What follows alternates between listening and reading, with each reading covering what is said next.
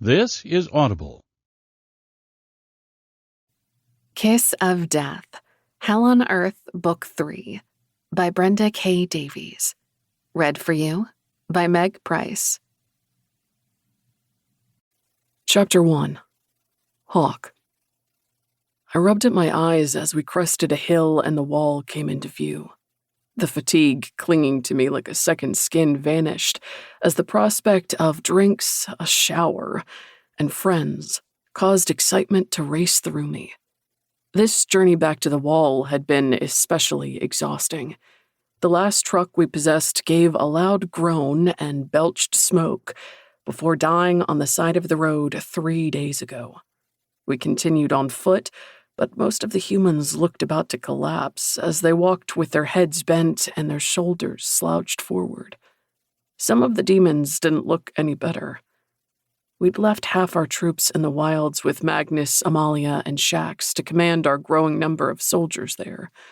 It had been over a year since River succeeded in closing the gateway, and during that time, we'd cleared most of the wilds and we were reclaiming the land from the demons seeking to destroy us.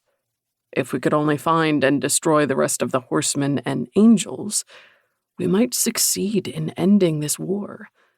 But they'd been scarce since Amalia and Magnus battled them in the abyss. That was in February, and it was now October. We'd run into them, even fought with them a couple of times. But the few times we encountered them, they retreated.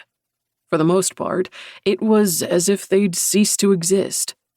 There were sightings of them, but there hadn't been any solid leads in a month. Able to travel on air, death could be anywhere, and the same with the angels. But the other horsemen had to be somewhere in the wilds. They wouldn't get past the wall without us knowing. However, where they were was a complete mystery, and one I could take a break from trying to solve for the next few days. The dust rising in the distance indicated the approach of vehicles from the wall. Someone must have spotted us, and they were on their way. A massive shadow passed overhead and swept over the land. It was so big it blocked the sun before turning sideways and sweeping over the earth. Shielding my eyes, I tilted my head back as the enormous draken nearly touched the land with the tip of a wing. The 100-foot-long fire-breathing dragon soared over the ground while the blue flames enveloping its body flickered on the air. Most of its frame was skeletal, but strips of tattered flesh covered some of the bones making up its wings. When its head turned back to look at us, I glimpsed the blue fire in its eye sockets as it released a roar that shook the ground. The beast was letting us know, if we tried anything, it would torch us where we stood. I didn't know if this draken was flint or blaze, as only River could tell them apart. I also didn't know how long it stalked us before deciding to reveal itself. For such large creatures, they were stealthy. I was glad it was a friend. Otherwise, we would be nothing but ashes, as they were extremely loyal to River. After Lucifer forced River to break the seals in hell, the Drakens, which were locked behind the 101st seal, had followed and protected her. They were her guards, and they took the job seriously. The cloud of dust drew closer until a white pickup rose over the hill. An assortment of other vehicles from the wall followed it. When another shadow passed overhead, I looked up as the angel Raphael soared overhead. I turned my attention back to the vehicles and almost let out a shout of joy at the prospect of finishing the rest of our journey in one of those vehicles. I started walking faster, and wasn't surprised when Corson and Wren kept pace with me. We'd had enough of this endless walking, and I was tired of feeling like Frodo with the ring. The pickup pulled to a stop 15 feet away. 2 demons climbed out of the cab of the vehicle while more exited the bed. It was impossible to miss Kobold, the 6'9" king of hell, when he stepped out of the back of the truck. Bare-chested, except for a piece of cloth slung over one shoulder and around his chest, The black markings on his arms, upper chest, and upper back were mostly visible. Flames with intricate symbols marked Kobol's right arm. Since becoming a demon over a year ago, I'd learned some of the demon's symbols, but I didn't recognize many of Kobol's. On Kobol's left arm were two hellhounds surrounded by flames. I'd seen those two hellhounds leap out of his body and tear into anything threatening him or River. The King of Hell was a formidable figure with many secrets. He possessed so much power that my skin prickled as he strode toward us, with a broad smile and what I swore was a twinkle in his black eyes. The blackness of Kobol's eyes took up the entire eyeball, but when he was infuriated, his eyes became more human in appearance and turned an amber color like a wolf's. I was at the wall for 9 years before River arrived, and I'd never seen Kobol smile before then. Of course, he often moved around and was rarely at our camp, but the few times I saw him, there'd been nothing inviting about the imposing demon. He held his hand out to Corson, and the two nearly embraced as they clapped each other on the back. Bale hugged him next, but it wasn't until Lix approached and a tiny hand rose over the cloth of Kobol's chest that I realized the King of Hell was carrying a baby. "River had the baby," Kay murmured. I detected a hint of pride in the fallen angel's voice, and his raven eyes, with their rainbow-hued flecks, were filled with awe. He glanced at me before straightening his shoulders and ruffling his ebony wings. Like his eyes, rainbows of color danced through his wings, but midnight blue was the most prevalent color amongst the feathers. The silver spikes sticking out of the top of his wings were nearly a foot long, as were the ones on the bottom. "I am an uncle again," he stated proudly. I didn't know how River would feel about him declaring himself as such. She'd always hated that they referred to her as their niece, and Lucifer had considered her his daughter. However, at one time, the angels all considered themselves brothers and sisters. Descended from Lucifer and Michael, the other angels saw River as their niece. "Congrats," I muttered to Kame as Kobol and Lix shook hands. When the small fist continued to fly, Bale took the tiny hand and smiled when it gripped her finger. I stepped closer to get a better look as she asked, "What's his name?" "Braxis," Kobol said. "He can draw on life," Bale commented. "Just like his mom," Kobol said. "He's extremely strong." I'd only seen that look on Kobol's face when it came to River, but as he gazed at his son, the love and pride he felt for his child were as evident as the markings on his arms. A twinge of longing tugged at my heart. Before becoming a demon, I'd planned to eventually settle down. My family was gone, and I could never replace them.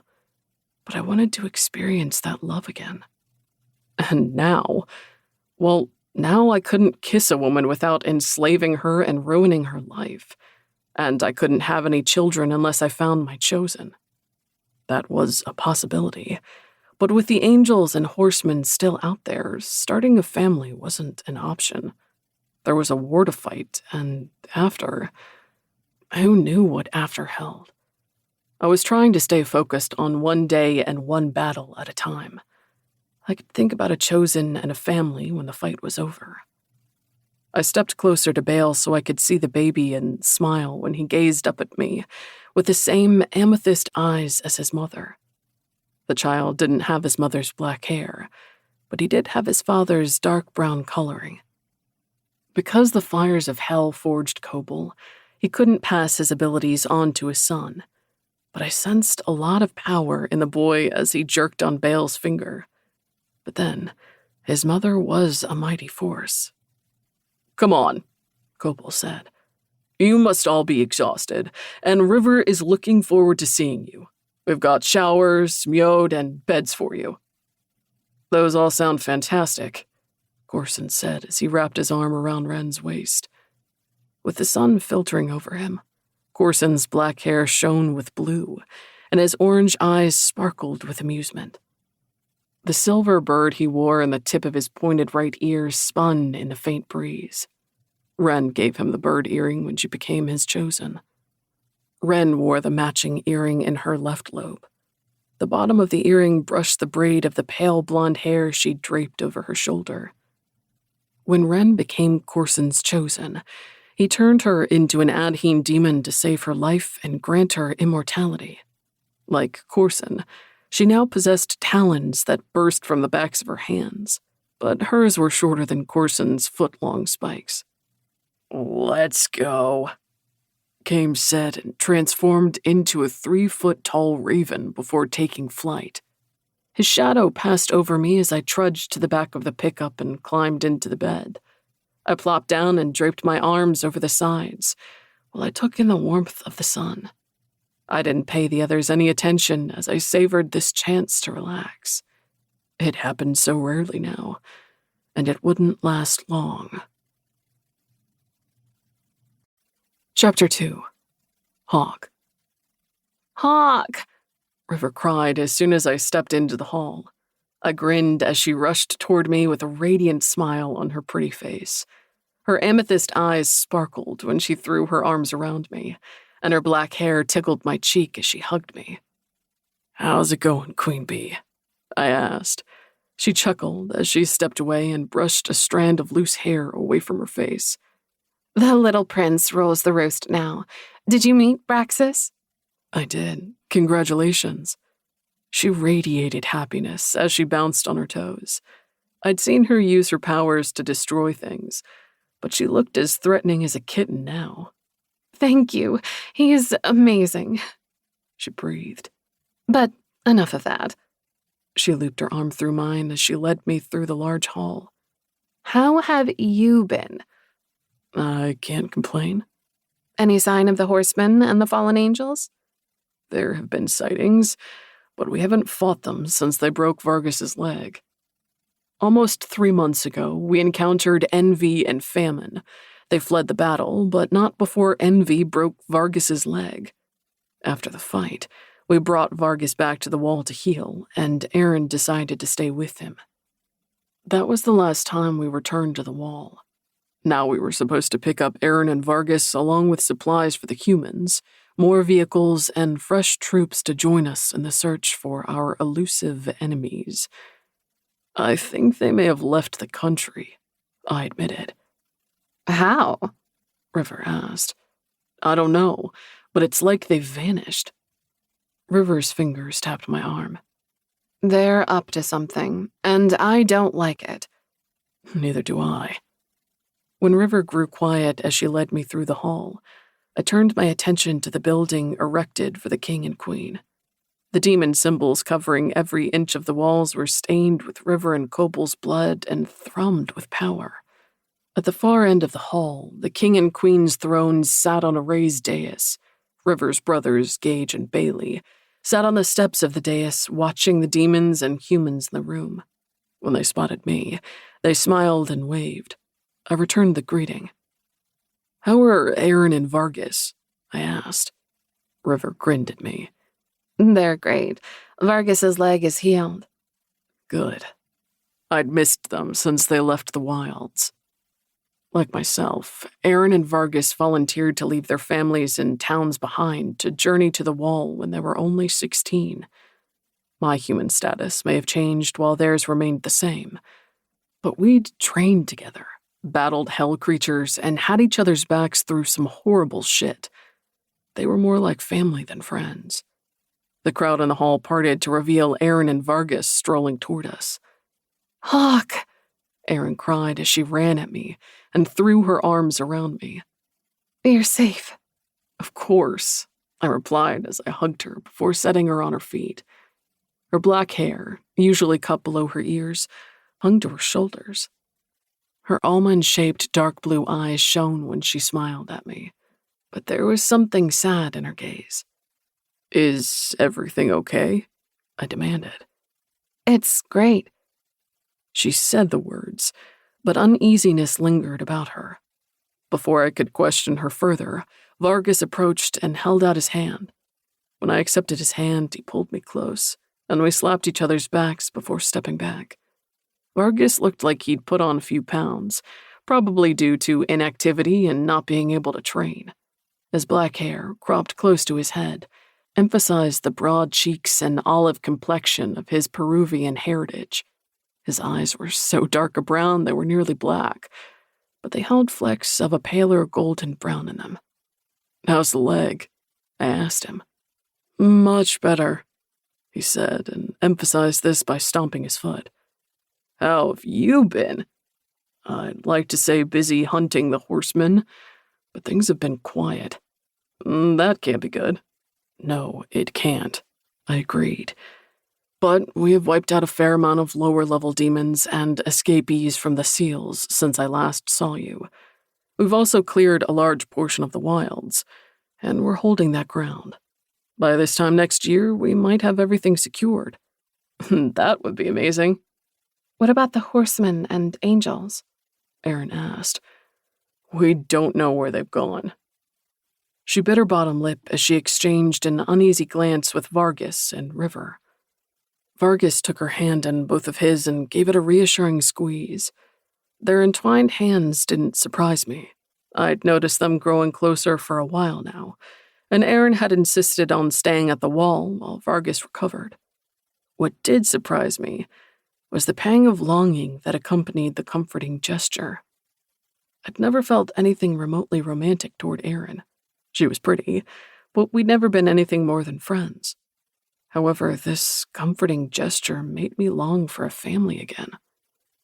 I tore my eyes away from their hands and focused on the hall as Daisy, one of the ghosts who'd come to the wall after the gateway closed, floated up to hover near River's shoulder. Daisy waved at me, and I waved back. The first time I encountered ghosts, they irritated the shit out of me, due to things they'd done while alive, or because they feared moving on to the afterlife. The ghosts were trapped in purgatory on Earth. They couldn't move on to heaven until they served their time here. They were pretty selfish beings, who were afraid of the dark, but Daisy was far less selfish than most of her ghostly counterparts. The ghosts were offered a home at the wall in exchange for their help in keeping things lit around here. They couldn't do much, but they could produce small amounts of light, which became stronger when enough of them got together. When Kobold arrived at River's side, she beamed at him as he bent to kiss her head. Grasping a piece of the wrap Kobold wore, she pulled it back to reveal the peaceful, sleeping face of her son. I focused on the wall as they shared a private moment.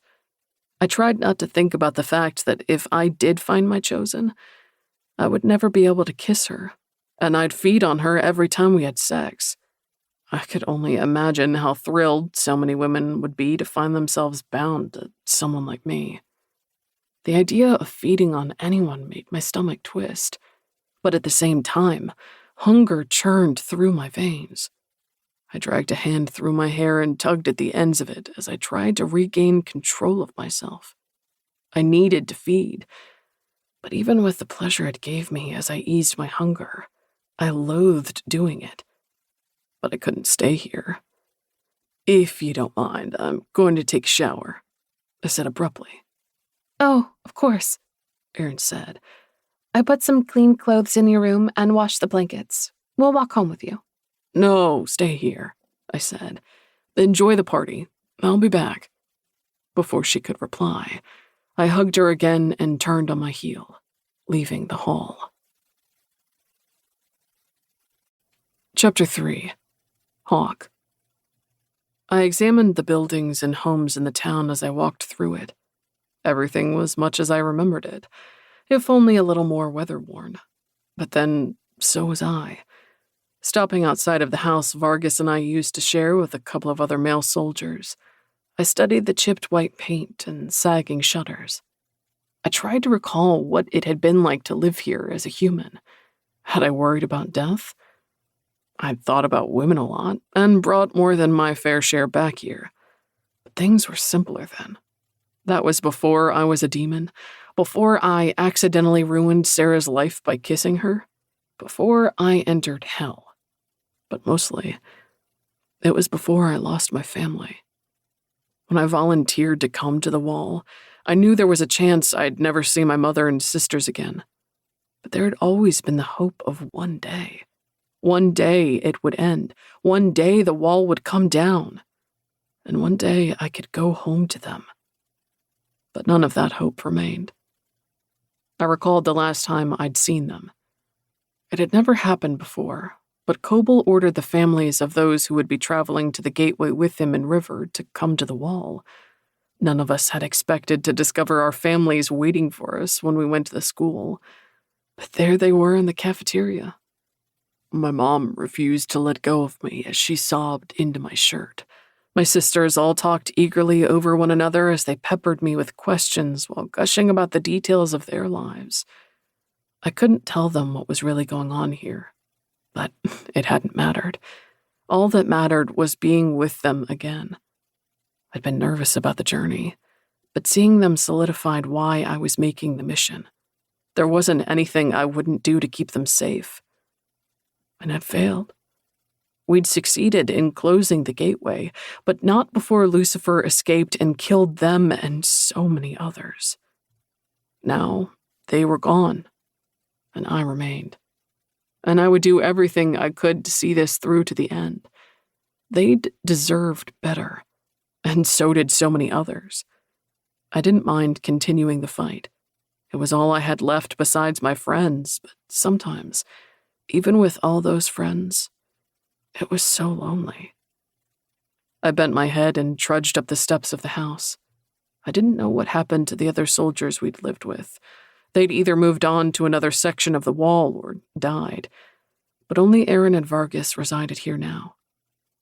There was enough daylight left that I didn't bother with the lights as I climbed the stairs and strode down the hall to my room. I flicked on the switch to discover my room as I'd left it, but it didn't smell stale from being closed. Instead, the fresh scent of laundry from the line permeated the air.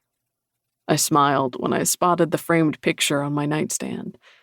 It hadn't been there before, but as I approached it, I saw it was a Polaroid of me, River, Aaron, and Vargas, taken the last time I returned to the wall. I didn't know where River had found the ancient camera or the film, but she'd given it to Coble, told him to hit the button, and joined us for the photo. Though Vargas was lying in bed due to his broken leg and we had to make room for River's belly, we were all smiling as we huddled together. I thought Coble was going to crush the camera as he fumbled with it, but he snapped the picture without destroying it. I lifted the photo and smiled at the group of us. It had only been a few months ago, yet I felt so much older, or maybe just more exhausted. Setting the picture down, I removed my weapons and set them on the bed before turning away to gather clothes from my dresser. I showered before dressing in a pair of brown pants and a black sweater. I sat on the bed, shoved my feet into my boots, and tied them before rising to put my gun holster back on. Lifting my rifle, I slid it onto my back, then placed my 2 handguns in the holsters. The sun had set while I was in the shower, so I turned the lights on as I went downstairs where I spotted the homey touches Aaron and Vargas had added to the house. Flowers sat in a vase on the dining room table, and there was another Polaroid of the 2 of them standing by the wall on the table near the door. I suspected Aaron knitted the colorful blanket draped over the back of the couch. I recalled the sadness in her eyes in the hall and had the sinking suspicion they wouldn't be returning to the wilds. They'd made a home here, and they had each other, so I didn't blame them if they decided to remain here. They could have sent word to us, but we would have returned anyway to gather supplies. I glanced around the house again and realized it was the home of a family. That awful loneliness tugged at my heart as I smiled, while resting my hand on the blanket. There was so little happiness in this world, and 2 of my best friends had managed to carve a piece of it out for themselves. I made my way out the front door and jogged down the steps. Pausing at the bottom, I inspected the sleepy town before turning my attention to the immense wall looming over it. The blinking red lights on the wall cast an eerie glow over the concrete surface, the soldiers patrolling it, and the town. In the wilds, the screams or call of some animal or demon often drifted over the land, but here, the only noise was the low hum of the electricity powering the wall and the distant flow of music coming from the hill where the demons resided. I turned my attention to the hill and the tents there. I'd never gone to the hill as a human.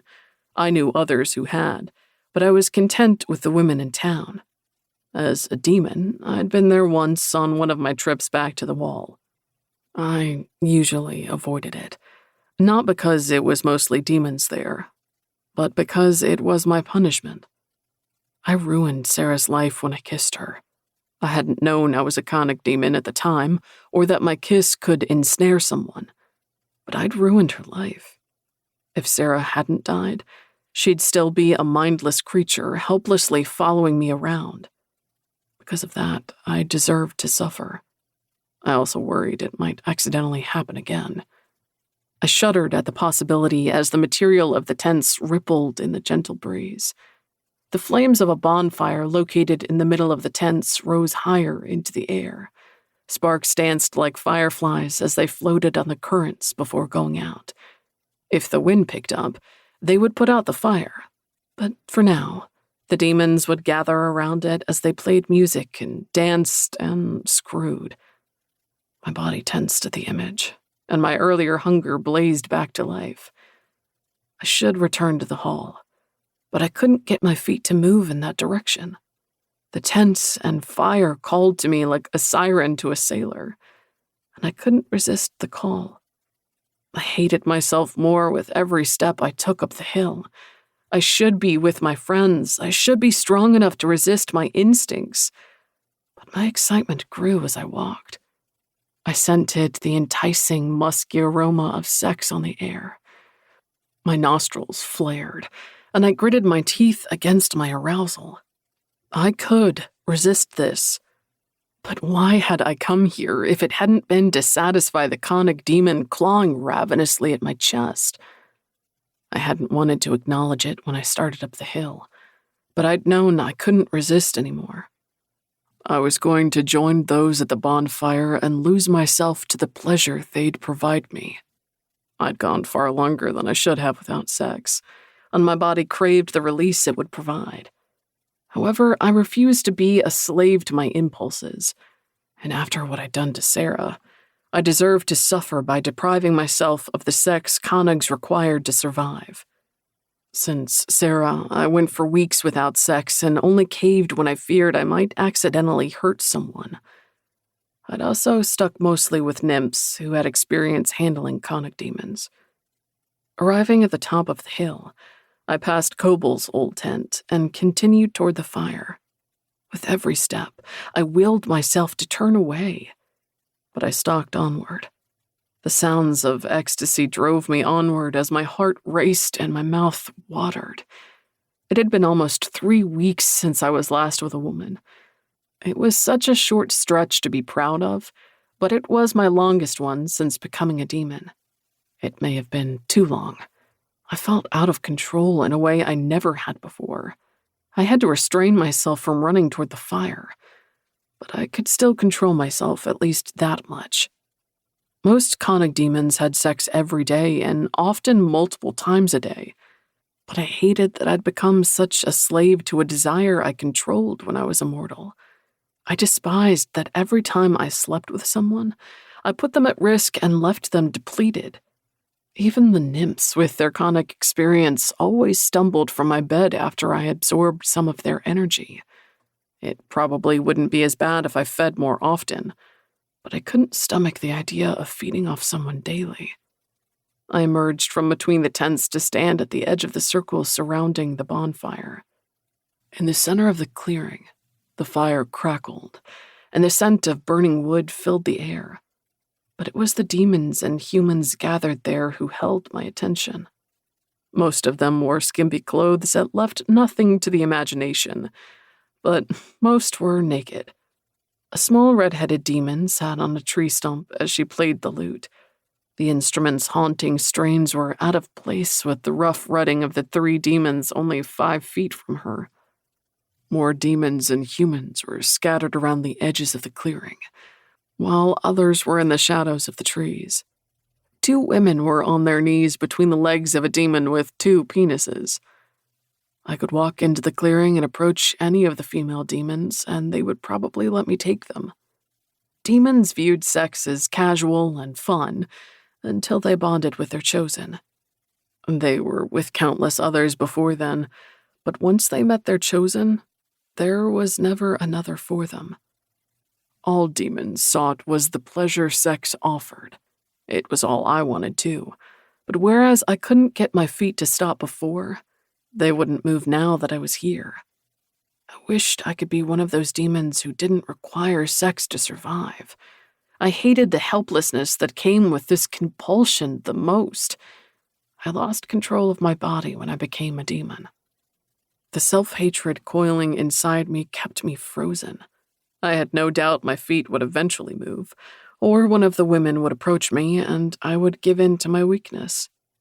It was going to be an endless immortality if this cycle of self-hatred and denial continued. Sighing, I ran my hand through my hair and tugged at the ends of it, as my eyes fell on a woman standing across the clearing. She had her arms crossed over her chest and a red cup in her hand. An amused smile curved the corners of her lush pink lips when her brown doe eyes met mine. The fire danced in her irises as she surveyed me. The movement caused her chocolate hair to sway around her shoulders. The slight up-tilt at the end of her slender nose made her more alluring. She took another sip of her drink and licked the wetness from her lips. I hadn't considered it possible, but I hardened further as lust hammered through my veins. I forgot all about trying to deny myself as I imagined grasping her hair, as I pulled her close for a kiss. No, not a kiss. That could never happen. But I could hold her hair and slide its silky depths through my fingers while I peeled away her clothes to reveal what lay beneath. Unlike everyone else here, she wore a pair of brown pants and a navy blue sweater that fit snugly across her breasts. Somehow, the clothes were sexier than if she'd been wearing nothing. But then, once she was naked, I probably wouldn't agree with that anymore. Extremely beautiful, she looked entirely human, but the raw sexuality oozing from her screamed demon. If she was a human, I couldn't have her. Demons could handle what I did to them if I kept it in control, but I would never risk being with a human again after Sarah. The idea of not possessing this woman caused my nails to bite into my palms until they bled. I'd hate to turn her away, but I would if it was necessary. When she set her cup down on the table by a tent, I braced myself as she sauntered across the clearing toward me. Chapter 4. Aisling. The man caught my attention the second he emerged from between 2 tents to stand at the edge of the circle. The other demons didn't often smile when they came to the bonfire, but they were relaxed and eager to plunge into the hedonism openly offered here. This man looked tormented and lost as he stared at the others with a clenched jaw and sweat beading his brow. He looked like he was waging war with himself. But what kind of battle could he possibly be fighting? This was a place for fun. Even the humans who came here did so because they were eager to experience the ecstasy demons so readily offered. I didn't know what to make of this guy as I sipped my mead and studied him taking in the activities with a look of disgust and yearning. Usually, such a tortured soul would have me walking away. I didn't have time for someone who didn't know what they wanted, and if they sought anything more than sex, I had less time for them. I found myself strangely captivated by this guy as a range of emotions played over his face. Maybe it was because he was gorgeous, with his short brown hair and chiseled jaw. About 6 inches taller than my 5'8" height, he was broad through the shoulders and chest. He wore clothes, but the way they hugged him emphasized the layers of muscle beneath. When he turned his head, his eyes met mine. I sucked in a breath at the vibrant indigo color of them. His eyebrows rose as he surveyed me. I shifted when I found myself growing aroused by the intensity of his gaze. I sipped my mead as I tried to decide what to do. Tormented wasn't my thing when it came to men, but this one had my curiosity running wild. Curiosity killed the cat, but was she purring when she died? Because I had a feeling this guy could make me purr. And though a part of me was screaming, "Run," the bigger part of me was ready to let him pet me all over. I'd never met him before, which meant either a new group of soldiers had arrived at the wall, or he was part of the group from the wilds who was supposed to return today. He had a soul. I could see it. It was beautiful, shimmering white light with golden edges that radiated warmth. But there was also a streak of red going down the back of it. I didn't take the red as anger. I'd seen the souls of angry people, and that anger was a festering thing inside them. This red was more a steel rod of strength running down his spine. Without speaking to him, I guessed he was kind and strong and possessed the spirit of a warrior. The soul meant he had to be human, but power oozed from him in a way it never did from humans. I forgot all about purring as I tried to figure this man out. Who and what was he? Was he like me, a human who later learned they were part demon? Or was he something more? One thing was certain. I'd never get the answers to my questions by standing here and staring at him. Deciding that tormented could be my thing for a night, I took a sip of my mead, set my cup down, and strolled across the clearing toward him. His shoulders went back as his gaze dipped to my breasts. I couldn't stop myself from smiling. He may look like he preferred to be somewhere else, but I had him. I didn't stop when I reached him. Instead, I trailed my fingers across his chest and back, slowly circling him. I admired the breadth of his shoulders and the way his pants hugged his firm ass. I couldn't wait to sink my nails into that ass as he thrust within me. "Do you like what you see?" I asked as I stopped before him. Yes. When he said the word, I spotted 2 upper fangs. Not human. But what is he? And how can he have a soul and fangs? Do you like what you see? He inquired. "You've made me curious." Curious about what? I smiled at him as I rose on my toes to grip his shoulders, and turned my head so my lips brushed his ear while I whispered, "As to what your mouth is going to feel like between my thighs, because you are going to tongue fuck me until I say you can stop." He growled as I smiled at him. When my hand brushed his, heat flared through me, and I nearly yanked my hand away to gawk at it. I'd learned I was part demon when I stopped aging 2 years ago and developed the ability to produce fire. Since then, I'd screwed numerous male demons, and a couple of humans before then, but I'd never experienced anything like that. It scared me. But at the same time, I found myself yearning for more of him as my toes curled in my boots. I was part demon, but I wasn't into the exhibition many of them enjoyed. However, that didn't matter as I was close to pulling his pants off and taking him right here. The obvious bulge in the front of his pants wasn't helping to keep me focused on finding somewhere private to enjoy him. Suddenly, the 100 feet to my tent seemed like miles. "Come," I murmured, taking his hand. I led him into the maze of tents. Are you human? He asked. I glanced at him over my shoulder. "Do I look human?" Yes. Do I act human? He hesitated before responding. I'm not sure. I laughed and squeezed his hand. Do you want me to be human? No. He grated in a voice that did funny things to my insides.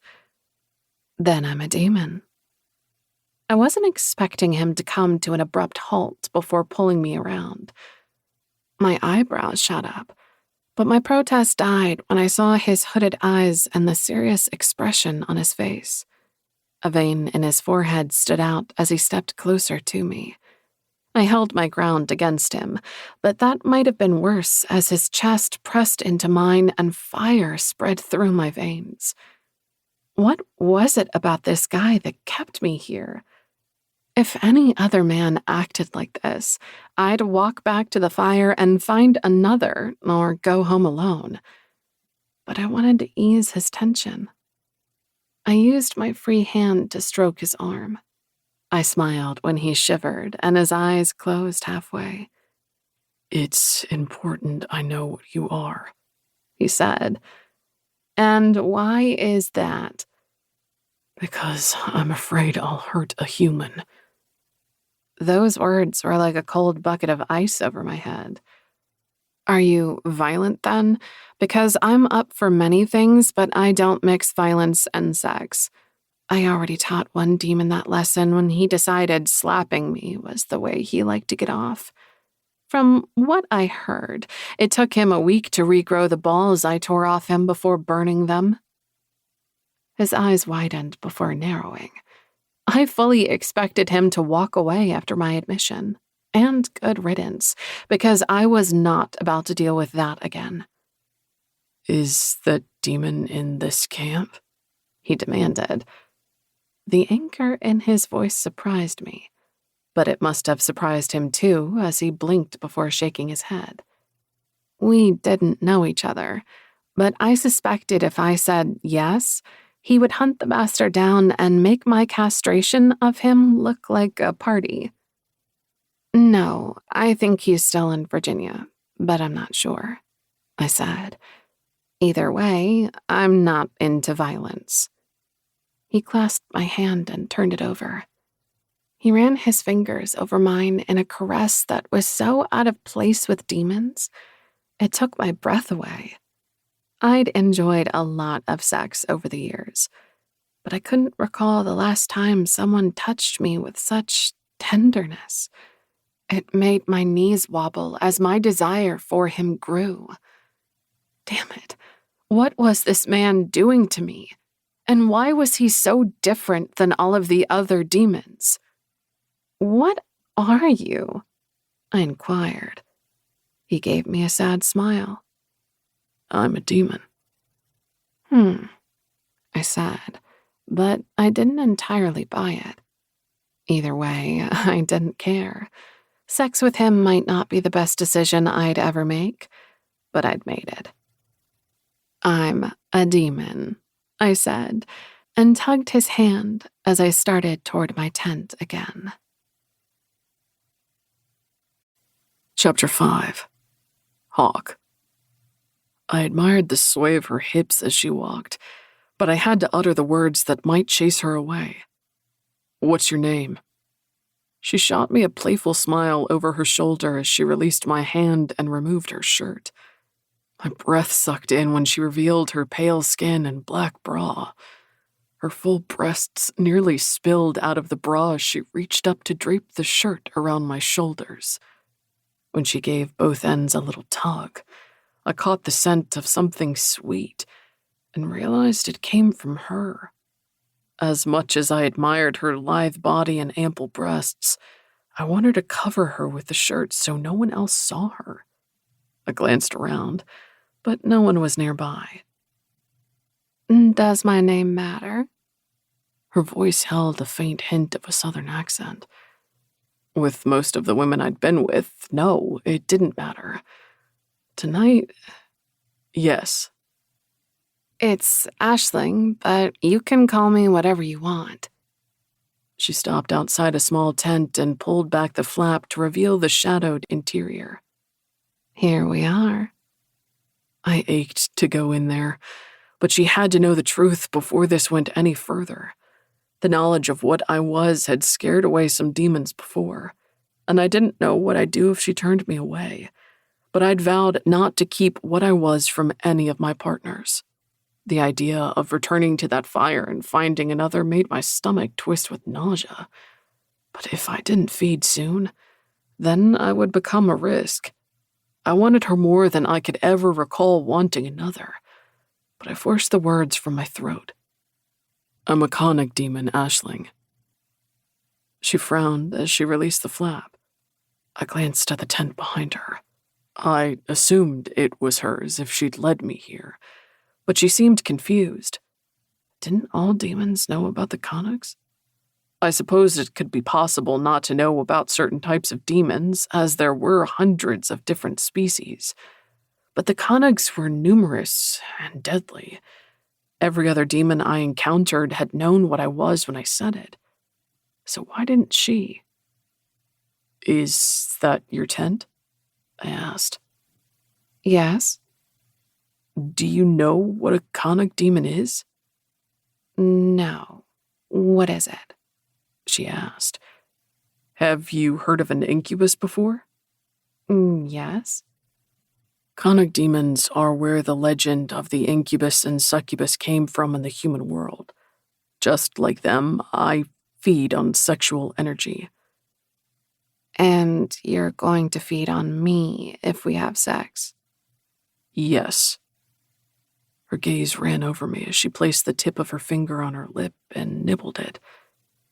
Will it hurt? It might weaken you, but I won't take enough to cause any permanent damage. And can you cause permanent damage? I refused to lie to her. Yes, but I don't do that. She removed her finger from her mouth to run it down the front of my shirt. And how do I know I can trust you? If I meant you harm, would I tell you this? I could have kept it from you. Good point, she said as she tapped her fingers against my chest. So why didn't you keep it from me? Because I refused to feed on someone without their knowledge. How noble of you, she murmured as she traced the line running down the center of my stomach. Will I like it when you feed on me? You probably won't know until it's over, but I promise you'll experience a lot of pleasure. I'm going to hold you to that promise. She turned away, pulled back the flap, and swept inside the tent. I stood for a second before following her inside. The rustle of the flap falling back in place was the only sound in the small tent. I searched for her in the darkness, but it was as if she melted into the shadows. Then a flame emerged as she lit a lamp and turned it up until it revealed a cot against the wall and a small table in the center of the room that had one chair pushed into it. A trunk sat at the end of the bed. The open lid revealed the neatly folded clothes inside. Another trunk was against the far wall, and though the top was closed, I suspected it housed weapons. The golden glow of the lamp she set on the small nightstand near the cot danced over her skin as she sashayed toward me. She stopped in front of me and ran her hands down my stomach before resting them on my waist. I don't think you need this, she said. Her deft fingers undid my holster before pulling it away. She lowered my guns to the ground before tugging her shirt off my shoulders and tossing it aside. Unable to stop myself, I grasped a piece of her hair and let the silken strands slide through my fingers. She removed the rifle from my back and set it against the wall of the tent. Tugging her hair free of my hand, she turned away and undid her bra. My teeth ground together as I admired the sway of her breasts while she walked. She undid her pants and kicked off her boots. Stopping before the table, she turned to face me as she slid her pants down her round hips and long, shapely legs. She pulled them off one leg before using her toes to kick them off the remaining leg. The flame danced over her skin as she sat on the table and slid back a little. Spreading her legs, she gave me a good view of the brown curls between them. Hooking her finger, she beckoned me toward her. I obeyed her command as the enticing scent of her arousal fanned my hunger into an inferno. When I was only a few feet away from her, she pointed down and smiled at me. "You're going to feed on me in more than one way," she said. "It will be easier if you're on your knees." I quirked an eyebrow as she gave me a sultry smile. Over the past year, I'd become accustomed to demons knowing what they wanted and asking for it. Yet there was a challenge in her sparkling eyes. I was more than ready to answer that challenge. I didn't know how many others she'd been with, but she would never forget me or this night. Stopping before her, I rested my hands on the table next to her hips. She leaned further back and planted her hands behind her. The movement caused her hardened nipples to rise toward me. "So that you know," I skimmed my knuckles down the valley between her breasts before bending to tease one of her nipples with my tongue. "I expect to see that beautiful mouth of yours on my cock tonight, too." Aisling.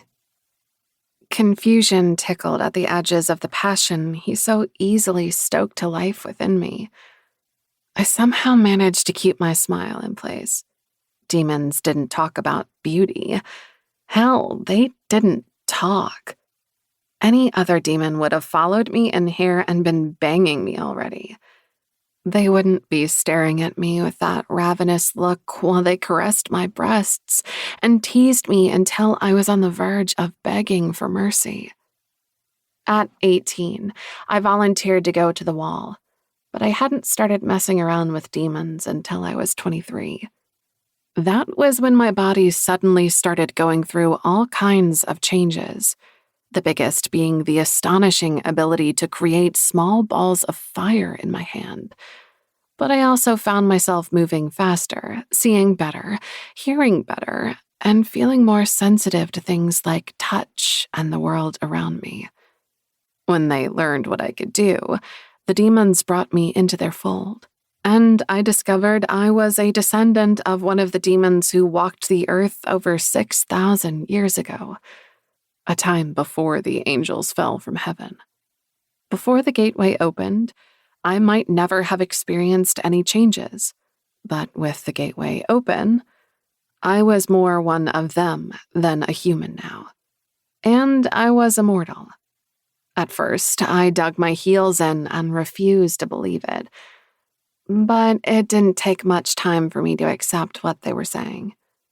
The sudden balls of fire helped with that, as did the other changes my body was going through. I didn't eat, go to the bathroom, or sleep as much. My sex drive amped up, and at first, I was hesitant about being with a demon. But once I decided to try it, I discovered how much I enjoyed it. No matter how casual it was with a demon, they always made sure I found my release too. I'd slept with a couple of humans before becoming a demon, but they never quite fulfilled me. I realized why when I discovered I wasn't entirely human. I needed a beast to make me come. However, this man wasn't acting like a beast, and I found myself aching for him in a way I'd never ached for anyone. I clasped the bulge in his pants and squeezed it. "Is this the cock you want me to suck?" "Keep teasing me, and I'm going to turn you over and fuck you now." There was the demon I was more familiar with. And though I yearned for his mouth between my thighs, I almost rolled over and spread my legs for him. I'd never wanted a man inside me as badly as this one. I stroked his erection as his eyes darkened, and a vein appeared in the center of his forehead. "You're not getting inside me until you go down on me." And then, because I sensed I might have pushed him too far, I murmured, Please. His hands gripped my thighs, and his eyes held mine as he jerked me toward him. I gasped as I found my ass almost off the table, but before I could react, he knelt between my legs. My heart thundering against my ribs was a drumbeat I was sure he heard. "Don't forget your promise," I whispered. He smiled at me, and my eyes remained riveted on him as he bent toward me. Helpless to do anything else, I leaned forward to watch his head between my thighs. When his tongue licked my clit, little bolts of electricity raced over my skin. My hands gripped the edges of the table as he parted me with his fingers and thrust his tongue inside me. My body became boneless, and though I wanted to keep watching him, I fell back against the table. Grasping my ass, he lifted it in his palms and pulled me closer to him as he feasted eagerly on me. The sensation of his tongue, his hands, and the scrape of his fangs against my flesh had me panting for air as my hips rose and fell with the rhythm he set. I couldn't breathe. I couldn't think. I needed him to... He took one hand away from my ass to rub my clit as his tongue delved into me. That was what I needed. My back arched off the table as a cry erupted from me. I kept waiting for the waves to crest, but they pounded through me as every nerve ending I possessed came alive. When they finally eased, I collapsed onto the table and gazed at the ceiling as I tried to get my bearings. I loved sex. I relished in the sensuality of it, but I'd never experienced anything like that before, and I craved more. I somehow restrained myself from tearing off his clothes when he rose over me. However, the mindless impulse vanished when I saw the ravenous look in his eyes. I'm a conic demon, Aisling. When he first uttered those words, I hadn't cared what he was. I'd been with plenty of demons, and some of them were more than a little frightening, but they all ended up being fun. The look in his eyes was anything but fun.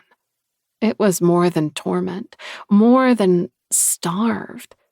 It was almost pained as he undid his pants and pulled them down his hips. He tugged his shirt off to reveal his rock-hard pecs, chiseled abs, and the V of his hips pointing toward his thick erection. "What are you doing? This man is going to feed on you." The part of me that still identified as a human was prepared to leap off the table and run screaming. The wilder part of me had embraced my demon side, and it clamored with excitement as it told my human side to shut up. Unable to stop myself, I caressed my breasts before running my hand down my stomach while I admired his exquisite physique.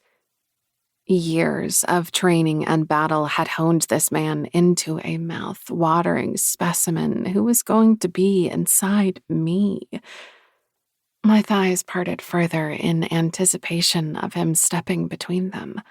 This man was mine for the night. As I'd anticipated, his gaze latched onto my hand and followed it. Did I fulfill my promise, Aisling? The huskiness of his voice caused me to shiver in anticipation. "I'll let you know once I learn how good you fuck." He caught my hand when I went to dip it between my legs. I'm the only one who will be inside you, owning you. The human part of me contemplated punching him in the face for that comment. No one owned me. But I couldn't deny I wanted him to own me. What is wrong with you? I didn't have an answer, but none of my experiences with demons had ever been like this. Raising my arms over my head, I wiggled as I smiled at him. "I'll be the judge of who owns me. But I think it's time to back up all your talk. His smug smile should have warned me, but I was unprepared for him to grip my hips and flip me over. I cried out as I found myself gazing at the table. But the sound quickly became one of excitement as he parted my thighs with his leg and guided the head of his cock to my entrance. My muscles clenched around him, and I bit my lip as I stretched to accommodate his size. I took him deeper until he settled inside me. His body pressed against my back as he rested his hands on the table beside my head. The sensation of his skin against mine as he lay deep inside me was almost too much. I had to fight the inexplicable urge to start weeping. He felt right in a way nothing ever had before. I belonged here, with him. Once the silly idea worked its way into my head, I couldn't get rid of it. But I had to, or I would get hurt. Demons saw sex as a passing fling, and so had I for the past 2 years. I couldn't let that change now. But when he bent his head to nuzzle my ear and his breath warmed my cheek, the urge to cry hit me all over again. This is just for fun. Get your shit together. You don't even know his name. When he lifted his hands and pulled away from me, I waited for him to pound out his release within me, but he remained unmoving.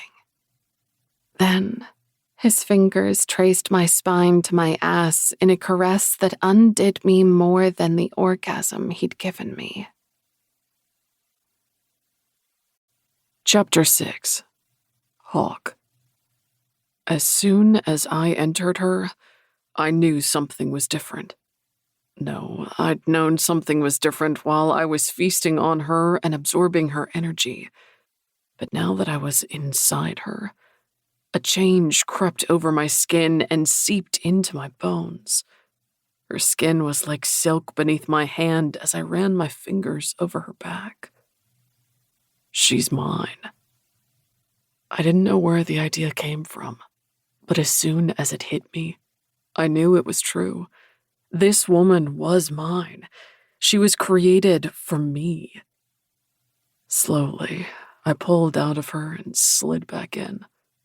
When she groaned, I tenderly enclosed my hand on her throat and lifted her head as I bent her over.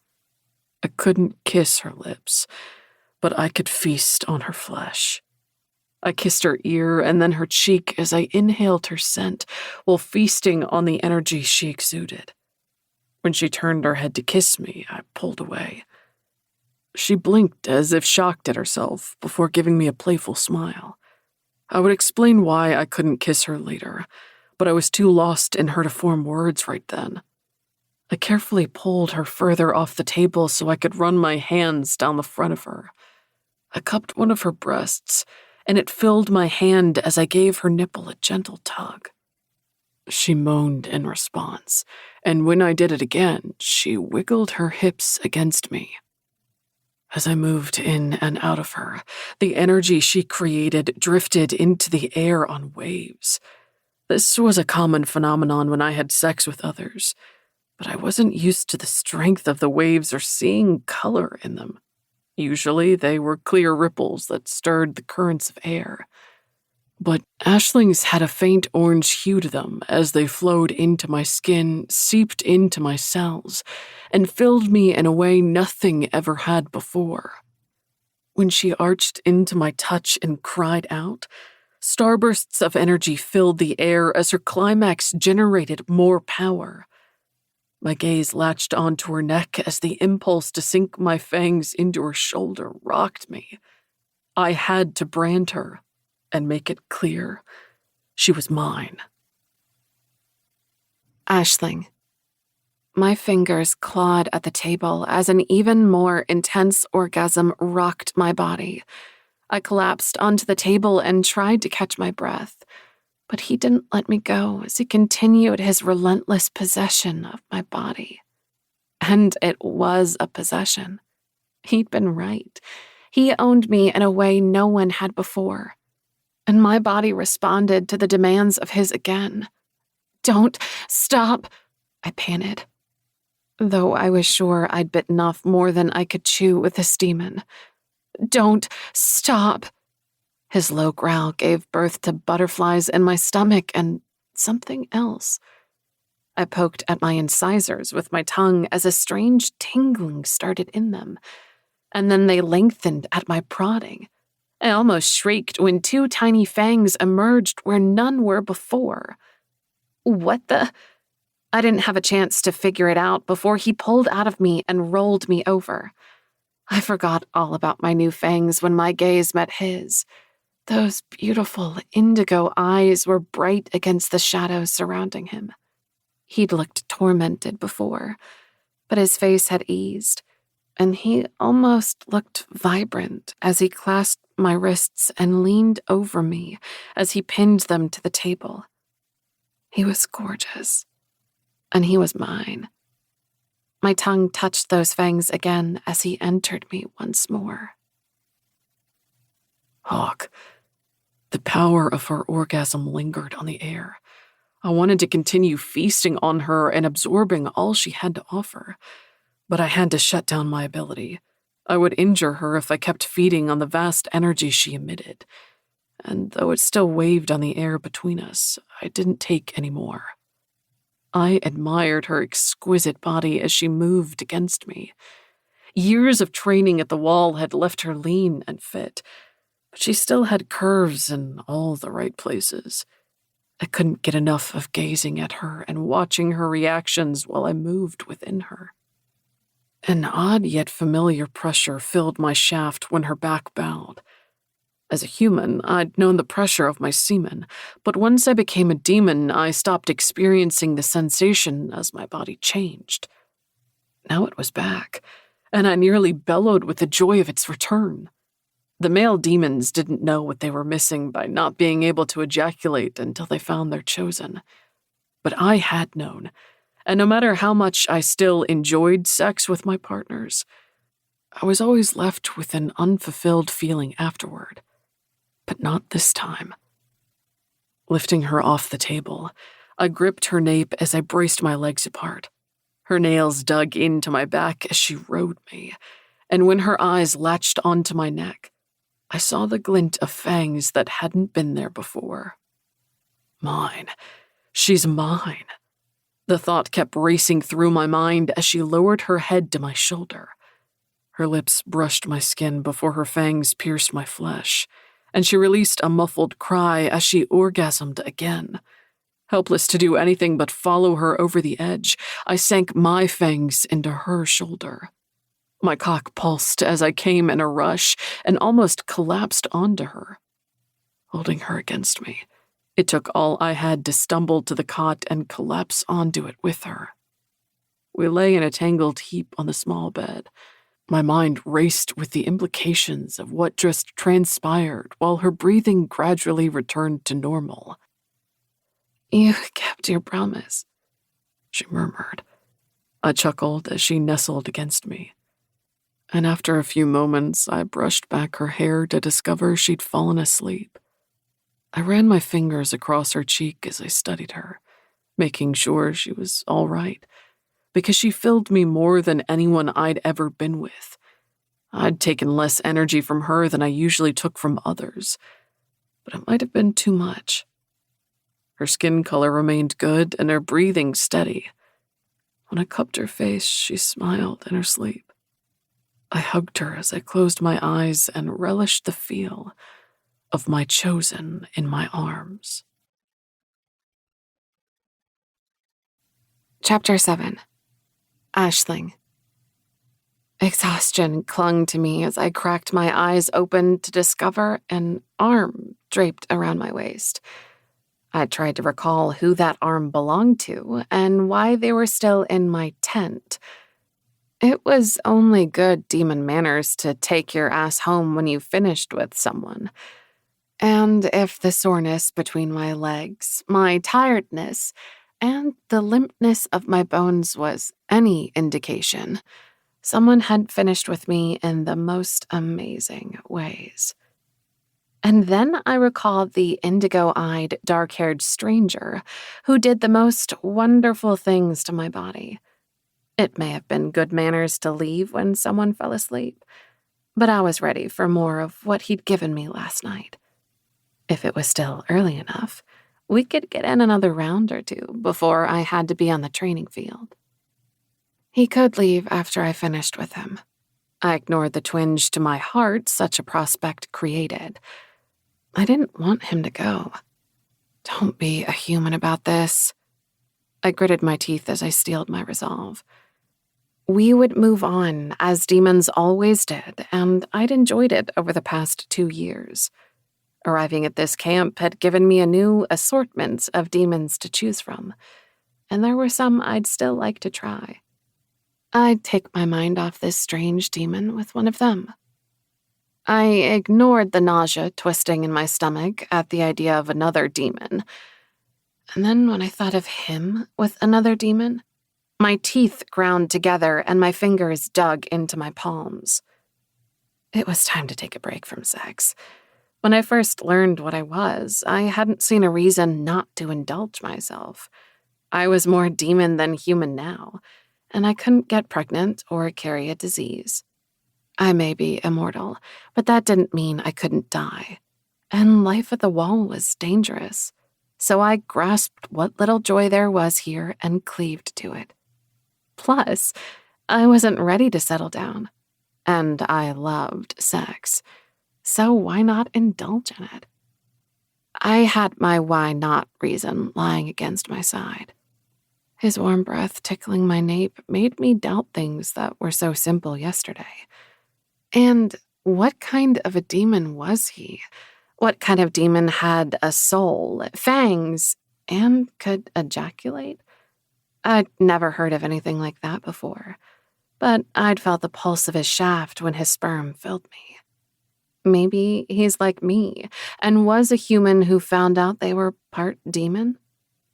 My brief hope over this died away.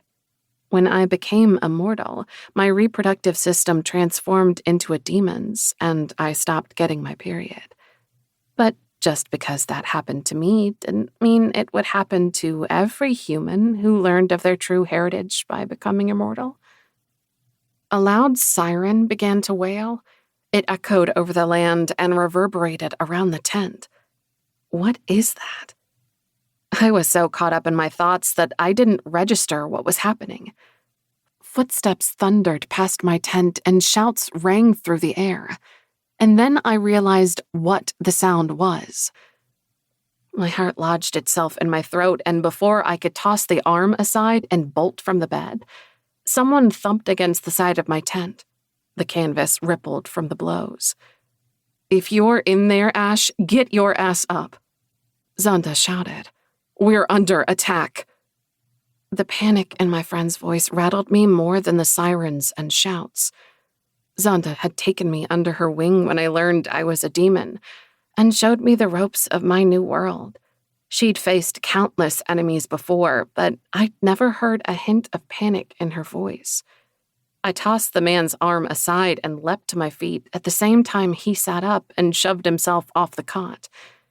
I yanked a pair of pants up my hips and buttoned them before putting on my bra and tugging on a shirt.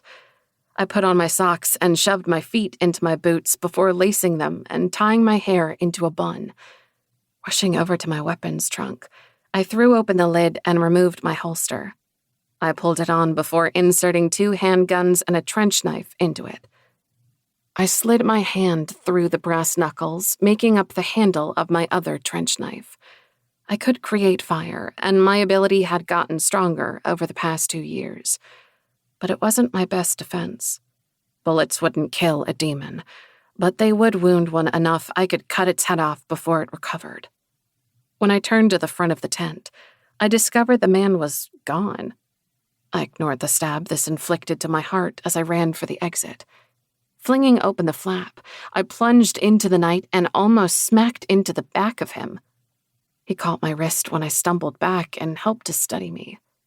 One of the drakens swept overhead and down the other side of the hill as it headed toward the training field and the woods beyond it. A burst of blue fire erupted from its mouth as it scorched the earth. The glow of its fire illuminated thousands of enemy troops spilling from the woods and racing toward the wall. And those were just the ones I could see as they continued to flow from the woods. I understood the panic in Zanta's voice now as countless demons poured toward us. My God, I breathed. I was far from the gateway when it opened and unleashed hell on Earth, but I suspected it looked much like this as the freed demons overtook everything in their way. The Cretans, those demons who once fought for Lucifer and now followed the remaining fallen angels and horsemen, seemed infinite in their numbers as they spread across the land. I ducked and covered my head with my hands when the wings of the second draken swept so close to my head, it nearly tore my tent from its moorings.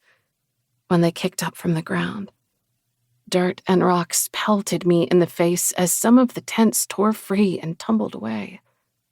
I lowered my hands as the second draken unleashed a wave of blue fire before sweeping high to follow its mate. The first draken was already dipping down to scorch the earth again, but as the fire consumed our enemies, more flowed around their bodies as they charged forward. I don't suppose I could talk you into going to the hall? The man said. The hall was where the children, some of their mothers, and those unable to fight would shelter, but it was not where I was going. No, you can't, I told him. He looked strangely disappointed for someone who had known me less than 6 hours. I didn't think so, he said before grasping my arm and pulling me forward. We have to go. I staggered after him as we plunged through the tents. I'd been in fights before, nothing to this extent, but I could do this. I would do this. I was a soldier, a demon, and I had no other choice. Gunshots and explosions rent the air as screams echoed through the night, but the tents blocked my view of what was happening. I ran faster, eager to break free of here so I could see what was happening and fight. We were almost out of the tents when a lumbering beast staggered out from between the tents. Its yellow eyes landed on us, and it charged. The man released my wrist and ducked as the 8-foot-tall creature swung a lobster-like claw at his head. Judging by its foot-long snout, crustacean-like hands, and armored plate on its chest, this was a lower-level demon. It wasn't as powerful as the higher-level demons, but the thing looked like it could squish an elephant. When it stalked toward the man, he threw a knife at it, which embedded in its throat. The thing didn't hesitate before it seized the guy by the throat, lifted him, and flung him away. No. My heart lodged in my throat as I watched the man fly 30 feet through the air before crashing into a tent. He disappeared when the material collapsed around him. He was a demon, that wouldn't kill him. But he'd flown further than anyone ever should fly outside of an airplane. It hadn't killed him. But was he wounded? I had no idea why the possibility of such a thing infuriated and scared me as much as it did. When the beast started stalking after the man, I knew I couldn't let anything more happen to him. I ran in low as I raced at the beast. It turned and swung its claw at me. I avoided the blow and sliced my knife across the back of its knee. The creature howled like a dog, and its legs buckled, but it didn't go down. A breeze blew against my cheeks when its other hand, the size of a sledgehammer, arced toward my head. Throwing myself to the ground, I managed to avoid having my skull bashed in. But when its hand kissed the top of my head, I saw stars. I tried to rise, but I couldn't get my legs to cooperate. With no other choice, I rolled across the ground. Vibrations quaked the earth as it stalked after me. Shit. My back came up against a tent, and I looked up to discover the beast towering over me with its claw raised to smash me to pieces. Turning onto my side, I sliced a hole in the canvas of the tent as the man leaped onto its back, and I breathed a small sigh that he was okay. He cinched one arm around the beast's throat and yanked backward, before driving a knife into the creature's ear and brain, if it had a brain. When the thing's yellow eyes focused on me again, I realized it wasn't done with me. I yanked back the pieces of the tent I'd sliced open as it lifted its claw high. I squirmed into the tent and pulled my feet inside as its falling claw dented the earth. I stared at the indent before jumping to my feet and pulling my other knife free. With the armor plating on the thing's chest, a knife wouldn't do much good, but neither would a bullet. And my knives wouldn't ricochet and hit me instead. The man stuck his finger in one of the beast's eyes as I lunged forward and sliced its Achilles tendon. The creature howled again as its leg bowed out to the side, but unlike when I cut it before, it couldn't hold itself up as it tilted to the side before falling to one knee. The man yanked his knife out of the demon's ear and drew the blade across its throat while he pulled back on its black hair. I slashed my knife across its other Achilles tendon before rising. The man succeeded in sawing the demon's head off and tossed it aside as its body slumped forward and hit the ground. I gazed at the hole where its head was with grim satisfaction. The head was the only body part a demon couldn't regenerate. I didn't know if I was fortunate enough to have this regenerating ability too. I was immortal, but I wasn't a full demon, which was why I still occasionally used the bathroom, ate, and drank things. However, there wasn't one part of me that I was willing to cut off to see if it would regrow. Are you okay? The man demanded. I'm fine, thanks. He didn't reply as he stalked toward me and grasped my arm. We have to go. As much as I appreciated his help with that thing, and as relieved as I was to see him unharmed after his unscheduled flight, I had training to follow. I have to find my team. They're expecting me. They'll be on the field. He was right, but I had to get to them. We broke free of the tents, and my mouth dropped when the field outside the town came into view. At this time of year, it was normally a sea of grass where we trained and ran drills. But now it was awash in fire and bodies littered the ground. Troops poured out of the town and away from the wall to clash with those still emerging from the woods. They'd met each other closer to the wall than the woods. The flames of the Draken illuminated the thousands of fighters and bathed them in blue light as they slashed, stabbed, and shot their way through the enemies. My team was somewhere down there, but I'd never find them. In this chaos, all our training had been tossed out, and only a battle for survival was left. If we lost, these things would get past the wall, into the towns, and destroy what little remained of the world that existed before the gateway opened. My body felt encased in ice as the screams of the injured and dying echoed over the land. Death was marching toward us, and there was a good possibility I wouldn't see the sunrise today. It was so strange that I'd passed out last night with the knowledge I would wake up, go to training, wash my clothes, and take my turn at night shift on the wall. Instead, I'd woken to a different world, and all those things might never matter again. Somehow, I found my hand in the man's as we ran down the hill and toward the battle. If we somehow won this, would someone let my parents know if I died here today? My poor mom would take it the hardest.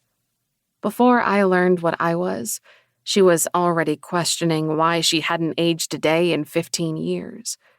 My father had gray hair, laugh lines, and put on a few pounds. But my mom still looked like she did at 34. when I also stopped aging at 23, and my ability to create small balls of fire awakened, the demons told me what I was. Upon this discovery, they also brought my parents to the wall in Virginia, where it became clear my demon heritage came from my mom. She never manifested any physical abilities, as I did, but it was clear she'd stopped aging. To say she was stunned was an understatement, but her sadness was the worst part. My parents loved each other deeply. They expected to grow old and die together. But now my mom would watch my father become an old man while she remained the same, and she would stay on this earth for centuries after he passed. Her only consolation was that I would stay with her. But if she lost me, too... A lump clogged my throat, and I shut down all thoughts of my parents. They were strong. They would get through this, and they were the reason I fought these things. If we didn't win tonight, none of it would matter, because these things would destroy everything in their path as they swept across the rest of the wall in the country. The screams intensified, and smoke from the fires clogged the air as both drakens turned and soared low over the land. Chunks of dirt and flaming bodies flew into the air as they released more blue fire and wiped out a row of attackers. Yet they didn't make a dent in the army spilling from the woods. "What's your name?" I panted as we ran. In the grand scheme of things, it wasn't important, but if I was going to die tonight, then I'd like to know his name. "Hawk," he shouted over his shoulder. The name tickled something in my memory, but it didn't matter. The only thing that mattered was making sure this army from hell didn't make it beyond the wall. Chapter 8. Hawk. I kept hold of Aisling's wrist as we raced toward the battle. I couldn't let her go. I'd just found her, and I would not lose her. Some of the smoke cleared enough to reveal Corson and Wren slicing their way through a horde of lower-level demons. I bent to scavenge a sword from the headless body of a fallen demon. I rose and plunged the blade into the belly of the next one who lunged at me. With no other choice, I released Aisling's hand to yank the blade from the demon's belly. I glanced back at Aisling as she ducked a demon's lunge at her before plunging her knife into the eye of another. "Stay close to me," I shouted as I reclaimed her hand and carved my way toward Corson and Wren. All around us, steel clashed against steel, and demons and humans fell. Blood already stained the ground and ran in rivulets over the land as the bodies piled up. But as the dead fell, more rose to take their place. My hand tightened on Aisling's when she tugged on mine before pulling me to a stop. I turned when she released my hand to pry a dead demon's hand away from its spear. When a demon lunged at her, I swung my sword out and sliced its head off. Aisling pulled the spear away and rose beside me. "Thank you," she said. When her haunted eyes met mine, I saw she was far paler than she'd been earlier in the night. I wanted to draw her into my arms, kiss her forehead, and shelter her from all of this, but that would only get us both killed. I wished she'd gone to the hall, but I'd known she would refuse when I suggested it.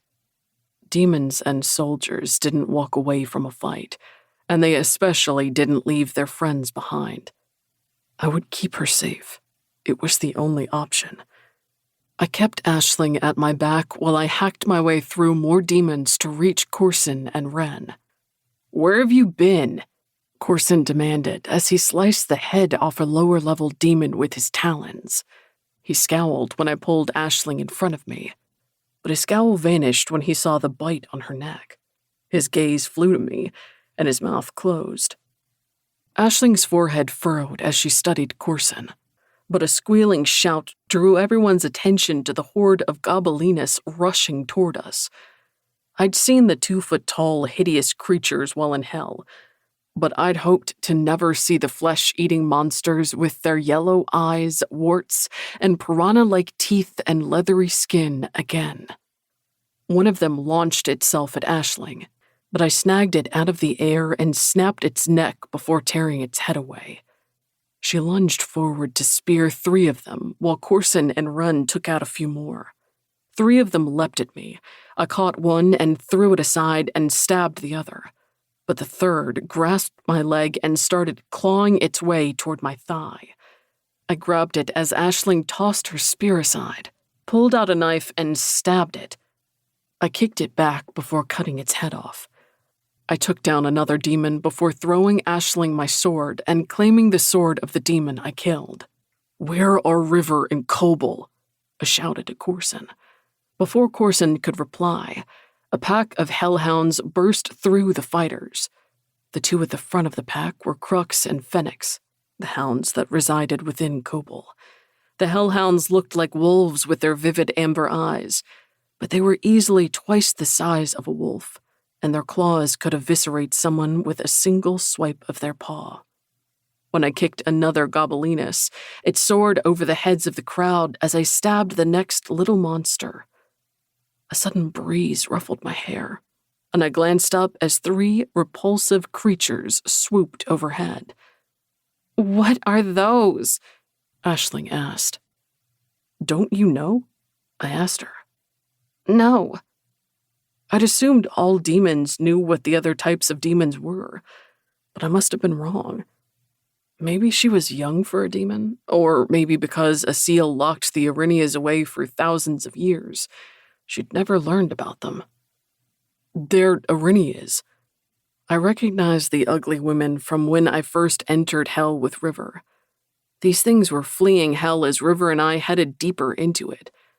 They're better known to humans as Furies. Aisling gulped as one of the Arinias dove into the crowd and rose out again. 2 humans dangled from her hands as she streaked upward. The snakes of her hair waved about her face when she stopped to hover over the crowd before releasing the humans. The Arinias dove for another victim when a draken snatched her out of the air and swallowed her whole.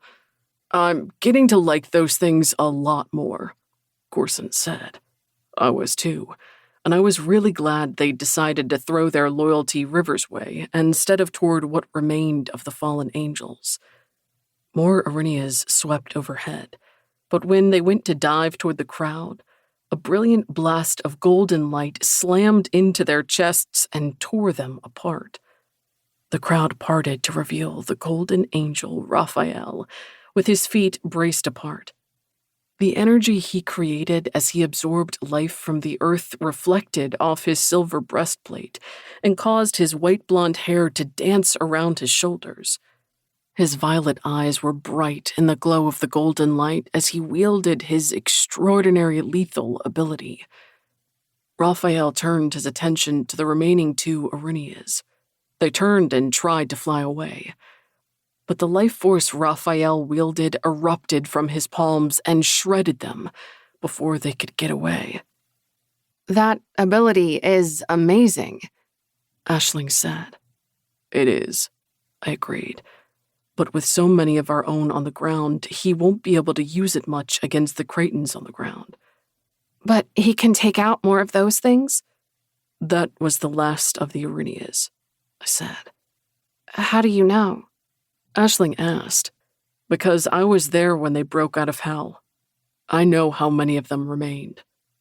She opened her mouth to reply, but a gobelinus plowed into her leg and knocked her off balance.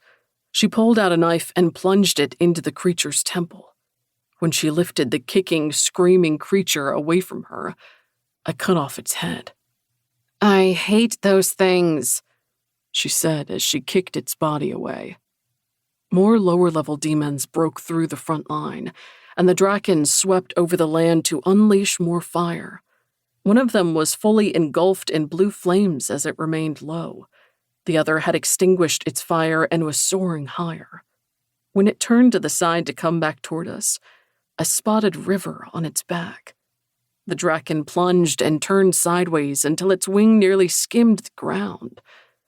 Lower-level demons and enemy troops scattered to get out of its way before it barreled them over, but it still took out a good number of them. I drove my sword through another demon as I watched the Draken rise higher into the sky again.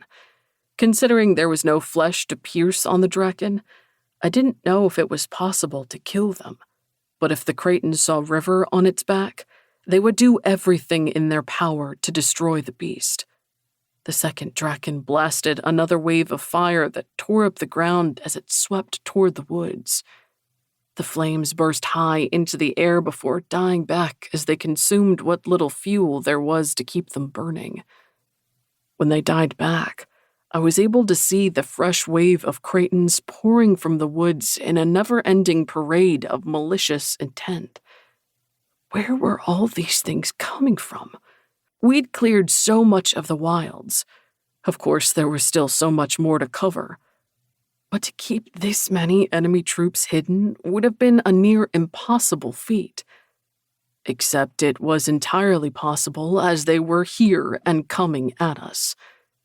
I kept one eye on Aisling as we continued to hack and carve our way through the demons, climbing over the dead bodies to get at us.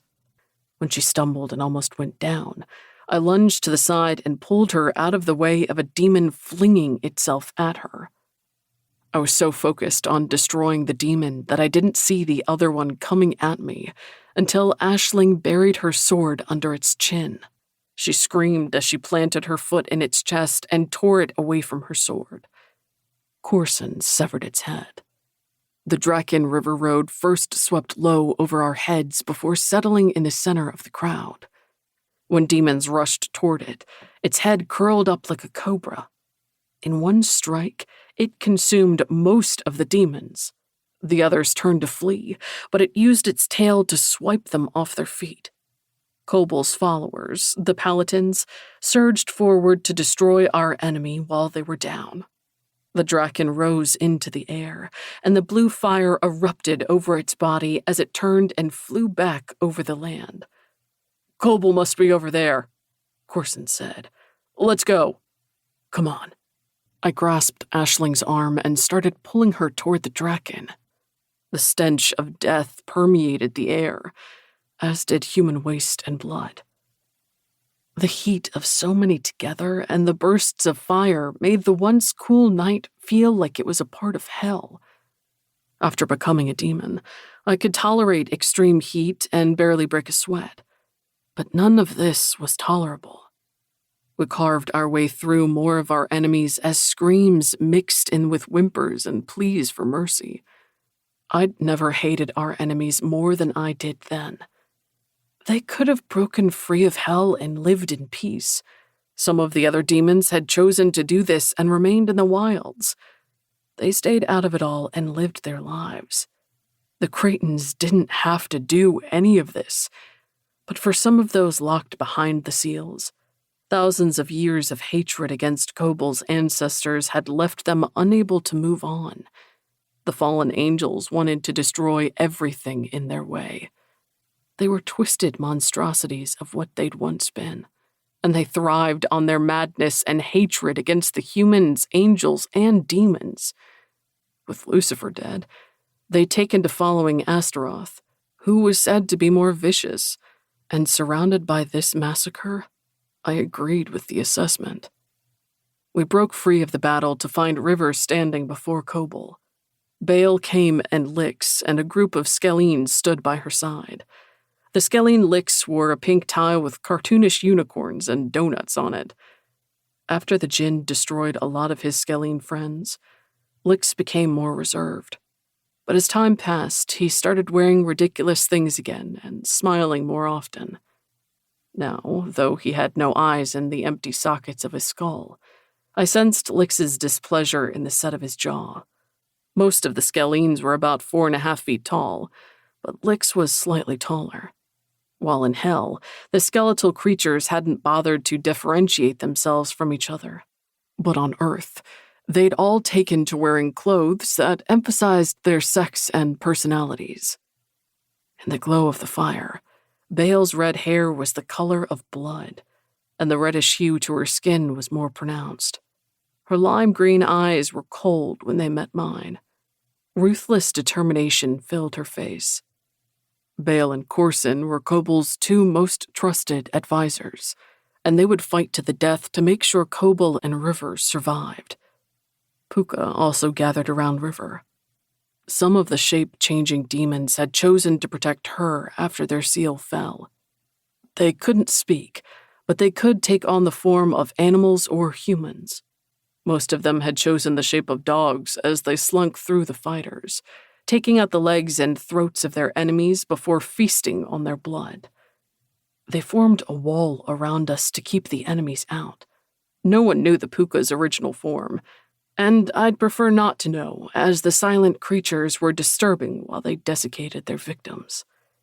"It's the horsemen and fallen angels," River shouted. "I spotted death in the trees with one of the angels, but before we could get close to him, he vanished into the woods."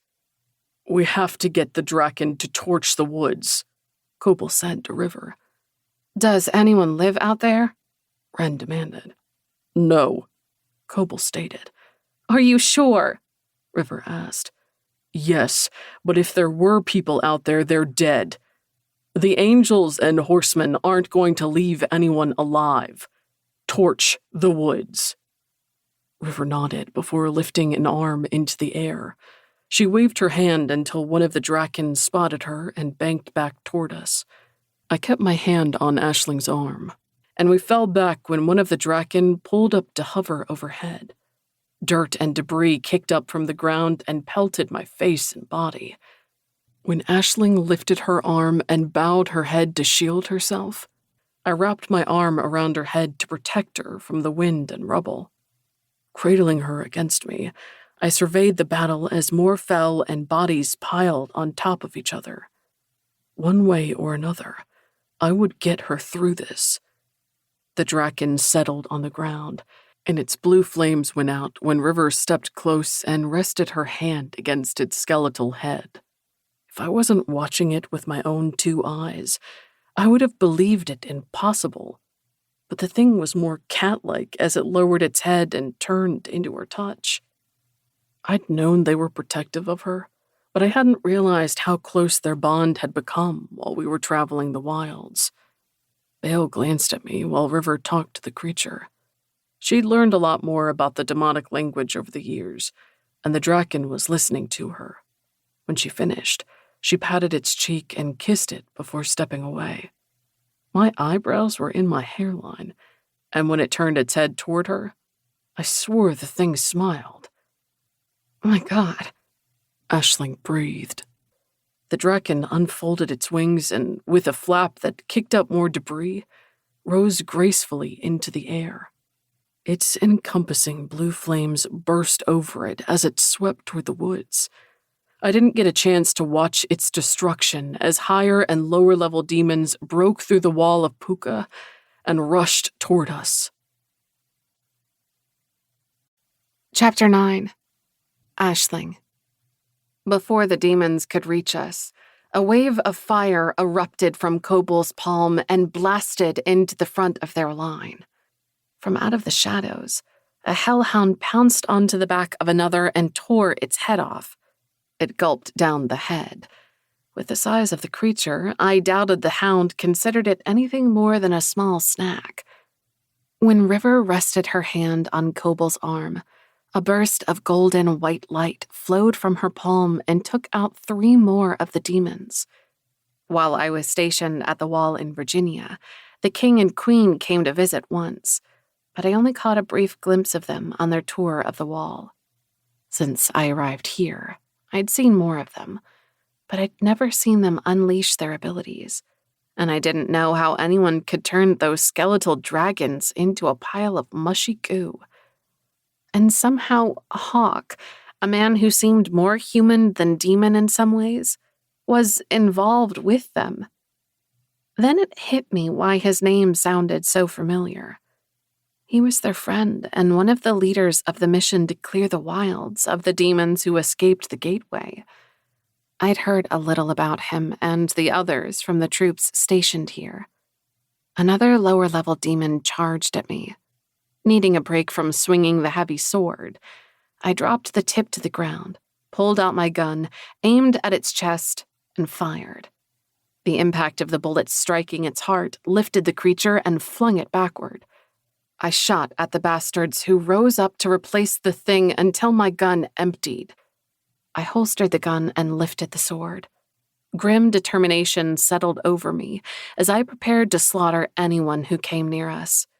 I'd killed demons before, but never in this number and never in this endless wave, as still more of them emerged from the woods. I would not give in to the hopelessness trying to rise inside me. I would take out as many of these monsters as possible, and if I was lost in the process, then so be it. A horde of demons broke through the dogs and raced toward us with a bone-chilling battle cry. They were ugly and bloodthirsty, but they didn't have much in the way of brains as they charged heedlessly forward. Hawk seized the first demon and tossed it aside as a black missile dove out of the sky. I almost screamed at Hawk to duck, but at the last second, the bird switched course and ran its talons into the flesh of a demon. The raven transformed into an angel with black wings, who snapped the demon's neck before tearing it off. Came. I'd heard about the fallen angel who turned against Lucifer to join Cobal and River. I knew he could transform into a bird, but I'd never seen it before. I swallowed to get saliva back in my throat as I realized my heart was galloping in my chest. I'd assumed he was going for Hawk, and it terrified me. I studied the tremor in my hands as I swung my sword at the next demon. It leaned back to avoid the arc of the blade and launched a punch at me. Unable to recover my balance from missing him, I couldn't dodge it. Another hand shot out between us and seized the fist. It pushed the demon's hand back and bashed it into the creature's face. I gaped as Hawk stepped in front of me and severed the demon's head from its shoulders. He glanced at me over his shoulder, but before I could thank him or hug him I had no idea what I wanted to do to him, and I didn't have time to figure it out as more came at us. Came transformed back into a raven and flew away as another demon swiped at me. Ducking, I dodged the beefy hand that would have knocked my head from my shoulders and thrust my sword up through its chin. I jerked the blade down, placed my foot in its chest, and shoved it back to face the next one coming at me. Hawk caught the creature I'd pushed away and finished it off, as River's golden light pierced into 3 more of them. We'd never got a breather as they climbed over each other and the bodies came at us. Blood splattered my face and coated my clothes until they stuck to my skin. Despite all of my years of training, the countless drills I'd run, and the hours I spent wielding weapons, my arms and legs grew tired as the night progressed toward day. The beat of wings drew my attention to a creature with the body of a lion and the head of a human. Or maybe it was a demon head. It opened its mouth as it dove at me. As it neared, I saw the 3 rows of its piranha-like teeth as I moved my sword in front of me. I had no idea what good a sword would do against this monstrosity, but I had nothing else. I focused on its orange eyes while its body plunged toward me. A woman cried out and staggered back when a demon shoved her back and in front of me. The creature's scorpion tail plunged into the woman's chest and burst out the other side. I recoiled when warm blood splattered my face. It took everything I had not to start screaming and hacking at the tail with my sword. But I'd only succeed in carving the woman up if I did so. But when the creature plucked her off the ground and into the air, I realized she might have been better off if I'd killed her. "Are you okay?" Hawk demanded as he grabbed my arm and spun me toward him. Was I okay? Not at all. But I had to be okay because there was no other choice. I'm fine. I tried to wipe the woman's blood from my face, but I doubted it accomplished anything as the blood of so many others coated my hands. The beat of wings drew my attention to the sky as more of those things soared overhead. "What are those things?" I demanded. "They're manticores," Hawk said, "and I hate them." I could understand why, as another one of them dove into the crowd and speared 3 paladins with its lethal tail. Still in raven form, Kame landed on the manticore's back and ripped its head off with his beak. Raphael took out 3 more of them while River destroyed another one as it plummeted toward a group of humans. Though their wings continued to beat above me, I focused on the demons coming at me. I couldn't watch the skies and the ground successfully, and I had a better chance of killing the demons on the ground than the ones in the air. Still, I found myself flinching and bracing myself every time I felt a shift in the air current. We struggled endlessly on, somehow gaining ground against the demons as the draken's fire lit the night sky. I didn't know more demons were still coming from the woods. I could only see the glow of the burning trees from here. As we worked to gain ground, I couldn't help admiring Hawk's fighting style while he carved his way through the enemy. He was powerful, fast, and extremely well-trained, with an excellent technique, whereas I felt about ready to collapse. He didn't tire as he sliced the head from one demon before taking out the legs of another. No matter how many of them came at us, he stayed by my side as the sky lightened toward dawn. I barely recognized him beneath a layer of dirt and blood covering him, and I knew I didn't look any better. In the distance, the smoke from the burning forest was so thick it blocked out the rising sun. Normally, the morning was my favorite time of day. Often I'd slip out of my tent at dawn and walk the edge of the hill to sit and watch the sunrise. The sweet songs of the birds would float around me as they woke to greet the day.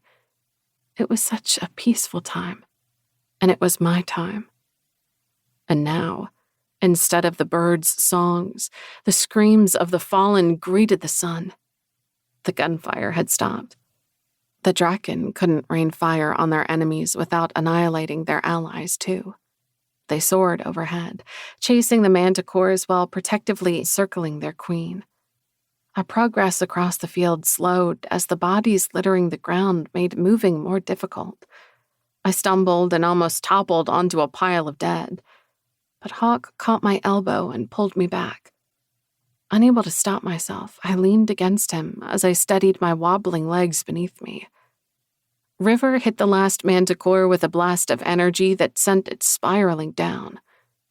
A pack of demons pounced on it and tore it apart.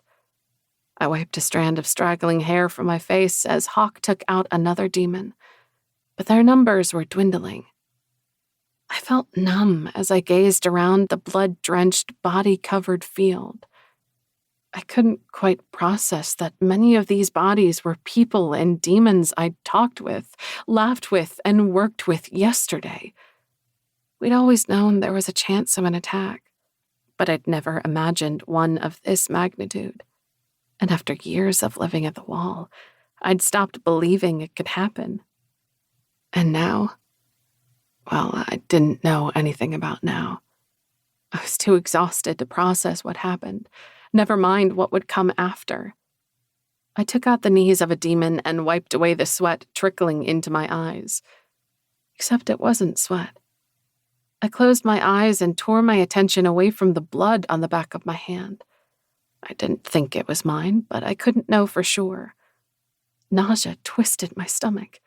I was trained to fight. I'd killed before. But this level of carnage was something I'd never expected to see. This was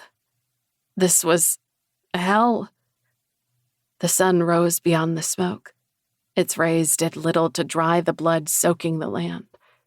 With the sun came the increasing stench of death, and when I glanced toward the sky, shock gripped me as I spotted the pristine blue above us. How could it be so horrific down here, yet so beautiful above us? The incongruity of it caused my eyes to burn. I must be more exhausted than I thought if I was trying not to cry over the blue sky. But then I realized I wasn't struggling against tears because the sky was blue. It was because I was still here to see it when so many others weren't. I held my sword high, but no more demons came at us. My arms ached from fighting, but I couldn't bring myself to lower the weapon as I searched the field for more enemies. The last of the demons fell at the hands of the king. Scattered throughout the battlefield were the exhausted humans and demons from our side. They looked as shell-shocked as I felt as they took in the carnage surrounding us. I lowered my sword and rested the tip of it on the ground. "We won," I whispered. But at what cost? I turned to Hawk when he rested his hand on my arm. I didn't know him, but I was struck with the inexplicable urge to throw my arms around him and hug him. It was so intense I had to grip my sword in both hands to keep from making a fool of myself with him. It didn't matter as Hawk drew me against his chest, and though I tried to resist it, my fingers twisted into his shirt.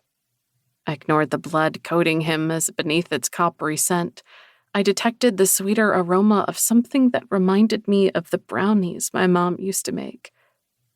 When I recalled sitting in the kitchen and watching while she melted the chocolate for the brownies, I realized Hawk reminded me of chocolate melting in a pan. He made me recall the days before the gateway opened, when life was so simple and I was safe in my small world. I was safe with him too. It was dangerous to think such things about a demon when he would move on. But in his arms, I didn't care. "Come on," he said. Reluctant to release him, my fingers curled from his back before I stepped away. He kept his hand on my arm while we carefully made our way across the field toward the king and queen. I tried not to take in the remains littering the ground, but it was impossible not to notice the bodies when we had to step on them as we went. The hounds released a mournful howl when they prowled through the dead. At first, I assumed they were scavenging for food, but then they pulled the remains of a hound from beneath some of the bodies. On the other side of the field, 3 more hounds removed the body of another one of their brethren. Those annoying tears were back as their mournful cries tugged at my heart. They howled again, and one of them nudged a body in a way that let me know it had lost its mate. One of the Drakens still circled overhead, but the other one had landed to sit protectively behind the queen.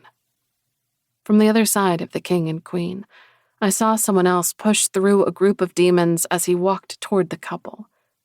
It took me a minute to recognize Vargas beneath the blood coating him, as 3 of us arrived to stand near the king and queen at the same time.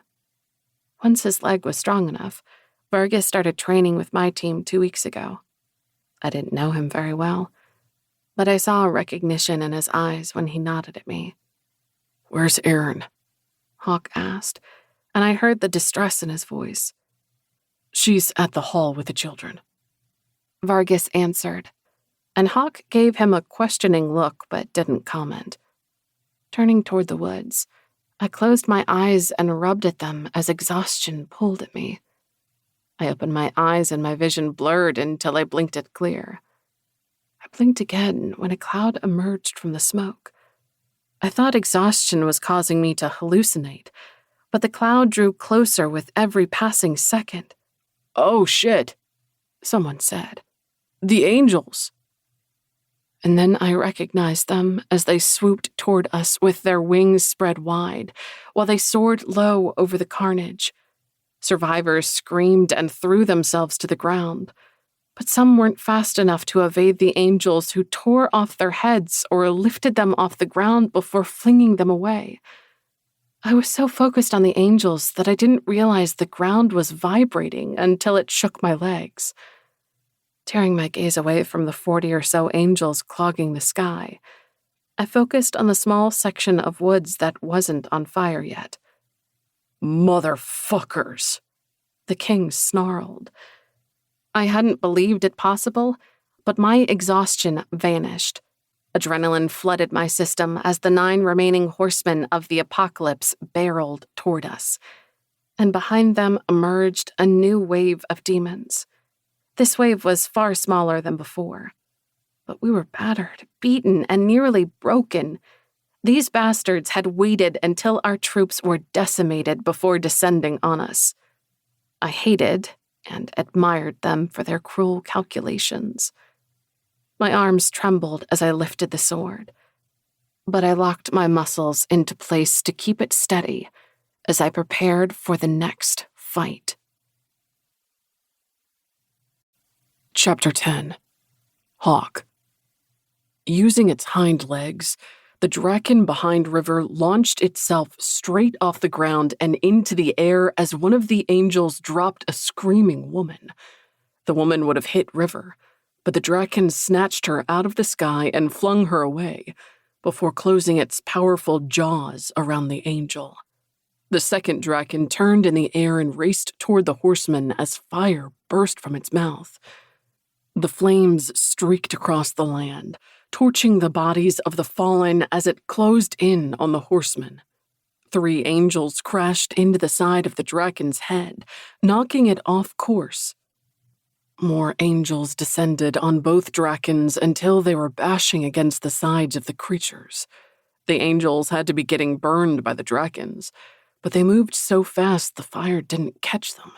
The Drakens were so busy trying to fend off the angels that the horsemen and their troops closed the rest of the distance without a problem.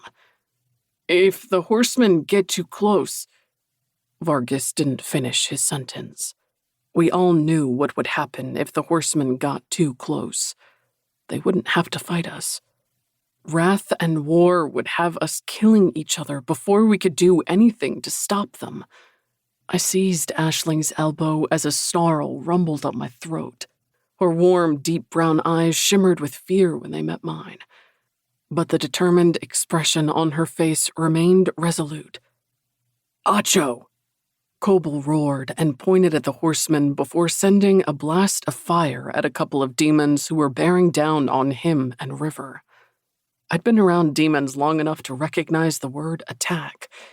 The hounds howled as they bounded across the dead and raced toward the horsemen. Raphael took to the sky as Caim transformed from his raven form and streaked after him. A wave of golden light erupted from Raphael's hand and hit 2 angels. They shrieked as their bodies exploded. One of the Drakens turned and flew straight at the other one. A hush descended as for a second, every eye latched onto the 2 powerful beasts and the angels swarming like gnats around them.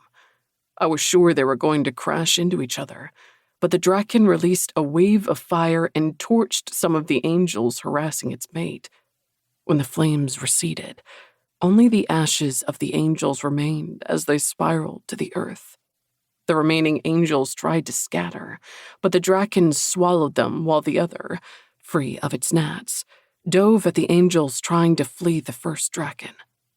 The hounds broke free of the bodies littering the field and rushed toward the horsemen. Lust turned her horse and raced back toward the woods.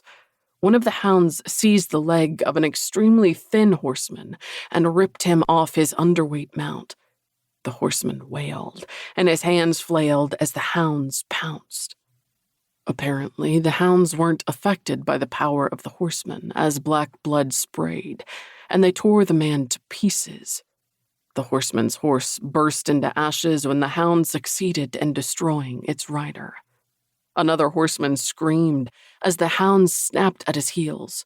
When he tried to turn his overweight horse to flee, the hounds latched onto its thick legs and brought the animal down. I didn't see what happened after, as more lower-level demons reached us. I cut off the head of one before taking out the next.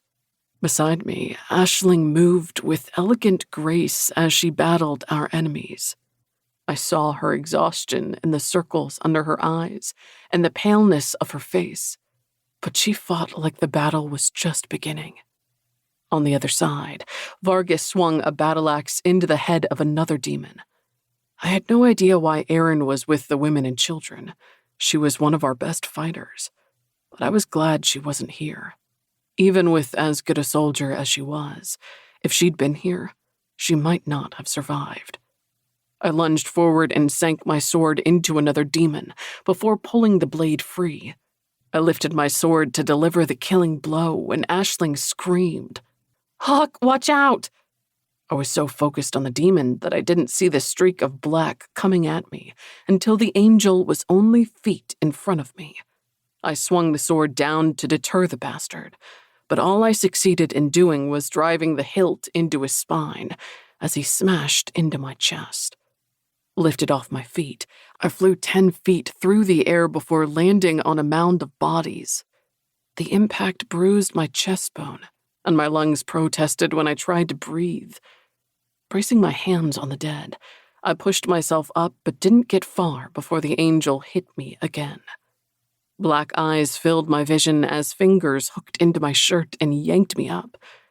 His arm was pulled back in a blow that would knock my head off my shoulders. Before he hit me, I swung my head forward and rammed my forehead into his nose. Blood burst over me when the angel's nose shattered, and he released a gurgled shout as the hand meant to hit me grasped his nose instead. Rage filled the bastard's eyes as his face contorted. I swung a fist into his chin, but the bastard barely flinched before gripping my head. I clawed at his hands as I thrashed to break free of his grasp before he tore my head off. My efforts were useless against him as his eyes shone with bloodthirsty glee. A sword swung out and buried itself in the side of the angel's neck before getting stuck. Aisling planted her foot against the angel's ribs and worked to free the sword as his hands grasped at the blade. Blood spilled free, but he didn't release the sword as he pulled it free of his body and shoved it at her. The movement caused Aisling to stumble back a few steps. She regained her balance and lifted the sword. The angel's head bobbed as he turned toward her, but I gripped his bat-like wing and jerked him back when he lunged at her. With a fury-filled scream, Aisling swung the sword down again. The angel's head rolled away before stopping with his black eyes turned toward us and his mouth parted. Aisling lowered her sword and wiped the blood and dirt streaking her face as she gazed at the angel's wings. They pointed into the air before they released their rigid position and slumped to the ground. "Are you okay?" Aisling asked me. Yes. I pushed myself to my feet in time to see the remaining horsemen retreating into the small section of woods that still wasn't on fire. As the last horseman vanished into the trees, the flames rolled over to consume what remained of the woods. Even if we got a group together to follow them right now, we wouldn't be able to get through the fire. But I would hunt them down if it was the last thing I did. It was time to end this. Unable to stop myself from touching her, I rested my hand on Aisling's arm. She stiffened for a second before relaxing into my touch. Her exhaustion beat against me, but she stood proudly amid the rubble as she lifted her sword again. Some of the Cretans tried to follow the horsemen as they raced toward the woods, but the hounds took many of them down, and the fire pushed back the others. They ran parallel to the flames until they found an opening and vanished into the smoldering forest. In the sky, the Draken still battled the angels, but only a dozen of the black-winged bastards remained as Raphael, came, and the Draken worked their way through what remained of them. An angel I recognized as Astaroth, thanks to his blood-red hair, rose into the sky as another vision of him flew over the land. Kame once said the angel who had risen to take Lucifer's place could astral project, and I realized he'd split himself in two to avoid death. The Draken closed its jaws over one of the angels, while the others streaked toward the billowing smoke. Before it could vanish into the smoke, the other Draken plunged out of the sky and crashed into an angel, knocking him aside. 2 more versions of him materialized. One of them flew toward the woods while the other raced toward the angel the Draken hit. Before the 2 angels could get close to each other, Kame swooped down and grabbed the shoulders of one. He lifted it high into the air as Raphael unleashed a bolt of power straight into Astaroth's chest. Astaroth screamed as his body bowed and his wings unfurled behind him. His legs kicked in the air as if he were trying to run, but there was nowhere for him to go as the golden light illuminated him from the inside out before erupting from his mouth. And then he exploded into ashes that poured over the land as the angel in Kame's hands vanished. Silence descended over the battlefield as everyone watched the ashes float through the air to settle on the dead. Kame and Raphael were the only angels who remained in the sky. "The fallen angels have fallen," I murmured. "Could some of them have gotten away or never come out of the woods?" Aisling asked. "They could have," I said, "but if any of them do remain, it's not many." Gazing at the bodies littering the field, I tried to count the wings I saw amid them, but it was too difficult, and there was no way to know how many angels the Draken ate. Raphael and Kame landed on the field. They were so different from each other, one so fair and the other so dark, one a golden child and the other a fallen sinner. But they stood shoulder to shoulder as they gazed at the carnage surrounding them. No matter how different they were, sorrow etched both their faces. Brothers and sisters, I recalled when Kame touched the wing of one of the angels.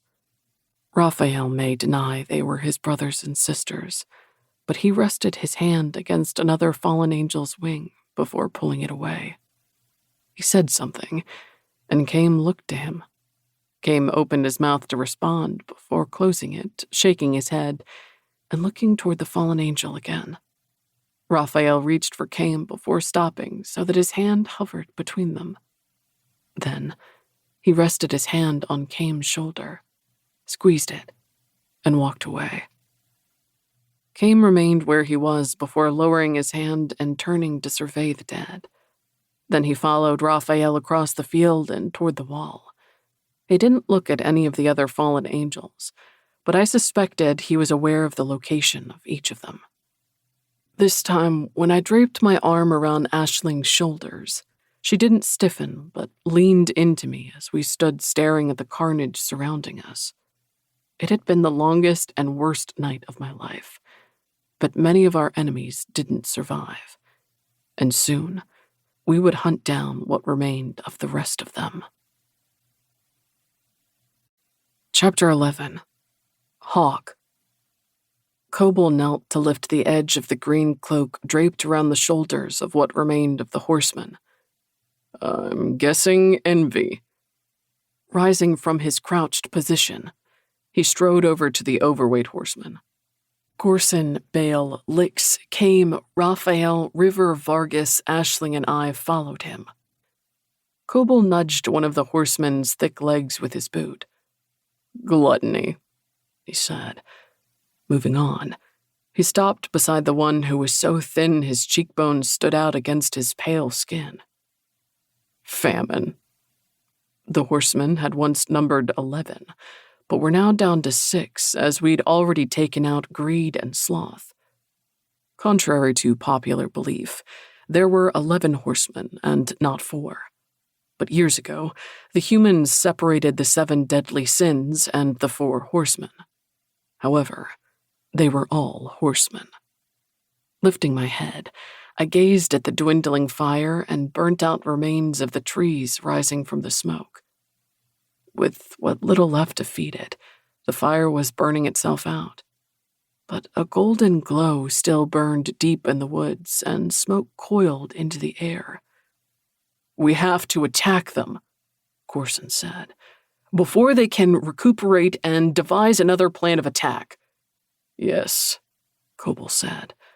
Kobold gazed at the carnage before studying the 100 or so survivors picking their way through the field. They pulled survivors from beneath the dead and gestured for the nearby medical personnel to bring over cots. Kobold had given orders to try to separate our dead the best they could, and when they finished, they planned to have the Draken torch whatever remained. They removed 2 surviving enemies from the dead, too. Kobold didn't think the survivors would talk, but he planned to speak with them before destroying them. Most of the survivors were demons, but a few humans managed to make it out alive. More soldiers guarded the wall, but I guessed we'd lost nearly 2/3 of our fighters in the battle. The hounds released a low, mournful howl. It took all I had not to wince as the melancholy sound carried across the field. Were the dead hounds mated? River asked.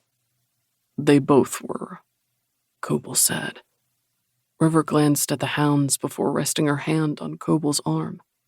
He laced his fingers through hers and drew her closer. If both the hounds were mated, then that meant 2 more of them would die today. The hounds mated for life, and when one mate died, the other one did too. I didn't know how that death would come, but I suspected they wouldn't be here at sunset. With the fire, you can't track the horsemen now. Get some rest and come to the hall in 12 hours, Kobold said. No one spoke as he lifted River and carried her across the field toward the hounds. The beasts parted as he set River down before kneeling beside the 2 hounds. The hounds sat on either side of him and rested their heads against his thighs while he rubbed their heads. Aisling. I climbed out of the shower and stumbled out of the room before collapsing onto the bed 10 feet away from the door. It had taken almost a half an hour of scrubbing my skin before the water stopped running red with blood. By then, there was no hot water left, but I'd grown accustomed to taking cold showers. I should have left this place, but I didn't have the energy to lift my head off the pillow. Never mind trudge back up the hill to return to my tent. And there was a chance my tent wasn't standing anymore. I had no idea whose house Hawk brought me to, and I didn't care. I didn't care that I had no clothes to wear. I'd grown accustomed to being naked around others. In Virginia, when I first started living with the demons, I'd refused to shower naked in front of other demons like they did.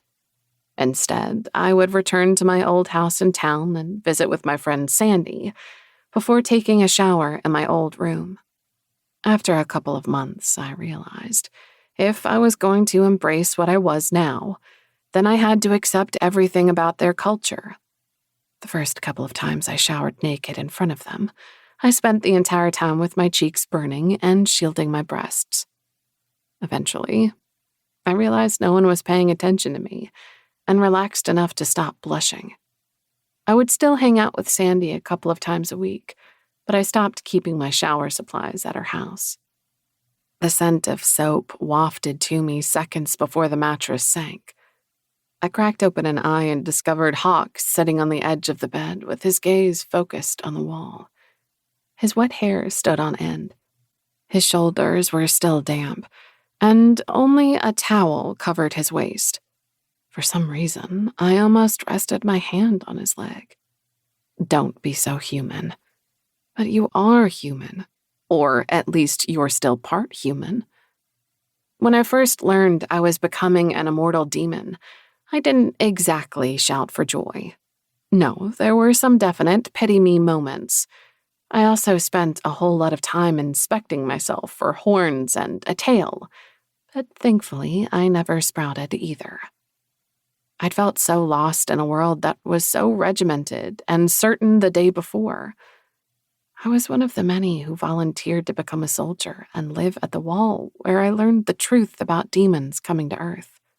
Every day I woke up knowing I would eat, train, be on guard duty, and sleep. At the time, I was sort of dating a guy. He was super cute, one of the funniest people I'd ever met, but not that great in bed. The fact he made me laugh so hard I almost pissed myself made up for him rarely getting me to the finish line. Then, one day, I woke up and everything changed. I'd always seen the souls of others, but I'd never set my sheets on fire before. I didn't even know how I activated it before flames were consuming my bed and Sandy was running in with a fire extinguisher. I stood, gawking at the mattress as Sandy doused it with white foam. "What happened?"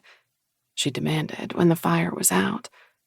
I don't know," I stammered as I gazed from the fire extinguisher dangling from her hand to the bed and back again. Sandy rested her hand on my shoulder. "It's okay." But I didn't know if it was okay or not as I lifted my hands to gaze at my palms. "The fire came from you?" she asked. "Yes." She set the extinguisher on the ground and grasped my hands. "You have to tell someone." I felt the blood rush from my head at the idea and rested my hand on the wall to keep from falling over. What would they do? Would this make me more of a freak? I could conceal the soul thing, and I did from most people. But how did I hide becoming an overnight flamethrower? As much as I preferred to live in a world of denial, Sandy was right. However, I did manage to limp through that day in the land of denial. Having to sleep on the couch that night helped break through the barrier, but melting the coffee pot the next day solidified the knowledge I had to do something. Before I could set the house on fire and accidentally kill Sandy or someone else, I requested a meeting with the commanding officer of our base. When he heard what I had to say, he brought in the demon leader. That was when I learned demons once walked the earth, and some found their chosen with humans and had children with them. Unable to return to hell without their chosen, those demons often chose to stay and perish on earth. When the fallen angels entered hell, demons were barred from walking the earth and all the gateways out of hell remained closed until the humans blew one open. It was such an insane thing to think about. But one of those demons from over 6,000 years ago created the line that would one day give birth to me. The news had thrown my orderly world into a tailspin. I spent the next week in a fog as I tried not to set things on fire while settling into the knowledge of who I was now. Zonta was assigned to help me through the transition and teach me about demon things. That was when I learned fire was the beginning of my changes.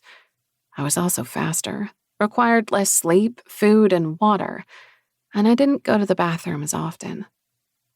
During week 2, and after I set the couch on fire, I decided to move in with the demons who had taken up residence in a large paddock behind what used to be a farmhouse. Sandy asked me to stay, but anxiety over what I might accidentally do next propelled me from the house.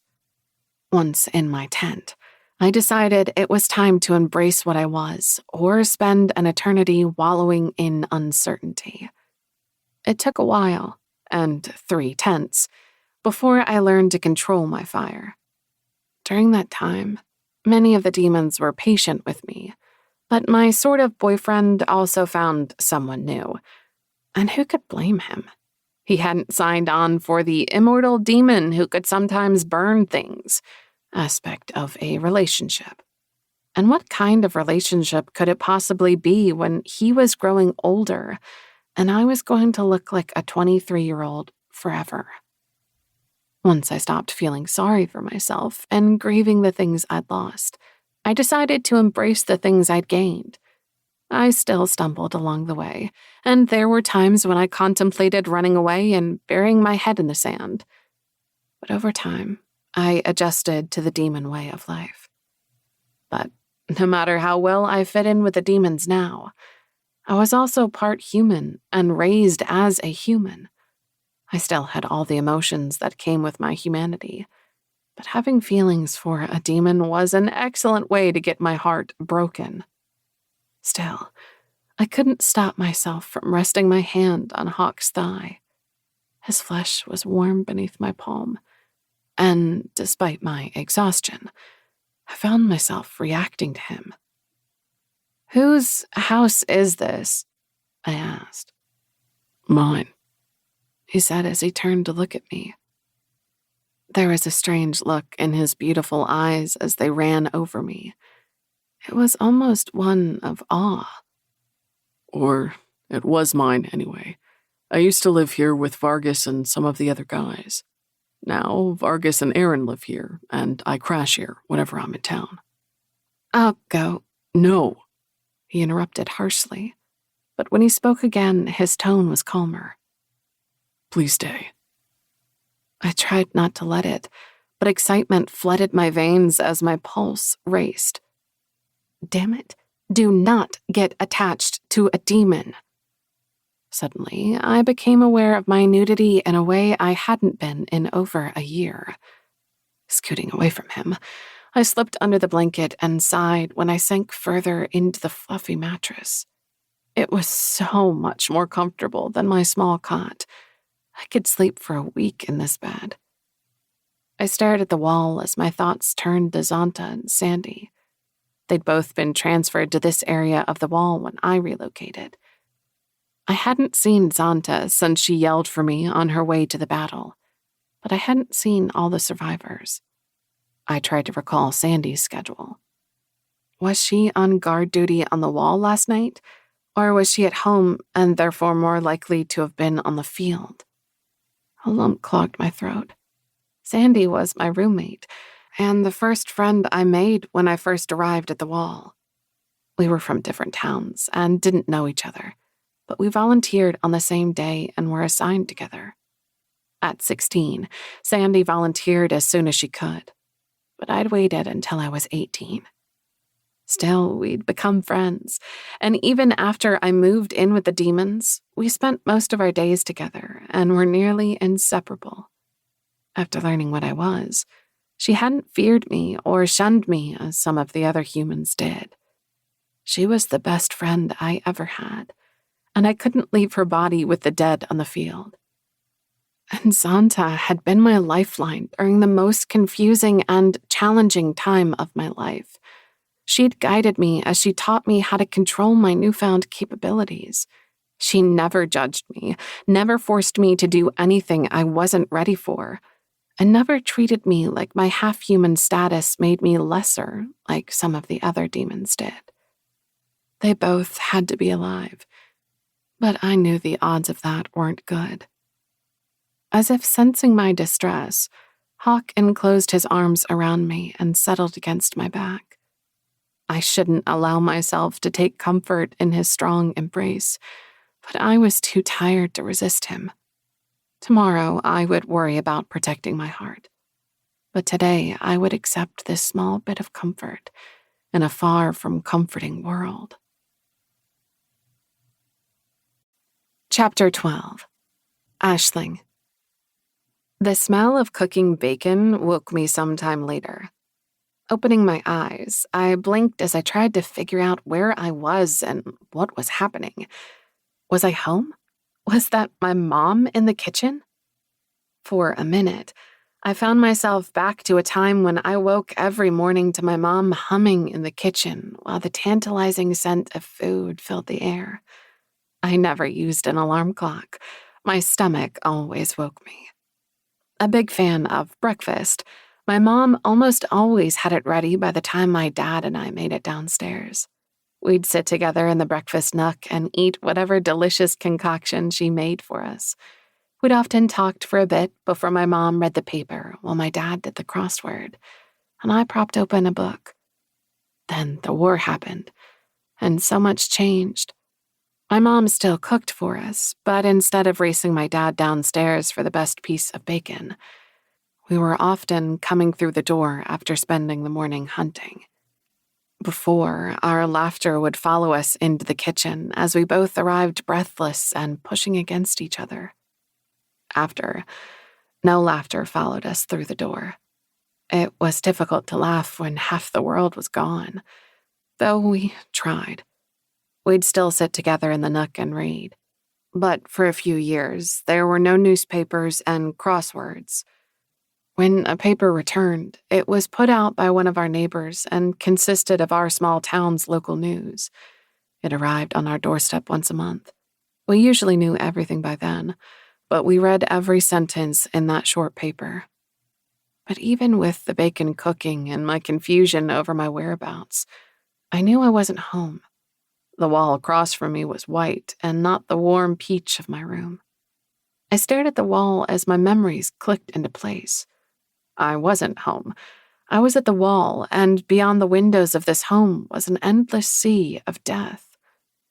I closed my eyes as I tried to shut out the screams of the dying and the stench of blood and smoke. Instead, I focused on the large, strong man enveloping me. If the rigid evidence of his erection in my back was any indication, he could use some release, and I was desperate to forget, if only for a little while, the events of yesterday.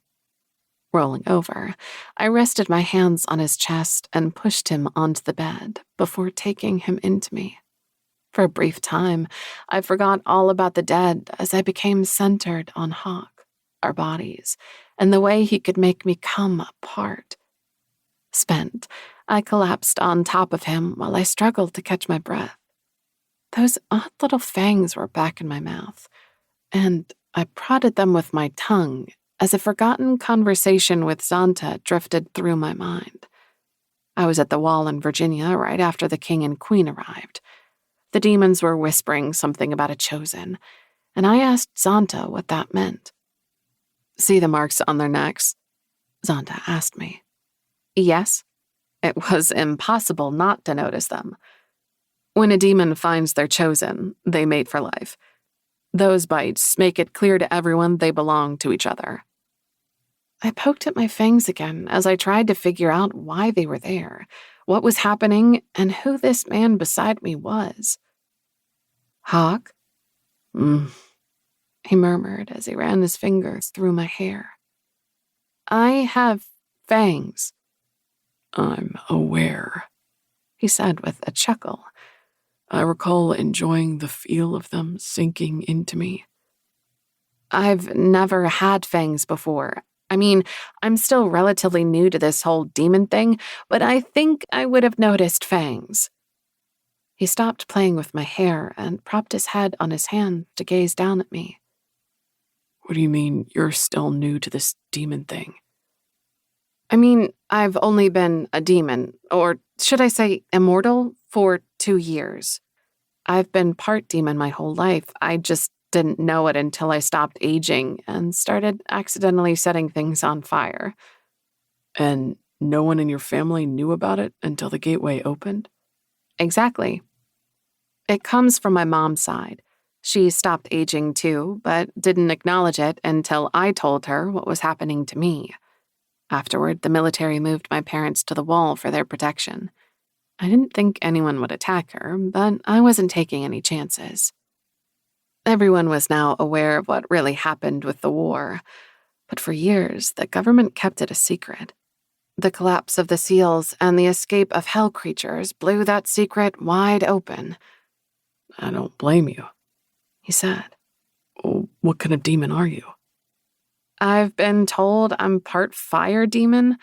I can create small balls of fire and it doesn't burn me," I said.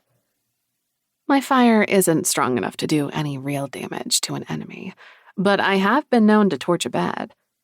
"They can be treacherous."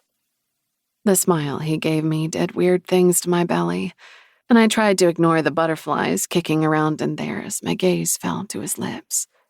I jerked my eyes away and focused on the wall over his shoulder. When he ran his fingers over my cheek, it took all I had not to jump on him again. But we were supposed to be discussing something here. "I can also see souls," I blurted to distract my traitor's body. His fingers stilled on my neck, right over the last place he bit me, before it fell away. "You can what?" I could think a little more clearly now that he wasn't touching me, but I was acutely aware of his body only inches away from mine. "All my life, I've been able to see a person's soul," I said, Looking at them, I can tell you if they're good or bad. Those with twisted souls are, well, they're hideous inside, and I can see it.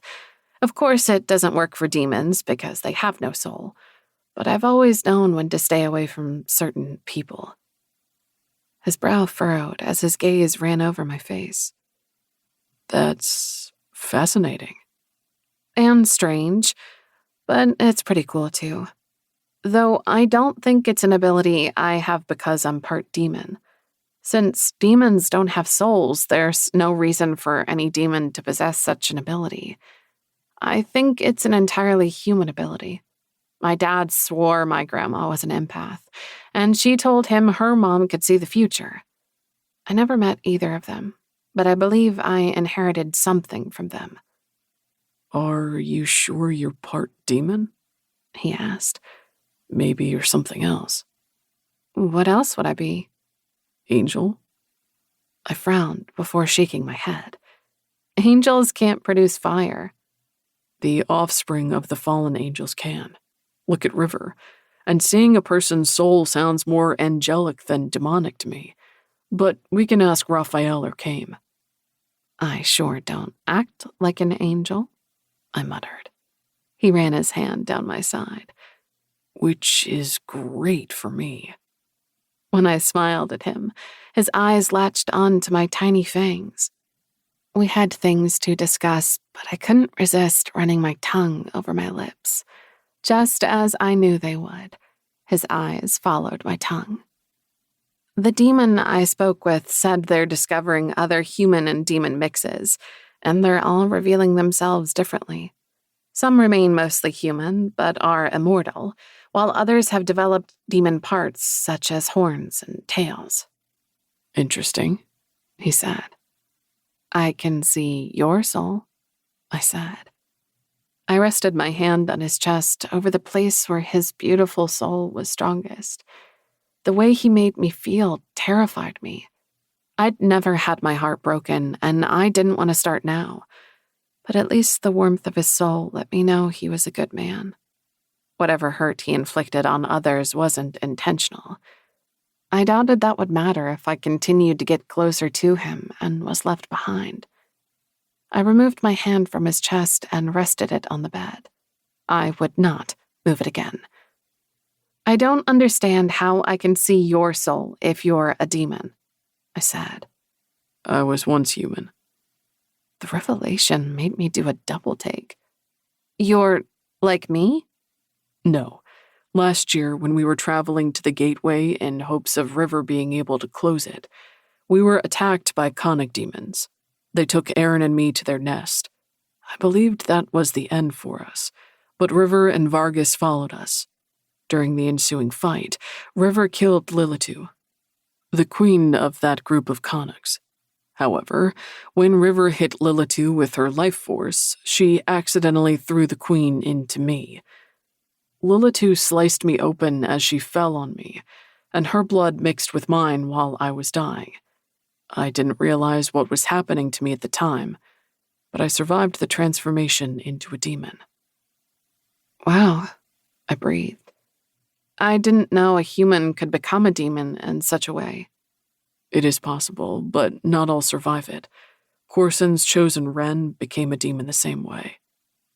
Forgetting my resolve to keep my hand on the bed, I rested it on his chest and tapped my fingers against him while I studied his soul. That explains the soul, then. A human who transforms must not lose it. I mean, your soul wouldn't get pushed out of your body, would it? Obviously not. Fascinating. When he smiled at me, my heart did a strange flip.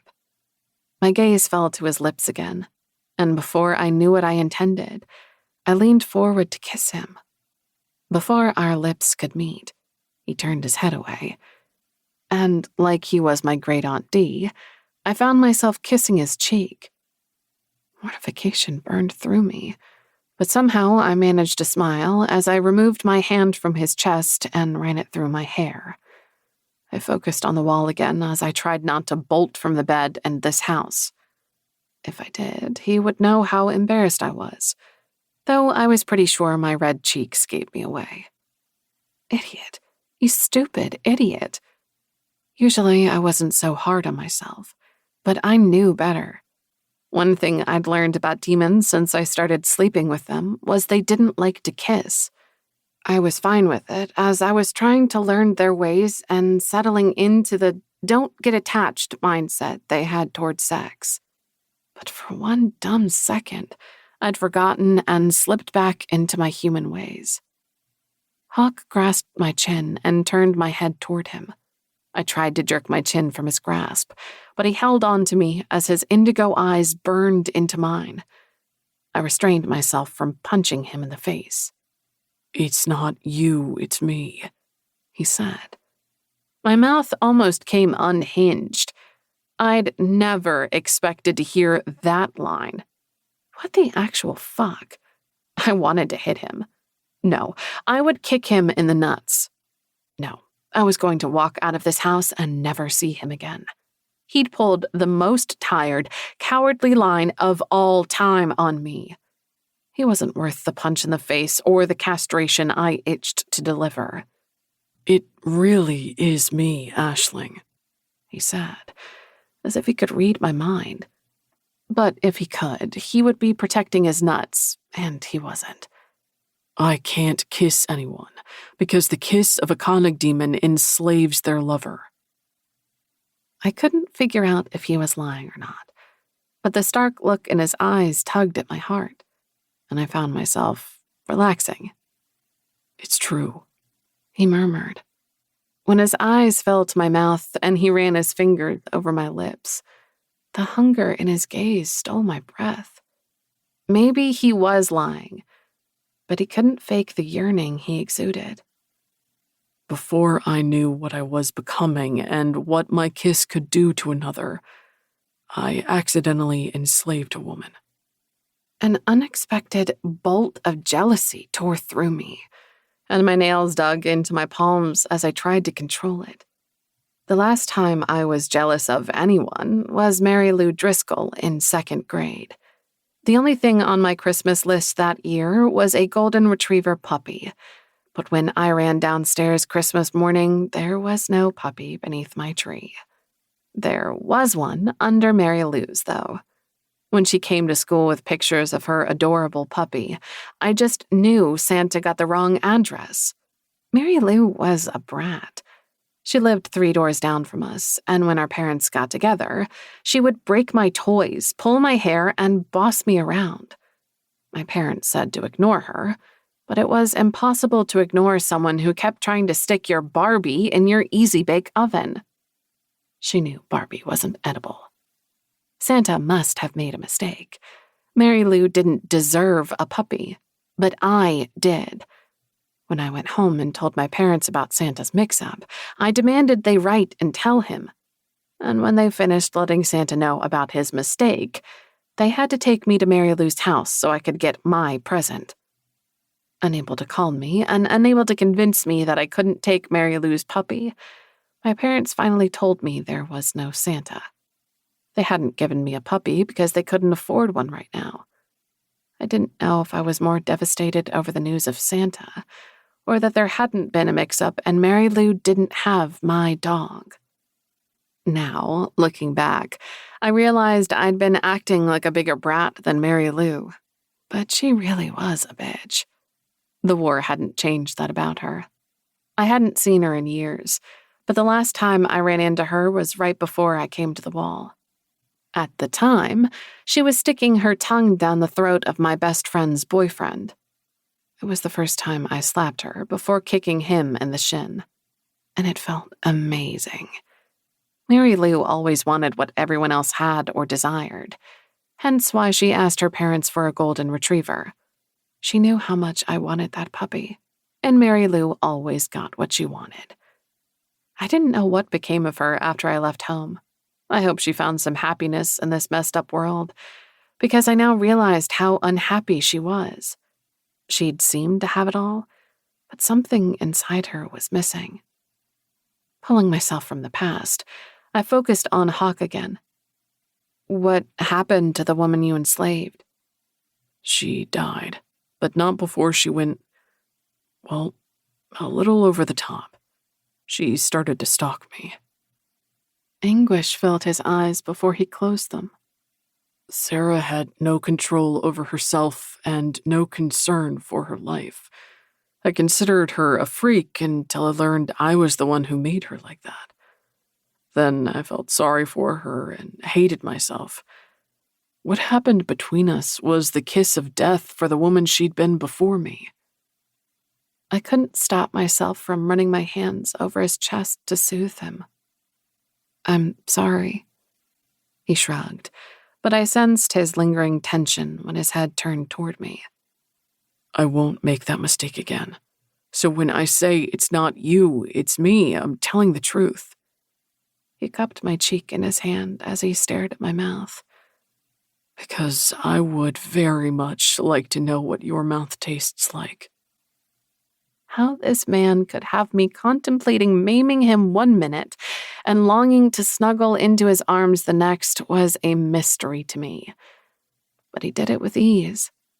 He might drive me crazy before he walked out of my life, but I couldn't deny the ride to Insanityville tempted me. I hesitated before replying. Okay. Not being able to kiss him was disappointing, but no matter how good he made me feel, I preferred not to spend eternity chasing Hawk around like some lovesick schoolgirl. Death was a far preferable option. So, back to these fangs. I pointed at my mouth as I recalled what started this whole conversation. Why do I suddenly have them? I assumed you knew, but if you weren't raised a demon, you wouldn't. He murmured more to himself than to me. You have fangs now because you are my chosen, and we have claimed each other as such.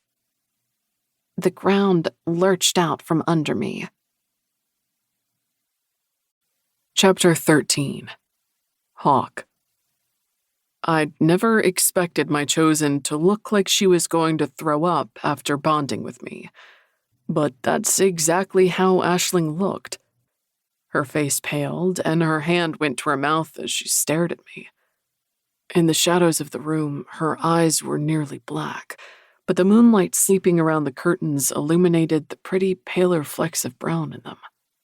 She was beautiful, and she was mine, despite that she still looked ready to vomit. I cupped her cheek and ran my thumb across the delicate curve of her jaw before brushing my thumb over her lips. I would give almost anything to taste her and learn the stroke of her tongue, but I could never risk doing to Aisling what I did to Sarah. I moved my thumb away. But how is that possible? She whispered. That's the way demons work.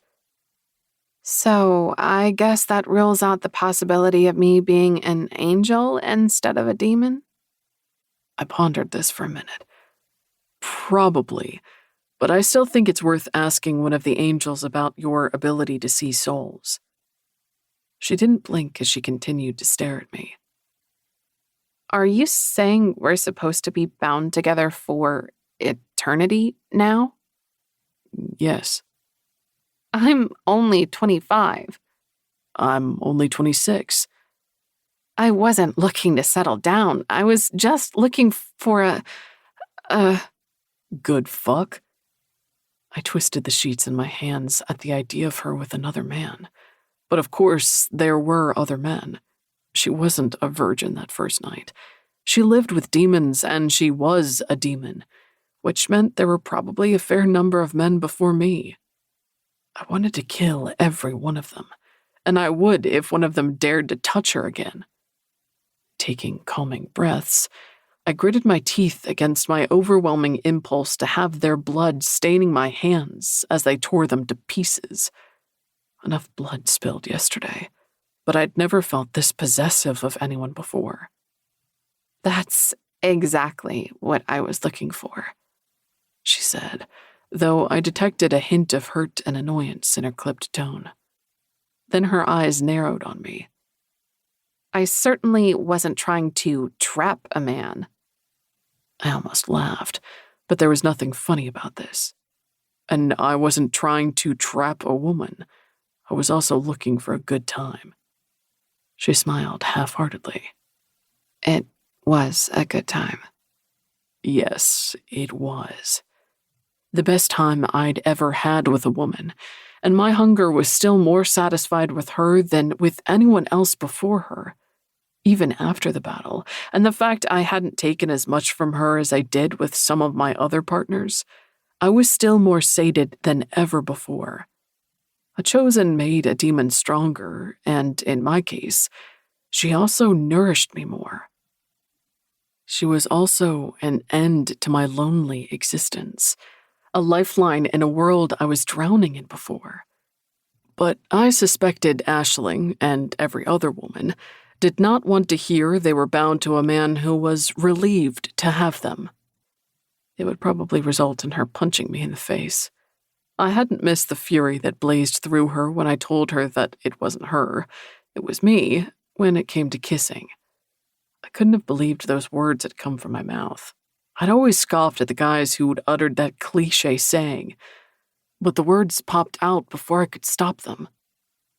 Maybe we can meet up again in a year or something, she said.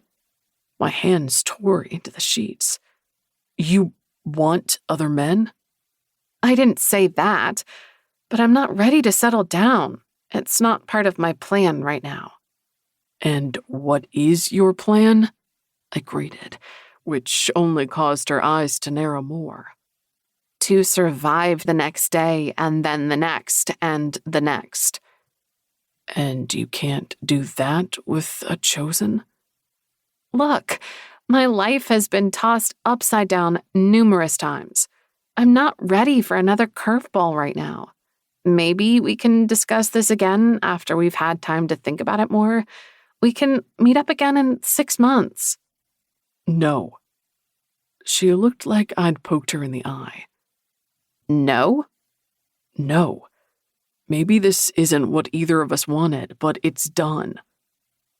I had wanted to find my chosen, but she didn't need to know that either. And what was I going to say to her? I wanted this, but I didn't know it was you I wanted. Another thing all women were eager to hear from the man they would spend eternity with. I didn't have much experience in sweet talk, but I knew when to keep my mouth shut. This was not the way I had expected finding my chosen to go. But then I don't know what I'd expected. Had I thought it would be easy? No, I'd seen enough of my friends find their chosen to know it wouldn't be easy. As a demon, I did expect her to be more open to this. But she'd been human for more of her life than not. She'd probably expected to meet someone, date for a while, get engaged, and then get married. I know you weren't expecting to have sex and have your life tied to another, and neither was I. But we can't change it, I said. Her nostrils flared as she leaned closer to me. Despite the rage she radiated, I found myself entranced by her when red flicked through her eyes. I suspected that red was another new development of her newfound demonhood. I probably should have been concerned I'd pushed her too far.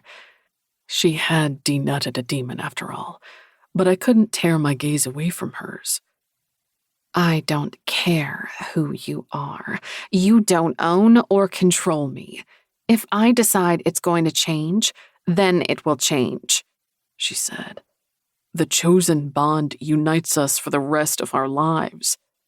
That doesn't mean we have to shack up and start playing house together. You can go on about your life, and I can go on with mine if I choose to. My teeth grated together as I tried to navigate this minefield. I wanted to bend her to my will, but that was impossible. If I attempted to order her around, she'd only pull further away. My chosen was a stubborn, infuriating woman, but I couldn't help admiring her. She was a fighter, and scared, and if I pushed her too far, we'd fight each other for the rest of our days. I hadn't known her long, but she'd made it clear she knew what she wanted. She wasn't a woman who wavered. She was a woman who set her sights on something and got it. If she decided to spend 6 months without me, she would do it no matter how unhappy it made us. Neither of us expected this to happen, but now we have to learn to live with it, I said, and constantly fighting each other will make for an eternity of misery. Her eyes remained narrowed on me, and those cute little fangs were still on display. But her body relaxed, and the red vanished from her eyes. However, I sensed she'd hit me if I said the wrong thing. The only problem was I didn't know the right thing to say. We may not have expected this, but we should make the most of it, I said. And what does that mean? What did that mean?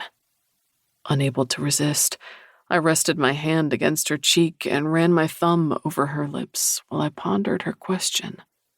And then I said the words that probably no other conic demon had ever uttered. It means we get to know each other better outside of the bedroom. She quirked an eyebrow, but I saw a tiny smile tugging at the corners of her lips. And what if we discover we hate each other? The possibility of an eternity with a woman I despised made my stomach clench. What if the two demons in the chosen relationship hated each other? I'd never considered the possibility before. I'd only ever seen them in love. However, it could be possible they started out hating each other, or that centuries of telling the same demon to pick up their socks made them ready to kill. I would rather spend the rest of my life alone than with someone I loathed, and who hated me in return. Unfortunately, I didn't have that option. That's something we'll deal with if it happens, I said. But so far, I like what I know about you. She rolled her eyes. You only know what it's like to fuck me. I leaned closer to whisper in her ear. And I've more than liked every second of it. Grasping her hand, I enclosed it on my hardening cock. For the first time since becoming a conic demon, I wasn't ravenous, but I still couldn't get enough of her. She melted against me before pulling away. No, she said as she released my shaft. You said we should get to know each other better outside of the bedroom, and we're going to do that. No more touching. I bit back my groan of disappointment and leaned back, but I kept my hand on her hip until she lifted it and rested it on the bed. She patted it before she removed her hand. I could almost taste her desire as her nipples tightened, and I imagined bending my head to kiss her flesh. Seeming to sense my thoughts, she flung back the blankets and scooted down the mattress to the end of the bed. Rolling onto my back, I propped myself against the headboard as she jumped up. I admired the sway of her hips and firm ass as she strode over to the closet. Chapter 14. Hawk. She pulled open the closet doors to reveal a couple of my shirts and pants within. She removed a shirt and slipped it on. The bottom brushed her knees and exposed the curve of her breasts as she buttoned it. She had no idea seeing her in my shirt only made her more alluring, and I wasn't going to tell her as I folded my hands behind my head. I also know you're a fighter, I said. At any time you could have given up in that battle. And died. But you didn't. She lifted her head from the buttons, and in the dim glow of the moon, I saw the anguish on her face. So many others did. I almost climbed off the bed and went to her, but I stopped myself. We were getting to know each other, and she'd said no touching. I know, but we damaged them more than they damaged us yesterday, and we are going to finish them. I hope so. She walked over and sat in the chair in the corner, putting some distance between us. Smart woman. I watched as she settled onto the chair with elegant grace. She pulled the shirt down when it rode up her thigh to expose the curve of her ass. I tongued my fangs when they throbbed with the need to sink into her flesh, but I didn't move. "Why don't you tell me about yourself?" she said. "What would you like to know?" "What's your last name?" "Hawkson." She pursed her mouth as she crossed her legs. I admired the muscles in her calf while she kicked her leg in the air. "So that's why they call you Hawk?" "Yes." "Then what's your first name?" I glanced at the ceiling. My first name wasn't something I shared regularly, and few knew it, but I couldn't keep it from her. "Sue." "Sue?" "Yes, my mom was a big Johnny Cash fan." She gawked at me before chuckling. "She named you after the song A Boy Named Sue?" "You know the song?" "One of my daddy's favorites." The hint of her southern accent was thicker when she said this. "Then you know the story in the song," I said. "The boy's father leaves him, but before he goes, he names him Sue in the hopes it will make him tougher. Your dad left?" "He died in a plane crash before I was born." "I'm sorry." I shrugged. It would have been nice to know him, but that was never an option, and I accepted it a long time ago. My mom told me stories about him, and he was a good man. Dax, my stepfather, was my dad. I was 2 when they started dating, and he always treated me like his son, even after my sisters were born. "Was your dad?" He died of cancer when I was 14. "I'm sorry." This time, I couldn't shrug it off.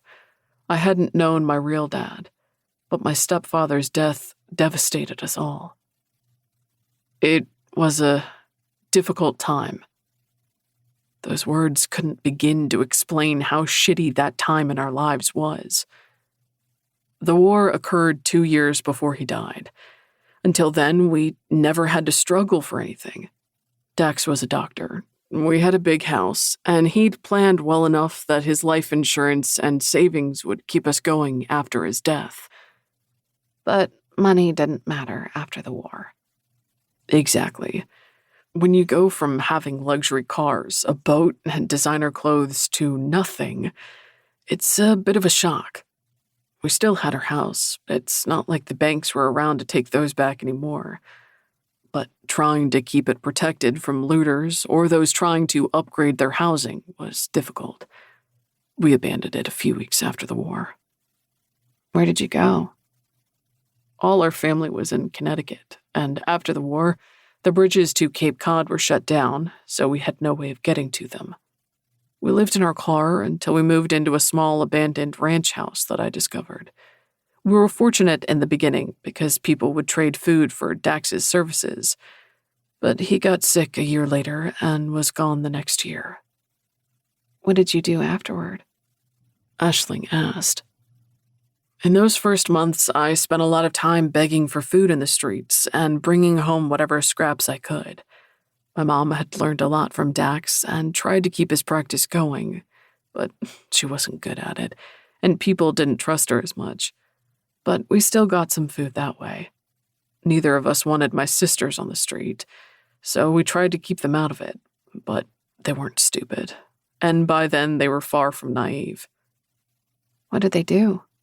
Aisling asked. They would sneak out to beg for food too, but when I found out, I told my mom. It was the first time I ever saw her lose her temper and hit one of us. I'm not sure who cried more, my mom or my sister. That was when I knew something had to change, but I wasn't sure what to do. By then, I'd stopped being a cute kid people felt sorry for. I'd grown 5 inches and become a nuisance. Because I was taller, I tried to volunteer for the wall at 15, but one of my old teachers ratted me out. After that, I started stealing. That's not something I'm proud of, but I didn't know what else to do. I refused to let something happen to one of my sisters because they were on the streets, and I couldn't stand the broken look in my mom's eyes anymore. She'd always been young and radiant, but she'd aged 10 years in a matter of months. Aisling pulled her feet onto the chair and wrapped her arm around her legs while she studied me. They never caught you? No, thankfully. If someone did catch me, they might have killed me instead of turning me over to the guards for punishment. After I turned 16, I volunteered for the wall and made sure they never had to beg for anything again. The government took care of the families of volunteers. My mom cried so hard she soaked my shirt, but we knew I had to go. I continued. I used to write to them every day, and when the trucks came back from their yearly volunteer trip to my town, I'd have hundreds of letters from her and my sisters. I only read a few every day, so they would last all year. You used to write them? She asked. Unable to hold her gaze, I stared at the curtains covering the windows as anger and sorrow churned in my chest. Lucifer killed them after he fled hell. Her hand flew to her mouth as she gasped. I'm so sorry. Only a little over a year had passed since Lucifer slaughtered my family. The grief of their loss still twisted like a knife in my chest. Even with the dangers of the wilds to distract me, I'd spent a great deal of time grieving the loss of the family I volunteered to save. I signed my life away to make sure they survived. And in a fit of rage, Lucifer destroyed them, everyone in my town, River's town, and another town bordering ours. I hadn't met River until we were both at the wall, but we'd grown up only miles away from each other. Hawk? Her words trailed off when I looked at her. She started to rise, but I held up my hand to halt her. Don't come to me because you feel sorry for me. You'll come to me because you're ready for me and everything that comes with us, but not before then. She opened her mouth to protest, but then closed it again and settled onto the chair. Her eyes gleamed in the darkness as she studied me before asking, How many sisters did you have? 3, and they were pretty awesome. She smiled as she propped her elbow on the arm of the chair and rested her head on her hand. What were their names? It took me a minute to answer around the lump in my throat. The oldest was Jen. She had hair the same color as mine and clear blue eyes. She was so serious about everything and had this analytical way of looking at everything. As she got older, she would spend hours reading books and absorbing knowledge that she had to share with everyone. I couldn't help but smile as I recalled her following me around with her nose in a book while she told me about the different rock formations. I'd found it endlessly annoying and would often shut a door in front of her just to have her walk into it because she was still staring at her book. You're a jerk. She'd yell at me, and then proceed to keep reading until I put on my headphones and cranked up the music to drown her out. Then the war came, and our lives turned upside down. Jen stopped reading books to focus all her energy on making sure her younger sisters were taken care of, while everyone else worked to bring in food. Sherry was my middle sister, I said. She was like no one I've ever met. I've never known anyone who loved life as much as her. Everything delighted her. She had this beautiful laugh. When she laughed, people stopped what they were doing to look at her. They would smile or laugh too because it was impossible not to laugh with Sherry. She had this beautiful blonde hair and blue eyes that never stopped twinkling. My mom used to swear she smiled in her sleep, and I believed her. And the youngest was Judy. She was painfully shy, but the sweetest of the 3. She'd bring me a book to read her, curl up in my lap, and stick her thumb in her mouth. When she fell asleep, I'd sit there for hours waiting for her to wake up again because I couldn't bring myself to disturb her. If I let myself think about it, I could still feel her silken brown hair against my chin as her brown eyes stared at me. Her tiny body had been so warm, and she was so trusting. I loved all my sisters, but Judy had a special place in my heart. She was almost 2 when my stepdad died, and she looked at me like a father figure. I found her body first, and what Lucifer did to her. I looked at the wall as the memory caused my eyes to burn. I feared I might choke on the lump in my throat. I volunteered to keep my family safe, and I'd failed them. If I hadn't volunteered, if I'd been there, I'd be dead too. I never could have stopped all the fallen angels and demons who descended on them. I would have died for them, and they still would have died too. And if I hadn't volunteered, one or all of us might have starved to death, or I could have been caught stealing and been killed. I'd done the right thing when I volunteered, but I'd always regret not being there for them at the end. I never heard Aisling move, but the heat of her palm branded my arm when she rested it against my skin. I'm... And because she couldn't find any other words, she repeated what she'd already said twice to me. Sorry. I hated her pity, but I couldn't deny her touch. I grasped her hand and held it as she stared at me with tears in her eyes. Don't cry for me, Aisling, and don't feel sorry for me, I said as I wiped away the tears sliding down her cheek. So many lost a lot when the gateway opened. I had more time with my family than a lot of other people got to experience with theirs. It's still not right.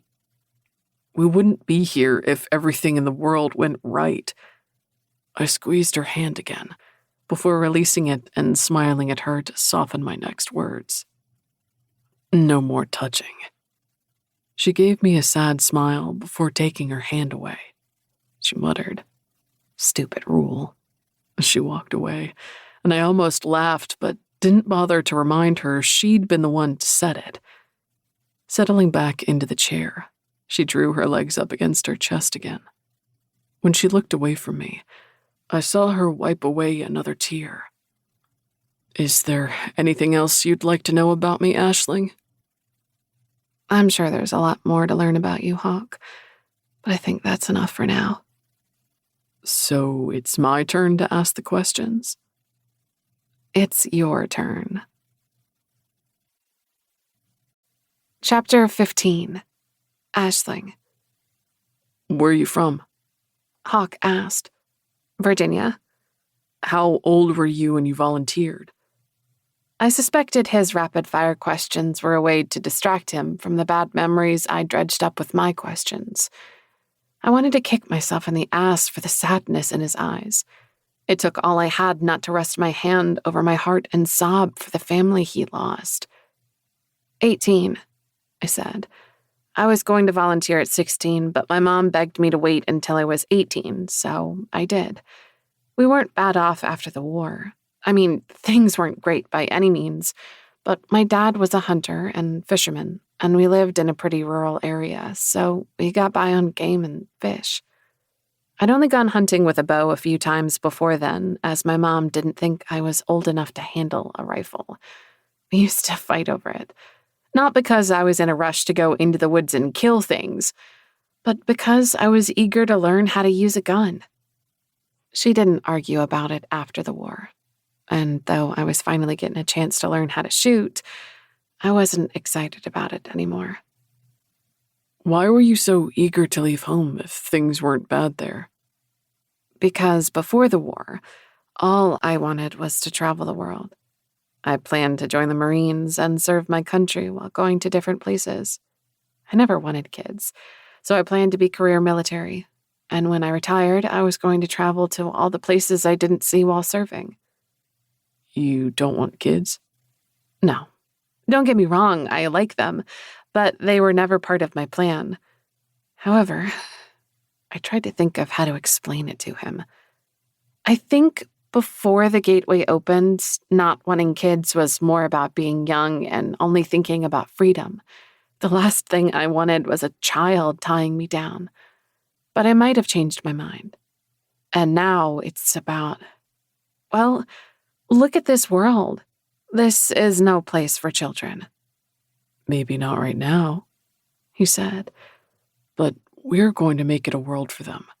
And if the human world is going to continue, then children are necessary. Rebuilding the population isn't a reason to have children. Then what is? I bit my lip as I pondered this. I guess there are many reasons, but for me, it would be love and having enough trust in someone to believe they would always be there for our children and me. Those are good reasons. And there were a lot more reasons not to have children. Something I'd have to be more aware of now that I'd found my chosen. Sex and life were a lot simpler when the guy I was with couldn't get me pregnant. I rested my chin on my knee and studied Hawk. I bet he'd make a fantastic dad. But if finding my chosen hadn't been in my plans, then having children wasn't even on my radar, especially after yesterday. I suppressed a shudder as images of the battle and blood-soaked field played through my mind. If the Creightons succeeded in getting past us, the children of this world wouldn't exist. Closing my eyes, I swallowed the lump in my throat. I may not want kids of my own, but I'd kill over and over again to keep them from ever having to witness something like what happened yesterday. So, you volunteered so you could travel to the wall? Hawk asked. I focused on him to keep from being lost in the screams of yesterday. As I stared into his indigo eyes, the sounds of steel clashing against steel and the flashes of blood dimmed until I could breathe normally again. This place isn't exactly the Great Wall or the pyramids, but it's not my hometown either, and I've done some traveling since coming to the Wall. Not much, but Massachusetts isn't Virginia. Not to mention, I've met creatures from hell and become one of them. So things are a lot different than they once were. I see. I volunteered to go into the wilds, I said. I'm one of the troops who is supposed to be returning with you. Who knew what would happen now that there were a lot fewer troops to guard the wall? The wilds are dangerous, he said. So is the wall. Not like the wilds. There are things out there that no one has seen in thousands of years. And I'm going to fight them. After yesterday, I don't think there are any hell creatures left that could surprise me. He glanced away from me to stare out the window to my right. Believe me, there are. I've been to hell. I've seen a lot of what it had to offer, and I'm amazed by what we encounter in the wilds. You're safer here. His words intrigued me far too much for me to acknowledge the last part of his sentence. You've been in hell? I went in with River. They were friends, but it was still weird to hear him use the Queen's name in such a casual way. What was it like? It's what you'd imagine hell to be like. Hot, gruesome, full of monsters and spirits. But there was also something beautiful about it. So it was like Earth, except we have seasons. A small smile quirked at the corners of his mouth, but sadness shone in his beautiful eyes. I guess so. There was a forest in hell with these trees that came alive. It was so terrifying and magical. Those trees are some of the deadliest things I've ever seen. But they were also gentle and protective of the nymphs and River. They're amazing. And some of them have made it to Earth. Have you seen the calumet trees yet? I don't think so. You would know. I should hear about deadly trees and want to stay far away, but I found myself intrigued. Before I could ask him anything more, a board squeaked in the hall before a knock sounded on the door. It's time to get up, Hawk. We have to meet Kobold in an hour, Vargas said. Aisling. Erin sat at the table with a plate of toast in front of her and a glass of orange juice. I'd seen the woman a few times in town, but she hadn't joined us when Vargas started training again. He'd seen her working with the Queen and the Queen's brothers before Vargas returned to training, but it had been a good month or so since I last saw her. She smiled at us when we entered the kitchen, and I couldn't help but admire how radiant her soul was. Erin pushed back her chair and rose to hug Hawk. I focused on the toast as I ignored the twinge of jealousy their embrace caused. They were just friends, but I didn't like anyone touching him. I almost groaned when I realized how much the chosen bond was messing with my head, but I stopped myself. My stomach rumbled when Vargas tossed some more bacon on the stove and it sizzled. I could go days without food if I fed on wraiths, but the scents in this kitchen were close to making me drool as I recalled how good food tasted. I stared at Vargas's soul as he flipped the bacon. It wasn't as vibrant as Erin's, but it was strong and had a streak of red like Hawk's. Their souls were a good combination. Whereas Erin's came across as warm and open, Vargas's was more reserved, but they tempered each other nicely. I'm glad you're okay after yesterday. Erin kept hold of Hawk's arm as she pulled away to examine him. That was a vicious battle. You saw?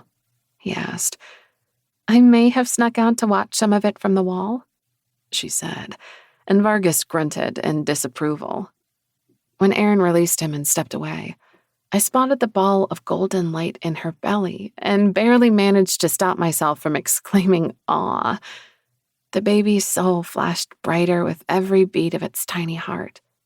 Erin's stomach had a slight roundness to it that I wouldn't have noticed if not for the soul inside her. With as radiant as Erin's soul was, she could have been pregnant the last time I saw her too, but her glow covered the baby. This was why she'd been in the hall with the children and why she wasn't training with us. I understood why Hawk was so confused by her not being part of the battle. He didn't know about the baby yet. At least more of the horsemen are dead, Erin said as she sat at the table again and lifted a piece of toast. And more of their troops have to be dead, Vargas said as he removed the bacon from the stove. I don't know, Hawk said. I don't even know where they all came from, as we've cleared a fair amount of the wilds, and for them to have attacked us with so many at the wall, they had to have been hiding somewhere. But where? Vargas asked. In the abyss? Erin said. No, Amalia and the Jinn have control over the abyss, Hawk said. What is the abyss? I asked. It's a separate plane ruled by the Jinn, Hawk answered. But we took it back from the horsemen and the Jinn who sided with them. There are still some Jinn fighting for the other side, Vargas said. Maybe they've taken it back from Amalia and Magnus. No, Hawk said. They'd send word if they lost control, and it's only been a couple of weeks since we last saw them. There's no way the horsemen gathered and moved that many troops into the abyss in such a short time. They've been amassing those demons all year and hiding them somewhere. But where? I asked. Hawk ran his fingers through his hair and tugged at the ends of it. I don't know. Maybe they discovered another plane, like the abyss? Erin suggested. Or maybe there's something else out there entirely, I said. Whatever it is, we have to find it and them before they can recover enough to come at us again. Hawk said. I didn't see any Jinn yesterday, Vargas told them. Neither did I, Hawk said. The crackle of the bacon was the only sound in the kitchen. I shifted as I tried to think of where the horsemen and angels could have been hiding.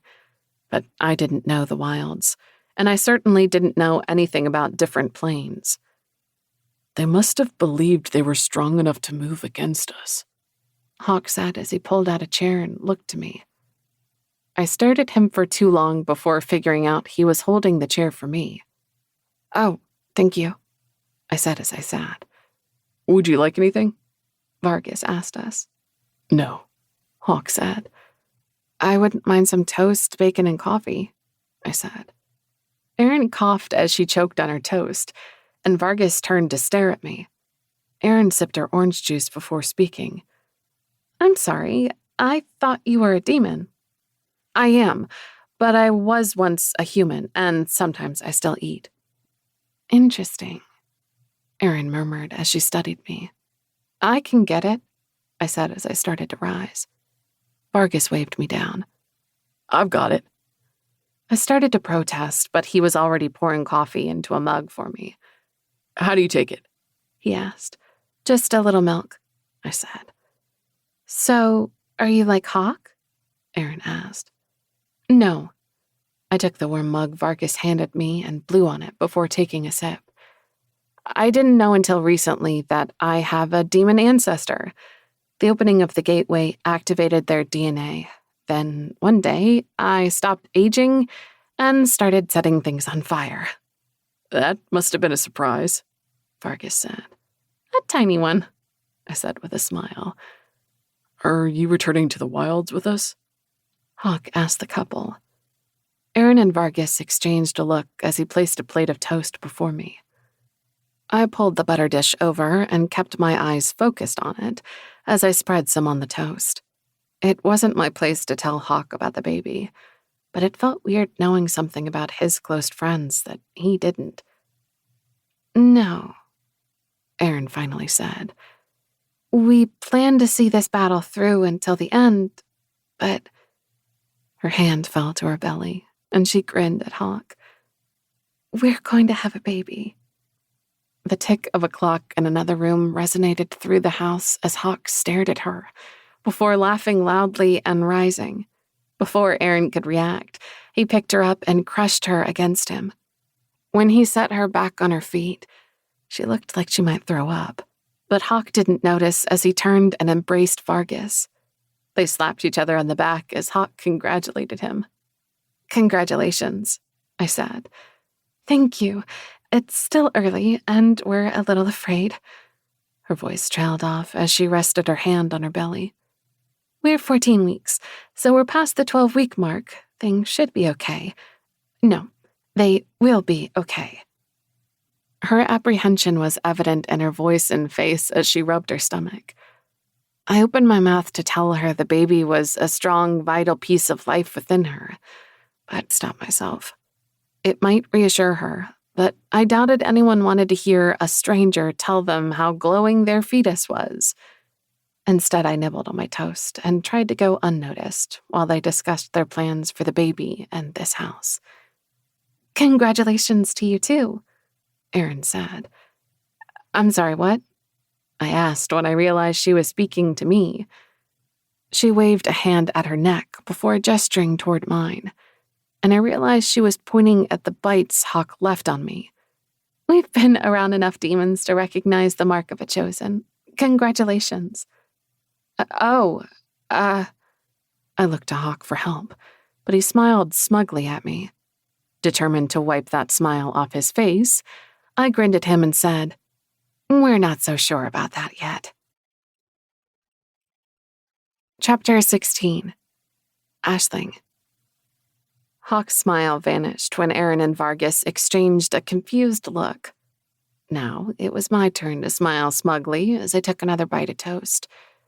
I wore Hawk's brand for all the world to see, but that didn't mean we'd resolved this. Hawk crossed his arms over his chest. Aisling feels we may have rushed things. I couldn't stop myself from snorting. That was the understatement of the year. We're getting to know each other better before we decide our future. That's, always a good thing, Vargas said. Hawk can make you want to stab him, but he's a good man, Erin said. I couldn't argue with that. A knock sounded on the front door, but before anyone could move to answer it, the creak of it opening sounded from the other room. Something clicked against the hardwood floors, and I put my toast down. What was that? My hand fell to the side of Hawk's far too big pants and gripped the handle of my knife as a voice called from the other room. It's just me. Humans and ex-human, I've come for my visit with my favorite girl. If you're ill-prepared, then tell me to go. Erin smiled before she called out. We're in the kitchen, Lix. They all relaxed, but I remained tense to kill until one of the creepy Scalines stepped into the kitchen. He wore a checkered tie with a picture of Porky Pig on it. A red fedora, tilted slightly to the side, was perched on his head. The outfit was absurd, but I'd seen far worse on some of them. His jawbones pulled into a grin, and his feet clicked against the floor as he walked toward Erin. There's my favorite riddle genius, he cried as he opened his arms to her. Lix, Erin said, and the radiant smile on her face was one of love and friendship as she rose to embrace him. I'm so glad you're okay. It takes far more than a demon army to take me out, he said. My beautiful unicorn tie didn't fare so well, but that's no skin off these bones. I couldn't help chuckling as Vargas rose from the table and gestured for Lix to take a seat. Lix removed his fedora as he settled at the table and removed a flask from the pouch tied around his waist. I'd seen some of the other Scalines in camp, but I'd never been this close to one or seen them drink. Lix took a long swallow before recapping his flask and returning it to his pouch. My hands gripped the table as I resisted looking under it to see if the liquid was pouring all over the floor. Isn't it a little early for drinking? Erin asked. It's never too early for fun, my dear. And after yesterday. He retrieved his flask and drank some more. There are only 4 Scalines left, including me. Oh, Lix. Erin rested her hand over his. The skeletal creature sat with his head bowed before he smiled and patted her hand with his other one. Some of us are still on the other side of the world. We'll see them again. Of course you will, Erin said. I couldn't stop myself from marveling over the closeness of their relationship. Out of all the demons I'd met, the Scalines unnerved me the most. Those eye sockets may be empty, but they bored straight into me. And how could they possibly retain liquid when there was nothing but bones? When Lix's empty sockets swung toward me, I felt them examining every inch of me as Lix took another shot of alcohol. Then he turned back to Erin. How are you both doing? We haven't had much time to catch up.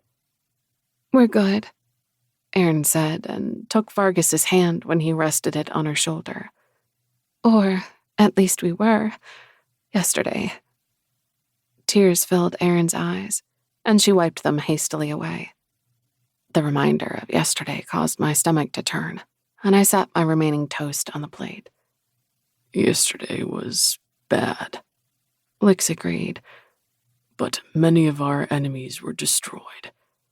And we do have some good news, Erin said. I stared at the wall while she told him about the baby, and they exchanged more hugs. I barely listened to their words as I tried to decide my next step.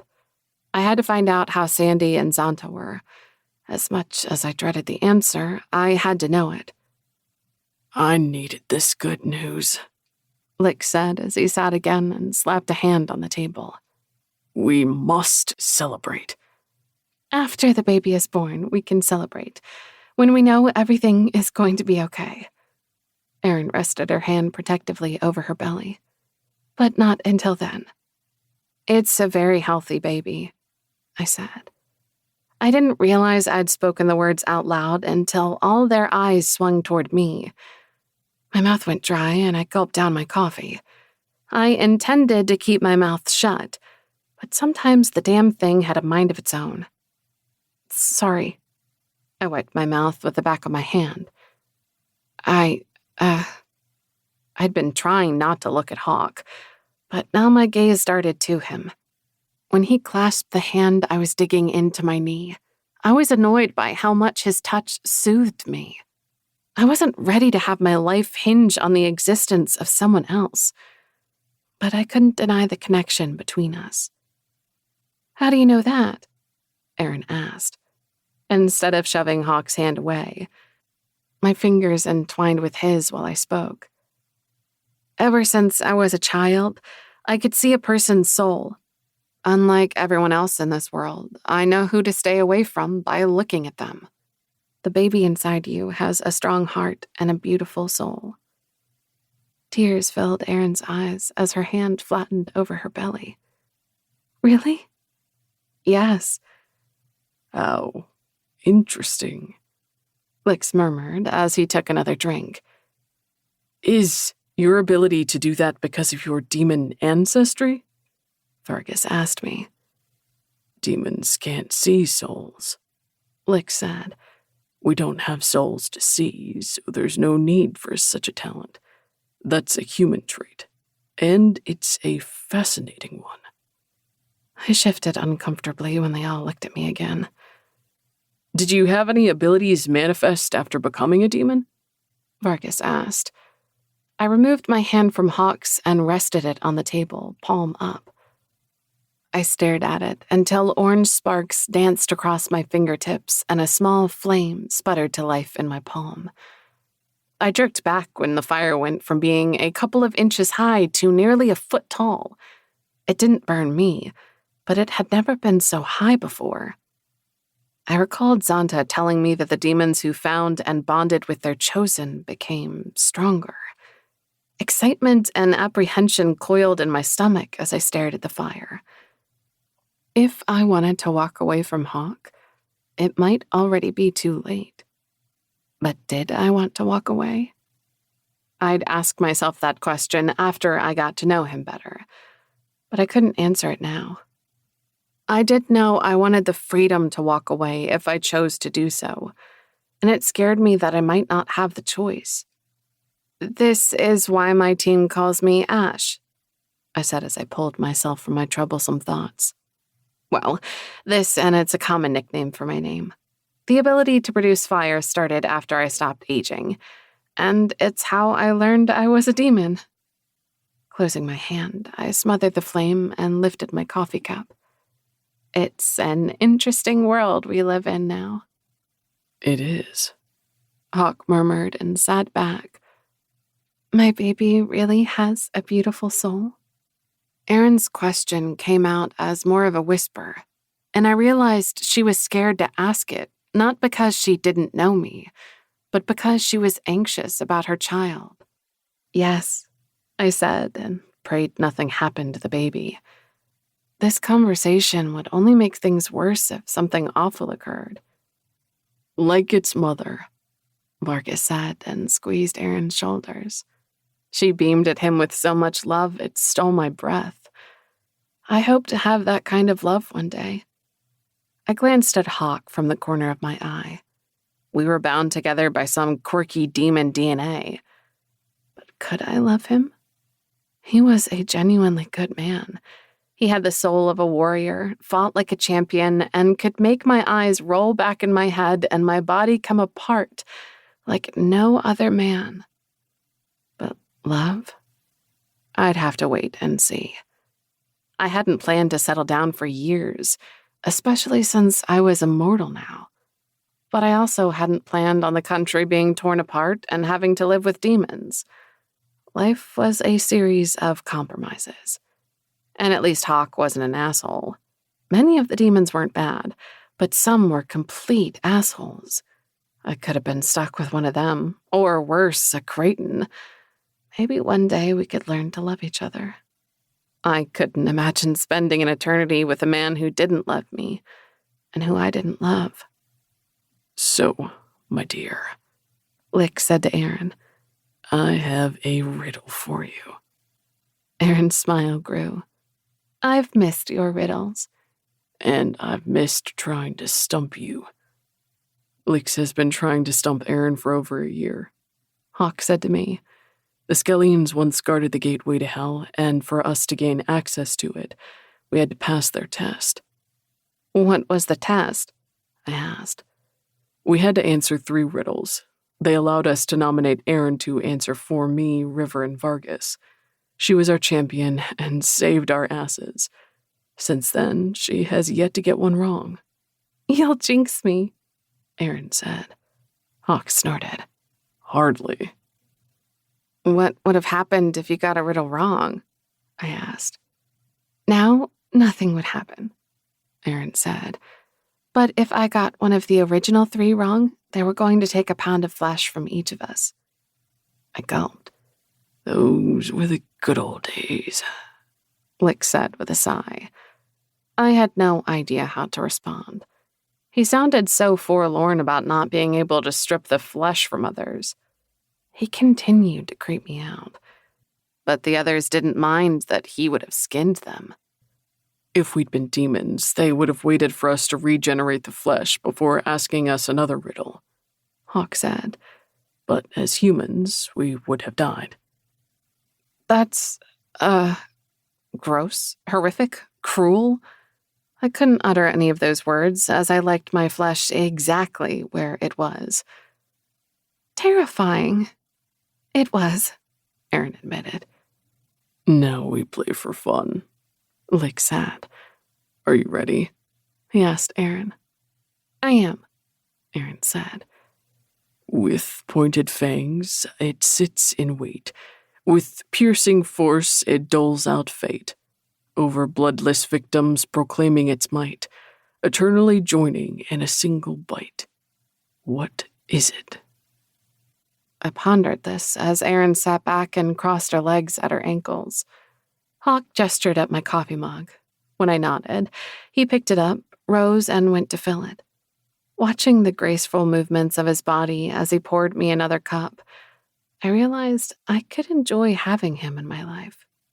I smiled when he returned and set the mug in front of me. Thank you. I almost jumped out of my chair when he kissed the top of my head, before settling beside me.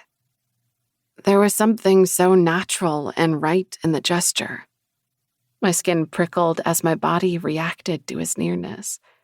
Even if we ended up discovering we were opposites who barely tolerated each other, we could never deny the attraction between us. It amazed me the others couldn't feel or sense it as my skin prickled and goosebumps broke out on my arms. My attention was drawn back to Erin as she murmured the words to the riddle. Recalling the question, I tried to sort through the words, but a knock on the front door distracted me. Before anyone could rise to answer it, the door opened and a voice shouted inside. 5 minutes. A click sounded when the door closed again. Corson, Hawk said at my confused look. I leapt to my feet. I've got to get dressed. There was no way I could go to a meeting with the king and queen while dressed in Hawk's clothes. I'd stopped caring about what others thought about my sex life a while ago, but I could not go before my leaders dressed in Hawk's clothes. It was good talking to you, and thank you for breakfast, I said to Vargas and Aaron. Let me know the answer to that riddle when you get a chance. It's a stapler, Aaron said. So it is, Lick said with a laugh. Chapter 17. Aisling. Hawk and I slipped into the hall and nearly walked into a wall of bodies. I changed as fast as I could, but we were still a few minutes late. Demons and humans packed the hall as the king stood on the dais at the far end. The queen held her son in her arms while she surveyed the crowd with a look that promised death to anyone who came near her child. At her feet, her youngest brother sat with a book in his hand. With his blonde hair, blue eyes, and chubby little body, Bailey looked about 3.5 or 4 years old. Her brother Gage stood by her side. His lips were clamped into a firm line. His sandy blonde hair was brushed back, and his brown eyes surveyed the crowd. No older than 15, he looked more serious than men twice his age. Colonel Ulrich McIntyre also stood on the dais to the right of the queen. The colonel oversaw the humans at this section of the wall. His graying brown hair was trimmed short, and the lines on his face appeared deeper than the last time I saw him, as he stood with his shoulders back. I've called for more troops to join us here, and they should arrive tonight or tomorrow, but we can't wait that long to go after the horsemen, the king said. My gaze ran over the walls and the intricate symbols etched into them. In the grand scheme of things, I was relatively new to this demon world, but the power thrumming through this building radiated through every fiber of my being and made my skin tingle. I didn't know if that power was supposed to be mine for the taking, or if it would smash me to pieces, but I was tempted to see what my flame would be like in here. With the tension emanating from the bodies around me, someone might take my small fire as a threat and lop off my head. We'll be sending troops after the horsemen tonight, the king continued. Hawk shifted beside me, and I stifled a small bolt of panic. He would go back into the wilds after those things. I was supposed to go too, but after yesterday, the plan would change. They couldn't afford to send a bunch of troops to hunt the horsemen, even with new ones arriving. They needed as many people and demons here as they could get. They were vulnerable, and if the horsemen returned with more Cretans, they might not be able to fend them off again. Would they still send me into the wilds? Excitement pulsed through my veins at the possibility. I didn't have a death wish, but I was determined to help bring down the monsters who ruthlessly slaughtered so many yesterday. Rising onto my toes, I searched for Sandy or Zonta in the crowd, but I didn't see them. I rubbed at my chest as I reminded myself that didn't mean they were dead. Humans and demons were still combing the field for our dead and injured. Sandy and Zonta could be there, guarding the wall or in the clinic. I'd look for them when we finished here. The king pointed to someone in the crowd and waved them forward. The crowd parted to reveal Corson and Bale striding toward the dais. When the queen's son let out a small squeak, one of the Scalines in a pretty blue dress emerged from the shadows behind the stage. The queen shook her head and held her son closer as the colonel and king walked to stand beside her. Corson and Bale climbed onto the stage. Their boots thudded across the wood as they strode over to join the couple before turning to face the crowd. Hawk clasped my hand and started to wind his way through the crowd toward the dais. He didn't acknowledge the disgruntled grunts of those he elbowed out of his way. We were almost to the dais when he stopped beside a demon who was at least 8 feet tall, with hands that could engulf my head. Each of his 3 eyes was a different color. The right was green, the left orange, and the one in the center of his forehead was aqua blue. Despite the additional eye, he was handsome with his broad cheekbones. I'd seen him around town, generally with the queen, but I'd never been this close to him before, and my neck hurt to look up at him. Kala, Hawk greeted. Lopin. The giant nodded a greeting while the small creature at his side grunted. Lopin was another one I'd seen around town, often near the queen, but I'd never been this close to the odd-looking man with brown hair that hung in ringlets to his shoulders and deep-set chestnut eyes. The ridiculous red outfit he wore had a green belt and hat. The pink toenails on his bare, hairy feet were neatly trimmed. He flashed a mouthful of razor-sharp teeth at me when I leaned over to peer at the black pot he carried with him. I spotted the yellow liquid within before he moved it to his other hand and glowered at me over the tip of his bulbous nose. I smiled at him in hopes he'd relax a little, but his scowl only deepened. Note to self, don't look at his pot or smile at him. A few feet away and closer to the stairs, I spotted Aaron and Vargas talking with another demon. We have agreed, the king said, drawing all our attention to him, that for now it's best to send only a small group after the horsemen. It could be they're trying to lead us into a trap, or they really could be fleeing. Either way, it's best to have fewer people who can move faster in their pursuit. When backup arrives here, we will send more into the woods after them. Corson and Bale will lead this mission, and they will take Ren, Lix, Hawk, Kame, and Raphael with them. The rest of you will remain here to help the others in the field and to guard the wall. My heart plunged into my toes. Hawk would leave, and I would remain here. Unexpected longing speared my heart, along with an anger that burned like acid up my esophagus.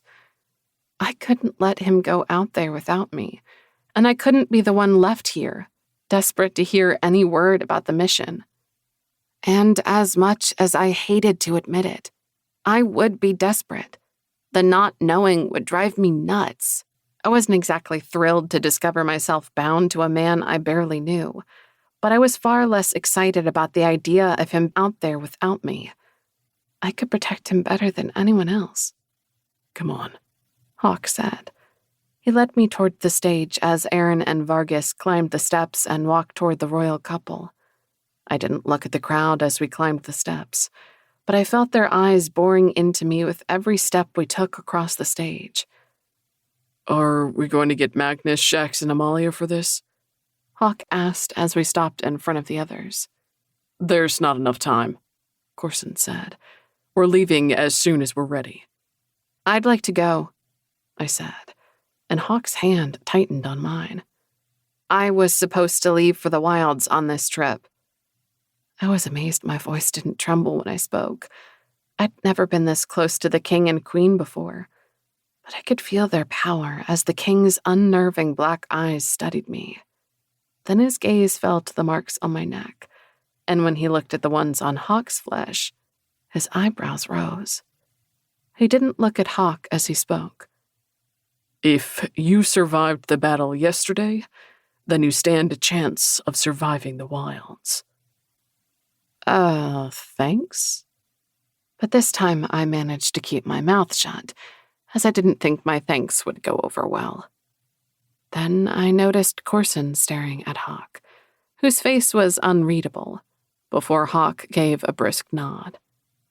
I glowered at Hawk when I realized Corson would have allowed him to turn down my offer, and he'd considered it. Hawk's eyes were unapologetic when they met mine. I tried to tug my hand free of his, but he held on. Son of a bitch. I ground my teeth together until I was sure they were going to be stubs, but I didn't try to pull my hand free again.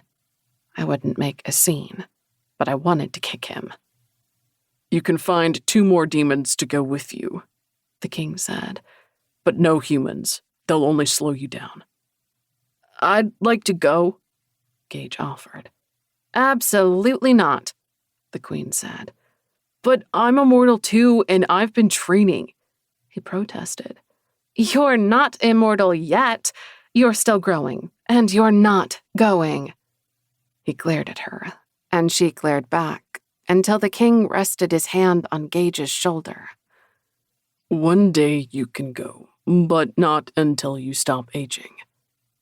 Gage stopped glowering at his sister to look at the king. Okay, but one day? One day, the king promised and squeezed his shoulder. The queen turned her glare on the king. She was a good foot shorter than him and easily 100 pounds lighter, but she showed no fear of the man created by the fires of hell. Not for the first time, I noticed the purity and strength of her soul.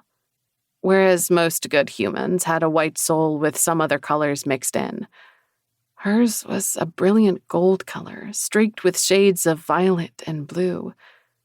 I'd never seen anything like it before, and I doubted I ever would again. Gage and Bailey possessed some similarities to her soul, but theirs were whiter with gold encasing the edges. Flecks of violet and blue danced through the whites. These were the souls of those descended from angels. Where did the horsemen and angels come from? Aaron asked.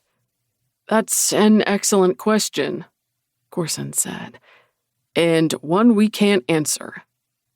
We haven't cleared all of the wilds, Wren said, and there's still enough land for them to hide an army, but there's no way they moved an army of that size across the secured land without someone noticing them. And if they killed off all witnesses? Vargas asked.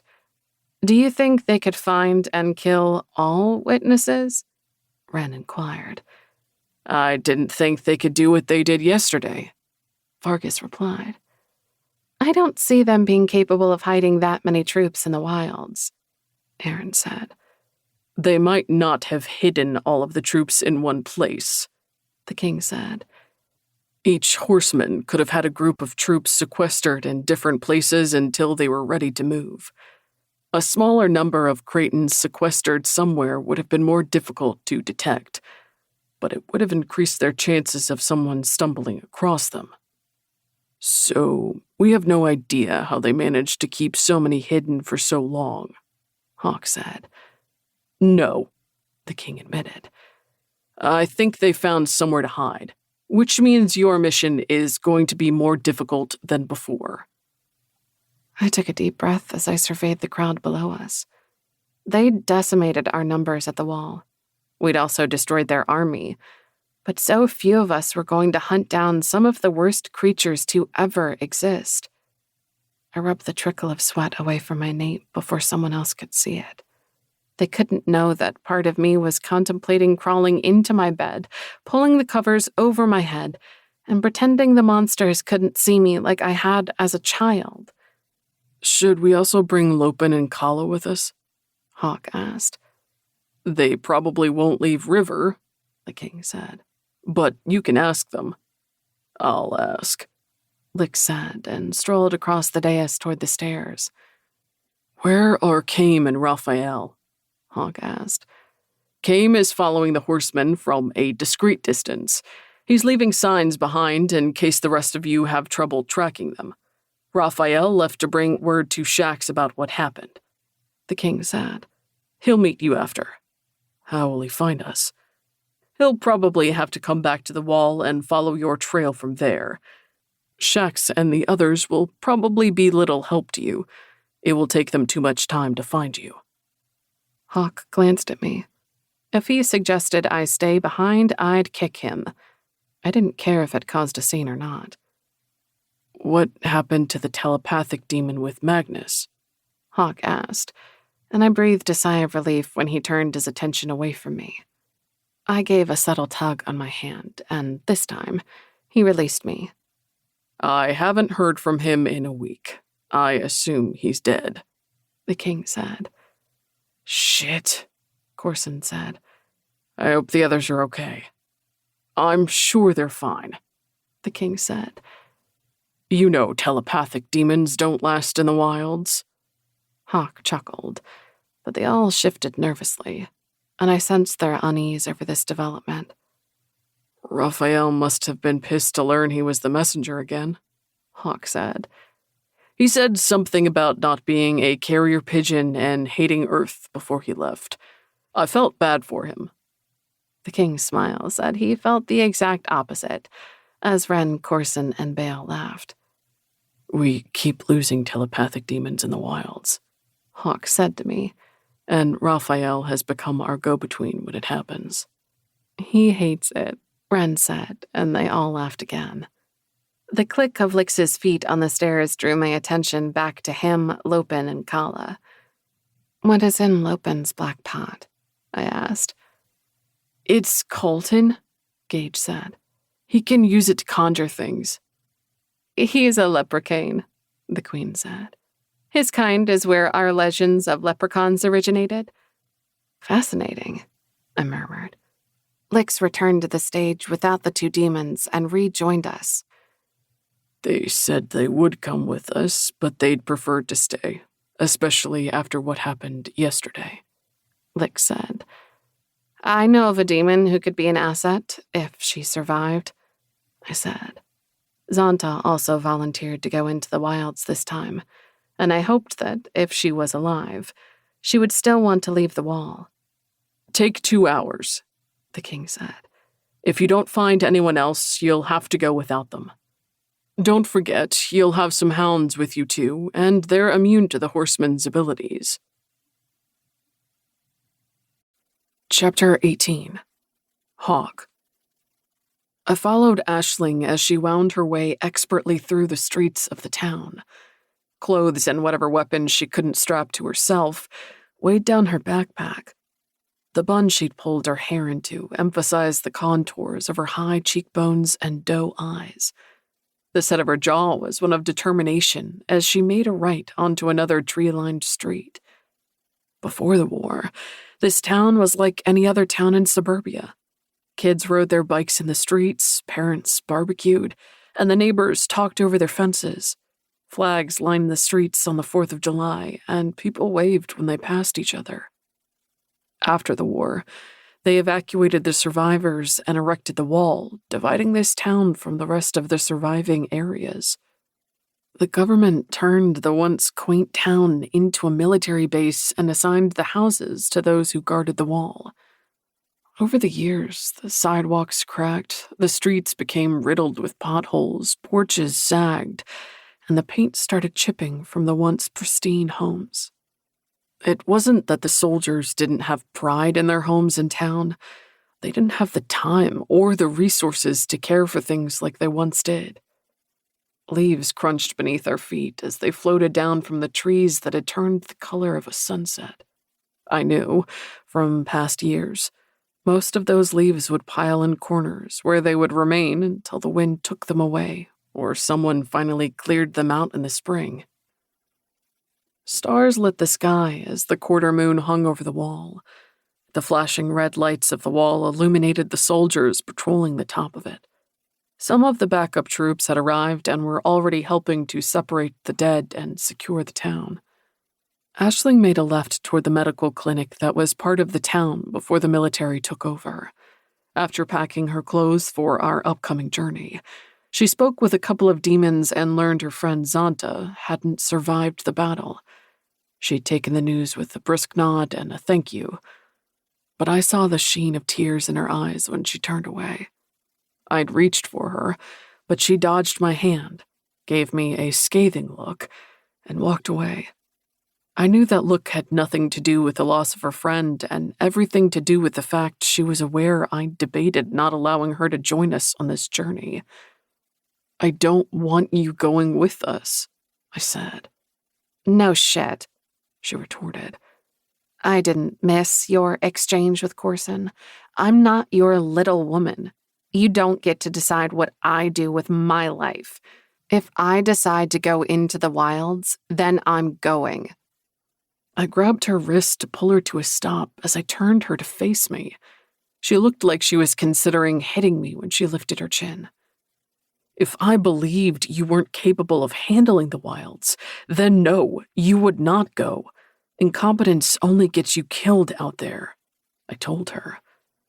"I am not incompetent, and it's not your decision." "Yes, it is. I've been in the wilds. I know the monsters and horror out there, and I know who can't handle it. Corson and Bale may be Kobol's second in command, but I'm also one of the leaders, and I help decide who watches our backs. You are my chosen, and I would prefer you here, where it's safer." "Did you miss what happened yesterday? It's not safer here." "But it is. Or at least it is for now. You have more numbers here, and while there's a chance the horsemen could come back, it's unlikely. We slaughtered their troops, and they're on the run. I don't want to separate from you, but if I believed you couldn't handle the wilds, I would leave you here. However, you're a good fighter, and I think you can handle it." I also preferred her with me, where I could protect her. I didn't think they'd attack the wall again, but there were other dangers out there, and I had to know she was safe. Red flickered through her eyes. "I can handle it." With that, she tugged her wrist free and started down the street again. I went to stop her, but decided it was best to leave her alone. I had a feeling pushing Aisling would only end up with her digging her heels further in and becoming more stubborn. Her anger would ebb eventually, I hoped. We turned a corner, and the clinic came into view. There were so many tents set up outside the building that they blocked the street. Cots full of the wounded packed the tents.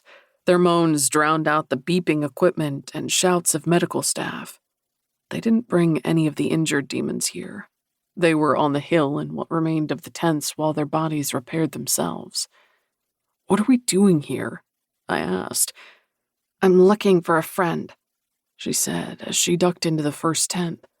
A pen scratched against a clipboard as the nurse within marked something down while a man slept soundly. The nurse glanced up and stopped writing to stare disapprovingly at us. You can't be in here. I'm trying to find my friend Sandy Mayhew, Aisling said. The nurse's irritated expression faded, and she stepped away from the bed to point at the doors of the clinic. The list of the injured is posted on the door. Thank you. Aisling hurried out of the tent.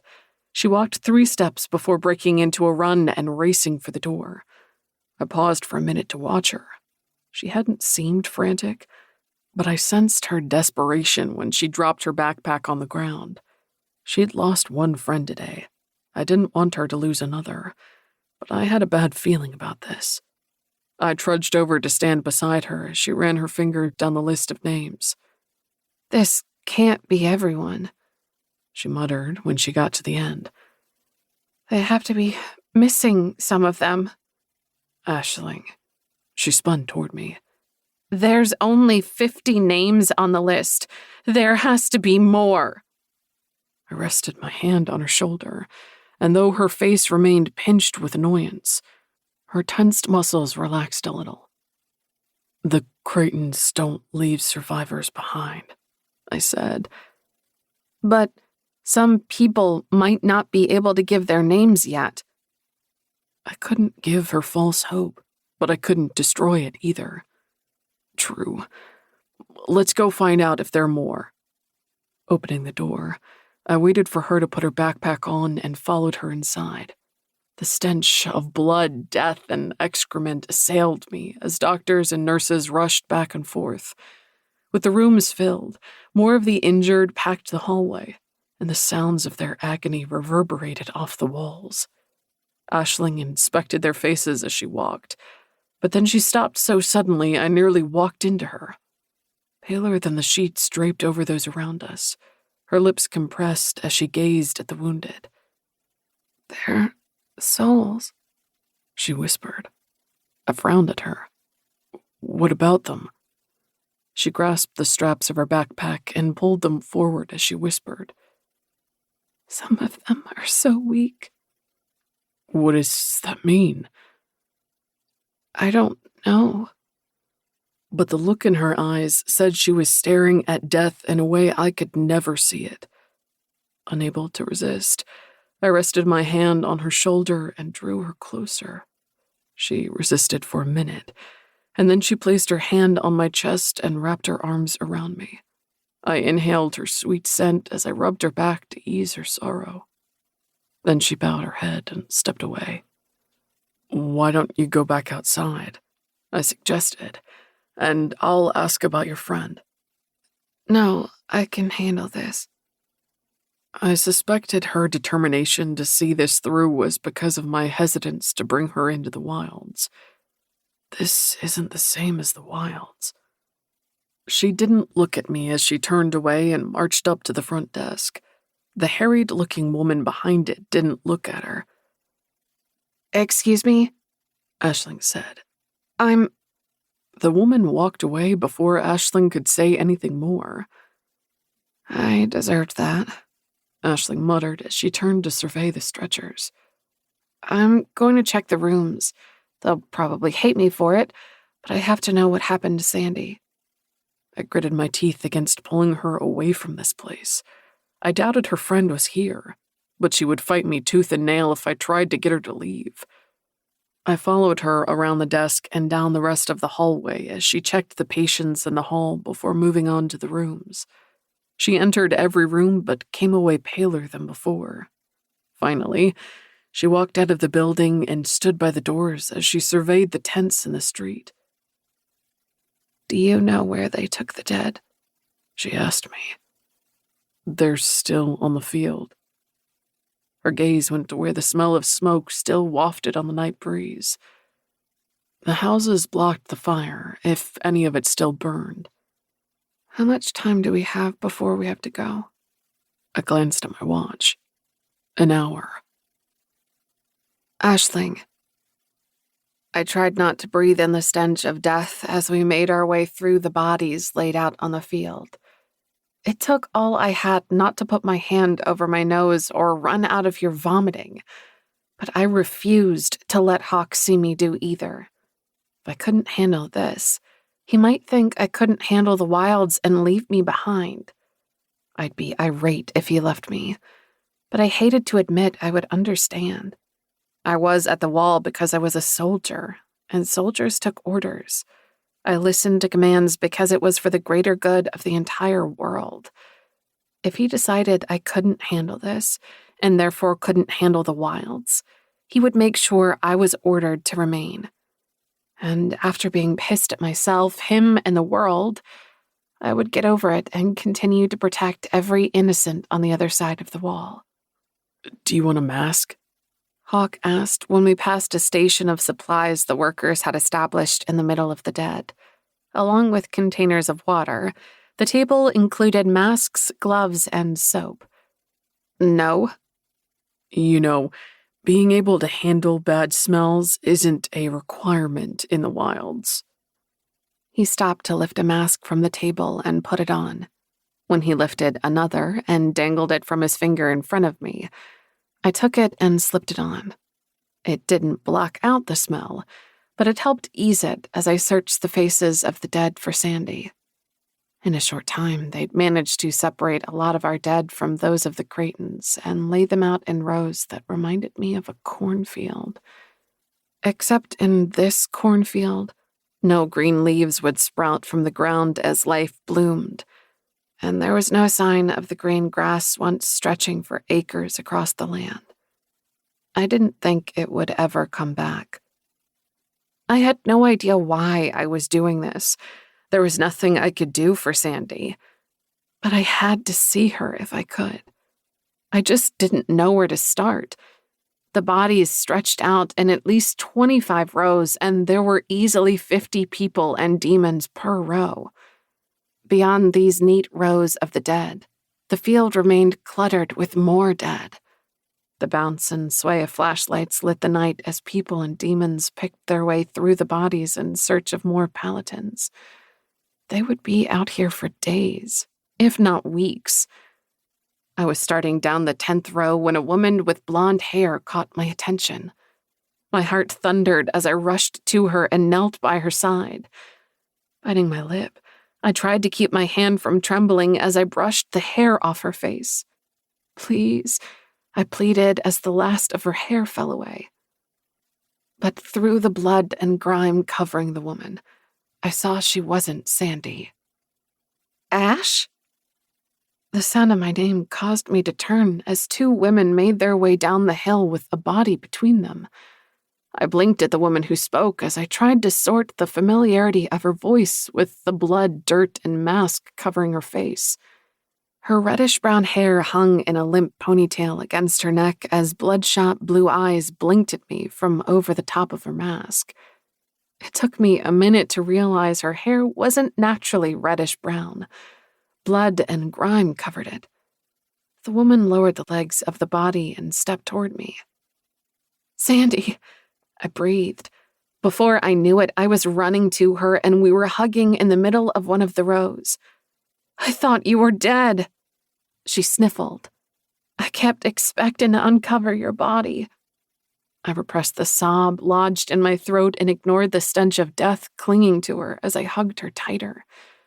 I didn't know how much time passed before my grip on her finally eased and I stepped away. She pulled off the mask to reveal a circular section of cleaner skin around her mouth. I removed mine too. "How did you survive?" she asked. "I'm just that good," I said, and she laughed. "What about you?" "I was on the wall when the attack occurred. We shot a few of those flying assholes, but we were mostly out of the fight." "Good. Were you on the field?" "Yes." She squeezed my arm as she let out a loud breath. "That must have been awful, Ash." It was, I admitted. A subtle shifting behind me drew my attention to Hawk. I couldn't stop myself from beaming at him as I stepped aside to let him see Sandy better. "This is my friend Sandy." He extended his hand toward her. "I'm Hawk." Sandy smiled as she shook his hand. I ignored the questioning look she sent me. I'm going into the wilds with Hawk and some of the others to hunt for the horsemen, I told her. Sandy released Hawk's hand. Ash, her voice trailed off, and she pulled off a glove to wipe at her eyes. I know it was your plan before all this, but are you sure you still want to go? Yes, they have to die. Sandy snorted as she surveyed the dead. I can't argue with that. Have you been here since last night? Yes. You must be exhausted. I missed most of the battle. This is the least I can do. Sandy, I'll only be here for a few more hours, then I'll head home. Are you all alone there? I asked. Yeah, I found my new roommate an hour ago, but I'll be fine. I should get back to work. These bodies won't move themselves. At least, I hope they won't. I forced myself not to step away from the bodies closest to me. I don't know when I'll be back, but when I return, I'll find you. I promised. Just make sure you return. I closed my eyes when we hugged again and tried not to think about the possibility this might be the last time I saw her. Tears burned my eyes, but before I could shed them, I stepped away from her. She smiled at me before slipping her glove and mask on.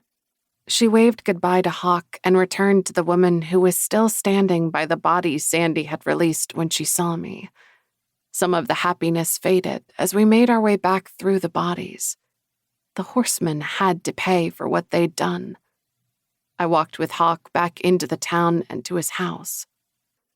We didn't speak as he packed a backpack full of supplies before we returned to meet with Corson, Wren, Lix, and Bale. There were no other demons with them, but they'd all gathered supplies too. Since this was a demon mission, there were a lot fewer supplies than would have been required if humans were joining us. I'd packed a couple of bottles of water and granola bars that would keep me going. Plus, I could always hunt if I got hungry. Ready? Corson asked. Always, Hawk replied. The king, queen, Aaron, and Vargas came out to join us and escorted us to the road we'd have to take to bypass the still smoldering ruins of the forest. They broke away and waved goodbye as we continued with 6 hellhounds. It was going to be a long journey. Chapter 19. Hawk. After a week of traveling on foot, riding the hounds, and briefly using a couple of vehicles we found parked in a garage, we were closing in on Kame and the horsemen. We were also deeper into the wilds than I'd ever been before, and exhausted. Demons required less sleep than humans, but only sleeping an hour or 2 at a time was not enough. Riding the hellhounds was also a miserable experience, but it was the fastest way to travel.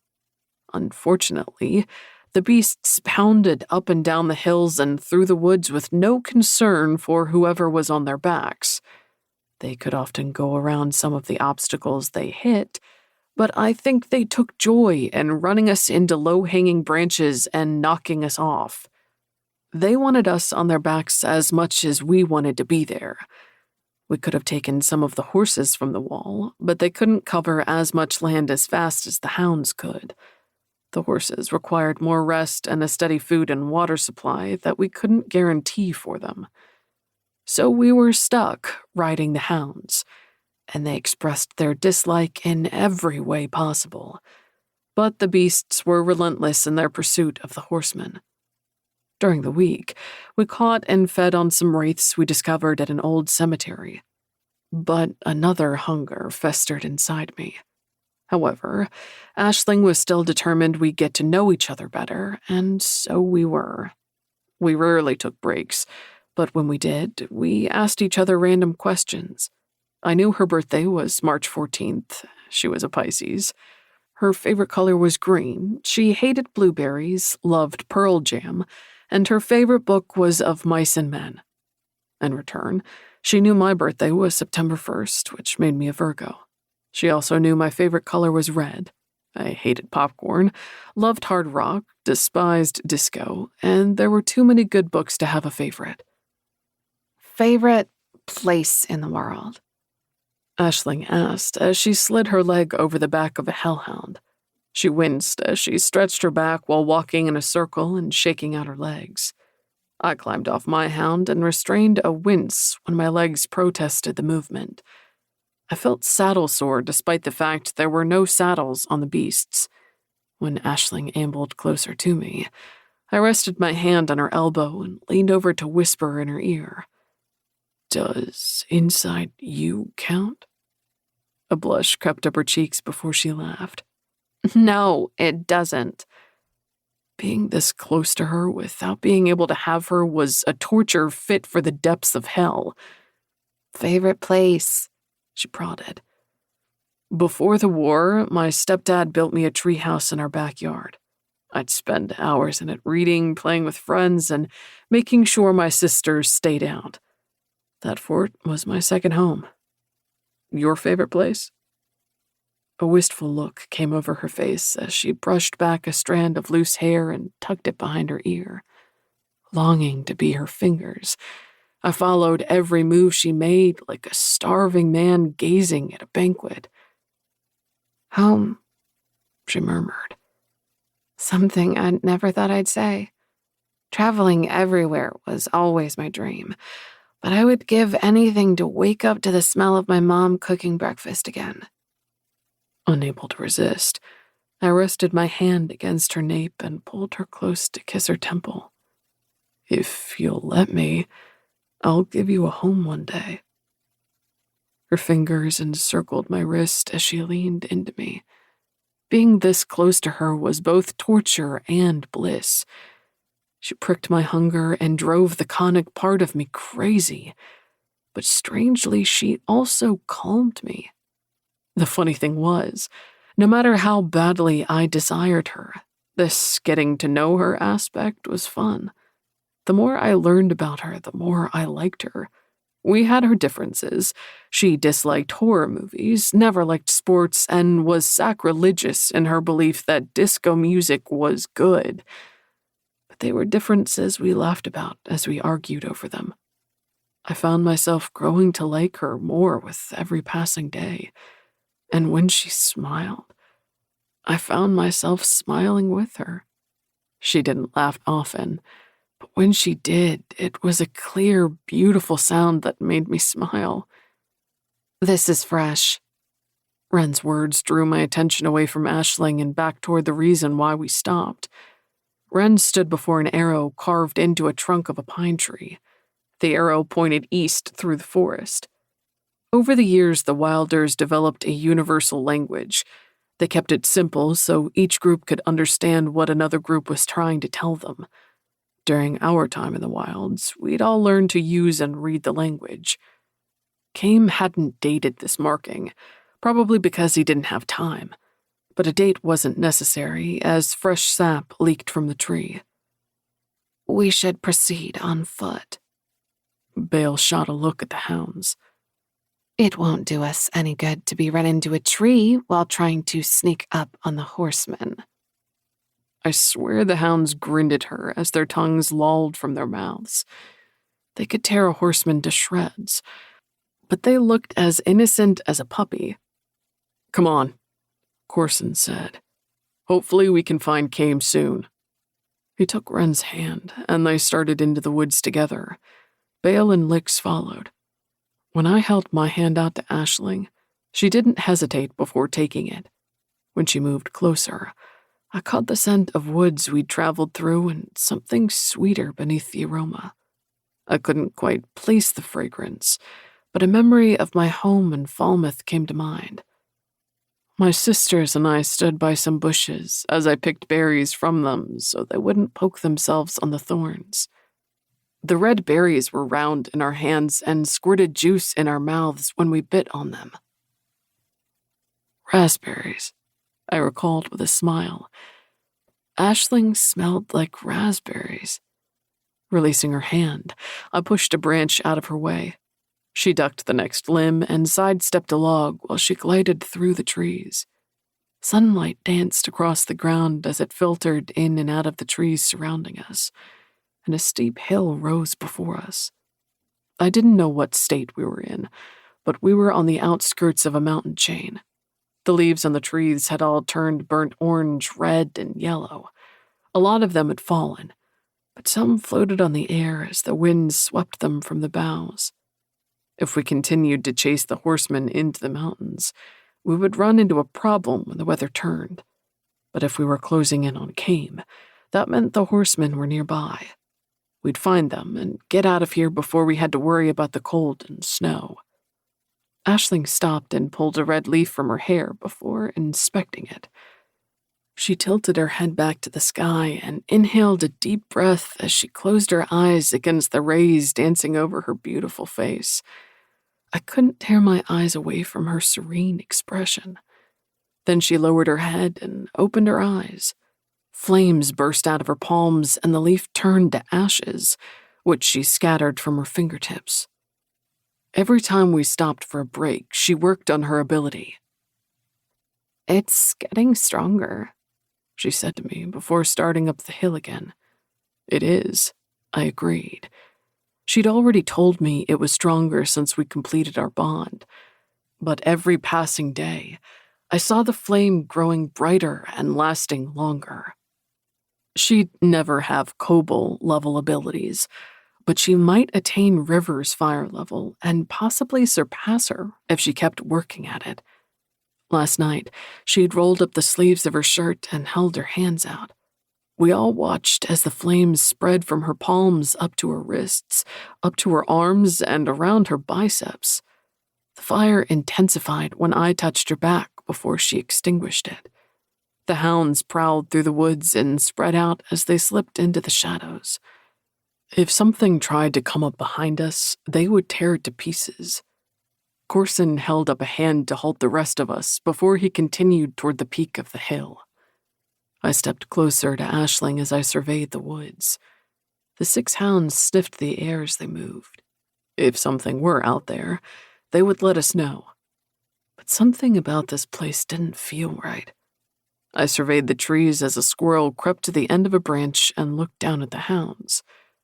Even with the small sign of animal life, something felt off about this place as leaves floated on the air. Corson knelt at the top of the hill and leaned forward as he peered over. Wren took a couple of steps toward him when he turned to wave us forward. I knelt beside Corson and rested my hand on the ground as Aisling knelt beside me. The hill descended into a valley awash in color from the trees. A fog hanging low over the valley blocked the bottom of it. Beyond the mist, more of the hills and mountains rose and fell with the earth. Some of their peaks touched the pristine blue sky and snow covered the farthest mountain tops. Aside from the swaying trees and the rustle of the wind moving through the leaves, nothing stirred below. I searched for any signs of Kame, but didn't see him anywhere. He had to be nearby. That carving in the tree was only a few hours old. "Where's Kame?" Vale murmured. "He could be below or on the other side of that mountain. We won't know until we go down there," Leek said. He was right, but I didn't want to take Aisling down there. Unfortunately, I didn't have a choice. Chapter 20. Aisling. Hawk stayed by my side as we moved from tree to tree to keep from falling down the steep hill. We were almost to the bottom when my feet skidded on some leaves, and I almost went down. Hawk caught my wrist before my ass could hit the ground, but I was stuck in some weird twister move as my backpack weighed me down and my feet kept skidding on the leaves. Hawk plucked me off the ground and set me on my feet. He grinned as he released me. "Easy there, Graceful." "Thanks," I said. "No problem. Are you okay?" "Yeah," I muttered as I wiped the dirt from my palms. We were near the bottom of the hill when thin tendrils of mist coiled out toward Corson and Wren as they moved deeper into the fog. I bit my lip while I studied the thick fog covering whatever lay ahead of us. At least we were off the hill, and the going was easier through the flatter section of land. Maybe I had no idea what I was going to say. Maybe we should turn back. Maybe this was a bad idea. We could climb back out of the fog and try to walk around it, but that could take hours, and we were so close to Came. There was no turning around, and we all knew it was a bad idea, but we had no other choice. Maybe...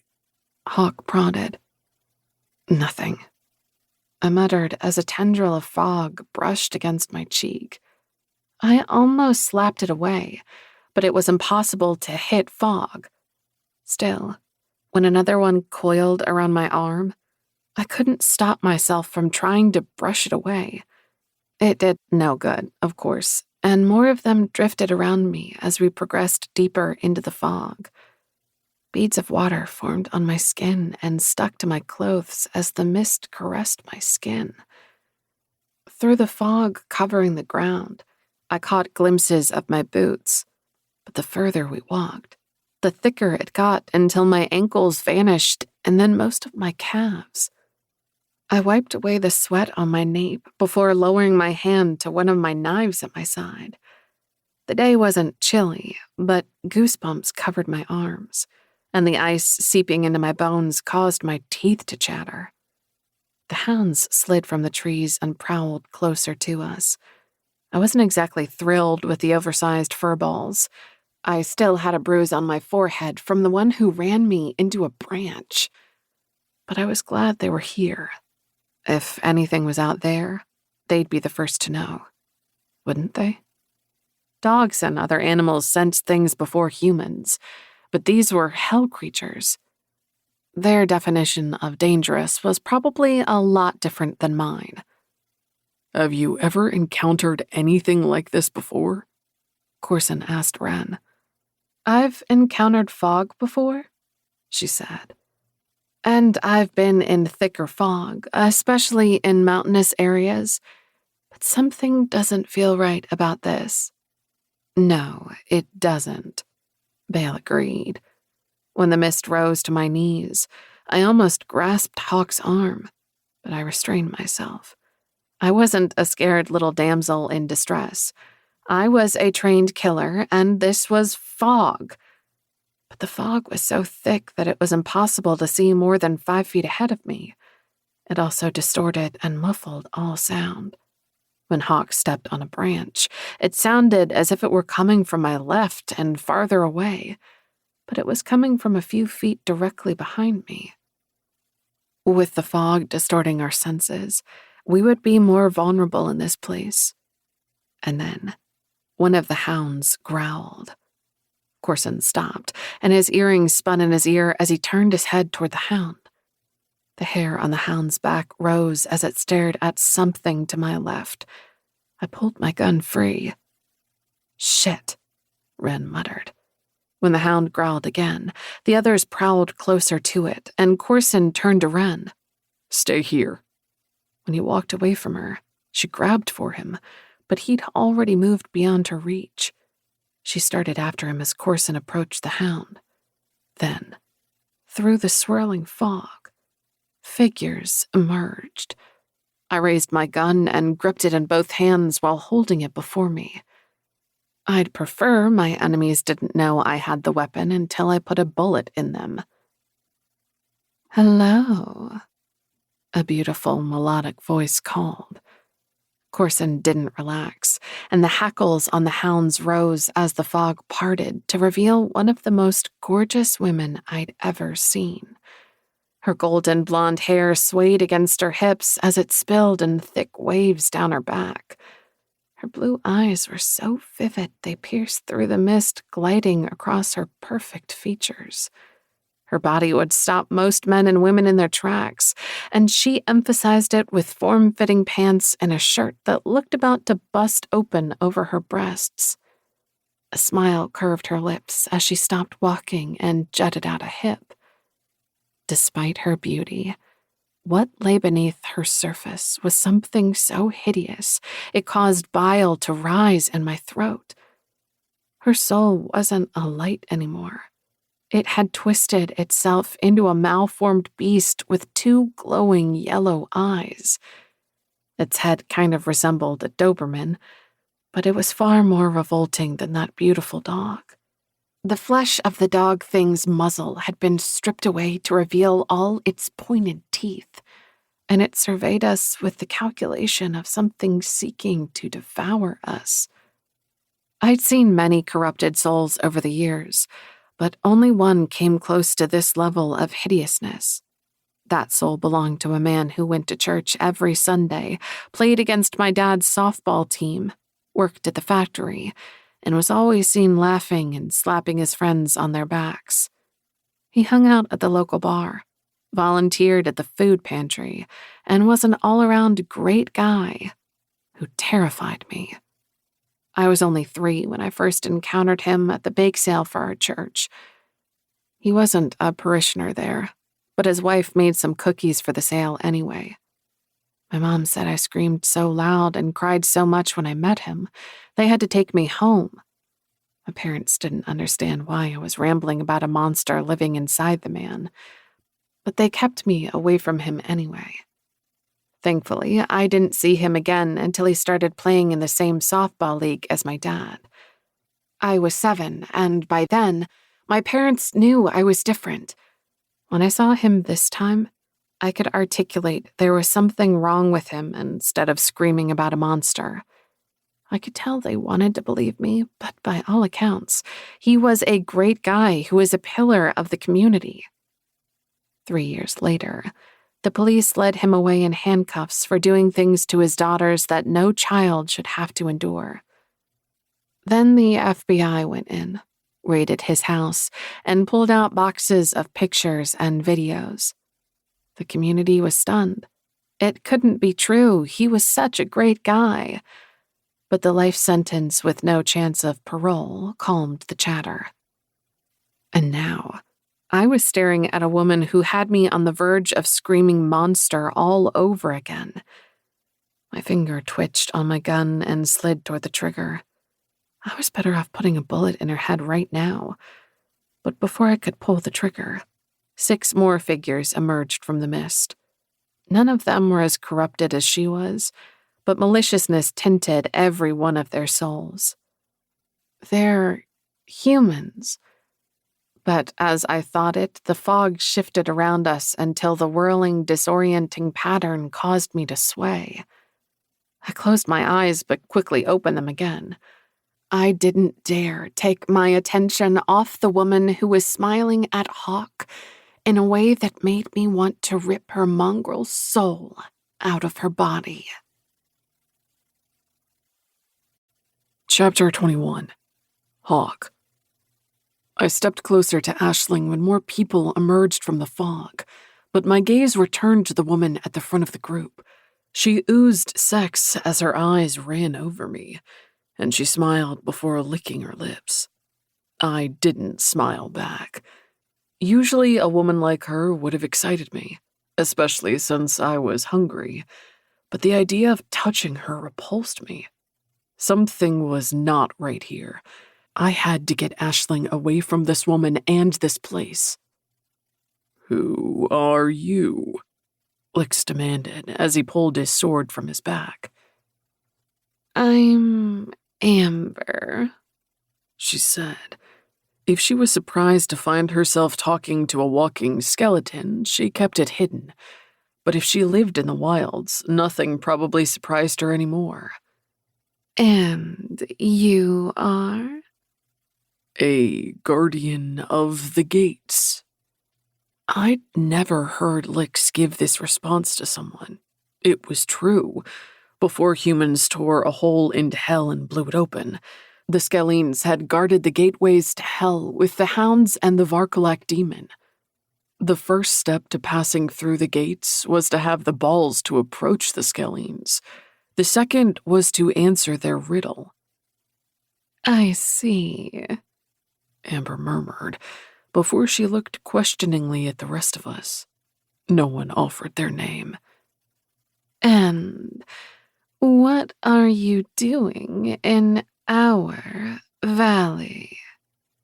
Aisling shifted beside me, her lips compressed into a flat line.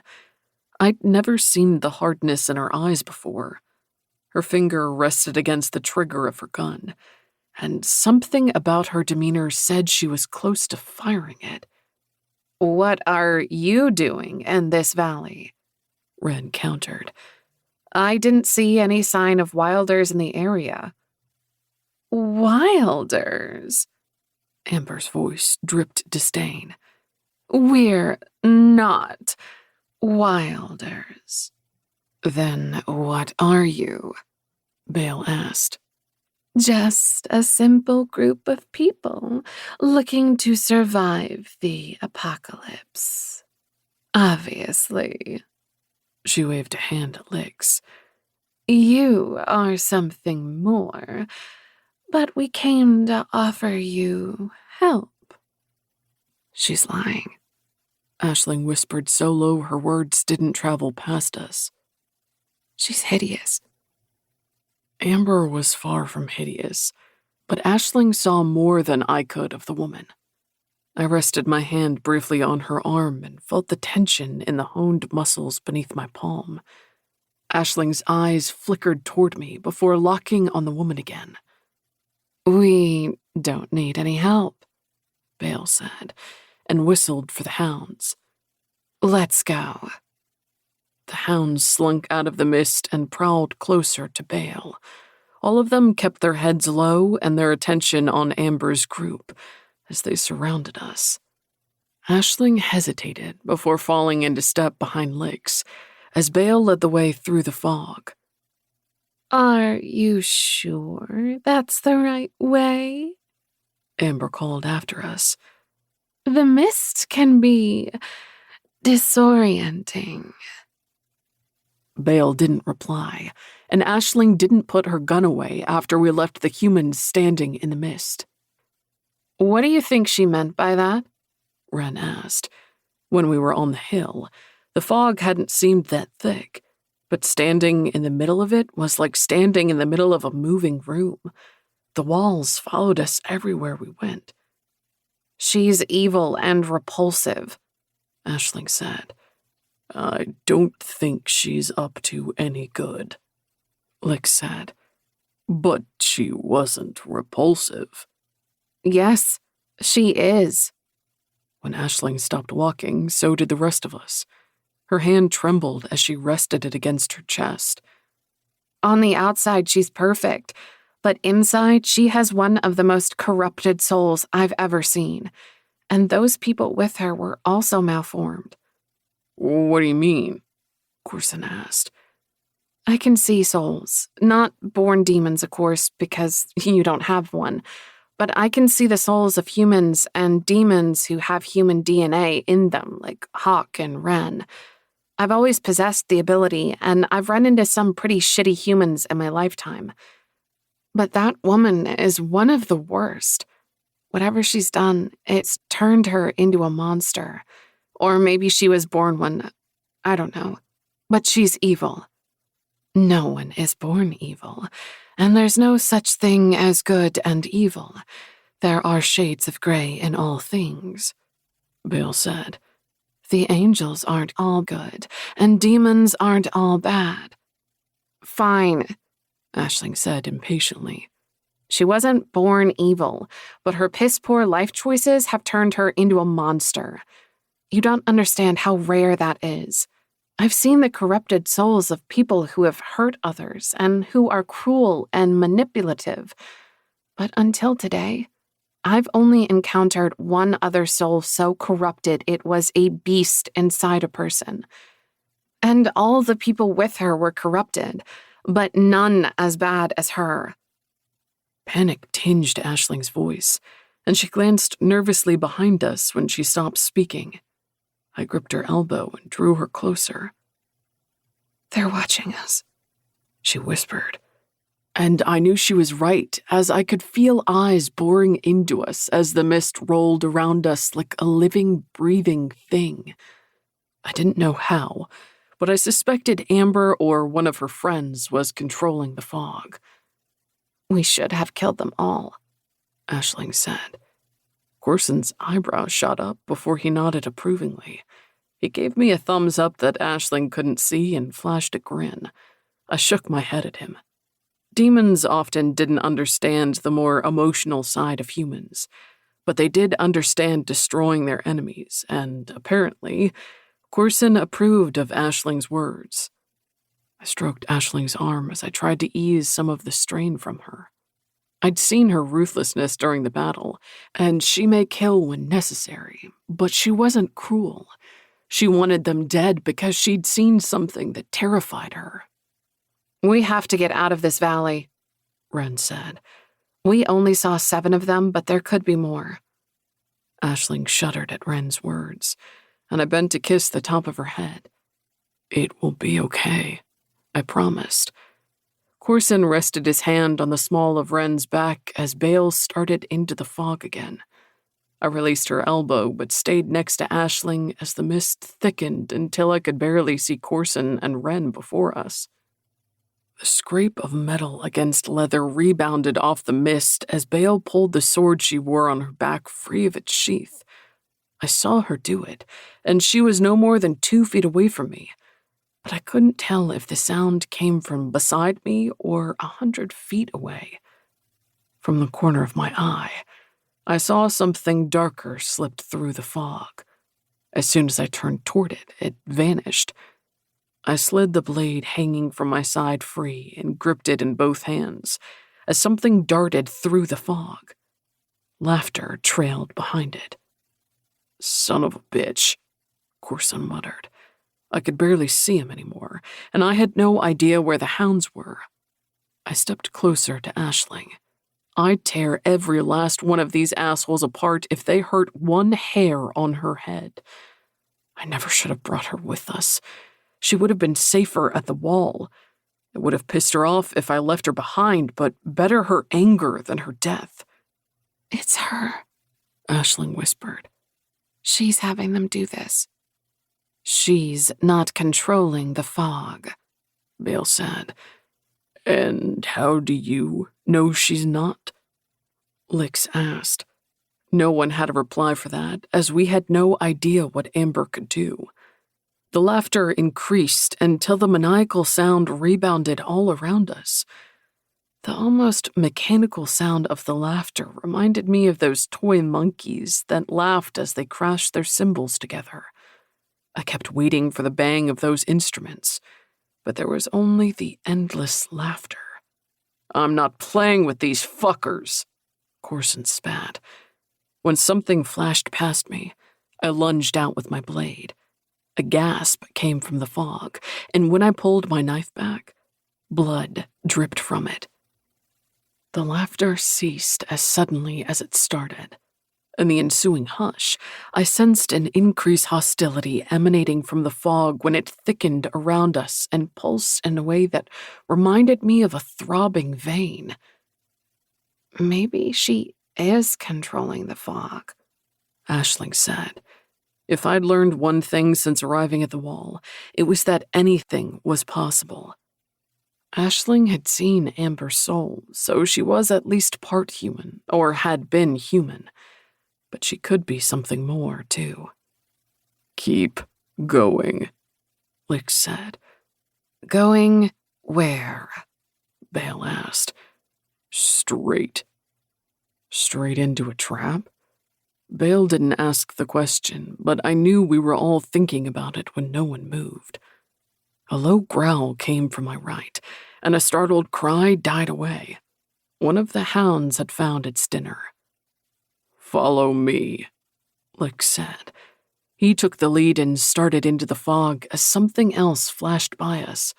Aisling spun and aimed her gun at the fog, but didn't fire. Shit, she muttered before returning her gun to her holster and removing a trench knife.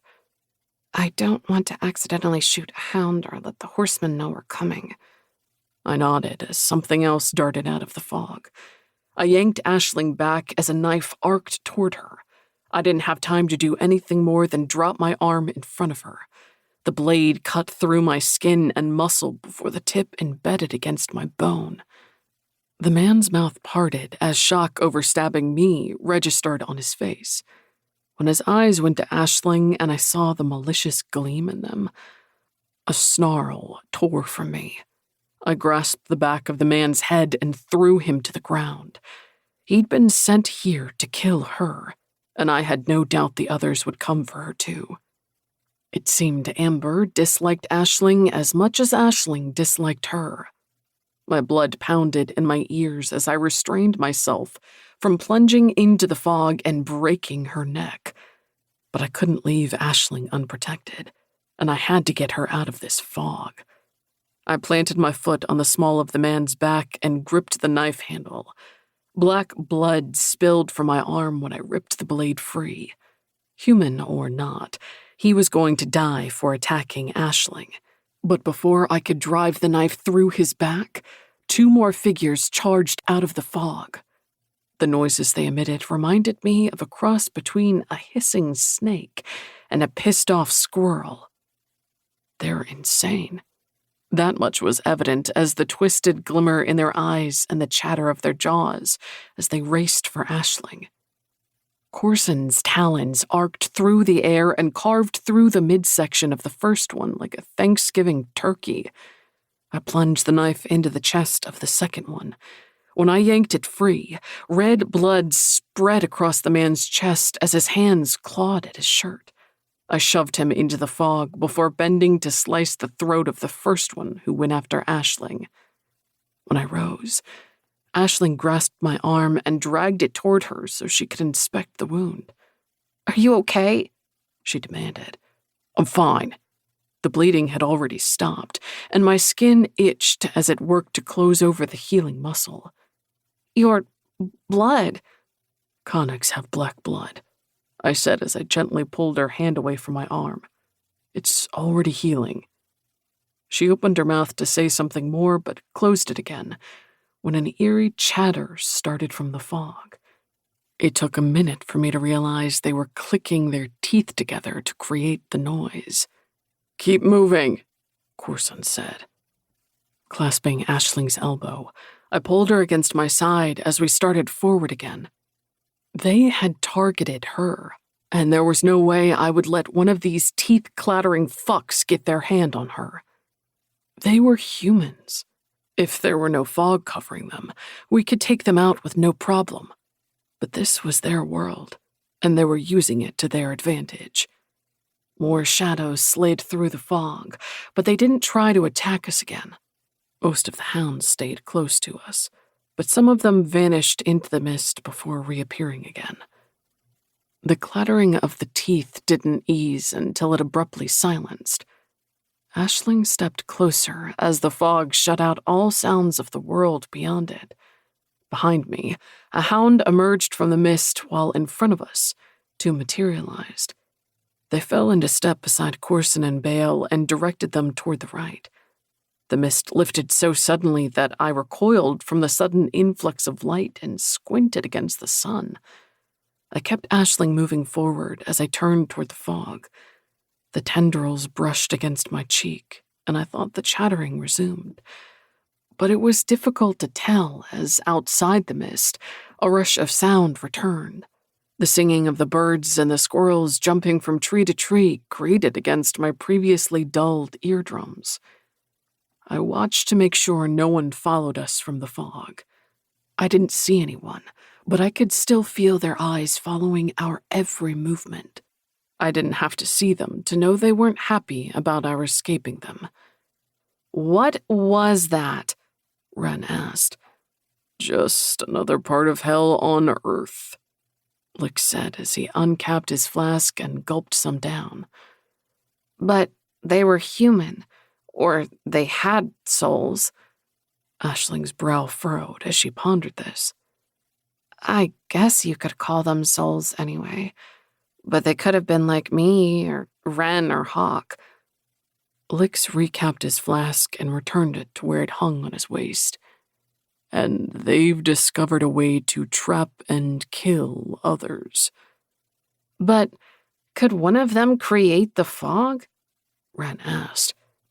"It's definitely not natural." Yes, and it was probably Amber who created it, Corson said. Humans have abilities, such as Ashling's talent for seeing souls, and many demons and angels have different talents. Some demons can control the elements. Besides, anything is possible now that hell has come to Earth. Chapter 22. Ashling.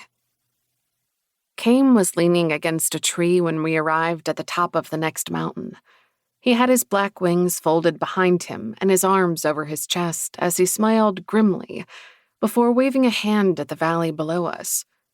Aren't they a bunch of assholes? I cast a nervous glance into the valley below us. The wall of fog shimmered in the sun, but nothing followed us, and it wasn't expanding. Still, I didn't like being this close to it or the vile people inside it. I wouldn't relax until we were miles away from Amber and her crew.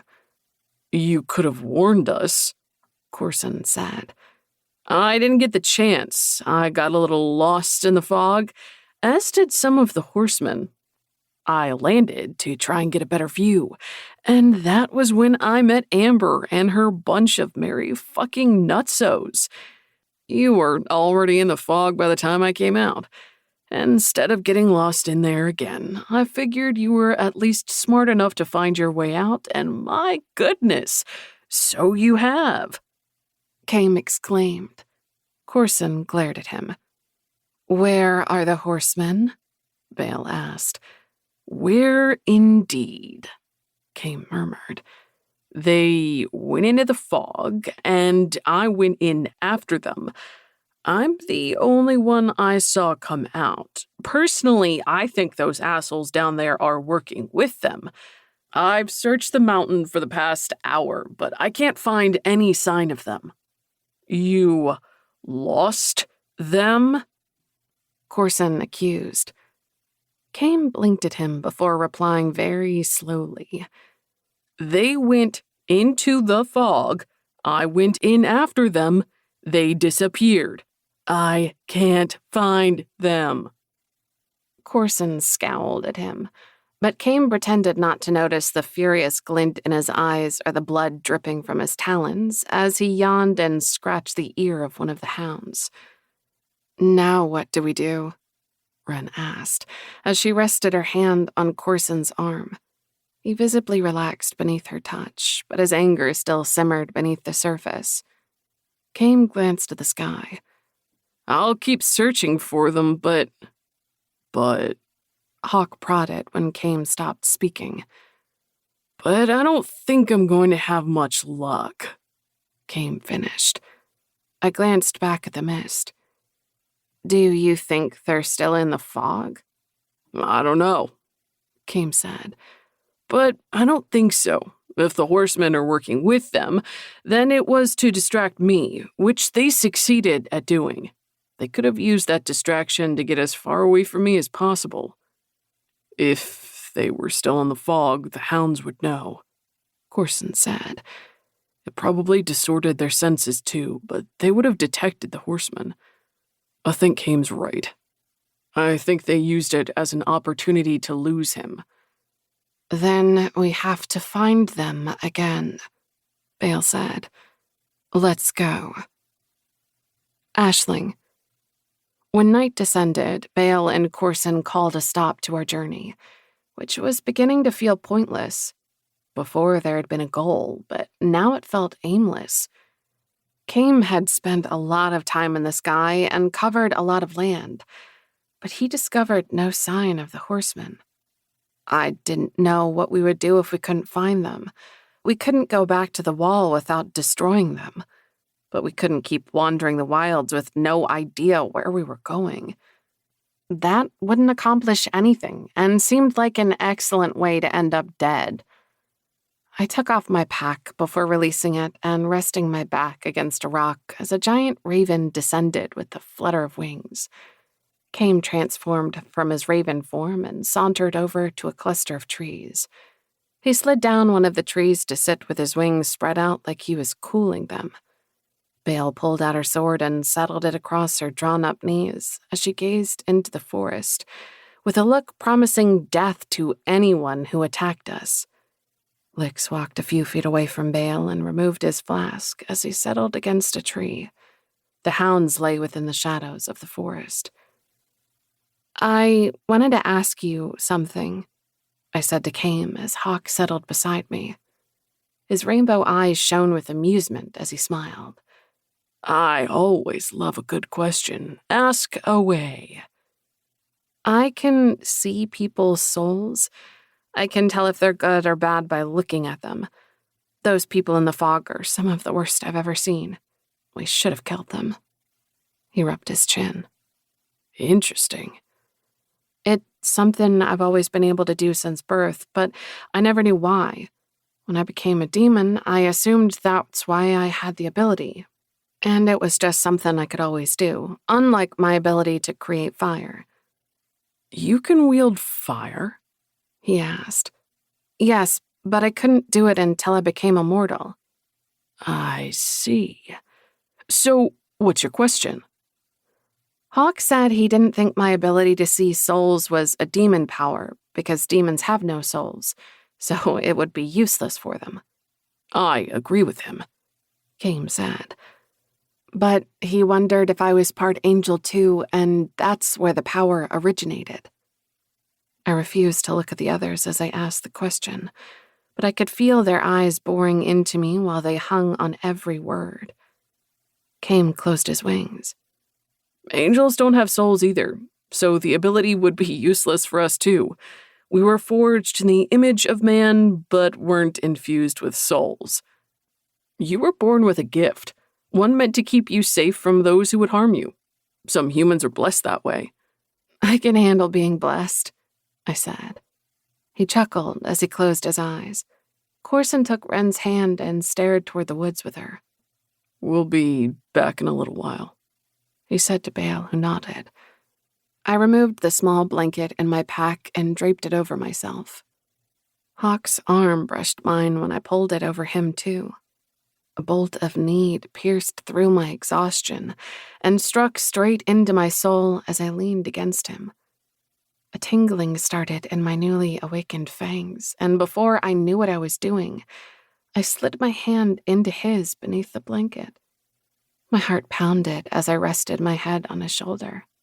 I was supposed to keep my distance until I got to know him better, but I wanted to strip off his clothes and forget the awful events of this day in his arms. "Rest," he murmured as he ran a hand over my hair and kissed my forehead. I didn't think there was any way I could rest after losing the horseman and being this close to him. But the stars danced in the sky when I opened my eyes again. Corson and Wren sat across from us. Wren had her head in his lap while she slept. Bale also had fallen asleep while sitting against the tree. Lifting my head from Hawk's shoulder, I surveyed the others before turning to him. Bright in the moonlight, his eyes shone as I traced my fingers over his cheek and jaw. I bit my lip when I recalled the way he felt inside me. Even as I recalled the blissful feel of him, I noted the lines around his eyes and clamped mouth. Those lines hadn't been there before, and neither had the stress in his rigid body. "Want to go for a walk?" I asked. I didn't know if it was safe for us to leave here, but he unfolded himself from the ground before holding his hand out to me. I took his hand and allowed him to pull me to my feet. I suppressed a shiver when the blanket fell away and the chilly air caressed my skin. When Hawk slid his arm around my waist and pulled me close, I forgot about the cold air as he enveloped me. Chapter 23. Aisling. "We'll be back. We're not going far," he said to Corson. Corson nodded, and a couple of hounds lifted their heads, but everyone else remained asleep as we walked into the forest. The moonlight barely penetrated through the trees, but becoming a demon enhanced my vision, and I could see well enough to avoid walking into a tree or rock. "Are you okay?" I asked him. "Yes," he said and nuzzled my hair. When his warm breath tickled my neck, my thoughts went in a million different directions, but I refused to let him distract me. You seem stressed. He leaned back to look at me. It's not exactly fun times right now. I know, but I want to make sure you're okay. Don't worry about me. He turned his attention back to the trees. Tell me something about yourself, Ashley. I wasn't expecting the shift in topic. Like what? Tell me something no one else knows. Something no one else knows, I murmured as I puzzled this. I had a dog named Duke when I was a kid. He was a yellow lab, and I got him for Christmas. He arrived a year after the Mary Lou fiasco. Although he wasn't a puppy, he was the best gift I'd ever received.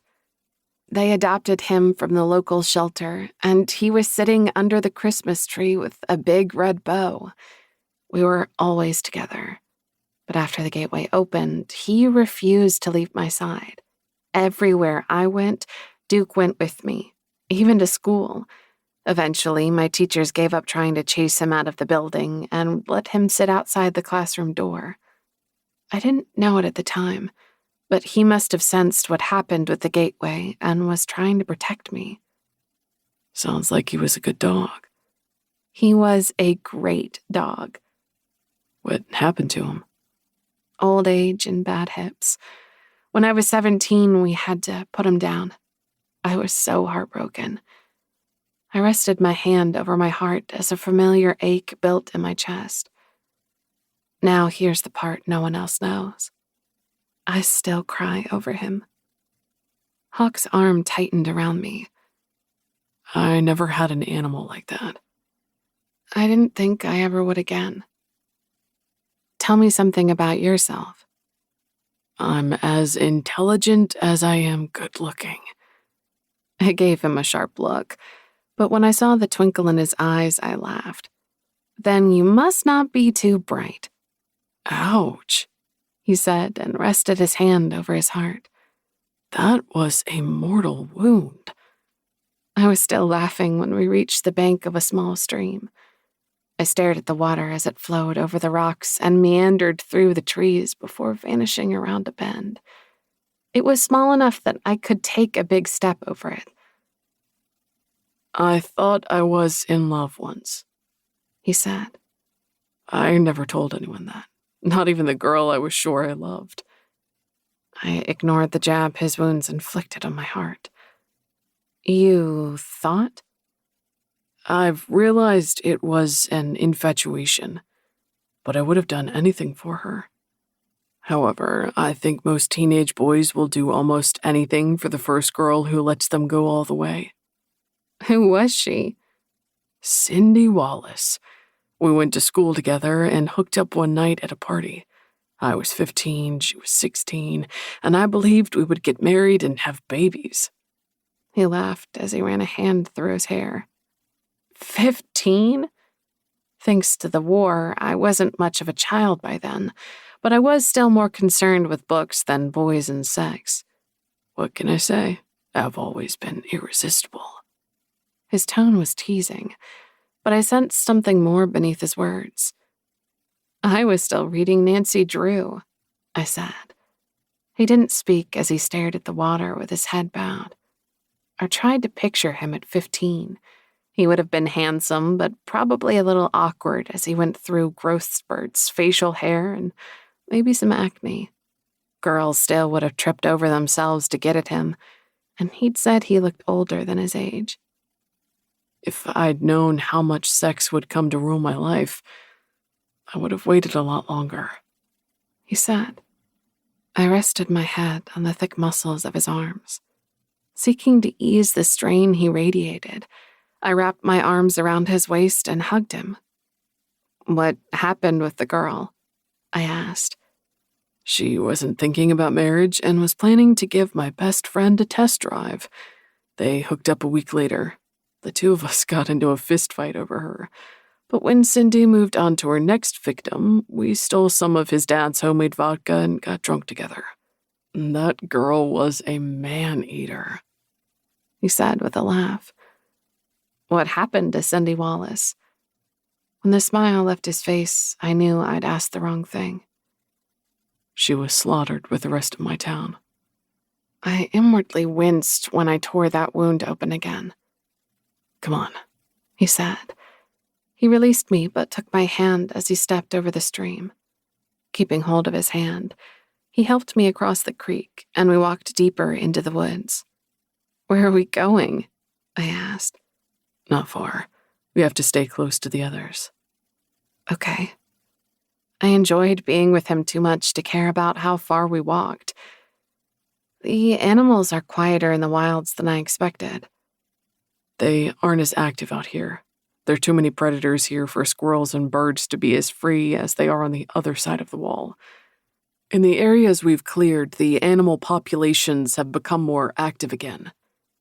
This area hasn't been cleared? No. I've never been this deep into the wilds, and neither has Wren. When we have time to do a thorough sweep of this area, those fog people will be at the top of the list. Good. I can still see that thing staring at me from inside her.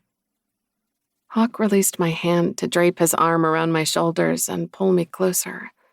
When his breath tickled my cheek, longing seeped through my body. We were supposed to get to know each other better, but over this past week, I'd learned a lot about him.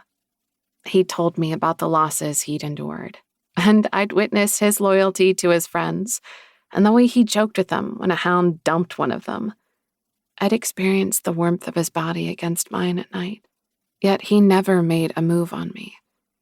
He had to know I'd cave like a house of cards if he stroked me in the right way. He had to sense my desires as strongly as I sensed his. Yet every morning, he rolled away from me. Hawk was a study in patience and restraint, while being this close to him caused mine to unravel. Everything I learned about him, and the closer we got, the more I liked my chosen. It should have come as a relief, but it also scared me. It might have been easier if we hated each other. Then I wouldn't have to worry about my heart. I wasn't in love with him, but I could see it happening one day, and it scared me. Life was far too precarious in this world. And what if he never loved me back? What a miserable, lonely life that would be. He stopped to tilt his head back. I followed his gaze to the clear night sky and the thousands of stars dancing overhead. Despite his casual demeanor, I'd never seen him look so tense as lines etched the corners of his mouth and eyes. When I was a kid, I always wished on the first star I saw, I said. What did you wish for? A good grade, a dog, to go to a concert. You know, kid stuff. Then the war happened, and I stopped wishing. Why? Because I wasn't a kid anymore. When his head tipped down, my breath caught at the beauty of his indigo eyes. He was so damn handsome, and he was mine. My gaze fell to the marks on his neck. It had been over a week since I left them, and they were fading from his sun-bronzed skin. My fangs lengthened as I was struck by the overwhelming compulsion to mark him again. Those marks couldn't fade from him. Like a rabid animal, something clawed at my chest until I was sure it would tear my ribs apart. And I realized it was the demon screaming to be set free to claim its chosen again. And I so badly wanted to give in to it. Chapter 24. Hawk. As the scent of Ashling's increasing desire drifted to me, I somehow managed to keep myself restrained from tearing her clothes off and taking her on the forest floor.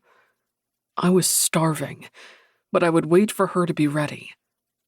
I could usually go longer between sexual encounters, but resisting Aisling was weakening my restraint with every passing day. Waking up next to her every morning only reminded me of what I was missing, but I'd forced myself to stay away from her. She'd asked for time to get to know me better, and I would give it to her. I would keep myself under control. It would probably be better if I didn't sleep next to her every night and experience the warmth of her ass nestled against my groin, but I couldn't stand the idea of sleeping without her. She was my chosen. I wouldn't part from her, and if I couldn't have her sexually, I could at least hold her. Unable to stop myself, I grasped a piece of her hair. The silken strands of it slid through my fingers and fell against her cheek. I followed her hair to trace the curve of her cheek while her doe eyes followed my every move. The accelerated beat of her heart thumped in my ears as her raspberry scent intensified. When she licked her lips, my already aching cock flooded with blood, and I nearly groaned when it strained against my zipper. I tried to pull my hand away from her, but I couldn't stop touching her as I ran my thumb over those gorgeous lips.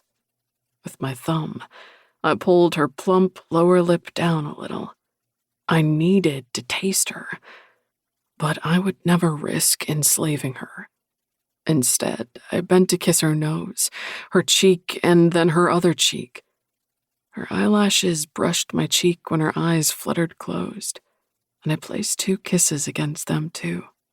Her hands clenched in my shirt as she swayed toward me. I pulled away when she turned her head toward me and her lips nearly grazed mine. Her shoulders slumped, but she didn't turn away when I kissed her cheek again. Clasping her chin, I lifted her head until her eyes met mine. I drank in the beauty of her while I traced her lips. "Don't move," I commanded. Lowering my head, I stopped when our lips were only centimeters apart. She remained still as I inhaled her sweet breath and relished the warmth of her exhalations. I had no doubt she'd taste better than I was imagining, yet I didn't move to kiss her. Her hands constricted on my shirt, and a soft mewl issued from her. I thought she was going to turn away, but she pulled open the buttons and rested her palms against my chest. Pushing her hands up, she undid my shirt until it hung free around my shoulders. And then she bent her head and kissed me. My breath hissed in as the heat of her mouth burned into my skin. Her tongue left a trail down the center of my chest, and her fingers ran over me as she made her way lower. She knelt in front of me and tugged my pants open. My hands went to her shoulders to pull her away, but they froze there. She didn't know what she was playing with as hunger burned through my veins. If this continued, I would be too far gone to stop, but I couldn't get the words out of my mouth. "I never got to return the favor," she said as she gripped my erection. I couldn't tear my gaze away from her as she bent to flick her tongue against my head before sucking the tip into her mouth. I ran my fingers through her hair as I resisted thrusting my hips forward and sinking further into her. Holding her still, I braced my legs apart as she took me deeper into her mouth while working me with her hand. "Fuck," I groaned when she ran her tongue along the thick vein in the side of my shaft. Her fangs grazed my flesh, but instead of being unpleasant, my spine prickled at the sensation. I couldn't tear my gaze away from her as the familiar sensation of semen rising returned. The pressure built until I could barely contain it. "Aisling," I gripped her shoulder to pull her away, but she grasped my ass and her fingers bit into my flesh. "Aisling, I'm going to come." Instead of pulling away, she guided my hips until they were rocking into her mouth. She moved one hand from my ass and gripped my dick. That touch was my undoing, and I bit back a shout of pleasure as I came. Aisling drank me down before releasing me and leaning back on her knees. Then she rose with fluid grace and gave me a wicked smile as she stepped closer.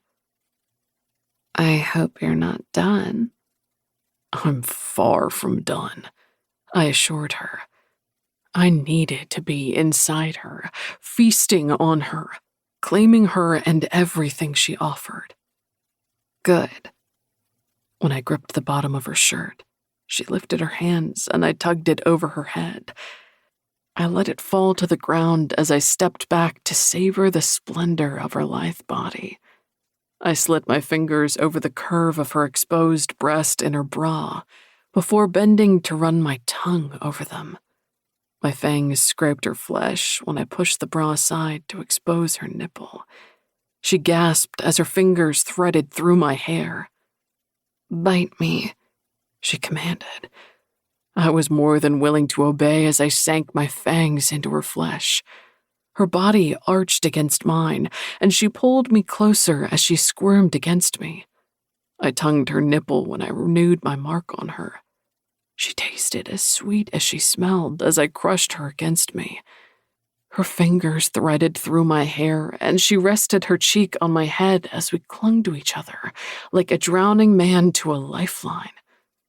Releasing her, I rose to stand over her as she gazed at me with an expression of awe. With deft hands, she pushed my shirt the rest of the way off. Her hands were unhurried as they stroked my chest, and she seemed to be memorizing every inch of me. I couldn't help doing the same as I unhooked her bra and let her breasts spill free. She clasped my cheeks and rose onto her toes. I stiffened when I thought she might try to kiss me. Instead, she did what I did to her earlier. Her lips found my cheeks, my eyelids, and my chin. When she finished, she ran her thumb over my mouth before her eyes met mine. I was starved and half mad for her, but time slowed as she gazed at me from those wide brown eyes. Something inside me shifted, and suddenly it was more than lust and demonic instinct fueling my need for her. She was mine to protect and cherish, and I would do so every day of our lives together. The overwhelming impulse to kiss her gripped me, but I resisted as I undid the buttons on her pants. I pushed her pants down to her hips and bent to tug them lower before stopping to untie her boots. I lifted one shapely calf and then the other to remove her boots and pants. I untied my boots and kicked them off before tugging my pants the rest of the way down.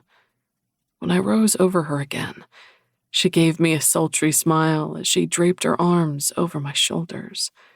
I plucked her off the ground and she wrapped her legs around my waist as she rose over me. Aisling. Hawk's muscles flexed when I skimmed my hand down his chest and bent my head to kiss him. I was desperate to feel his mouth against mine, but I contented myself with touching and tasting him in this way. His fingers found my already wet core and slipped inside me. I nipped at his chest, and my hips moved faster as his hand teased me to the brink before pulling away. I sank my fangs into his shoulder to keep from screaming in frustration and reached between our bodies to clasp his cock. The thick, heavy length of it pulsed in my hand when I guided it inside me. The feeling of rightness stole through me as he stretched and filled me. Releasing my bite on him, I lifted my head to meet his stark, ravenous gaze. I struggled to breathe as the need in his eyes shook me. With trembling fingers, I traced the lines at the corners of his mouth before stilling on his lips. Every part of me yearned to lean forward and kiss him, but I didn't try. He would only turn away and I would ruin the moment. Instead, I lifted my hips until I felt only the tip of him inside me before I sank onto him again. I moaned as tendrils of pleasure spiraled from my belly and out to my legs. I couldn't tear my eyes from his while I rode him. I'd never forget the sensation of his firm flesh against mine, or the scent of the woods and earth on him. I'd never forget the way his hands stroked me with such reverence. I felt him feeding on me as our bodies moved faster, but instead of being frightened or unpleasant, a rush of power washed over me. I was the one nourishing him, This powerful, magnificent demon only wanted me. I smiled when his fangs sank into my neck, adjusting his hold on me. He kept me up as his knees dropped to the earth. When he fell back, I placed my hands on his chest and rode us both to completion. Chapter 25. Aisling. I leisurely stroked Hawk's chest as I lay nestled in the crook of his arm while staring at the stars. We should get up to return to the others, but we lacked the energy to move. Lifting my head, I propped it on my hand as I gazed at him. My brow furrowed when I realized the lines around his mouth and eyes were gone, and the tension no longer emanated from him. I almost smacked my forehead when I realized what changed. "You were hungry," I said, "and not just for wraiths but for sex." He frowned at me, but I had a feeling he was feigning his confusion. What do you mean? You know what I mean. Before this, you looked exhausted and, well, older. You sure can sweet-talk a man, he teased. It's not funny. Why didn't you tell me you were hungry? Because you asked for time to get to know each other better, and I was giving it to you. And how long were you going to wait to tell me? I wasn't going to tell you. I was waiting until you were ready. And what if that was another week or months? Were you going to feed on someone else? A vein throbbed to life in his forehead, and his jaw clenched, and his skin flushed. His reaction was so volatile that I leaned away from him. I would never do that, he snarled. Do you really think so little of me? It took me a couple of seconds to find my voice as he stared at me with a mixture of anger and hurt. I'd never felt so horrible before. You said you needed sex to survive. I do. Then what were you going to do if I asked for more time? Give it to you. I've gone longer without sex, and no matter what it took, I would have abstained until you were ready. And starve and weaken yourself in the process? We're chasing the horsemen. You have to be as strong as possible. By weakening you in the process? I don't feel weaker after being with you.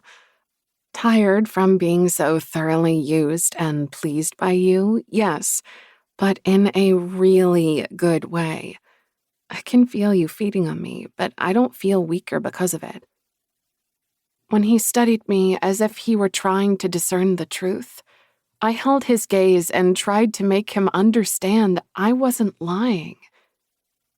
Maybe that's because you're my chosen, he murmured. The chosen bond does make demons stronger. Then you should have told me you needed to feed. No, I shouldn't have. You had to make your own choice about what this is between us, and you couldn't do that with additional pressure from me. I had a right to know. No, you didn't. You're my chosen. You're the only woman I'll ever be with again, and I will do whatever is necessary to make sure you're safe and happy, even if it means going without. I resisted kicking him for his stubbornness. At the same time, I almost threw my arms around him and hugged him. Instead of telling me he was suffering, he'd kept it to himself to make me happy. Something inside me shifted, and this time, my reaction to him had nothing to do with my demon DNA. Instead, it had everything to do with my very familiar human emotions. I was losing my heart to this man. Did you think I would have sex with you again if you told me you were hungry? I asked. I suspected you would. It is amazing between us. You're pretty sure of yourself, I said. He grinned as he rested his hand on my hip, and his fingers slid down to my thigh. His touch instantly brought my body to life. It was as if I'd spent my whole life waiting for him to come and wake me up. I am, he said. I smelled your desire in the mornings, but I wanted you to come to me because you were ready and not because you felt sorry for me. I don't feel sorry for you, he said as he ran his thumb over my bottom lip. Next time, you'll tell me when you have to feed, I said. If that's what you want. It is. And what of us? Do you still need space? I still wasn't thrilled about my demon DNA declaring my single life was over without any warning. But if I was going to be bound to someone for eternity, it would be Hawk. He was a good man who put my needs ahead of his. I liked him, and if I was honest with myself, I felt more for him than just like, but one step at a time. I could easily see myself spending the rest of my life with Hawk. If we were still human when we came across each other, I would have chosen him. As a little girl, I sometimes dreamed about my future husband, but none of those imaginings compared to this man. I wasn't in love with him yet, but it would be so easy to tumble into it with him. Still, I had to keep a part of myself distant from him. I'd never experienced a broken heart, and I wasn't about to start now. Just because I was his chosen didn't mean he had to love me, and I couldn't imagine anything lonelier than being in love with a man who didn't love me back. I'm not going to let you go hungry, I said. His eyes darkened as that vein in his forehead reappeared. I knew I'd said the wrong thing before he spoke and cursed my runaway mouth again. I can handle it. I'm not going to have sex with you because you feel sorry for me or think you have to feed me. I grasped his arm when he sat up and stopped him before he rose. That's not what I meant. I don't feel sorry for you. I gulped when his head turned toward me. He'd never hurt me, but if I was an enemy and he looked at me like that, I would have tucked tail and run. Instead, my hand tightened on his arm. I'm not going to deny myself either, I said. We can work through this together. His fingers intertwined with mine, and he lifted them to kiss my knuckles. We should return to the others.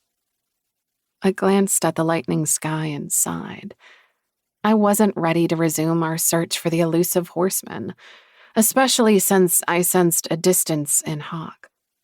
I'd said the wrong thing, and I couldn't figure out how to make it better without bearing more of myself to him. I wasn't ready for that. I let him pull me to my feet and wiped the leaves from my ass before gathering my clothes. We stopped to bathe in a river yesterday, but I stopped at the stream and knelt beside it to splash water on my arms and face.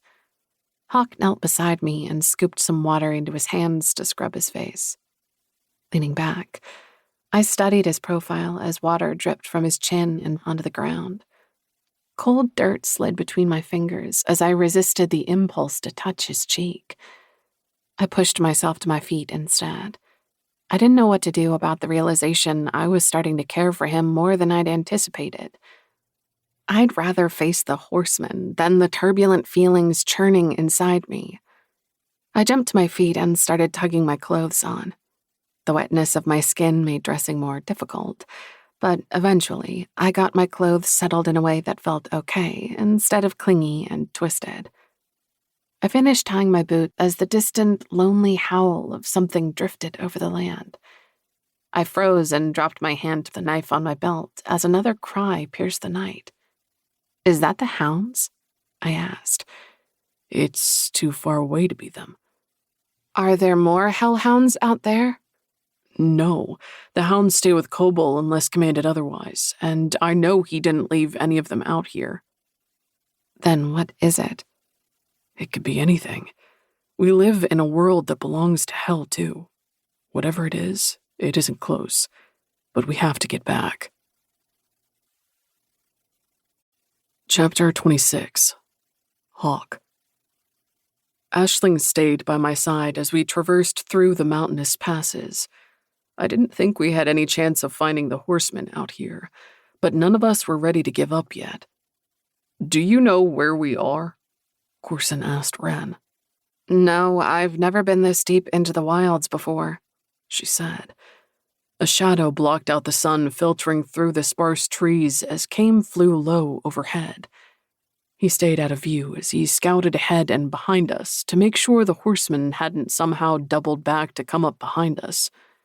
The hounds slipped in and out of the shadows as they took turns going ahead before returning to the others. I watched Aisling as she walked with her head bowed and a pensive look on her face. I'd love to know what she was thinking, especially after our conversation earlier. I didn't know what to make of this woman who was so eager and warm in my arms, but also quick to hold herself apart from me. Was it a fear of commitment or something more? Sometimes I swore we were getting closer, and then she'd pull back again. I knew women were a mystery, but she was a conundrum I didn't think I'd ever solve. Then she'd look up at me and smile in that way that lit her face and caused her eyes to sparkle in the sunlight. For a second, I couldn't breathe as the beauty of her struck me.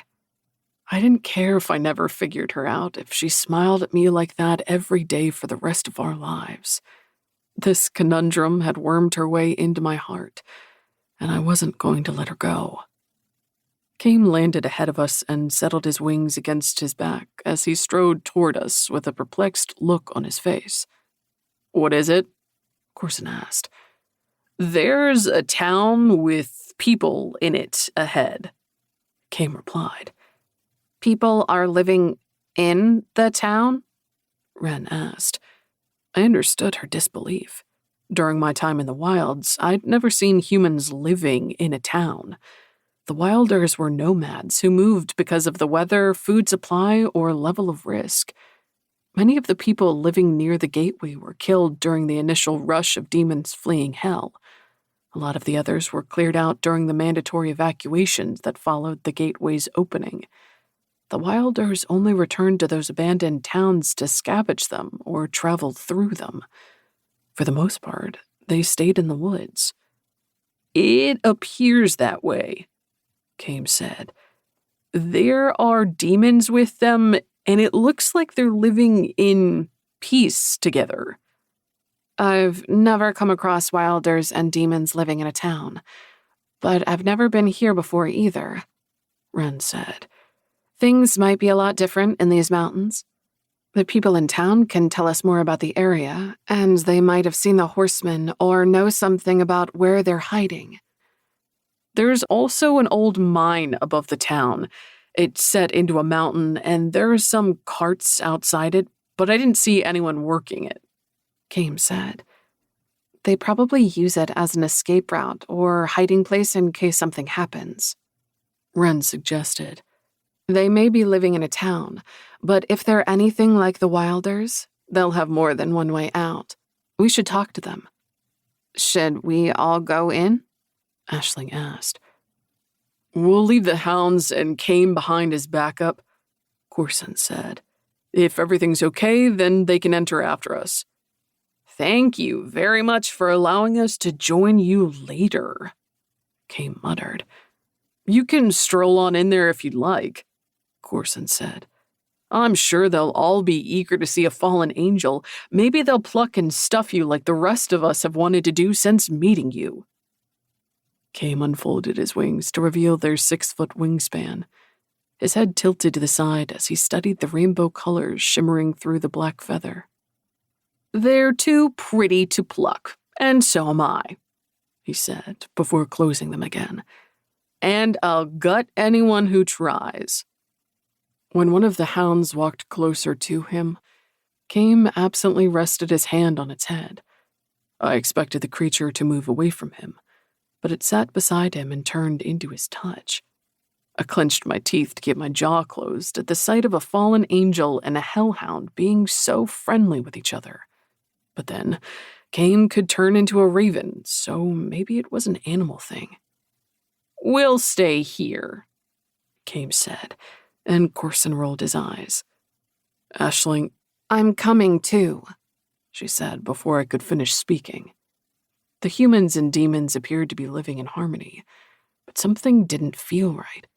Nothing since the gateway opened had been simple or easy, and I preferred to keep Aisling away from the town until we knew more about it. I'm going, she stated before walking over to join Wren and Lix. Corson gave me a sympathetic look that swiftly turned into a shit-eating grin as he slapped me on the shoulder. Welcome to the She's Going to Drive Me Crazy Club. All new members get a t-shirt. When he strolled away laughing, I scowled after him. I didn't know if I wanted to punch him or tie Aisling to a tree more. She had no idea what the wilds hid. The fog people were nothing compared to some of the monsters who hunted these lands.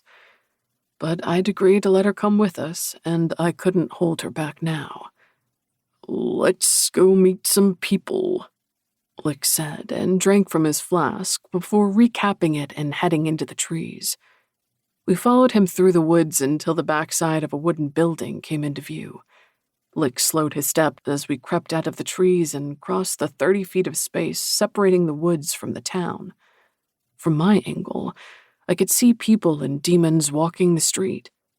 Some of them stopped to speak to each other, but others kept their heads down as they walked. I didn't see any lower-level demons amongst them, but my view of the street was limited to 50 feet. I didn't think they'd be so relaxed if there were lower-level demons with them. Unlike some demons and seal creatures who had chosen one side or the other, all lower-level demons sided with the Creightons. The wooden buildings and dusty street reminded me of an old Western movie. My stepdad used to love old John Wayne and Clint Eastwood movies. We'd spent many Saturdays on the couch with a bowl of popcorn while we watched the Westerns together. They were old and outdated, but I still enjoyed them and my time with Dax, as none of the female members of our household had any interest in the movies. Kneeling at the edge of town, I felt like I'd been transported back to one of those old movies. I kept waiting for some black-hatted cowboy to turn the corner and start pushing people around, but no evildoer emerged. The residents of the town moved about freely, but tension emanated from them as their heads moved steadily back and forth like they were searching for something. A woman sweeping the front porch of the building across the street set her broom against the side of the building. When it slid over and crashed to the ground, the people closest to her jumped like a bomb had gone off. A man let out a startled squeak before ducking his head and practically running away. The woman glanced around before picking up the broom and placing it against the porch railing. She practically tripped over herself as she ran down the steps and strode away. I clasped Aisling's hand and squeezed it as I looked to Corson and Bale. Something's not right here. No, it's not, Corson muttered. I don't think we need anything from the people here, Bale said. I agree, Lick said. Drawing Aisling away from the corner of the building, we stayed to the shadows as we made our way back towards the woods. We were almost to the tree line when I smacked into something and staggered back into Aisling. What's the matter? She whispered. That was a fantastic question, and one I couldn't answer as I stared at the trees only 5 feet away from us. I stretched my hand out, but it only made it a foot before it smacked up against an invisible barrier. What the fuck? I muttered as I released Aisling's hand to press both my palms against what should be wide open space. Corson swore when he stepped forward and his fingers brushed up against the same unseen wall. His talons burst from the back of his hands, and when he pulled back his fist to plunge them into the barrier, they came to a stop against the wall. I pulled Aisling closer to me as Lix and Bale moved further away in opposite directions. They kept their hands out as they followed the curve of the barrier. I pulled back my hand to slam it against the invisible wall, but lowered it. If Corson's talons couldn't slice through it, my hand wouldn't do any good. Bale and Lix were a good 100 feet away from us and still feeling along the barrier. We were trapped here. The beast won't let you leave once you enter, a tiny voice said from behind us. My hands fisted as I spun toward the voice. I was prepared to kill anyone and everyone I encountered until I saw the boy. He was about 3 or 4 years old and held a blanket against his cheek while sucking his thumb. His disheveled brown hair hung to the corners of his blue eyes. "What did you say?" Wren asked as Bale and Lix stalked back to us. The boy scanned all of us before he pulled his thumb from his mouth and pointed at Lix. "What is he?" "I'm a Skeleen," Lix answered. "What did you say about a beast?" "The beast doesn't let us go free," the boy whispered. He glanced anxiously toward the mountain. Over the top of the houses, the entrance to the cave was visible. Pushed back from each side of the entrance were piles of boulders, and a good 50 feet separated the shadowed interior from the carts. I'd never seen a mining cave before, but the stones outside the entrance seemed out of place. I assumed those would have been cleared away, but what did I know? When the boy turned back to us, his eyes were wide over his blanket. "The beast eats us." I edged closer to Aisling. I'd destroy this whole town before I let anything happen to her. Aisling stepped out from behind me and walked over and knelt in front of the boy. I kept my eyes on the town as I followed her over to the boy. "Where are your parents?" she asked. The boy's eyes filled with tears, and he stuck his thumb back in his mouth. Aisling rested a hand against his cheek as another woman ran to the corner of the building and skidded to a halt when she spotted the boy. "Oliver!" She breathed and ran for the boy at the same time Wren blurted, "Nadine?" Chapter 27. Hawk. The name Nadine tickled something at the back of my memory, but I couldn't quite place it. With her brown hair, slender build, and gently lined face, she didn't look familiar, but Wren knew her. Nadine's head turned toward Wren, and she stopped her heedless rush toward the boy, and her mouth fell open. Her hazel eyes filled with tears, and a radiant smile lit her face. With tears streaming down her face, Wren rushed forward and embraced the woman. I looked to Corson for an answer, but he was smiling at them while Bale and Lix remained focused on the mountain. "Wren!" Nadine breathed as she stepped back to wipe the tears from her eyes. Then her elation vanished. "Oh, Wren, you shouldn't be here." "It's already too late." Nadine's lower lip quivered, and she rested her hand on Oliver's shoulder when he tottered over to stand beside her. "Where's Randy?" Wren asked. Suddenly, the memory of where I'd heard Nadine's name clicked into place. After the gateway opened, demons murdered Wren's parents. Randy found and raised her, and he later married a woman named Nadine. Before we started working with Wren, Randy and Nadine had split off to travel deeper into the wilds in the hopes of mapping out more land and finding somewhere safer for everyone to live. "He's okay, and he's here. Right now, he's helping me look for this little troublemaker," Nadine said and lifted Oliver's hand. "Oh, thank God," Wren said and wiped the tears from her eyes. Nadine gripped Wren's wrist and squeezed it. "Why are you here?" "We're following the horsemen." Nadine blinked at her. "The horsemen of the apocalypse?" "We have a lot to catch up on," Wren said, and removing Nadine's hand from her wrist, she hooked her arm through Nadine's and turned toward us. "But first, I'd like you to meet Corson, Bale, Lix, Hawk, and Aisling. Everyone, this is Nadine. She helped raise me." If Nadine was shocked to discover Wren working so closely with demons, she hid it well as she smiled at us. Before Wren approached Koble about working together, the Wilders kept their distance and much preferred to slaughter any demon they came across. "It's nice to meet you," Corson said and held out his hand. Nadine didn't hesitate before taking it. "I wish it was under better circumstances." She released Corson's hand and turned to Wren. She smiled as she brushed back a strand of hair from Wren's forehead. Randy is going to be so happy to see you, even if it is in this place. She released Wren and lifted Oliver into her arms. The boy sucked his thumb as he studied us. Those big, soulful blue eyes had far too much wisdom in them for someone of his tender years. Without thinking, I rested my hand on his back as I smiled at him. He smiled back and laid his head on Nadine's shoulder while I lowered my hand. What's going on here? Wren asked. I'll explain when we find Randy, Nadine said. Come with me. She started to walk away, but a voice behind us halted her. Hey, Came said as he strolled toward us. Have you— Stop, Bale commanded. Don't take another step.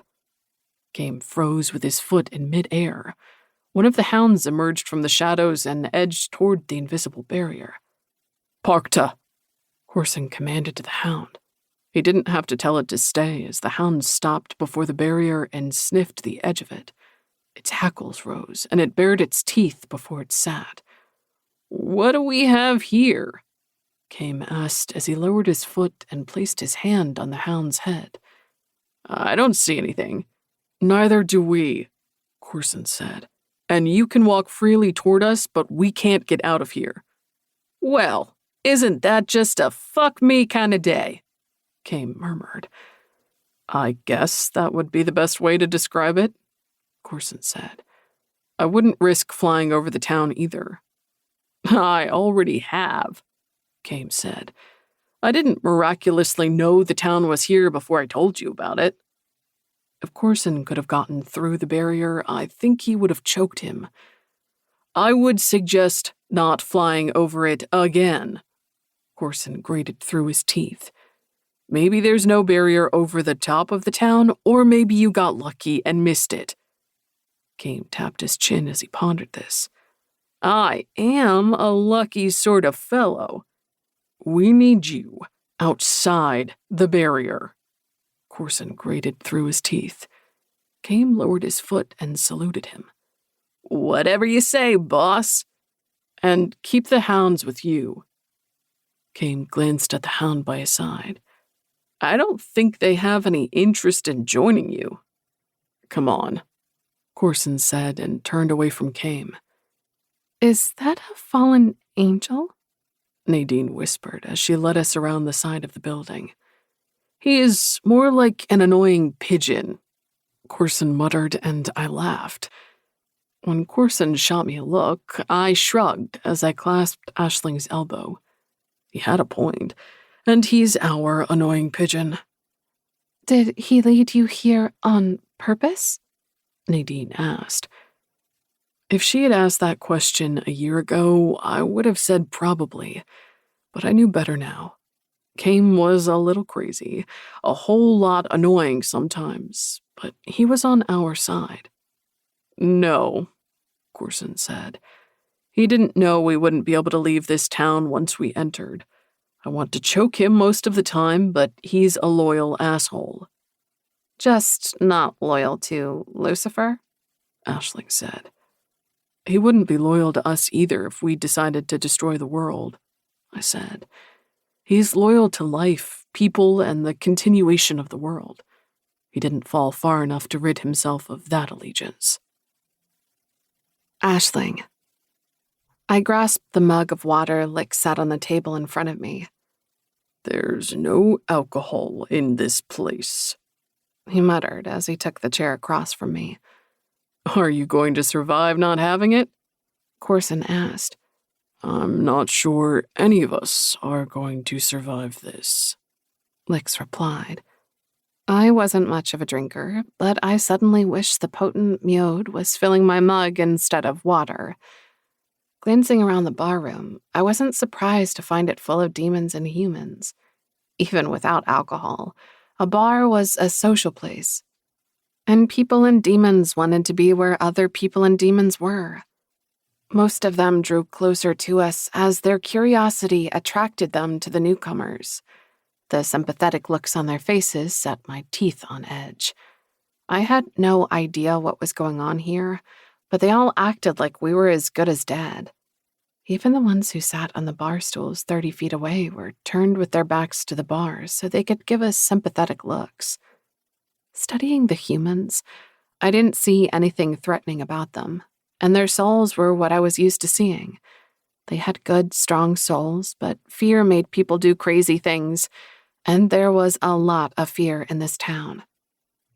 The middle of the room was filled with tables and chairs, while booths lined the outer wood-paneled wall.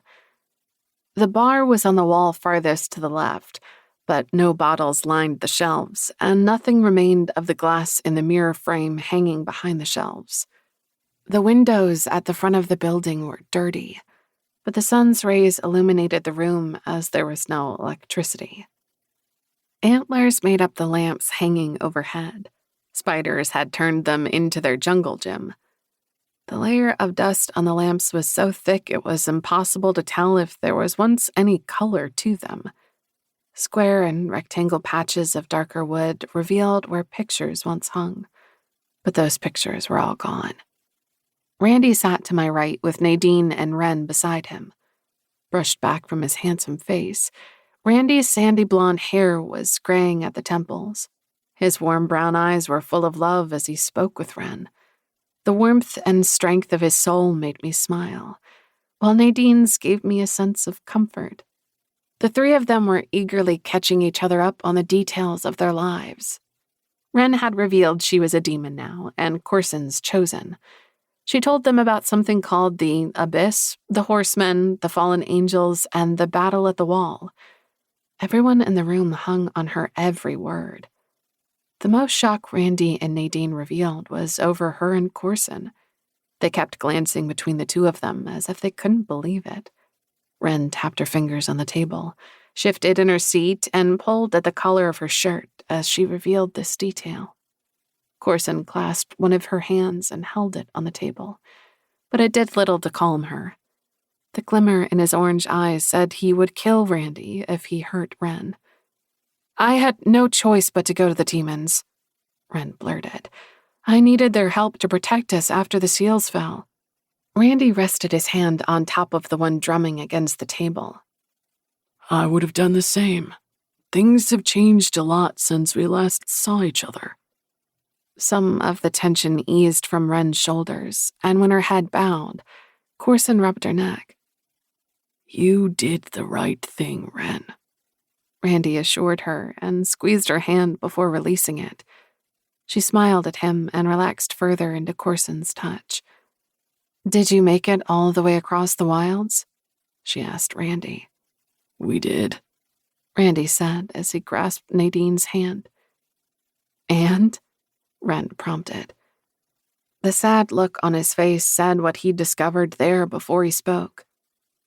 And we mapped out more of the land and know where batches of demons have clustered, but we didn't discover anywhere safer for the Wilders to live.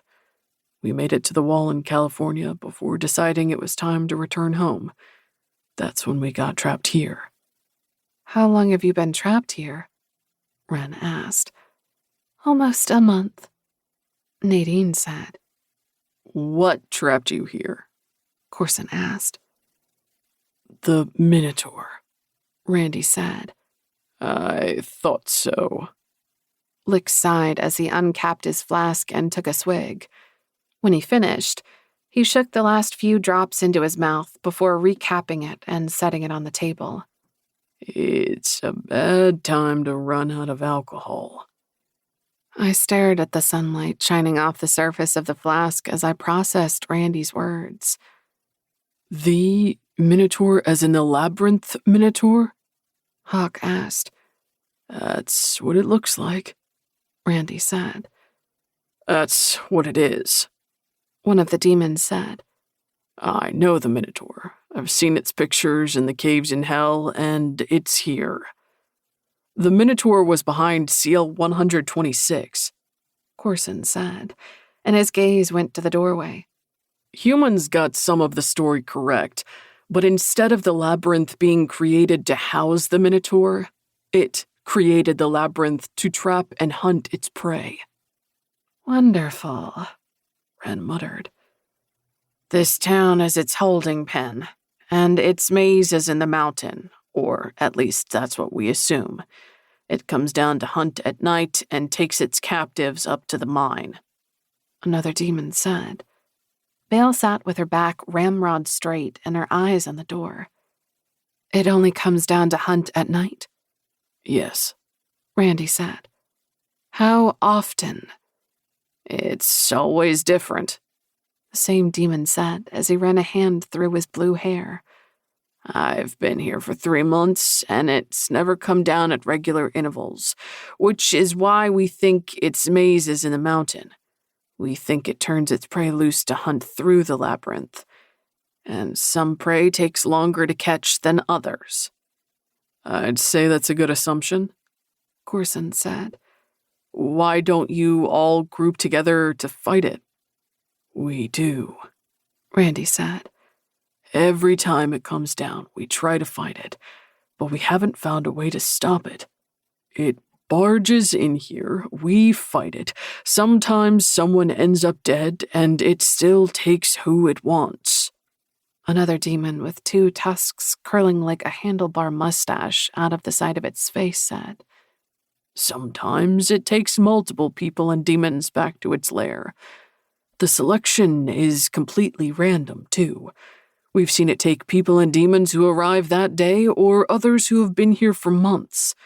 It doesn't care about sex or age, human or demon. It randomly decides who it's going to play with next before taking them away. With no pattern, it's harder to anticipate its movements, Bale murmured. I can anticipate slicing its head off, Lick stated as he tapped the handle of his sword. I've come across many creatures in hell, and more of them since the seals fell, the blue-haired demon said. But nothing like this. The thing's a 10-foot-tall, unstoppable beast. It has to have a weakness, Hawk insisted. They all looked at each other, and most shook their heads while a few shrugged. It doesn't like fire, a man said. But fire doesn't stop it. Great, Hawk muttered. Nadine glanced at where Oliver sat in the corner tossing a ball back and forth with a demon who had 2 clear horns on its head. Nadine leaned over the table and cast her voice low. It took Oliver's mother a couple of weeks ago, and his father before we arrived here.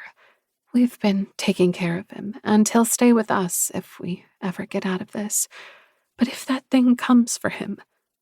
Her voice trailed off as tears filled her eyes. Randy took her hand and lowered it into his lap. A sense of panic clawed at my chest while I watched the beautiful boy giggle and toss the ball back. Despite everything he'd been through, joy still radiated from his glowing white soul. There was a little hope in this world, but Oliver offered so much of it. He was the future, and I didn't care what I had to do. I would make sure he survived this. We won't let that happen, Hawk said. Why didn't you put up signs or set guards to warn people away from this place? I asked. We have put up signs, Tusks said.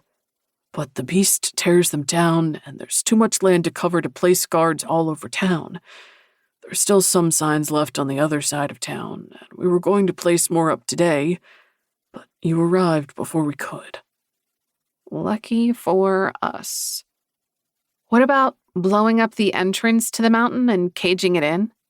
I asked. We tried that, Randy said. It dug itself out again. That's why there are boulders on either side of the mine, Hawk said. I thought that was strange. That's why, Randy confirmed. We blocked the entrance 2 weeks ago, but we still couldn't escape the barrier, and even with the entrance covered, the Minotaur found a way into town and took a woman. So there's at least one other exit from the mountain, Bale said. Yes, Tusks said. and it's outside of the barrier as we went up the mountain to search for it, but couldn't get beyond the wall. It's created a labyrinth within the mountain, Corson said, and it's given its prey a chance to escape.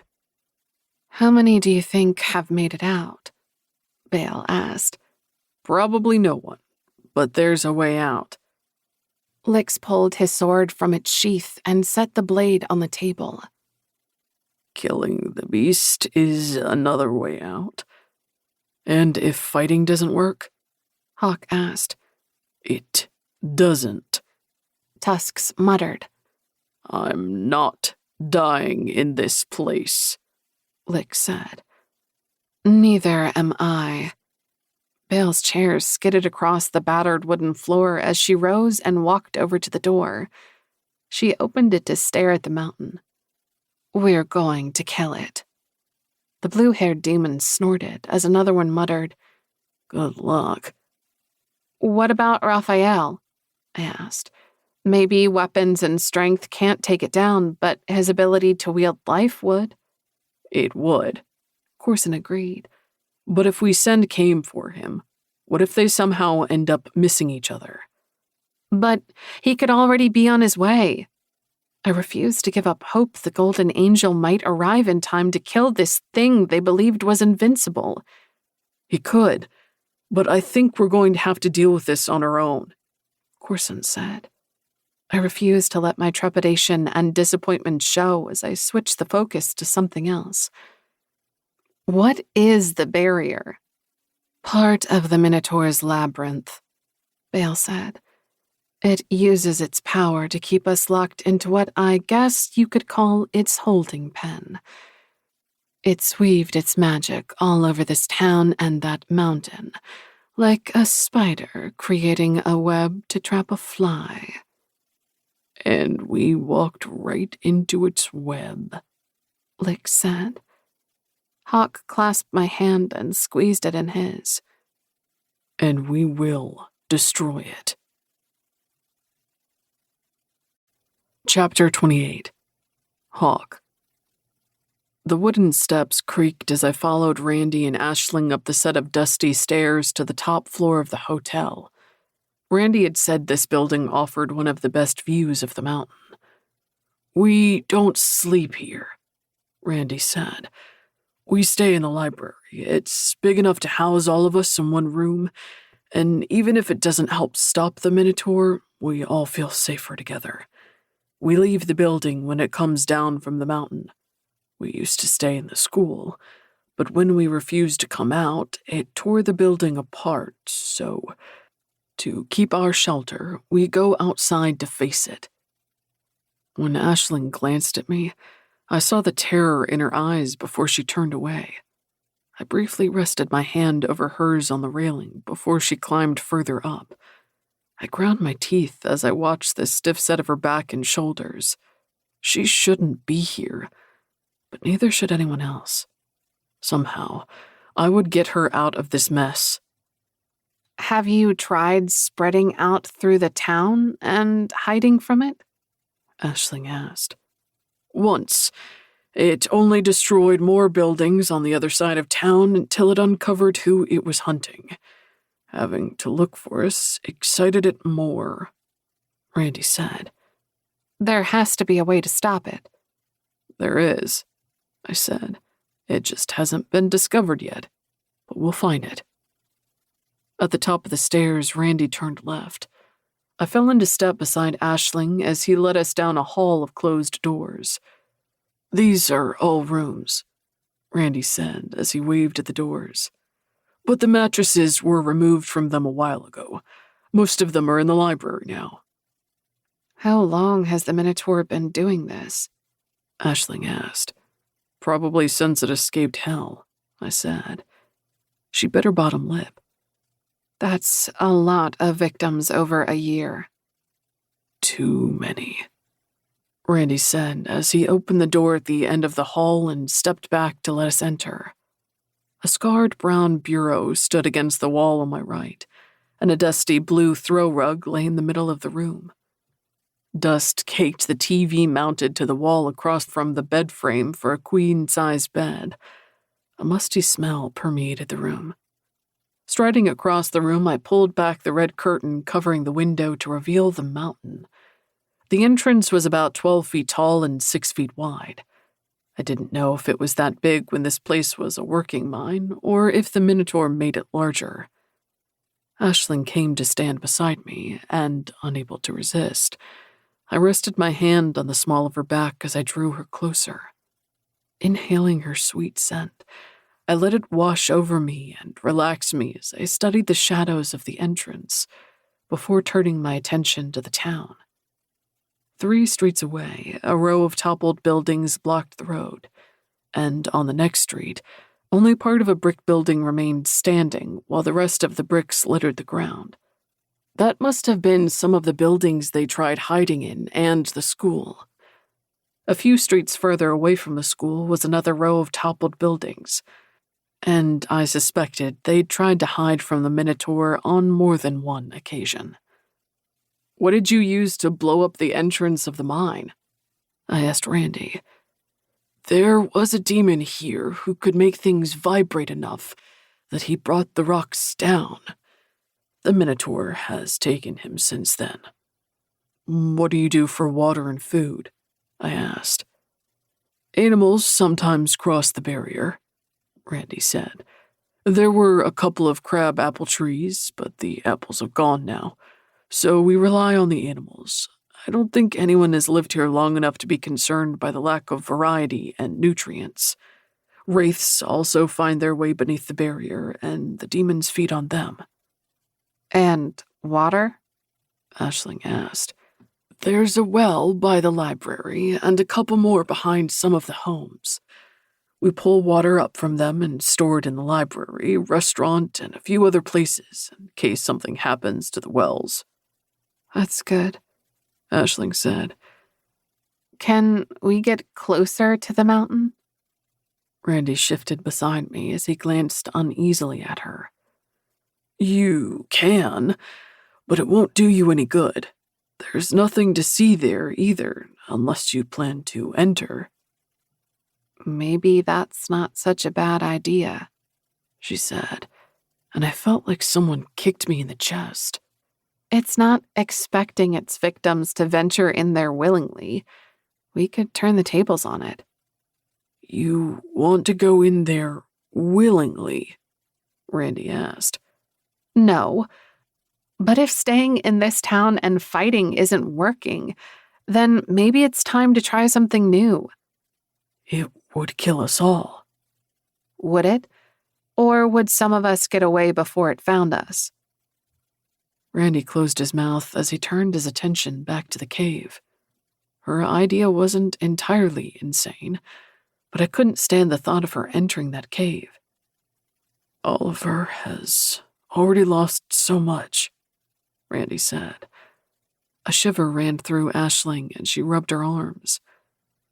"We can't let it take him," she murmured so low I didn't think Randy heard her. On the street below, Bale, Corson, Lix, and Wren strode into view with Nadine and some of the others from the restaurant. Nadine carried Oliver as they walked toward the 2-story brick buildings spreading across 3 lots. When they stopped at the bottom of the stairs, Nadine pointed toward the mountain before they climbed the steps. Over the front doors was a black sign with the word library etched with gold lettering into it. The double glass doors opened before they reached them, and they disappeared inside. "I think the Minotaur knows who it's going to take before it comes into the town," Randy said. "What makes you say that?" I asked. He placed the tip of his index finger against the glass as he pointed at the town. "That toppled wood building over there." There were so many of them that I couldn't be sure which one he meant, but I still asked, "What about it?" "Oliver's mom stayed inside with him. It bypassed all of us to get at her. Thankfully, Nadine remained inside to help her with Ollie, and she was able to get him out. But that thing wanted her, and there was nothing we could do to stop it." When Aisling shuddered, I wrapped my arm around her waist and drew her close. I'm going to keep you safe, I vowed. She rested her hand on my chest as she leaned against me. How do you know when it's coming? I asked Randy. You'll learn it's impossible not to know, he said. Come on, we should meet up with the others. I remained where I was as I tried to process everything we learned since entering this town. There had to be some way to kill the Minotaur, but we couldn't learn its weaknesses without seeing it first, and I did not want it in this town and near Aisling. However, if the people in this town were right, it didn't sound like it had any weaknesses. They couldn't be right. Everything had a vulnerability. Hawk. Stepping into the shadowy interior of the library, I took in the mattresses spread across the floor, the rows of shelves, tables, and the front desk to my left. At least 20 people and demons were scattered throughout the room. Some of them sat on mattresses with their shoulders slumped forward and a dejected air about them, while others prowled the place like they were about to tear it apart. The scent of old musty books brought me back to my childhood and the time before the war, when my mom took my sisters and me to the library every week. While they did story hour, I roamed the shelves and picked out books to read. When I finished, I'd return to sit at the edge of story hour and listen while I waited. Sometimes I'd watch the delight on my sisters' faces as the librarian made strange faces and used silly voices. Sherry loved this the most. She'd scream and cover her face with her hands or squeal with excitement when she laughed. Her blonde hair bounced against her shoulders while her blue eyes sparkled with amusement. An unexpected ache filled my chest, and I rubbed the place over my heart. The memory was so vivid, I felt like I could touch her. But Sherry had traveled far beyond my reach. How many are here? I asked Randy. Including your group, there's 37 of us. 37 against 1. It's not that easy, Randy said and smiled when Nadine walked over with Oliver in her arms. Nothing ever is, I said. Oliver stuck his thumb in his mouth as he rested his head on Nadine's shoulder. The strange blend of having seen too much and innocence in his eyes reminded me so much of Judy. I couldn't save Judy, but I would save him and Aisling. Across the room, I spotted Corson and Bale standing by the front desk as they talked to a giant demon with maroon skin and green eyes. I clasped Aisling's elbow before slipping my fingers into hers and starting toward Corson and Bale. She fell into step beside me as we strode across the room. On our way, I spotted Wren and Lix standing near the card catalog and going through a pile of weapons stacked beside it. My step faltered as I took in the hundreds of knives, swords, guns, spears, and various other deadly instruments. Those weapons once belonged to the demons and humans who entered this town and never left. Seeing them piled there was like seeing a mound of their bones, as this was all that remained of them. Aisling's hand went to her mouth. Oh. Her delicate beauty stole my breath as she looked between me and the weapons and back again. Drawing her closer, I released her hand to clasp her cheeks in my palms and lowered my forehead to rest it against hers. Her warm breath tickled my lips as she stared at me. We're going to be okay, I assured her. Her hands gripped my wrists. We are. I kissed the tip of her nose before reluctantly releasing her and stepping away. Her hand caught mine, and she detoured from Bale and Corson to join Lix and Wren at the pile. To the left of the pile and card catalog was a row of tables with computers spread out across it. Dust covered the machines, and a few of the tables had been pushed aside to make room for the growing mound of weapons. Wren lifted a throwing star into the air before releasing it. It clattered as it fell on top of the other weapons and tumbled down the side. Obviously, these weapons were useless for their past owners. Or they didn't know how to use them, Lick said as he hefted a spear and tapped the end of it against the floor. The metal tip gleamed in the light from the floor-to-ceiling windows across the room. Did you ever see the Minotaur? I asked Licks. No, it was before my time, he replied, and I never went down to the seals to look at it. Wren lifted a set of brass knuckles before tossing them back on the pile. We can choose any weapon we want. Since becoming a demon, I'd tried to rely on my natural defenses more than human weapons.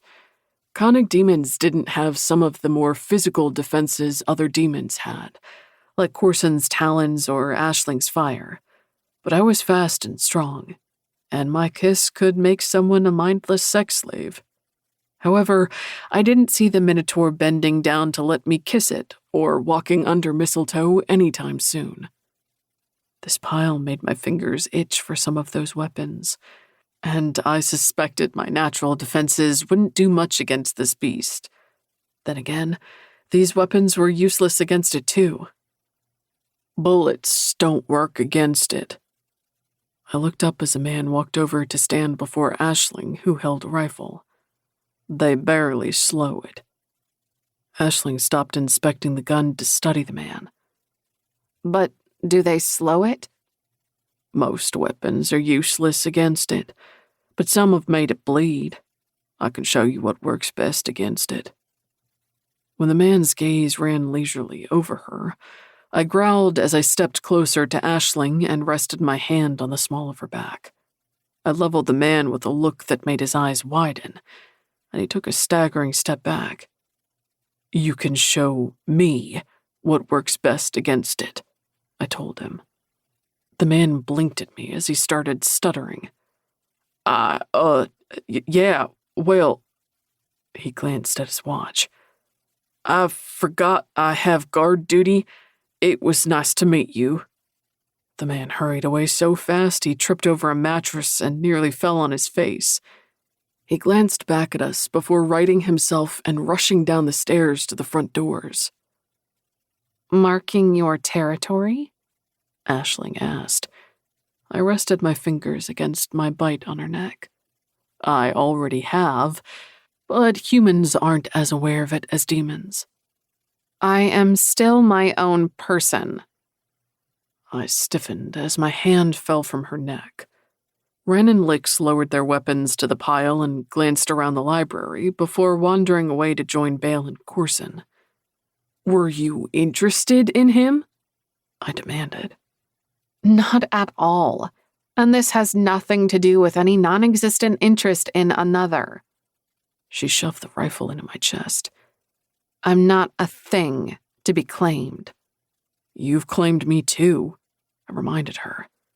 And if someone started flirting with you and I got all pissy about it, what would you do? I smiled as I clasped her wrist and moved her arm behind her, pinning it to the small of her back. Dropping my lips to her ear, I whispered, Anytime you want to stake your claim on me and get all pissy about it, feel free to do so. I'll enjoy it. When she leaned back to look at me, I hated the uncertainty in her eyes. I'm yours, Aisling. I always will be. Her mouth parted, and her eyes fell to my lips. Her need blasted against my skin. I'd give anything to make her happy and to taste her, but I couldn't give her this. I would never let what happened to Sarah happen to Aisling. She sagged against me, and I kissed the top of her head before resting my cheek against her silken hair. I wish I could give you everything you need, I whispered, but I can't. She lifted her head and kissed my chin. I have everything I need. Then she glanced around. Except freedom. We're going to get that too. Damn right we are. When she stepped away from me, I released her. I started to turn away when her voice stopped me. I'm yours too, Hawk. I grinned at her, but she was already admiring a wicked-looking machete. Still, I couldn't stop smiling as I walked over to Corson and Bale. "Did you talk to Kame?" I asked them. "Yes," Bale said. "He's going to try to find Raphael, or a way to get him here sooner." "Good," I said as I glanced around the library. "Hopefully we won't need him." Chapter 29. Aisling. Nestled within Hawk's arms, I listened to the muffled sounds of the others as they tossed and turned in their sleep or snored. The moonlight spilling through the floor-to-ceiling windows only 10 feet away from us was the only source of illumination in the library, but it revealed most of the mattresses spread across the floor. Trying to sleep in this place was challenging enough, without having Hawk's body draped protectively around mine. The last thing I should be thinking about in this stifling building was sex, but my body pleaded with me to roll over and take him inside me. I was almost to the point where I didn't care who saw us. But while sex in a public place sounded like fun, sex with others watching did not. Plus, there was the possibility a half-man, half-bull monster could show up and wreak havoc any second now. That was enough to tamp down my growing desire, even as Hawk's fingers slid through mine and he gripped my hand. Someone coughed in the shadows, and a sob came from somewhere to my right. I almost threw aside the blanket and bolted to my feet. I couldn't take the oppression of this place or the hopelessness of these people anymore. Instead, I burrowed closer to Hawk and tried to shut out the despair enshrouding the building. His lips nuzzled my cheek as he cradled me against him. Locked in his arms, I didn't feel as overwhelmed or sad and melted against him. And then, I felt the faintest vibrations in the floor. I held my breath as I waited to see if something would follow it, but I didn't sense anything else. I was starting to relax when I felt it again, and behind me, some books rattled on a shelf. Someone cried out, and the sobs became louder as the next vibration caused the metal in the pile of weapons to click. I realized the vibrations were the steps of the Minotaur, when the next one caused the light fixture overhead to sway. The next step rattled the glass in the windows. Through the shadows, I saw people sitting up on their mattresses before pushing themselves to their feet. Something about the resignation encasing them caused sorrow to rise in me. They were already so defeated. I hadn't let myself think about what would happen when the Minotaur arrived. But no matter what, I would not let myself accept the inevitable fate they'd chosen. It was time to kill a beast and get out of here. Hawk's breath tickled my ear as he spoke. "Stay close to me." "If you stay close to me," I whispered. "Always." He kissed my cheek before releasing me and rolling away. I instantly missed him against my back, but I shoved my feet into my boots and tied them while I tried to shut out the muffled sobs of those around us. Their acceptance of their inevitable deaths irritated me, but it unnerved me too. There were some strong and powerful demons here, yet they were as convinced as the humans that the Minotaur was unbeatable. I tried not to think about that as I slung a rifle over my back, before lifting a spear. I'd picked out both weapons earlier in the hopes they would keep me from having to get too close to the beast. I raised my palm before me and willed a ball of fire to life. The flames danced across my face as I made it grow, before shrinking it again. I'd practiced with it every day, and it was a lot stronger since I'd bonded with Hawk. But I didn't know how effective it would be against the Minotaur, and I preferred not to get close enough to use it against the beast. Still, if that thing grabbed me, I'd torch its ass. "Come on, everyone outside," Randy said. I glanced at Hawk when he moved closer to me and rested his hand on the small of my back. The Minotaur's next step caused a book to tumble off the shelf. It hit the floor with a bang that caused me to jump. Get your act together. You've trained for this and worse. Then why did I feel like the Virgin's sacrifice climbing up the mountain to throw herself into the erupting volcano to appease the gods? The gods would be greatly disappointed if I was their virgin sacrifice. The volcano would probably belch me up. We fell in the back of the next group as everyone funneled down the stairs to the swinging doors below. Nadine remained sitting on her mattress with Oliver on her lap. The boy clung to her, but no tears streaked his face as he watched everyone walking past. And then we were going down the stairs and out the front doors to the street below. Leaves and dust covered the cracked asphalt, and the weeds poking through the large patches on the road made it even more green than black. I hoped no one broke an ankle on the broken street as we gathered in the middle of it. When I turned to look at the mountain, I expected to find the Minotaur already making its way down the road. But I didn't see it anywhere. Where is... My question trailed off, as what I'd assumed was part of the house on the hill suddenly moved. My throat went dry when I realized it wasn't a house, but the beast. The thing was still a quarter-mile away, but each of its steps vibrated the ground with increasing intensity. Is this where you always fight it? Bale asked. We've tried setting traps, spreading out, attacking from different positions, attacking from buildings, hiding, charging up the hill, ambushing it outside the cave, and none of it worked. Now, instead of tiring ourselves out by doing all those things, we wait for it to come to us. The death count is lower this way. If it has to hunt for its victim, it tends to kill whoever it comes across until then. Tusks said. It must weigh 2 tons, I said as it rounded a bend and vanished. The steady shaking of the ground told of its continued approach. And then it was coming around the corner of another building and standing at the end of the street. I adjusted my grip on the spear as the moonlight spilling over it revealed all its repulsive details. My heart galloped like a runaway horse.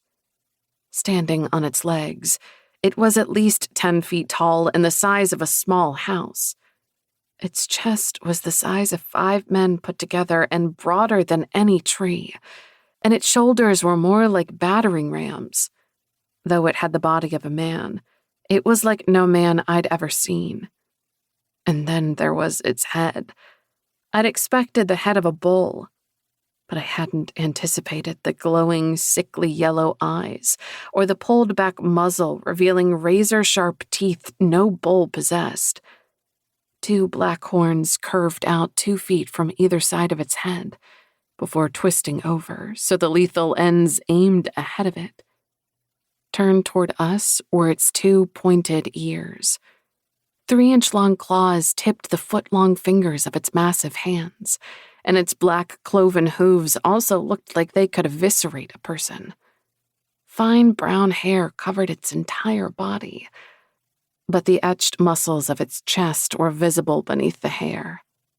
A chill ran down my spine, and I gulped as I tried not to let the size of this monster intimidate me, but it was almost impossible not to edge away from it as it grinned at us.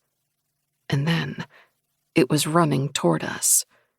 The thunderous beats of its hooves rebounded off the buildings. Someone cried and threw themselves to the ground where they started to weep. Hawk stepped protectively closer to me and hefted the battle axe he'd selected from the weapons. I forced myself to keep breathing as the Minotaur closed the distance between us. When it was only 10 feet away, it dropped to all fours and charged at us like a bull. Feeling like the pin in front of a bowling ball, I darted to the side seconds before it would have gored me. My foot caught on a broken piece of asphalt, and my ankle twisted out from under me. Unable to get my hands out in time, I fell to the side, taking the impact on my shoulder. I rolled before leaping to my feet. I spotted Hawk across the road as the Minotaur barreled over two women before stopping at the end of the street. One of the women was alive and clutching her stomach. The other was sprawled across the road like a broken rag doll while blood seeped out beneath her. "Look out!" someone shouted. Randy grasped the injured woman's arm and started dragging her off the road as the Minotaur came back toward us. He didn't get her out of the way fast enough as the Minotaur speared her with a horn, tore her from Randy's grasp, and tossed her in the air. I didn't look to see where she landed as the beast veered and came straight at me. Chapter 30. Aisling. My body reacted like a deer caught in the headlights, but my training overrode my instincts, and I braced myself to leap out of the way. My vision pinpointed until all I saw was the glow of its eyes as the gigantic beast barreled toward me. I wanted to run, screaming from it, but I had to wait until it was closer, or it would veer off course and kill me anyway. I leapt to the side at the same time Hawk grabbed my arm and yanked me out of the way. He pushed me behind him, and grasping his battle axe with both hands, he smashed it into the Minotaur's back. When I plunged my spear into its side, it tore it from my hands. The axe also pulled away from Hawk. The beast charged by us before rearing onto its back legs to grasp at the axe. As if it were no more than an annoying splinter, the Minotaur stretched its arm over its back and plucked the axe free. As it studied the thing, a gurgled chortle issued from its throat before it threw the axe. "Watch out!" Corson shouted. Hawk and I flung ourselves to the ground as the axe flew so close that a breeze ruffled my hair when it soared over our heads. Someone screamed, and I looked up to see a demon staggering back with the axe embedded in her chest. The Minotaur plucked my spear free next, but before it could do anything with it, Lix raced forward with his sword raised while he released a savage battle cry. Corson, Bale, and Wren followed as Lix dodged the hand the Minotaur swung at him and leapt onto the creature. With the agility of a monkey, he dodged the Minotaur's grasping hands as he clambered up the front of the creature before swinging around to its back. Raising his sword, he clasped it with both hands before plunging it through the creature's neck. The Minotaur's muscles were so thick, the blade embedded halfway through before catching on sinew and refusing to budge. The creature slapped at Lix like he was a flea, but the Skelline dodged the blows as he yanked on his sword to free it. Corson leapt off the ground and plunged his talons into the beast's throat. Before he could pull his talons free, the Minotaur's nostrils flared, and it seized Corson. The beast's hand swallowed half of Corson's body. "No!" Wren shouted as she ran behind it and sliced open its Achilles tendons. The Minotaur roared and tossed Corson aside as Bale plunged her sword into its chest and more demons ran forward to spear it. Hawk and I scrambled to our feet and ran to join the others as more humans and demons leapt into the battle. Blood oozed from the Minotaur's wounds as it swung its claws down. The powerful blow eviscerated one woman and cleaved a demon in half. I recoiled and closed my eyes when warm blood sprayed my face. Before I could clear the blood from my eyes, something hit me so hard it lifted me off my feet and tossed me aside. I couldn't see where I was going or how high I flew as wind whipped around me. "Aisling!" Hawk bellowed. My breath burst out of me. Needles of pain pierced my body, and my lungs compressed when I crashed into the side of a building.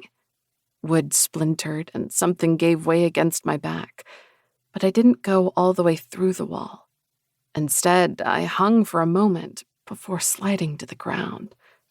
I struggled to gasp in air, but my lungs refused to accept it until, finally, the pressure in my chest eased and oxygen rushed in. I tried to open my eyes, but the blood caking my lashes made it impossible to see.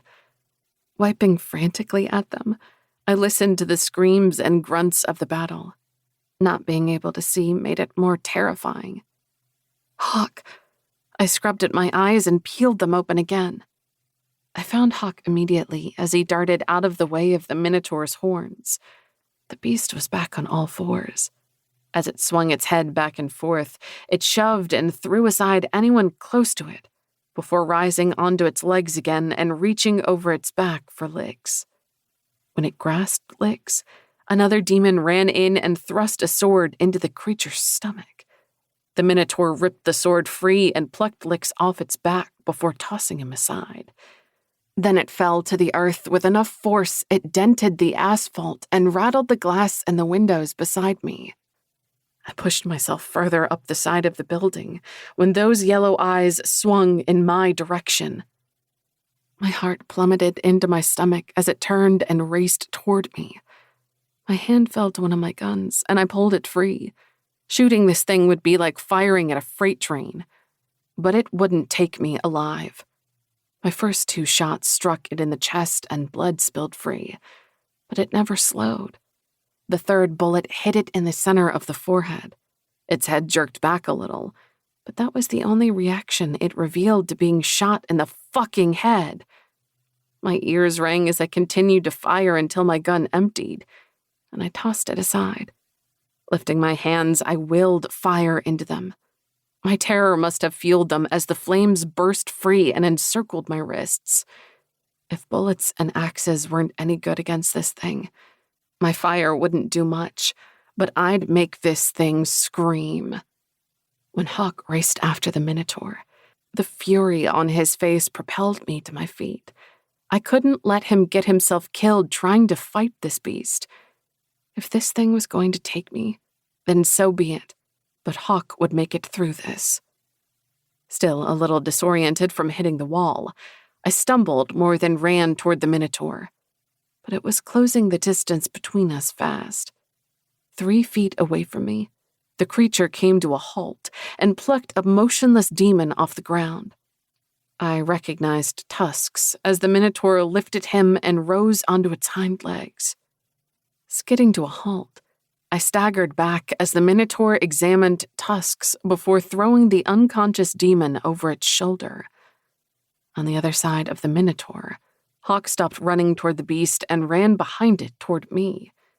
The Minotaur smacked another demon out of its way and strolled down the road, as if it wasn't bleeding from 100 different wounds. I gawked after its fading back as it disappeared around the corner, before reappearing on the trail to the mountain. Then it ducked to enter the cave and vanished. What remained of my adrenaline rushed out of me, and I nearly went down. I hated the relief that washed over me, but I'd been so sure that thing was coming for me. Instead, it chose tusks, who would most likely die. I disliked myself for feeling grateful, but I couldn't help it. I was going to live another day. Then Hawk was before me and wrapping his arms around my waist. Unable to stand on my own anymore, I sagged against him. He easily kept me up as he cradled my head with his other hand and kissed my forehead. "Are you okay?" he demanded. I couldn't form words yet. I'd never seen or experienced anything as unstoppable as that thing before. Everyone had warned us, but none of us were willing to listen. Unless we came up with some new way to defeat it, that thing would pick us off one by one. But what could we possibly do to destroy it? "Aisling, are you okay?" Hawk inquired as he pulled my head from his shoulder and brushed back my hair to look at me. I opened my mouth to tell him I was fine. I would have told every other living creature I was good. But this was Hawk, and the truth slipped from my lips. No, I thought it was coming for me. "So did I." And when it took him instead, my voice trailed off. "I understand," he said, as I'd known he would. "I was glad it wasn't you two. Come on, let's get you inside and somewhere you can relax. Neither of us would ever relax again in this town, but I didn't resist as he led me back toward the library. What about the dead? Wren asked. They'll still be there tomorrow, Randy said. Chapter 31. Hawk. I finished tying the rope onto one of the beams in the attic of the home and gave it a gentle tug. Can you feel it? I shouted down the stairs to Aisling.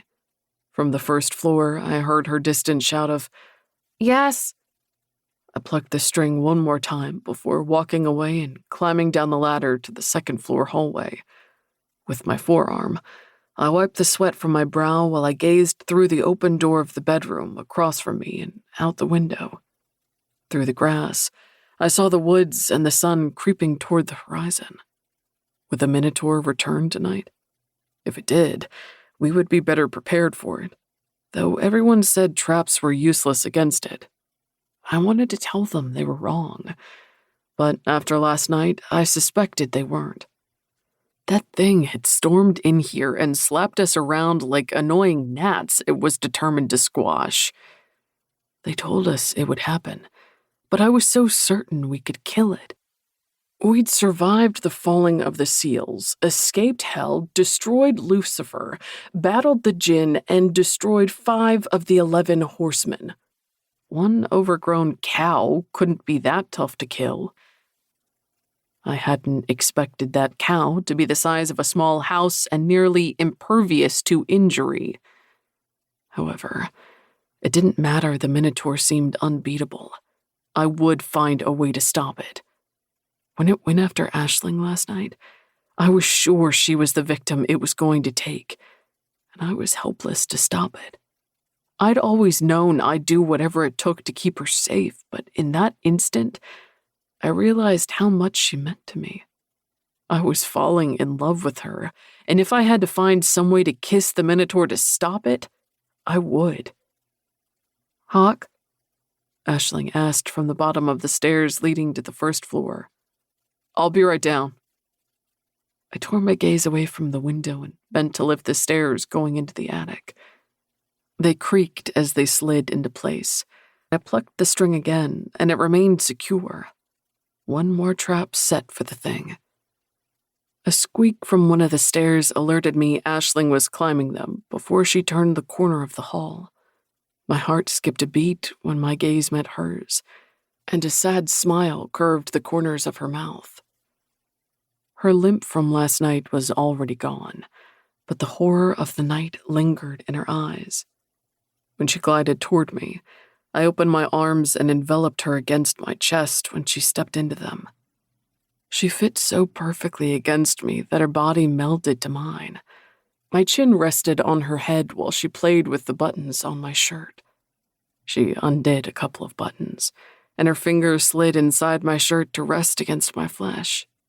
She sighed when her palms flattened against my skin. Sliding my fingers through her hair, I clasped her nape and held her closer. When I thought it was going to take you, my voice trailed off when she lifted her head to look at me. Her beauty robbed me of my breath, and releasing her nape, I clasped her cheeks in my hands as they kissed the tip of her nose. I stifled my resentment over not being able to really kiss her and show her how much I'd come to love her. But I settled for telling her. I'm falling in love with you, Aisling, I admitted as I released her face. My mouth hovered near the corner of hers as she remained unmoving against me. Her increased breaths warmed my cheek. Then she removed her hand from my shirt and rested it against my cheek. Leaning back, she released my face to trace her finger over my mouth. I turned my head away. Rising onto her toes, she kissed my cheek before taking my earlobe into her mouth and nipping at it. My hands constricted on her when her fangs grazed my flesh, and her breasts pressed against my chest. I lifted her off the floor and carried her into the bedroom to set her on the bed within. When dust rose around her, I lifted her again and yanked the blanket off before setting her down. I gripped the bottom of her shirt, and she sat up as she lifted her arms into the air for me to tug it over her head. I threw it on the floor before running my fingers over the delicate curve of her collarbone. Bending my head, I kissed the hollow beneath her throat and listened to the increased beat of her heart as I unhooked her bra and tossed it aside. I stroked the curve of her breast before rising over her again. She leaned back and set her hands on the mattress while watching as I untied her boots and pulled them off. They hit the floor with a thud. I pulled her socks off before unbuttoning her pants. A sexy smile curved her mouth, and she lifted her hips so I could tug her pants down. I admired the smooth curve of her legs while I ran my palms over her silken skin and shapely calves. Unable to take being apart from her, I released her leg and rose to remove my boots, socks, and pants. She moved back and lay down when I climbed onto the bed to join her. Settling beside her, I propped my head on my elbow and simply stared at her. She was achingly lovely, and she was mine. She gripped the edges of my shirt and pushed it back until I shrugged it off. Shifting my weight to one side, I rested my hand on her hip before sliding it to her thigh and running it down to her knee. Her hips rose and her legs spread when my fingers glided up the inside of her thigh. She gave an impatient wiggle when I moved from one thigh to the other, instead of sliding my fingers inside her. I skimmed my hand down the other leg as I memorized every inch of her body. "You're exquisite," I murmured. "You're a tease," she replied, and I grinned at her. She smiled back at me as she rested her hands on my shoulders and pushed me back onto the bed. Pressing my shoulders into the mattress, she climbed on top of me and bent to kiss my neck before working her way down my chest. She used her teeth and tongue to leave a trail of kisses and nips across my flesh as she moved steadily lower. I sucked in a breath when her breasts brushed against my rigid cock, and then she was hovering over it. She licked the head of my shaft while her hands ran down the insides of my thighs. Then she slid lower and nipped at my inner thigh. My fingers twisted into the sheets as I waited for her to take me into her mouth. But she continued to run her hands over my legs as she kissed my inner thigh. Rising over me again, she ran her tongue down my dick before kissing my stomach. She leisurely made her way back up my body, while her belly slid tantalizingly along my dick. She leaned over me to whisper in my ear. "I can tease too." I growled as I grasped her arms, lifted her, and flipped her over. Her sweet laughter rang in my ears as I came down on top of her. Biting her lip, she lifted her arms over her head while she wiggled enticingly beneath me. My gaze latched onto her pert nipples, and I bent my head to suck one into my mouth. Her fingers entwined in my hair as she held me close. "Mark me," she whispered. I sank my fangs into her breast, and she cried out as she arched beneath me. The sound and scent of her set off something wild in me, and I rested my hands on her thighs as I pushed them apart. She lifted her hips to me. "I need you inside me," she pleaded. Unable to resist anymore, I thrust into her. Her tight wetness enveloped me, and I groaned against her breast as I buried myself inside her. For a second, I couldn't move as everything in me became centered on her. I could spend another 1,000 years making love to her and still never get used to the way she fit to me so perfectly, or the rightness of her in my arms. Her mouth nuzzled my cheek as she lifted her hips. I licked her nipple before releasing her breast and kneeling between her thighs. She ran her hands down my chest, tracing every muscle there as her eyes followed her movements. When she reached the junction of where our bodies joined, she hesitated for a second before her hands fell away and her eyes met mine. She locked her legs around my waist and dug her heels into my ass. She stared at me as she lifted herself and slid down my shaft again. Grasping her hips, I guided her movements while savoring every second of this. And then, she turned her head and sank her fangs into my arm. Her hips bucked against mine as her nails raked my flesh. I felt something unraveling inside her, and it set off something in me that I couldn't stop. I'd planned to take my time, but I couldn't control myself.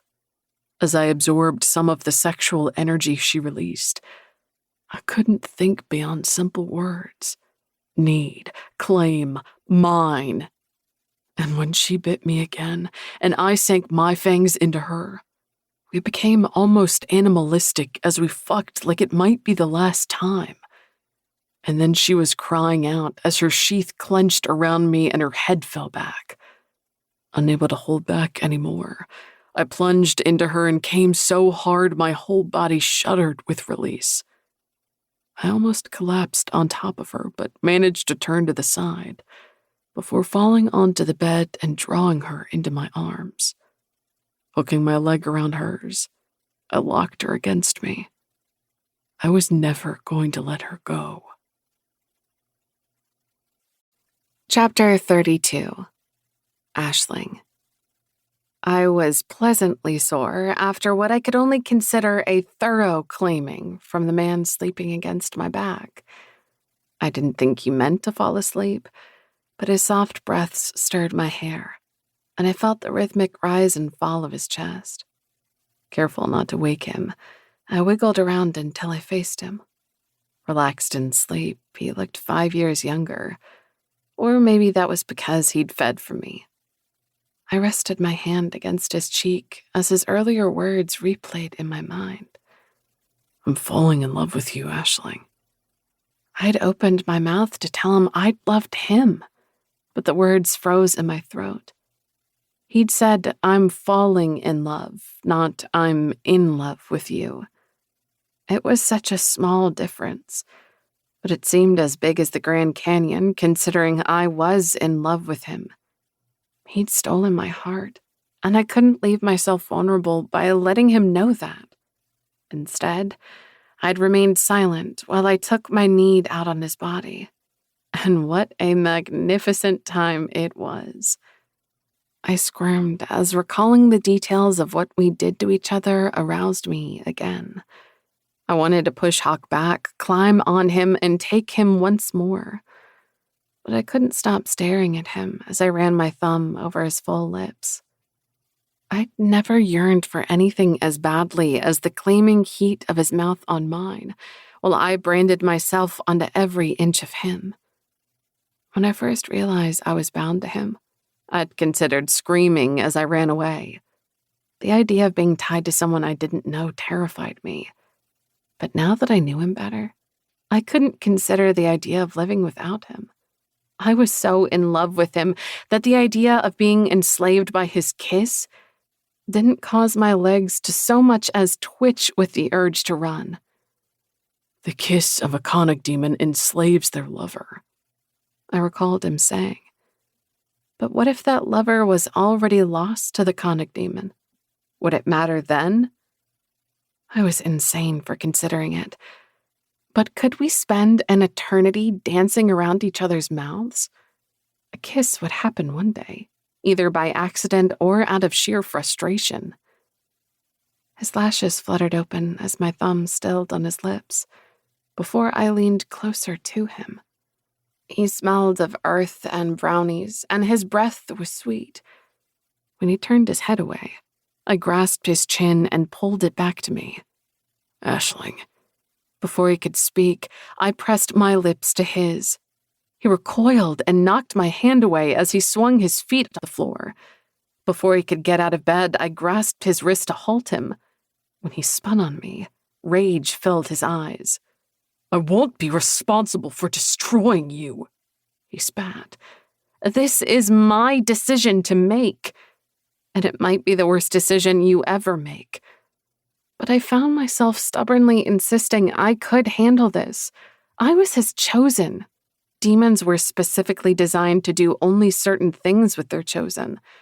I had to believe withstanding the kiss of a Kanak was one of those things. You're insane. But I'd always suspected that. No, it's not, Hawk said. He tried to turn away again, but with speed I didn't know I possessed. I locked my leg over his waist and twisted so I straddled his lap. His eyebrows rose, and I'd shocked myself.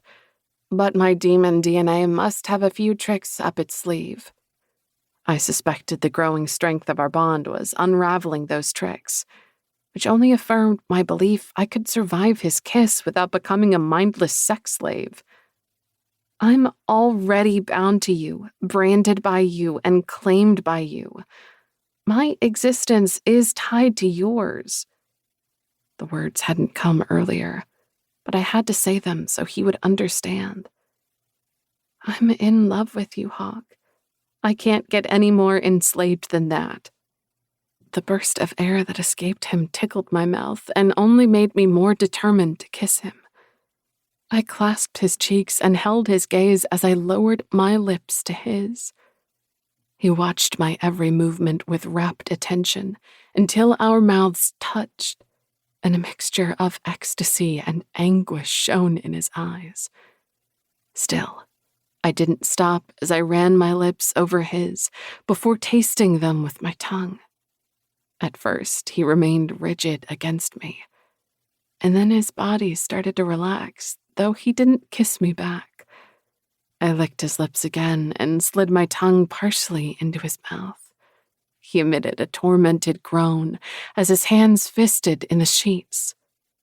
Shh, I murmured as I caressed his nape. Despite his determination not to give in to me, his cock lengthened against my thigh. Shifting my hips, I centered myself over him and took him inside me again. The sheets tore in Hawk's grasp, and I felt him throbbing inside me. But I didn't move. I simply needed to feel connected to him right now. I bit his lip and drew it between my teeth before nipping it with my fangs. He was mine. I would have him in every way. But instead of becoming frustrated that he wouldn't kiss me back, I kept working to break his steely resolve. When I circled my hips on him, the sheets tore further before he released them to grip my arms. He started to pull me away, but when I nipped his lip again before soothing it with my tongue, he froze. He kept his mouth closed as I tasted him again, and just when I was about to scream in frustration, I felt his wall crumble. His mouth parted and his tongue met mine. I didn't experience a surge of victory. Instead, unexpected tears filled my eyes.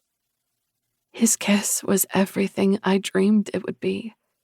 Deep, penetrating, consuming, soul-shattering. The last piece of a puzzle clicked into place as our tongues intertwined, and the searing passion of his kiss shook me to the core of my soul. I didn't realize I was crying until he wiped the tears from my cheeks, but I refused to let him stop. He enveloped me in his arms as he turned me on the bed and came down on top of me. I refused to let him stop kissing me while he slowly made love to me. Chapter 33. Aisling. How do you feel? Hawk asked for what had to be the 100th time over the past 3 days. I'm fine, I assured him impatiently. And if you ask me again, I'm going to show you how unenslaved I am from your kiss by kicking you in the nuts. He grinned at me, which made me tempted to kick him. If I'd known kissing him would turn him into a nervous wreck, I wouldn't have done it. Well, no, I still would have, but he was making me nuts. Sarah definitely wouldn't have done that, he said. I scowled at the reminder of his past lover, but let it go. You have to forgive yourself for that. It wasn't your fault. I may not have known better, but it was my fault. When I rested my hand on his cheek, he stopped throwing wood onto the growing mound of it. You have to let it go, and I'm fine. We've kissed numerous times over the past 3 days, and I still have all my senses. If I start following you around like a helpless puppy, you can put me out of my misery. And please do. But I'm okay. I think being your chosen gives me a natural immunity to your demon charms. He pressed my hand more firmly against his cheek. I am pretty charming. Sometimes, I teased, before focusing on the task before us. We'd spent the past 3 days setting traps around town. I had no idea how good any of them would do, but I refused to simply sit and wait for the Minotaur to return for its next victim. And I refused to fight the beast the same way as before. Thankfully, Hawk, Bale, Corson, Wren, and Lix felt the same way. They were on board with the idea for a new plan I'd set out for them after the first day of trap building. Everything we were doing was done before, as the others liked to incessantly remind us. So now it was time to try something new, even if that new was entirely crazy.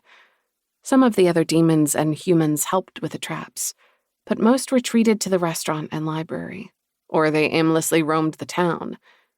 I tossed another piece of wood onto the pile and wiped my hands on my jeans.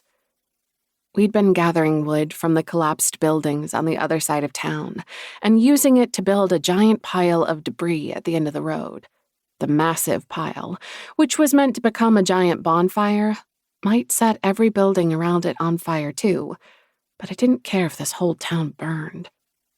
Hawk stepped back and used his forearm to wipe the sweat from his forehead as Bale joined us.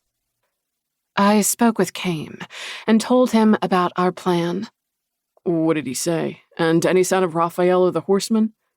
She brushed a strand of red hair over her shoulder and studied the pile while she spoke.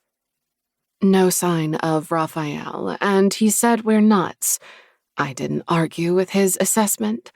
He wants to come into town and help us. I told him to stay out. If we don't make it through this, someone has to report to Kobold what happened. It's too bad. We could use his help, Hawk said. We could, Bale agreed, but he has to stay out. I agree, Corson said as he and Wren emerged from the other side of the pile. We're all set. Then it's time to retreat to the library. If it comes back tonight, we'll be ready for it, Bale said. We were halfway to the library when we met Lix coming out of the restaurant. He'd gone there to convince the others of our plan. Judging by the slope of his shoulders and the lack of demons and humans following him, he wasn't successful. They're still against it? Corson asked.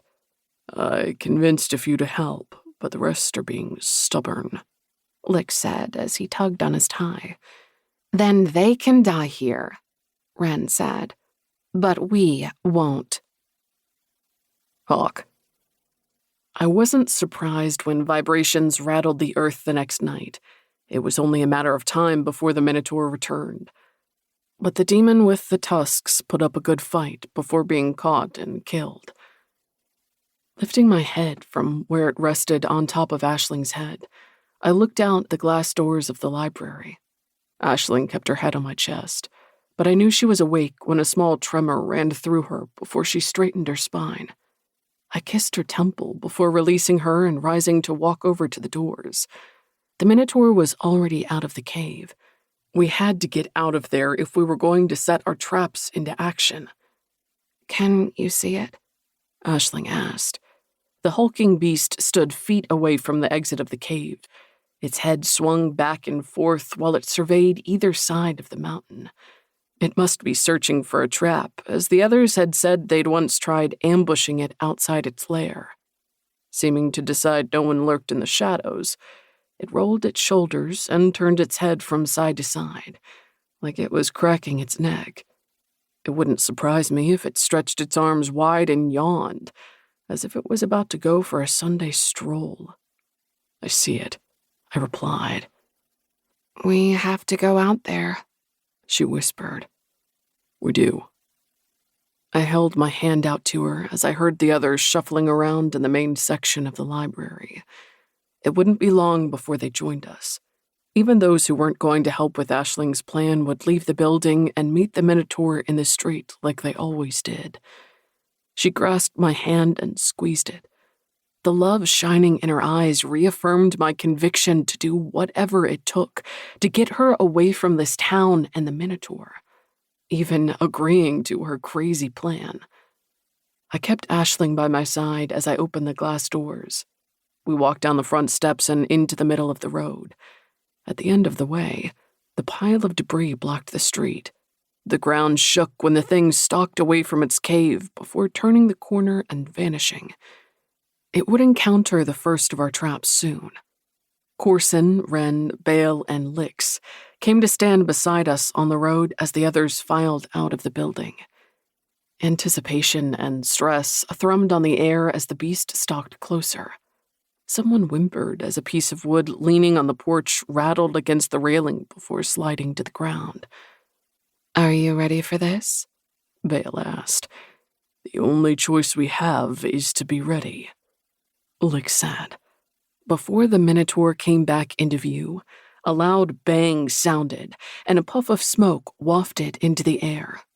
The first trap, Wren said. Aisling and I set what would become the first trap in the house with the attic. We'd run the string through the house and to the front door. Once on the porch, more strings were attached to the main one, so 3 of them ran across the road and into the neighboring house to the 3 guns propped in the windows. The strings weren't wired to go off when pulled, but instead, they went off when something stepped on one of them. Once weight was applied, the strain pulled the trigger of the gun it was attached to on the other side of the road. We didn't expect the guns to do much more than annoy the Minotaur, but they might cause it to search for someone who wasn't there, while Aisling set the pile at the end of the road on fire. Her fingers constricted on mine as the Minotaur's roar rattled the windows of the library. A thunderous bang resonated through the air and glass shattered. I pictured the beast tearing the front door off the home with the guns as another shot rang out. Another crash reverberated through the night as the Minotaur tore the house apart. Are you ready? I asked Aisling. As I'll ever be, she replied. Let's go. Another loud crash shook the night, and a puff of dust burst into the air as what I assumed was the roof of the building collapsed. We have to hurry, Aisling said. I squeezed her hand before releasing it and sprinting down the road toward the pile with her. When the ground trembled again, I realized the Minotaur was on the move once more. The distraction with the guns and the house was over, but more traps lay ahead of it. We were halfway to the pile when another bang sounded, and another cloud of dust billowed into the air. The Minotaur had fallen into the first trench we dug across the road and carefully covered again to make it blend in. The ground quaked so violently that I imagined the Minotaur slamming its hands onto the ground or driving its horns into the earth. Oh, shit, Aisling breathed. Just keep going, I told her. We're going to get through this. We skidded to a halt in front of the pile as the Minotaur's claws emerged over the side of the trench. This thing could eviscerate us with one swipe of its hand, and blood still caked the wicked-looking talons.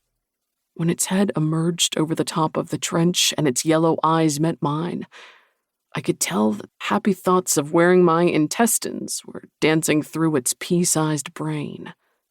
Aisling's breath came faster as the Minotaur began to pull itself out of the 15-foot deep trench. The ground gave way beneath its weight, and with an enraged roar, it vanished into the ditch. The following silence was more unnerving than any of its reverberating bellows. And then those claws appeared again, and those yellow eyes blazed with fury that lit the night around it. With methodical precision, It worked its way free, rose and took one step forward. Dozens of knives and spears exploded from the spring-release trap we'd set next for it.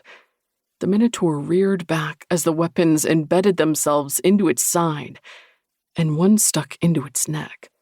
Aisling's hands shook as she knelt in front of the pile and held them over the wood. I rested my hand on her shoulder. "Take your time." Flames burst out of her palms. The intensity of it was so astonishing that Aisling fell away from the fire, which followed her as she landed on her ass. She gazed at her hands in amazement while she turned them before her. The flames followed her movements as they danced up her wrists and encircled her forearms. The sleeves of her shirt fell away, but the rest of it didn't catch fire. "What the?" She marveled as she turned her hands before her. "It's getting stronger." "It's the chosen bond. You can withstand my kiss and your fire has grown." "It's made me faster, too," she said as she held her hands over the wood. "I noticed the other day." I'd noticed the other day, too, when she pulled herself on top of me so fast, I'd barely seen her move before she was straddling me. I squeezed her shoulder again. My touch probably helps to fuel it. Her mouth formed an O before she replied. "Yes, it does." Leaning forward, she placed her hands against the pile. The flames blackened the wood as the Minotaur succeeded in pulling the last of the knives free. I kept one eye on the monster and the other on the smoldering pile as the beast dropped to all fours. Come on, come on. Aisling gazed between the beast and the pile as her flames licked across some drywall. When the Minotaur took a step toward us, her fire grew until a wave of it was streaming across the pile. Smoke filled the air as the Minotaur charged toward us. I thought the ground shook before, but now it was a full-on earthquake tearing the earth apart. Glass broke and fell from the windows closest to the beast. The Minotaur was 50 feet away from the pile when another trench gave way, and it plummeted into the hole. Its infuriated roar echoed through the night as the pile caught and flames leapt into the sky. Sparks shot off and rained over us as the crackling pop of wood drowned out the noise of the Minotaur. The heat forced me away from the fire, but awe filled Aisling's face and flames danced in her eyes as she sat before it. The 15-foot-high flames leaping into the air reflected off the windows closest to us and blocked my view of the Minotaur. I didn't feel any vibrations beneath my feet, which meant it was probably still trapped, but it wouldn't stay that way. "We have to go," I said. Aisling rose in one fluid motion. Turning away from the fire, I clasped her hand as we ran back to the others. Corson, Wren, Bale, and Lix stood with those who agreed to go with us. The remaining dozen or so humans and demons were huddled together near the library. "Are you sure you won't come with us?" Corson asked them. Some of them exchanged looks while others backed further away. A few broke away from the crowd and joined us, but the rest remained where they were. "Please," Aisling pleaded as she stepped forward. "There's no way of knowing what the fire will do if it spreads, or what will happen if the Minotaur discovers us gone. Please come with us." "No," one of the demons said. "We're not leaving," a woman said. "Let's go," Bale said. She snatched one of the bags of supplies we'd packed for the trip from the ground and put it on her back. Because we needed to move fast, there was only some water and a little bit of food in the bag. It wouldn't last the humans with us more than 2 days, and that was if they were lucky. "We can't leave them here," Aisling whispered. "We have no choice," I told her. "We have to go." She hesitated, but when I gave her hand a small tug, she fell into step beside me as we turned away from them. The flames leapt higher, and smoke billowed into the air as the fire spread to the building closest to the pile. It was only a matter of time before the fire consumed the town. Like wraiths, we slipped into one of the alleys between the stores and onto a side street. We didn't take the road, but jogged across front yards and into the backyards of houses as we made our way over to the next street. The faint vibrations beneath my feet alerted me that the Minotaur had worked its way out of the trench and was hunting once more. We didn't have much time before it found its prey or realized we were gone and returned to its cave. We had to beat it there. Chapter 34. Aisling. We were probably crazy for doing this, but there weren't any other options. Fighting the Minotaur had proven useless, and we couldn't sit around and wait for it to come for us. We couldn't get out of the town, we couldn't hide, we couldn't lay down and die like those we left behind. Instead, we were going to try and escape by going straight into the monster's lair. The insanity of the idea wasn't lost on me. I'd been the one to suggest it, and when I looked at all of those who decided to join us, the weight of their lives rested heavily on my shoulders. They'd chosen to join us, but I'd offered a carrot they couldn't resist. What if it all backfired? I couldn't think about that now. It was already too late. There was no turning back. I'd seen the look in the Minotaur's eyes. It would tear us apart if we went back. Stepping into the shadowed interior of the Minotaur's cave, I realized this might be the last bad idea I had. I didn't know why I'd suggested this, or why the others listened to me. But instead of keeping my stupid ideas to myself, or being told I was an idiot, I said them out loud, and after some consideration, they agreed with me. I wasn't sure who that made dumber, them or me, but it made us all equally nuts.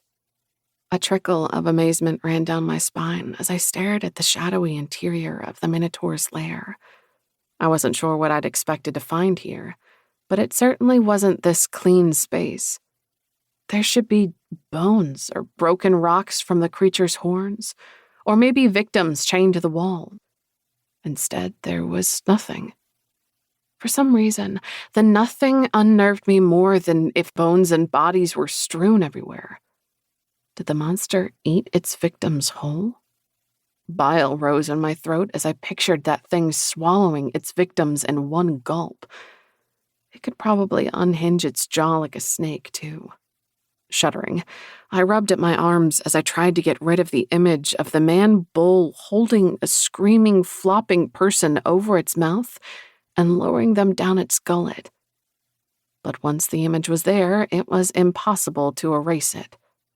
"Come on," Hawk said as he cupped my elbow. "We have to get as much distance between us and that thing before it returns." Twisting my head, I stared down the mountain at the town nestled in the valley below.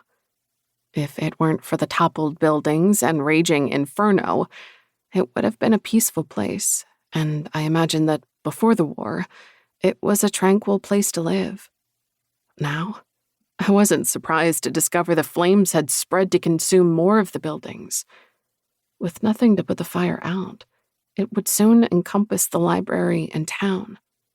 A stab of guilt twisted in my gut, but there was nothing I could do for those we left behind. They'd made their choice, and we'd made ours. I spotted the Minotaur stalking down the first side street we entered after leaving the others behind. It must have taken the street to avoid the fire. Instead of slipping down the alleys, which it would never fit through, it went to the end of the road and turned right toward the library. It was still on the hunt, which meant we should have at least 15 minutes before it returned to the cave. Hopefully longer if it decided to try to uncover Hawk and me first.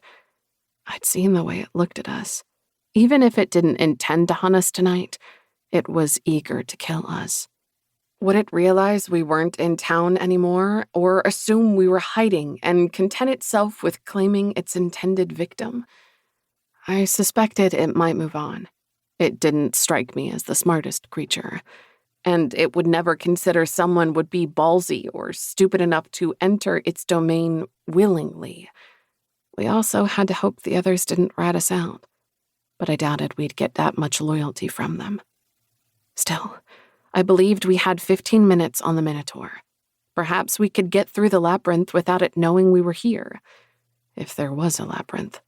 So far, all I saw was rock. Turning away from the spreading fire, I focused on the cave as the others shuffled forward. Though only a faint amount of the moon's rays pierced the interior, I saw Oliver watching me over Nadine's shoulder. I smiled at the boy, and he smiled shyly in return. I really hoped this was the right choice for him. I couldn't live with myself if this decision caused his death. Aisling, Corson said. we need your fire. Hawk and I made our way to the front of the group to discover Corson, Bale, Wren, and Lix, gathered near a tunnel leading deeper into the cave. It was impossible to see more than 2 feet into the 15-foot-high tunnel leading to the bowels of the earth. We couldn't go back, but I wasn't too thrilled about going forward either. With no other choice, I lifted my hand and created a small ball of fire in my palm. The shadows slid back as the flames danced in the air flowing from the tunnel. The fire's glow revealed the chipstones in the ceiling that were gouged out by the Minotaur's horns as he carved his way through the rock. I frowned at the small pieces of metal and wood on the ground, until I realized they were the remains of the tracks the carts once traversed. Maybe this isn't such a good idea, someone said from behind me. It's too late to change our minds now, Randy said. It was far too late to change our minds now. We only had 2 options: keep going or die. And I was not going to come this far to die without a fight. With my flame illuminating the tunnel, I led the way deeper into the earth. In the beginning, cobwebs brushed my face, and then we reached a depth that was too much for spiders. I still didn't detect the potent reek of death I'd expected, but smelled the musky aroma of something feral mixed with the stench of wet dog hair. It was the scent of the Minotaur. We were a few hundred feet into the tunnel when it branched into 2 different directions. Shit, someone whispered from behind me. Now what? Someone else asked. I tried not to let my mounting panic show as my brain stuttered for an answer. This was supposed to be a maze, but I'd been expecting bushes or something like those old-fashioned English mazes I'd seen pictures of in school. I had not expected the Minotaur to carve out a maze within the mountain. I turned my flame in the direction of the tunnel to the right, before swinging it to the left. Now what? Now what? The question looped through my mind as I swung my flame back again. Left or right? Life or death? That was the real question here, because one of these tunnels would give us a chance, while the other ended all hope. When I swung my flame back again, I almost sobbed with relief. Left, I said. How do you know? Wren asked. I swung my flame back to the right and watched as it burned in my palm, before turning it back to the left. Once it settled down from the motion, the flames flickered and danced far more than they did from the tunnel on the right. There's airflow coming from this tunnel, I said, before swinging it right again. But there isn't from this one. Left it is, then, Hawk said. I was sure I was right, but a tendril of unease crept down my spine as we strode down the left-hand tunnel. Almost immediately, the broken pieces of track vanished, and the rocks became more jagged as we entered a section of the tunnel carved by the Minotaur instead of miners.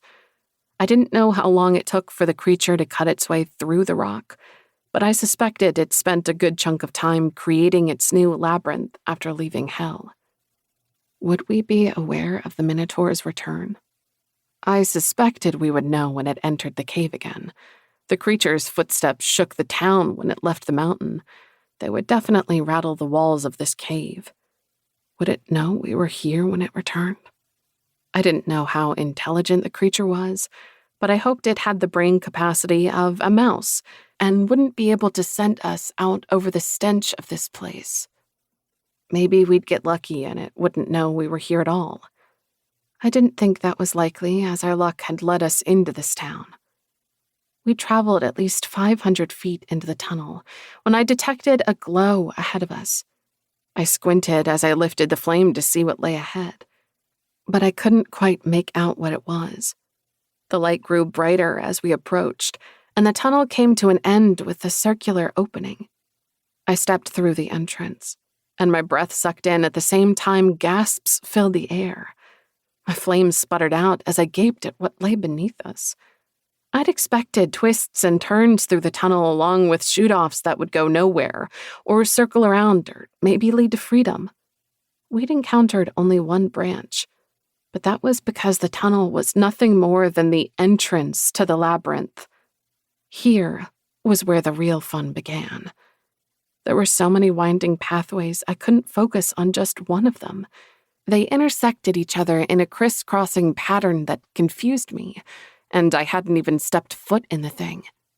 I tried to follow one of the pathways, but it was impossible to stay with it for more than 20 feet. I couldn't begin to decide which of those pathways might lead us out of here before the rows of convoluted routes disappeared over a hill that blocked out anything on the other side of it. I bit my lip as I tried not to think about the possibility. There was no way out of here. There had to be an exit, or I'd led all these people to their deaths. Despite the convoluted pathways, the labyrinth was amazingly beautiful. Like the old English maze I'd expected to find, rows of hedges created the hundreds of corridors beneath the earth. Overhead, a dome of hewn rock arched over the labyrinth. That dome stretched at least 200 yards and arched over the section of the maze I couldn't see. The sun couldn't shine down here, but golden light illuminated the labyrinth and chased away the shadows of the cave. Before me, a rocky, winding pathway led down to the entrance of the maze. Once we walked down it, we'd have no idea which way to go or where we were in the maze. We'd be lost as a bird in a tornado the second we stepped foot in those hedges. For a moment, I feared I might throw up as bile rose in my throat and my head spun. Part of the plan was to get enough of a head start that maybe we could find our way out of the labyrinth before the Minotaur realized we were here. That was probably impossible. When Hawk rested his hand on my shoulder, I glanced at him. I saw apprehension in his eyes, but there was also a steely resolve that straightened my spine. Now what? The blue-haired demon asked. Now we keep going, Hawk said. Into that? A human asked. Do you want to turn back? Corson inquired. Because there is nowhere for us to go back there. Except into the mouth of the Minotaur, Bale said. I glanced into the shadows of the cave. I wasn't sure which was worse, wandering into the maze or returning to fight the monster who so easily defeated us the other day. Turning back is worse. There was no way to know how much time we'd spend trapped in the labyrinth, but we wouldn't have much time left in the town before it came for us. And now that the town was burning, we'd have less time there. We have to go, I said. Before anyone could stop me, I started down the side of the mountain. Here, the rock walkway was at least 10 feet wide and open all around me. How is this place possible? I asked as I led the way down the winding path. How did that beast create this world? How are there bushes growing under the earth and this rocky ground? The same magic the Minotaur used to trap us in the town was also used to create this, Bale said. The labyrinth is the Minotaur's home and its creation. If this is its creation, Randy said, then can it change it around us? I shuddered at the possibility and realized it might happen. If that creature had built this world, then it might be able to do anything with it, which meant we had no chance of escaping this maze. Chapter 35. Aisling. I had no idea where we were in the labyrinth. We'd been wandering for what felt like hours, but it could have been minutes or a day. All I knew was my feet hurt, the humans were exhausted, and the Minotaur had returned to its cave. I didn't know how long ago that return was, but the bushes and the labyrinth had shaken like an earthquake was rattling them. No screams accompanied its return. I didn't know if that meant its victim or victims were unconscious like tusks when taken, or if the beast decided to eat them already. Either way, the Minotaur was back, and it didn't know we were here, or else it would be hunting us. Do you think the horsemen could have hidden their army in here? I asked, to distract myself from my surroundings. It's big enough, and if they teamed up with a Minotaur and came and went out of the other exit, no one would have known they were here. I don't think the Minotaur would let anyone in its domain that it didn't plan on eating, Corson said. And it doesn't strike me as the type to share its territory, Bale said. With as big as this place is, it's not big enough to house the kind of army the angels and horsemen came at us with, Lick said. True, I muttered. A sudden breeze caused the bushes over my head to sway. The rustle of their leaves reminded me of the cornfields I'd play in as a kid. My friends and I would laugh, and we'd plunge through the rows, losing and finding each other in a game that was a mix of tag and hide-and-seek. That's new, Wren said, and it was new. Up until now, the only thing moving the bushes were our arms brushing against them as we walked, and the stomp of the Minotaur's feet. I gulped down the lump in my throat. It was difficult to remain calm when every twist and turn had me feeling increasingly claustrophobic. I kept waiting for the 15-foot-tall bushes to uproot themselves, close in, and suffocate us beneath their shiny green leaves. Or maybe they would uproot themselves and twist all around until we had even less of an idea where we were going. Maybe we should have let Kame come, Lick said. At least he could have flown over the top and told us which way to go. It's too late for that, Bale said, and we couldn't risk him getting trapped in here, too. I tilted my head back to gaze at the dome as I tried to figure out our position by the change in light. When we first entered the maze, the light was dimmer, but as we got closer to the center, it grew brighter. But I still didn't see anything to explain it. What if I torch the plants? I asked. And if the fire gets out of hand? Hawk inquired. Or if it alerts the Minotaur to our presence, Corson said. We know it's back, but it doesn't know about us. I had no answer for them, but my frustration mounted as row after row of endless green stretched before me. Usually, I loved plants, but I wanted these things out of my way so I could see more than 5 feet ahead and 10 feet to the side of me. We know there's a way out, Bale said. Otherwise, the beast couldn't have returned to the town when the mining exit was blocked. Right now, that's what we have to focus on finding. I didn't ask her how we were supposed to find it when we had no idea where we were. I'd never been pessimistic before, and I wasn't about to start now. I glanced back at the cave leading to the Minotaur's domain. Going by the light and the distance to the cave, we were in the center of the labyrinth. We were also about 200 yards to the right of where we first entered. That information didn't do me any good when I had no idea if the exit was ahead or to the left or right or nowhere. Just keep going, because that was our only option. I turned a corner and smacked straight into a row of hedges. The branches and leaves knocked me back a step, but not before it also added insult to injury by shoving a stick up my nose. My words trailed off as I wiped at my wounded nose and came away with a smattering of blood.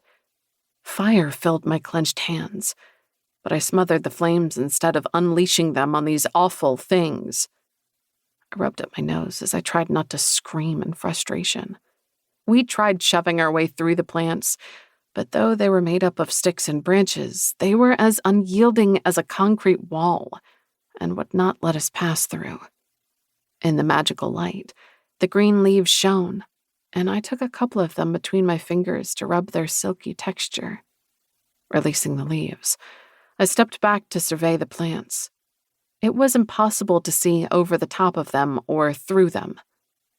I glanced up at the dome. Where was that light coming from? Before I could think about it too long, a shrill scream pierced the air. My heart lodged in my throat as I spun back toward the mountain. At the entrance to the labyrinth, a man and woman came into view as they burst out of the cave and sprinted down the path toward the maze. I didn't know if they'd seen us, but I had no doubt the Minotaur would as soon as it arrived. "Can we hide somewhere?" I whispered frantically. "This whole place is somewhere to hide," Corson said, "and nowhere to hide." The cryptic words only escalated my anxiety. My heart was pounding too fast, and my palms were so sweaty I kept expecting water to drip from them. If I wasn't immortal, I'd be a little concerned I was about to have a heart attack. That thing was coming, and we were surrounded by row after row of green bushes. And I'd been the one to suggest this stupid plan. I was the one who led all these people and Oliver into the heart of the Minotaur's labyrinth. And now it was coming. Deep breaths, Ash. Panicking isn't going to get anyone anywhere. I tried to regain control while examining the wall ahead of me. I wanted to torch all the plants, but Hawk was right. There were too many of them, and the fire could easily get out of control. Because I was a fire demon, I could withstand the flames, but the others couldn't. "Come on," Vale said. She started back through the maze. I stayed close to Hawk as we navigated our way through the plants once more. I brushed my fingers against his and closed my eyes when a small thrill ran through me. We'd get out of this. I would not lose him. When we came up against another dead end, we headed back only to walk smack dab into the middle of more bushes. Pure frustration almost caused me to kick them, but I managed to restrain myself as we headed in a new direction. We'd turned around so much that I was at the back of the pack with Hawk. "Dead end," Randy said from ahead of us. We were back at the head of the pack as everyone turned back toward us. When I glanced at the mountain, the man and woman were off the pathway and in the labyrinth. Any minute now, the Minotaur would arrive, and I suspected once it realized we were here, it would make us its priority. "Are we going in circles?" Ren asked. "It sure feels like it," Nadine said. I looked at the dome again and craned my head to see where the light was coming from, but it remained a mystery. I had no idea why this mystery obsessed me so much, probably because it was easier to focus on something outside the maze than to remain centered inside it. I suspected most people who survived for any length of time in the labyrinth went mad from the sameness and hopelessness of it. And then I felt the vibrations beneath my feet. I didn't have to look to see if the Minotaur had arrived. I felt its insidious yellow eyes boring into the back of my head. "Hawk." Ashling's arm brushed against mine as she faced away from the cave to focus on the maze.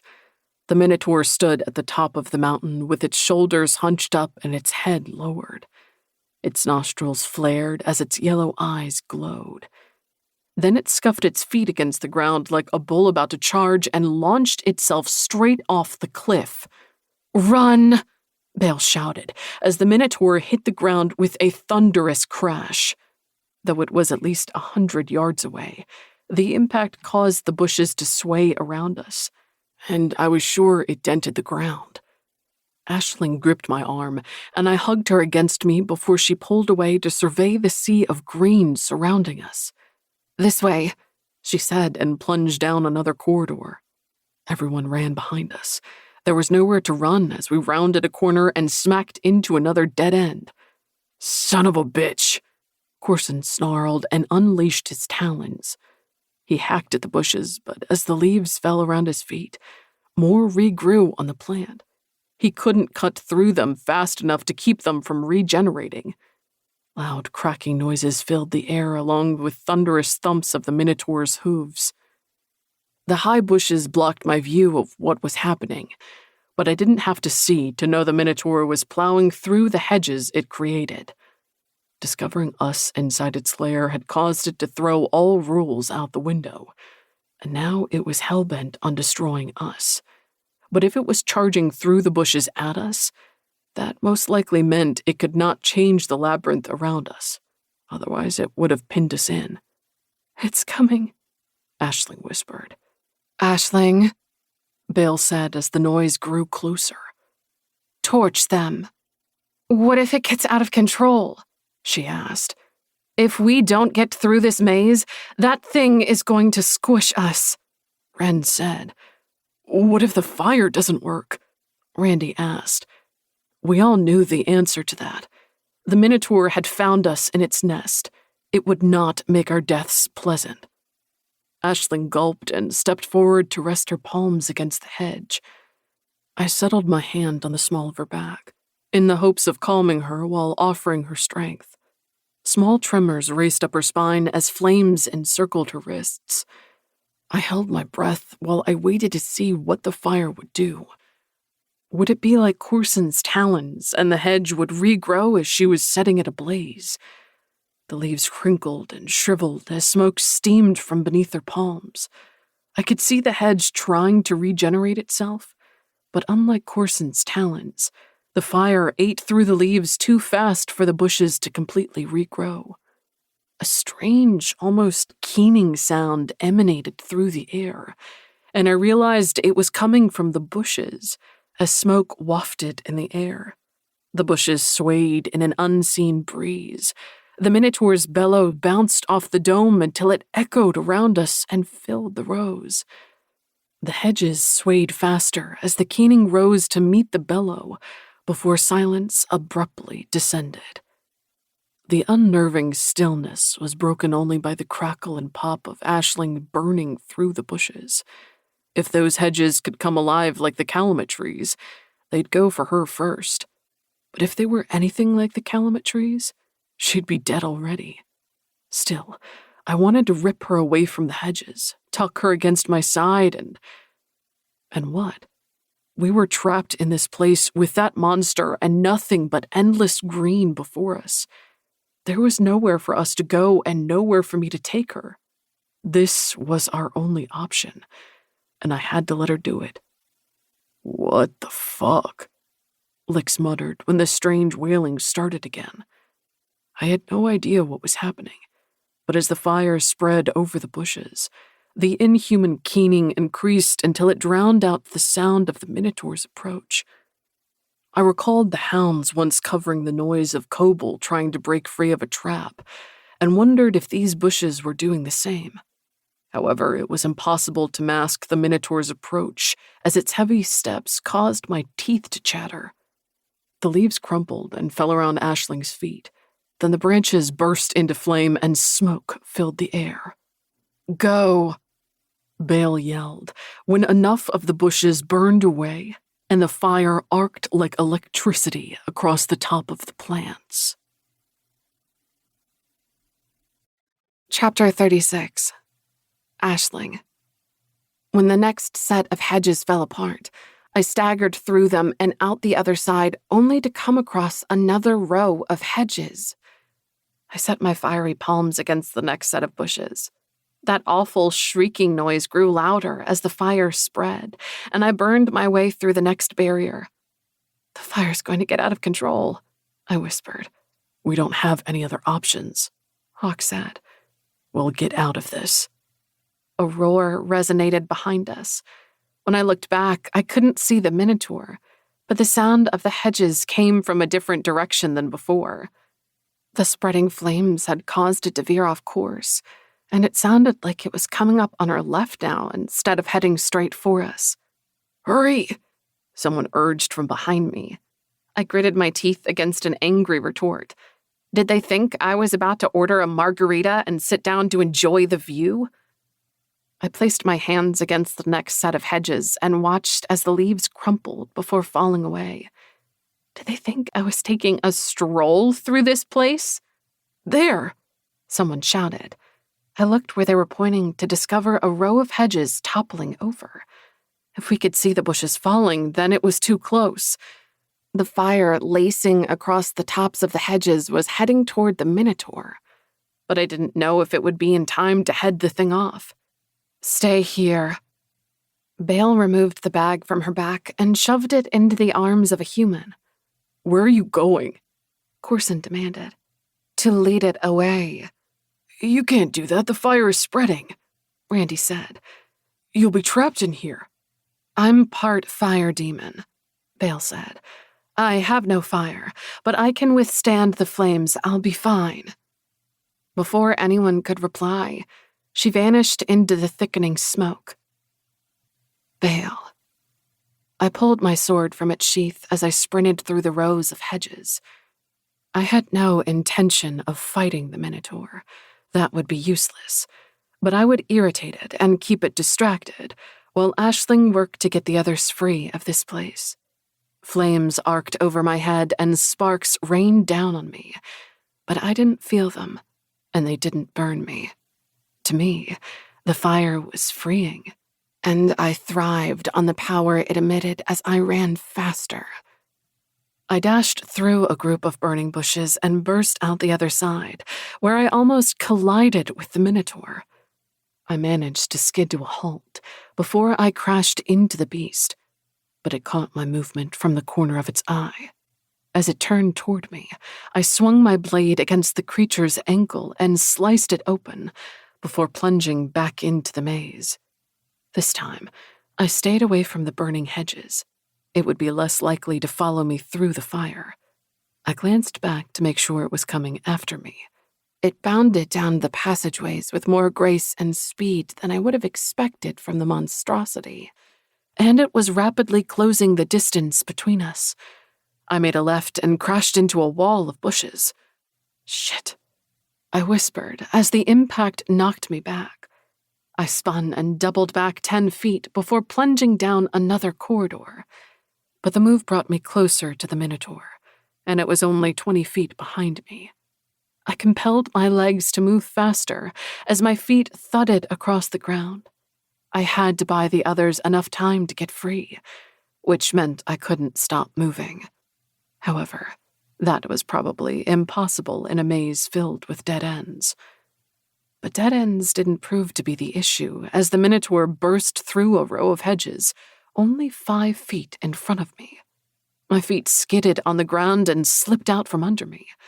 I got my right hand down in time to keep from hitting the ground. A breeze blew over me as the beast swung out a massive hand, missing my head by mere inches. With my toes digging into the rocky ground, I scrabbled away from the beast and into another corridor. My sword swung in front of me, and my heavy breaths filled my ears as I pumped my arms while sprinting toward the flames.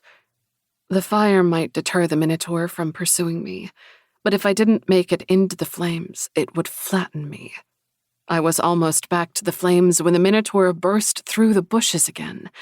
It blocked my way toward the fire as it charged into the corridor on all fours. I recoiled as its horns sliced through my shirt, skimmed my stomach, and caused blood to trickle from the cut it delivered to my flesh. Gripping my sword, I leapt up and sliced off the tip of its ear. The monster let out a bellow that blew my hair back from my face and filled my nose with the rancid stench of decaying flesh. I didn't bother to attack it again, but ducked the claw it swung at me, threw myself forward, and rolled into the fire on the other side of it. The flames enveloping me turned my clothes and boots to ash. Orange and yellow snapped in front of my face. My hair billowed out as the inferno whipped air currents around me. I rested my hands on the ground and pushed myself to my feet as the flames parted to reveal an opening. I stepped into another corridor as the Minotaur exploded out of another section of the hedge. Before I could retreat into the flames, it slammed a claw-tipped hand into my back. and I hit the ground. Chapter 37. Aisling. Everywhere I looked, fire surrounded us. I didn't feel the heat of it, but sweat poured down the faces of the others. Terror shone in their eyes, and burns marred their skin and clothes. I had to get them out of here. I couldn't be the one who destroyed all these people. Tears from the smoke burned my eyes, but I didn't dare let up on my onslaught against the hedges for fear they'd regenerate. I'd never used my power so much before. I'd trained with it for the past 2 years, learned how to keep it leashed, but I'd never set it free for so long. I didn't feel depleted. Instead, the inferno fueled my ability, as did Hawk's hand on my back. The crackle of the fire and the strange wail made hearing anything else impossible. I didn't know where the man and woman who'd entered the maze were. I'd hoped they'd seen the Minotaur leap into the labyrinth and run back toward the cave entrance. If they hadn't, they would die in here. I stumbled through the next set of hedges and nearly fell when I tripped over a flaming branch. Hawk caught me before my knees hit the ground. "I'm going to get you out of here," I whispered. "I know," he said. I realized he had complete confidence in me, and that unwavering belief only made me love him more. Resting my hand against his cheek, I took a second to gain strength from him before turning and setting the next set of hedges on fire. I had no idea if we were heading for the exit, but I kept going straight ahead and toward the golden light. When the roar of the Minotaur pierced the air, I glanced back to discover fire in place of the hedges. "Bale," Corson murmured. Wren rested her hand on his arm. "She'll be okay." I kept waiting for open air, space, and freedom, but the next hedge burned away to reveal another wall of bushes. Ashes and sparks rained down as wall after wall of green shriveled and died. The others slapped at their arms to smother the sparks and ducked the flames. But I didn't feel the golden embers eating through my clothes and leaving small pink spots on my arms that faded as soon as they appeared. My increasing urgency to break free of the maze and get the others to safety drove me onward. Then, just as I was sure we were never going to break free and the fire would consume everyone behind me, another wall gave way, and I stumbled into an open area. The elation that came with the rush of open air that blew the smoke away from my eyes vanished when my gaze fell on the thousands of bones piled before me. The pile was so high I couldn't see the hedges behind it, as it rose halfway to the domed ceiling. It must be located over the hill that blocked my view of the maze. Otherwise, I would have seen it from above. There were all different kinds of human and demon bones, while others could be only the smaller, delicate bones of animals. Despite the death piled before us, it didn't reek of rot, as there was no flesh left on the bones. They'd been picked cleaner than my father picked a chicken wing at the annual Volunteer Day picnic. The Minotaur didn't swallow its victim.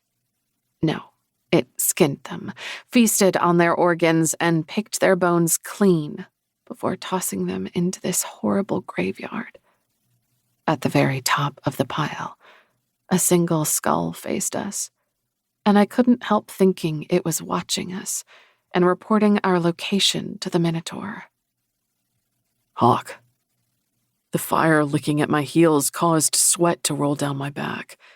The heat of the flames and the thick smoke made moving difficult. Some of the humans were starting to lag, and the pile of remains hadn't boosted their energy. Aisling turned a corner around the pile and briefly vanished when a billowing cloud of smoke rolled between us.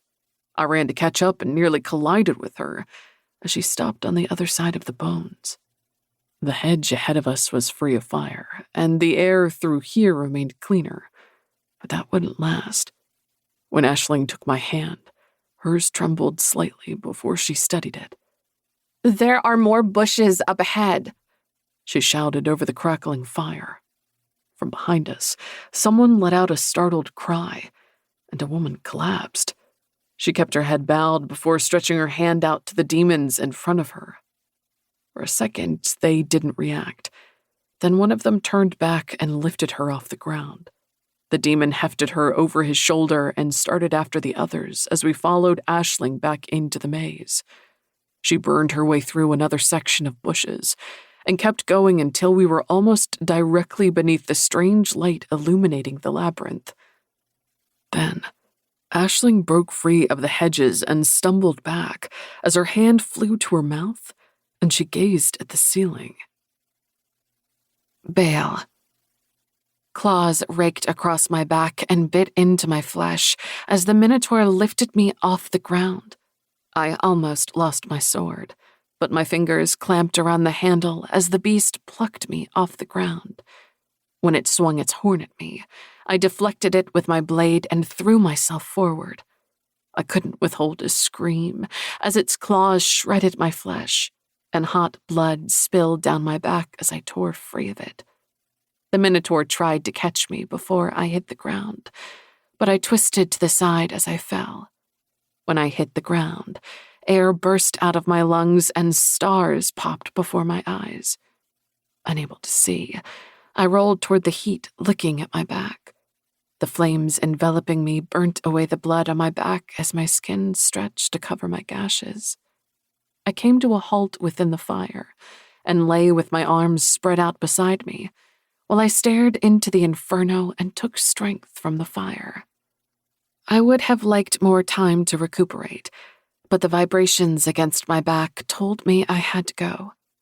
Rolling over, I pushed myself to my feet and sprinted through the flames. I had no idea where the Minotaur was, but I had to return to the others. Bursting out of the flames, I gasped in the fresh air enveloping me as I ran down an open corridor. To my left, the Minotaur trampled bushes as it ran in a row parallel to mine.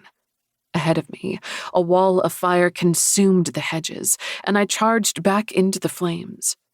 The earth shook so forcefully I knew the Minotaur was close, but I had no idea where it was anymore. Faster. I pushed my body to the brink of endurance as I sprinted into another fire-free corridor. Smoke clogged the air while I ran heedlessly forward and into another wall of fire. This one must have been set more recently, as some of the hedges remained standing. I threw out my hands and shoved aside the branches slapping at me. To my left, I spotted more bushes crumbling beneath the weight of the Minotaur. We were on a collision course with each other, but I didn't know that. As the distance between us narrowed, I reduced my speed so I didn't come out ahead of it. When it barreled past me, I jumped out of the hedges and swung my sword down. The blade sliced across the back of its knee. The creature howled as its leg gave out. My blood dripped from its claws when it swung its hand at me. The wind whistled past my ears, one of its talons sliced it off. It took a few seconds for my body to register the missing part, and then a searing pain lanced through my head. Tit for tat. I smiled grimly, overtaking a piece of its ear and losing all of mine to it. But if I made it out of this, my ear would regenerate. Blood spilled down the side of my face as I darted back into the flaming hedges. A blast of air followed me, and when I looked back, I saw the Minotaur's gigantic hand crushing what remained of the bushes I'd run into. Turning to my right, I stayed parallel with the beast as it rose and started shoving bushes out of its way again. When it traveled another 20 feet, I dashed out of the flames and brought my sword down across the back of its other leg and ran for the fire. I was almost in the fire when its hand connected with the side of my head and sent me reeling into the flames. Scrambling to my feet, I pushed myself off the ground as my head spun and stars danced before my eyes. I only made it 30 feet before I fell to my knees and bent my head against the dizziness assailing my body. I had to get up, but I was pretty sure the Minotaur had rattled my brain. Inhaling deep breaths, I lifted my head to stare into the inferno, while the fire renewed my strength. Feeling like I could stand without falling over, I planted the tip of my sword in the ground and pushed myself to my feet. I steadied myself before running to catch up with the Minotaur. Chapter 38. Aisling. I gawked at the dome and the radiance it emanated while I tried to understand what I saw. It was like glass as it reflected the labyrinth in the smooth, silvery surface. Flames consumed more than half the maze. Back toward the entrance, green bushes remained, but the fire was spreading toward them. The smoke drifting across the surface of the dome made it difficult to see everything about the labyrinth, but I could make out enough of it. What the... Hawk's voice trailed off as the question died on his lips.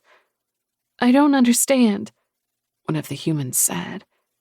Is it a map? I asked. It's something, Lick said. There had to be something important about it, but I couldn't figure out what. Closing my eyes, I rubbed at my temples while I tried to puzzle out what the mirror image of the maze could mean. Opening my eyes, I studied the ceiling version of the labyrinth more intently as a yellow magical sun shone down on the maze. That mirror sun illuminated our labyrinth. I didn't know how, but a lot of the impossible had proven to be possible since the gateway opened. As I studied the reflection more closely, I discovered the entrance to the Minotaur's cave, but that didn't make it easier to locate where we were in the labyrinth. Look, Corson said and pointed at the maze above us. There's the Minotaur. It took me a minute to see where he was pointing, and then I spotted the hulking creature smashing through the hedges. The Minotaur was cutting through a section that wasn't yet on fire, but it was only a matter of minutes before the fire reached it. If I could see the Minotaur, then we had to be somewhere on there too. My eyes narrowed as excitement pulsed through my veins. It was like a giant game of Where's Waldo, except we were Waldo. Then I spotted the pile of bones, and straight ahead of that, there we were. The height of the bushes made seeing us difficult, but a cluster of what looked like giant ants grouped near a dead end, only 20 feet away from the encroaching fire.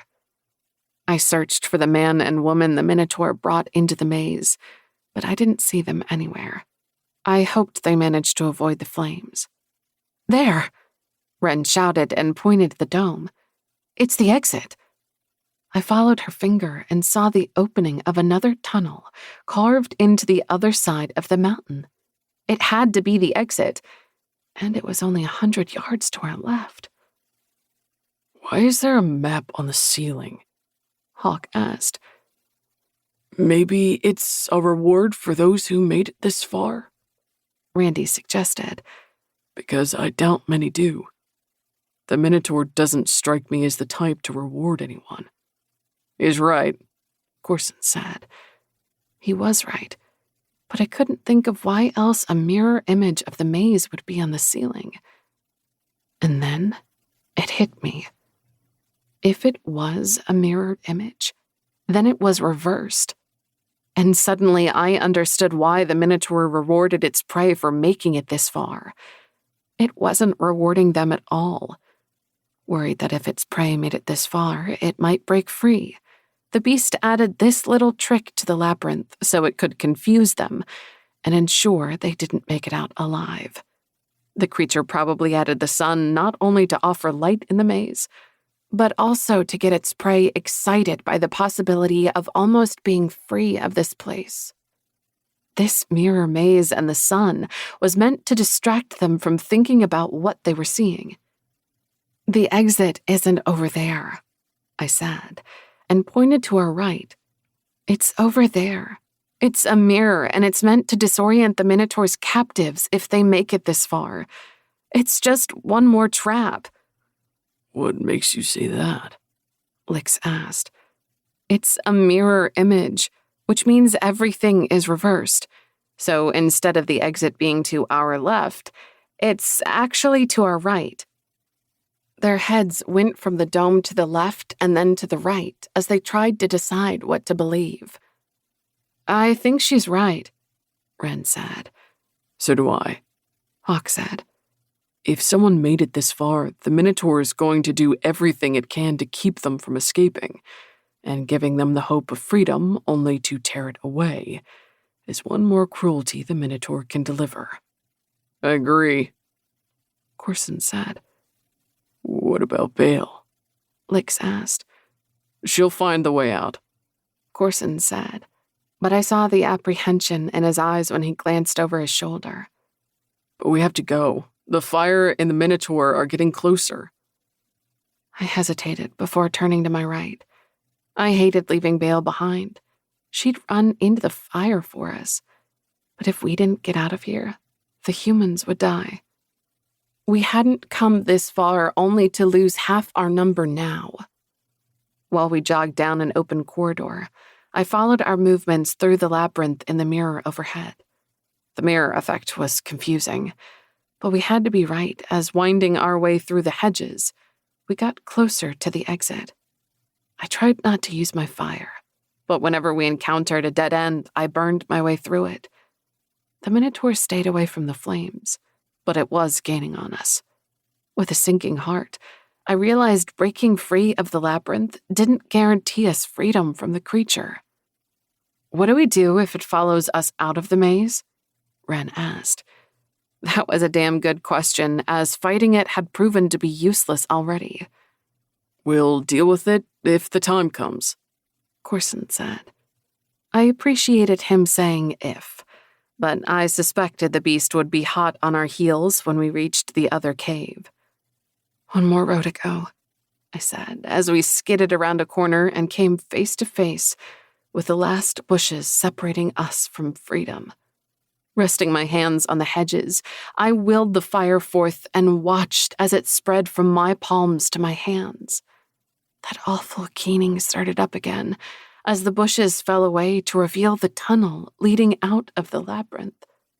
I couldn't recall a time I'd ever been so excited or apprehensive as I raced out of the hedges and toward what I hoped was freedom and not another trap. Hawk. I kept close to Aisling's side as we ran through the tunnel. The fire encircling her wrists was the only source of illumination in the cave. The flames bouncing off the rock walls and stony floor cast shadows all around us as our feet pounded across the ground. Though the air was fresher here than in the labyrinth, the smoke choking it made breathing more difficult as it wafted past us in thick plumes. After the searing heat of the fire, the cooler air of the cave was a welcome balm against my blistered skin. The humans were suffering far worse than any of the demons, and I didn't know how much longer they could go on. A flutter of wings drew my attention to the ceiling as I waited for a bunch of bats to break free and swoop down at us. But there were no bats. Instead, Kame soared overhead before turning and sweeping back toward us. "The horsemen are coming!" he shouted as he flew overhead before turning and coming back. "The horsemen are coming! The horsemen are coming!" "He's the fucking Paul Revere of angels," I snapped. We'd just broken free of the labyrinth. We had no idea if we'd evaded the Minotaur, and now the fucking horsemen were back. What else could go wrong? I probably shouldn't ask the question. Since the gateway opened, I'd learned anything could go wrong. And it often did. "Where are they?" Corson demanded. Kame landed in front of Aisling.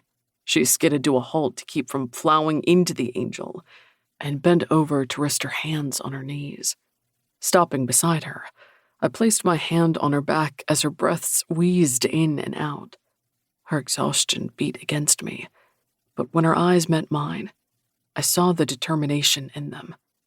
"They were headed for the town," Kame said. "So they could be trapped in the town?" Wren asked. "They could, but it's doubtful," Kame said. "The smoke will probably draw them here like it drew me. It's how I found you." "Shit," Corson muttered. "We have no choice. We have to keep going." Lick said. Kame, can you see if you can find Bale? Corson asked. She's still in the labyrinth behind us. The flames won't hurt her, but she has to get out before the Minotaur finds her. I'll try, Kame said. Unfolding his wings, he lifted himself into the air. I watched him disappear into the tunnel before turning my attention back to the freedom and danger ahead. Chapter 39.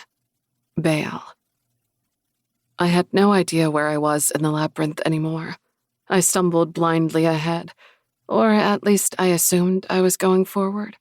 I might be going behind or back or left or right.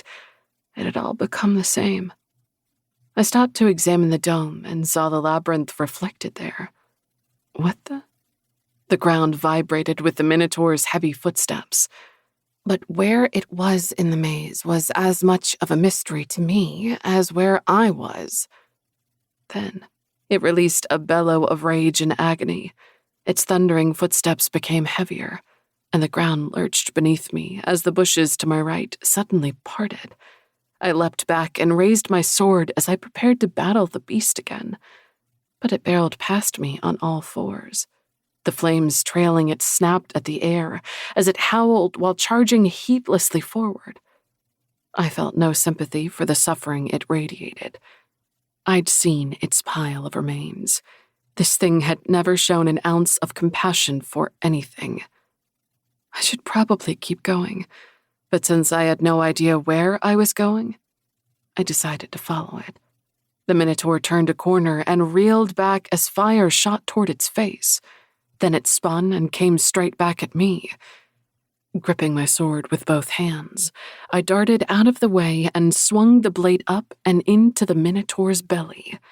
The creature grunted as I yanked the blade out, but it barely paid attention to me as it vanished into the flames again.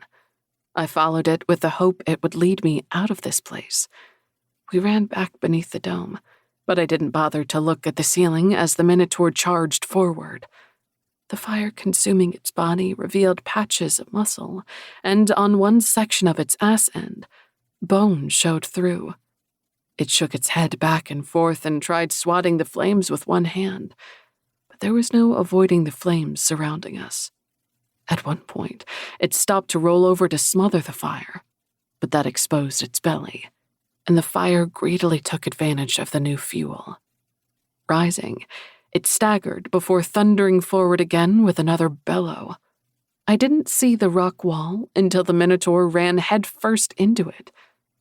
The rock indented before a chunk broke off over the Minotaur's head and fell to hit it. The beast shook its head before staggering back. It hunched up and released a keening wail that echoed the forlorn noise the hedges made when the flames started devouring them. The Minotaur's skin crackled and popped as flames dug into its flesh. The stench of burning meat filled the air as more of the Minotaur's skin peeled back to reveal the muscle and bone beneath. It stumbled to the side before collapsing with a thud that fanned the flames into my face.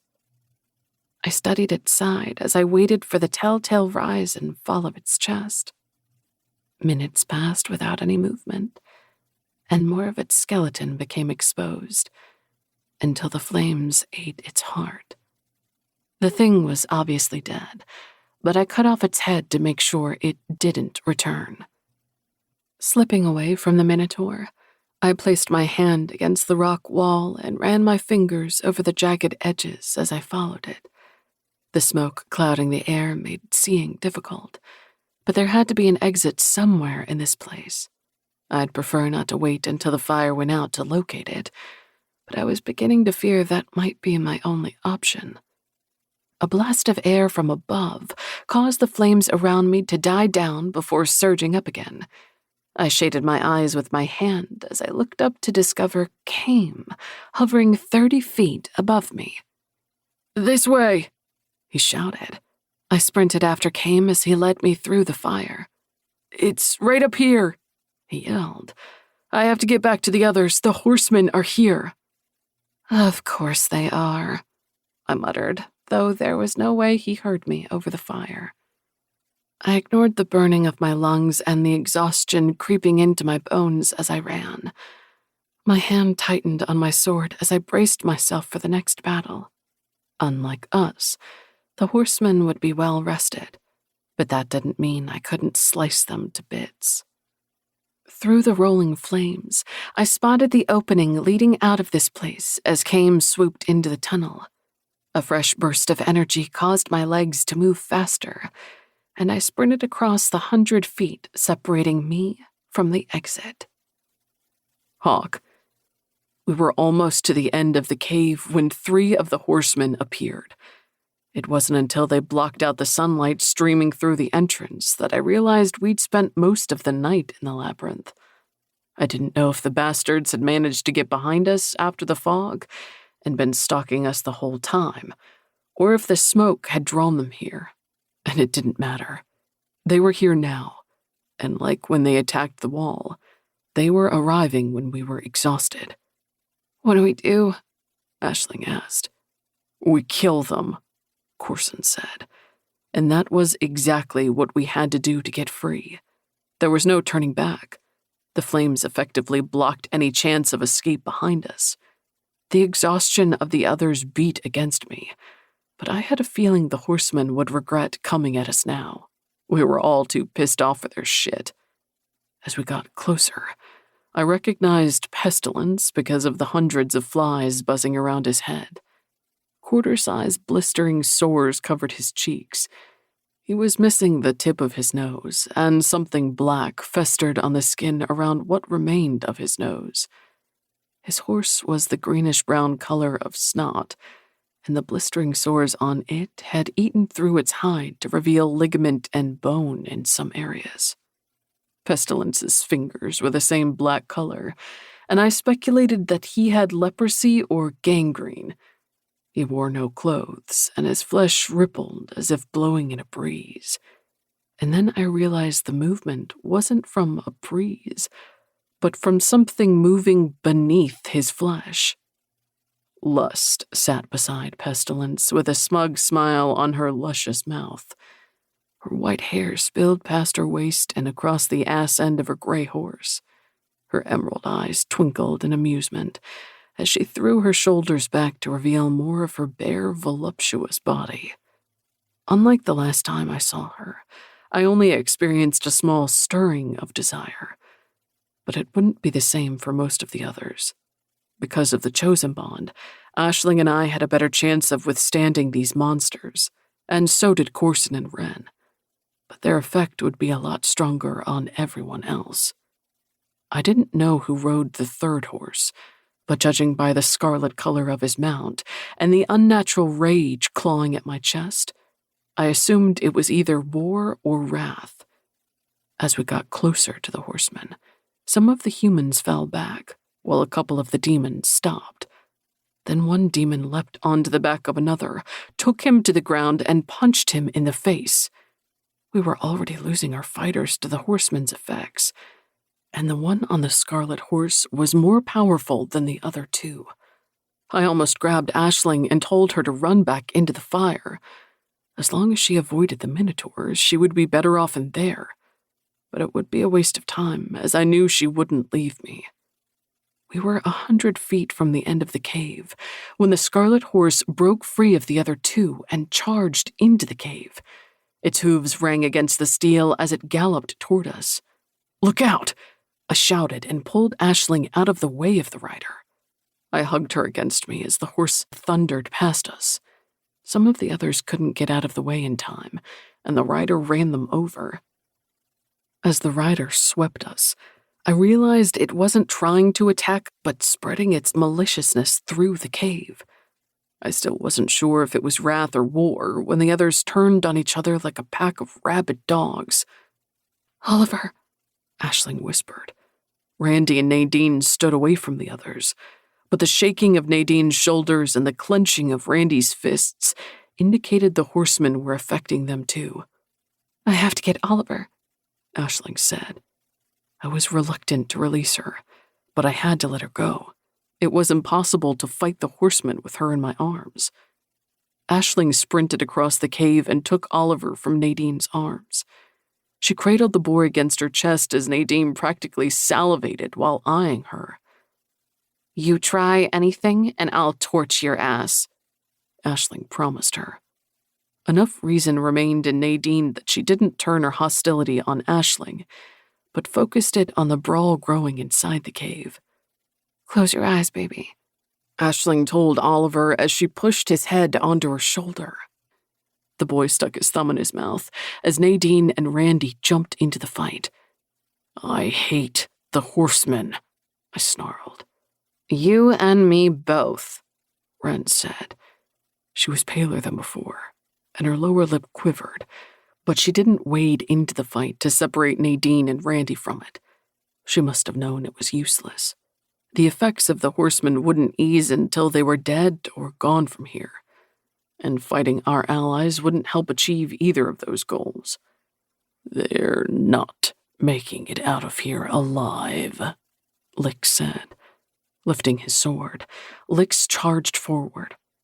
With a loud battle cry, he leapt into the air and sliced Pestilence's horse's head straight down the middle. The sickly-looking creature didn't move as the two pieces of its head bobbed awkwardly before starting to fuse themselves back together. "Holy shit," Aisling breathed. Lix's movements slowed with every passing second, but he didn't stop attacking Pestilence. When his head bowed and his shoulders slumped, I realized Pestilence was doing something to him. I removed one of the guns strapped to my waist, and before Pestilence's horse could completely heal, I fired a series of bullets into it and its rider.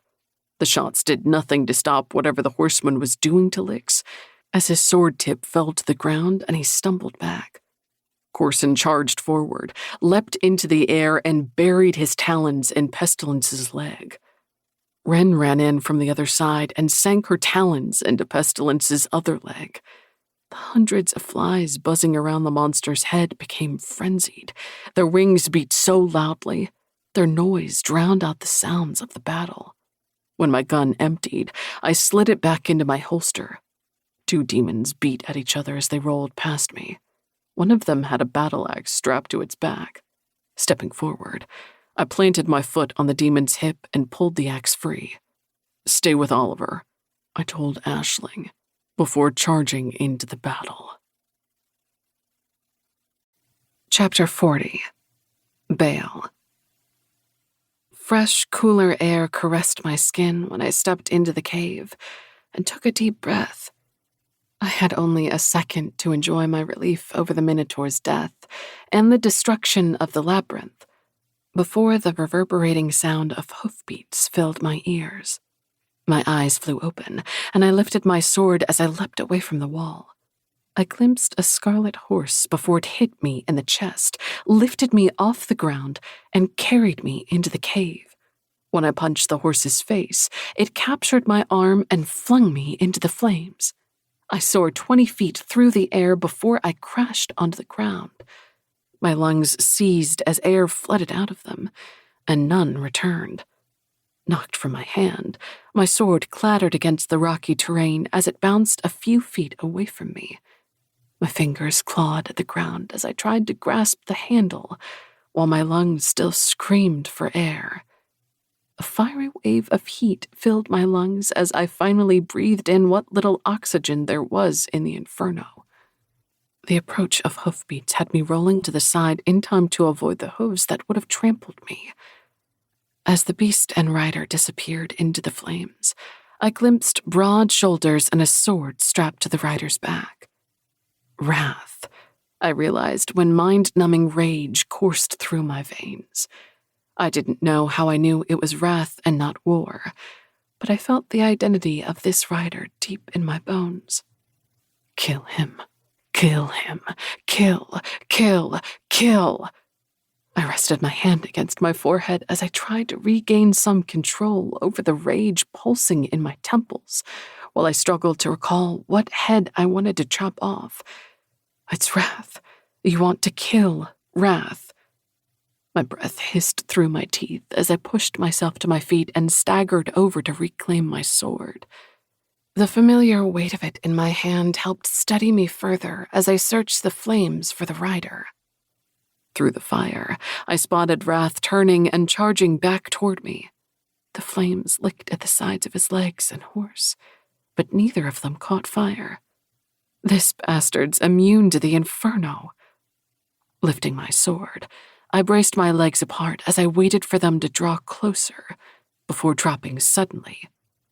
When I acted like I planned to take out the horse's legs, Wrath jerked up on his reins to steer the horse away. But at the last second, I leapt up and plunged my sword into his thigh. He grunted as he clutched his leg, but keeping hold of my sword, I jerked it to the side and yanked him free of his steed. As Wrath hit the ground, he wrenched his leg back to free it from my blade. I went to plunge my sword into his heart, but it crashed into stone as he rolled into the fire. I shifted my hold on my sword and lifted it above my shoulder as I searched for him in the inferno. The second he reemerged, I was going to use every ounce of the fury he'd created to chop his head off. The ring of hooves against the rock turned my head as the red horse came back at me. At first, I thought the flames got the best of the beast and it was on fire. But then I realized it was fire. Either it possessed the ability to make the inferno encompass it, or it could make flames sprout from its body. "Shit," I whispered. Shifting my stance, I prepared to take the beast out. But before I could chop off its head, something hit me in the side. I somehow managed to retain my weapon as I was thrown to the ground. Twisting beneath the weight of whatever was on top of me, I found myself gazing into a set of red and orange eyes that looked like they mirrored the inferno. But as they searched my face, I realized that was the color of Wrath's eyes. Despite my hatred for this bastard and his kind, a sense of awe stole through me. He was a magnificent, lethal killing machine, and if I didn't stop staring into those eyes, I was going to be his next kill. Pulling my arm back, I hammered my left fist into his face and smiled when I felt his cheekbone give beneath the blow. The red in his eyes blazed hotter, but before he could punish me for what I'd done, I lifted my knees and somehow managed to wedge my feet between us.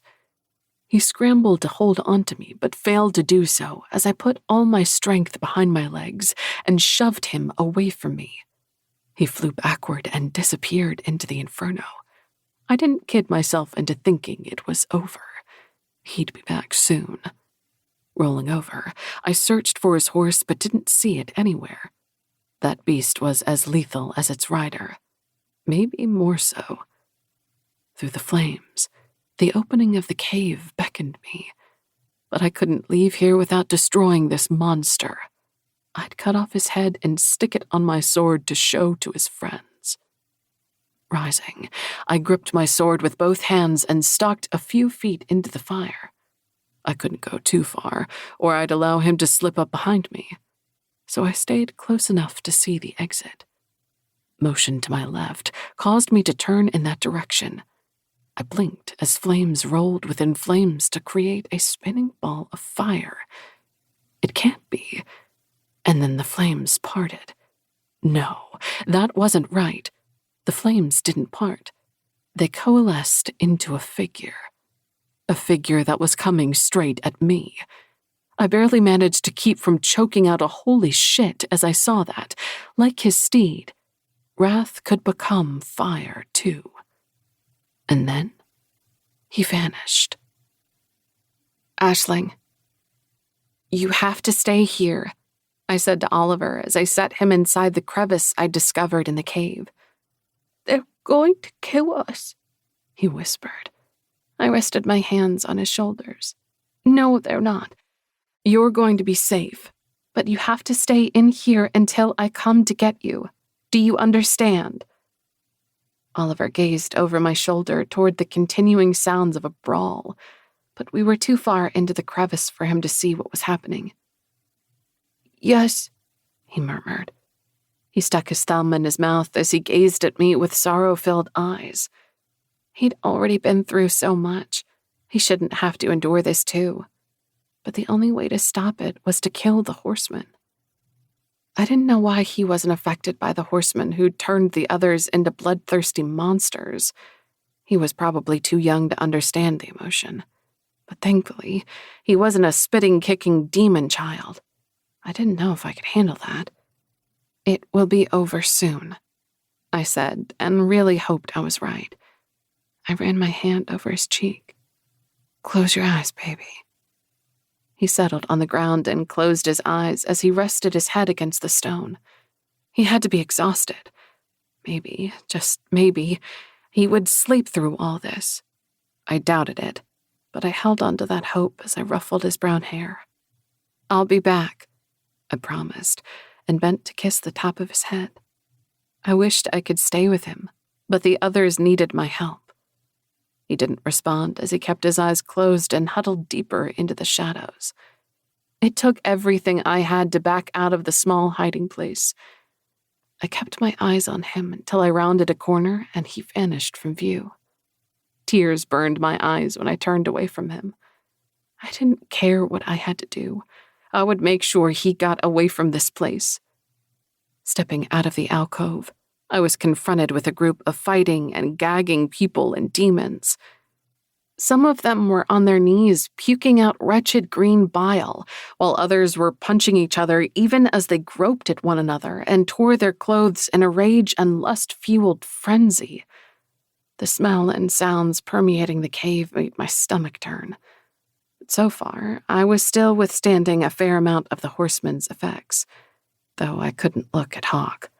When I looked at him, all I could think about was tearing his clothes from him and screwing until we were too exhausted to move.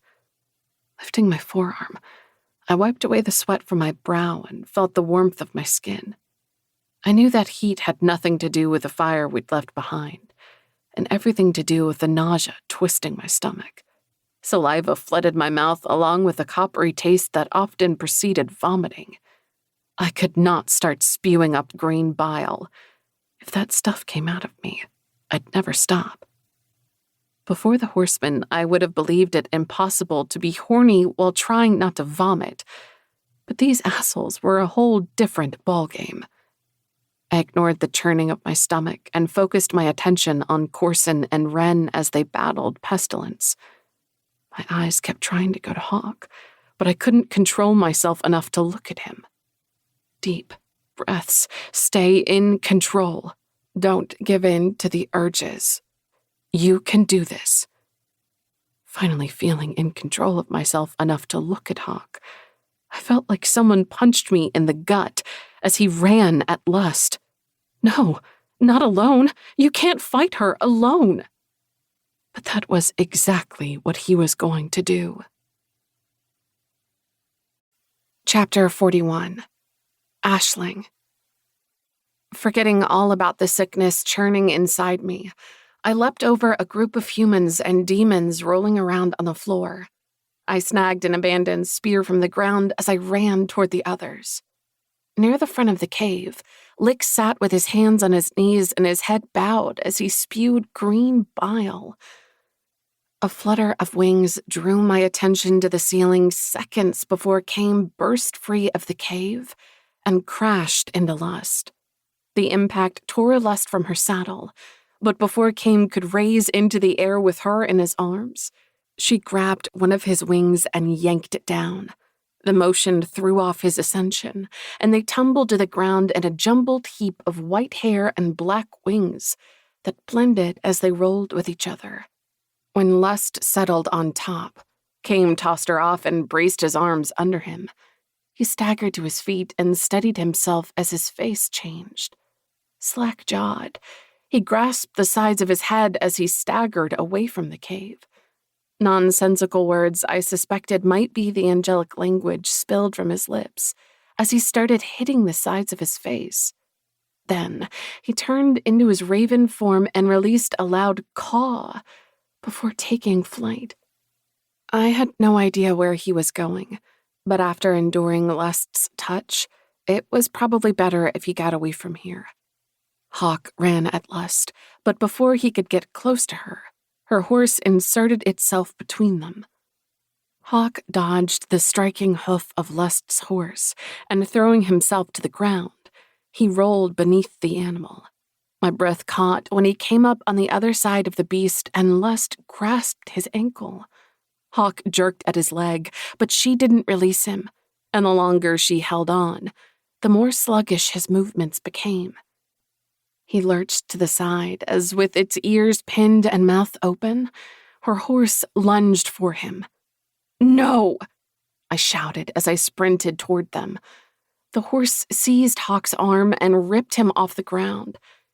He spun and launched a punch at the animal, but before it could land, the horse tossed him away like a rag doll. I couldn't breathe as I watched him flip through the air before hitting the ground. He bounced across the rocky earth and underneath the striking feet of Pestilence's mount. "No!" My scream left my throat raw as Pestilence's horse struck again and again. Hawk avoided most of the blows and rolled out of the way in time to prevent the horse from crashing onto him, but not in time to keep a hoof from striking down his back and tearing his flesh open. When blood flowed down his back, red filled my vision and fire flowed from my palms.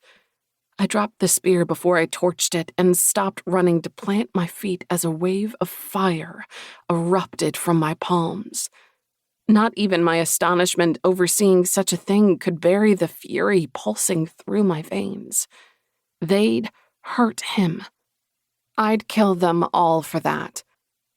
I couldn't get at Pestilence without setting Corson on fire, so I unleashed my vengeance on Lust.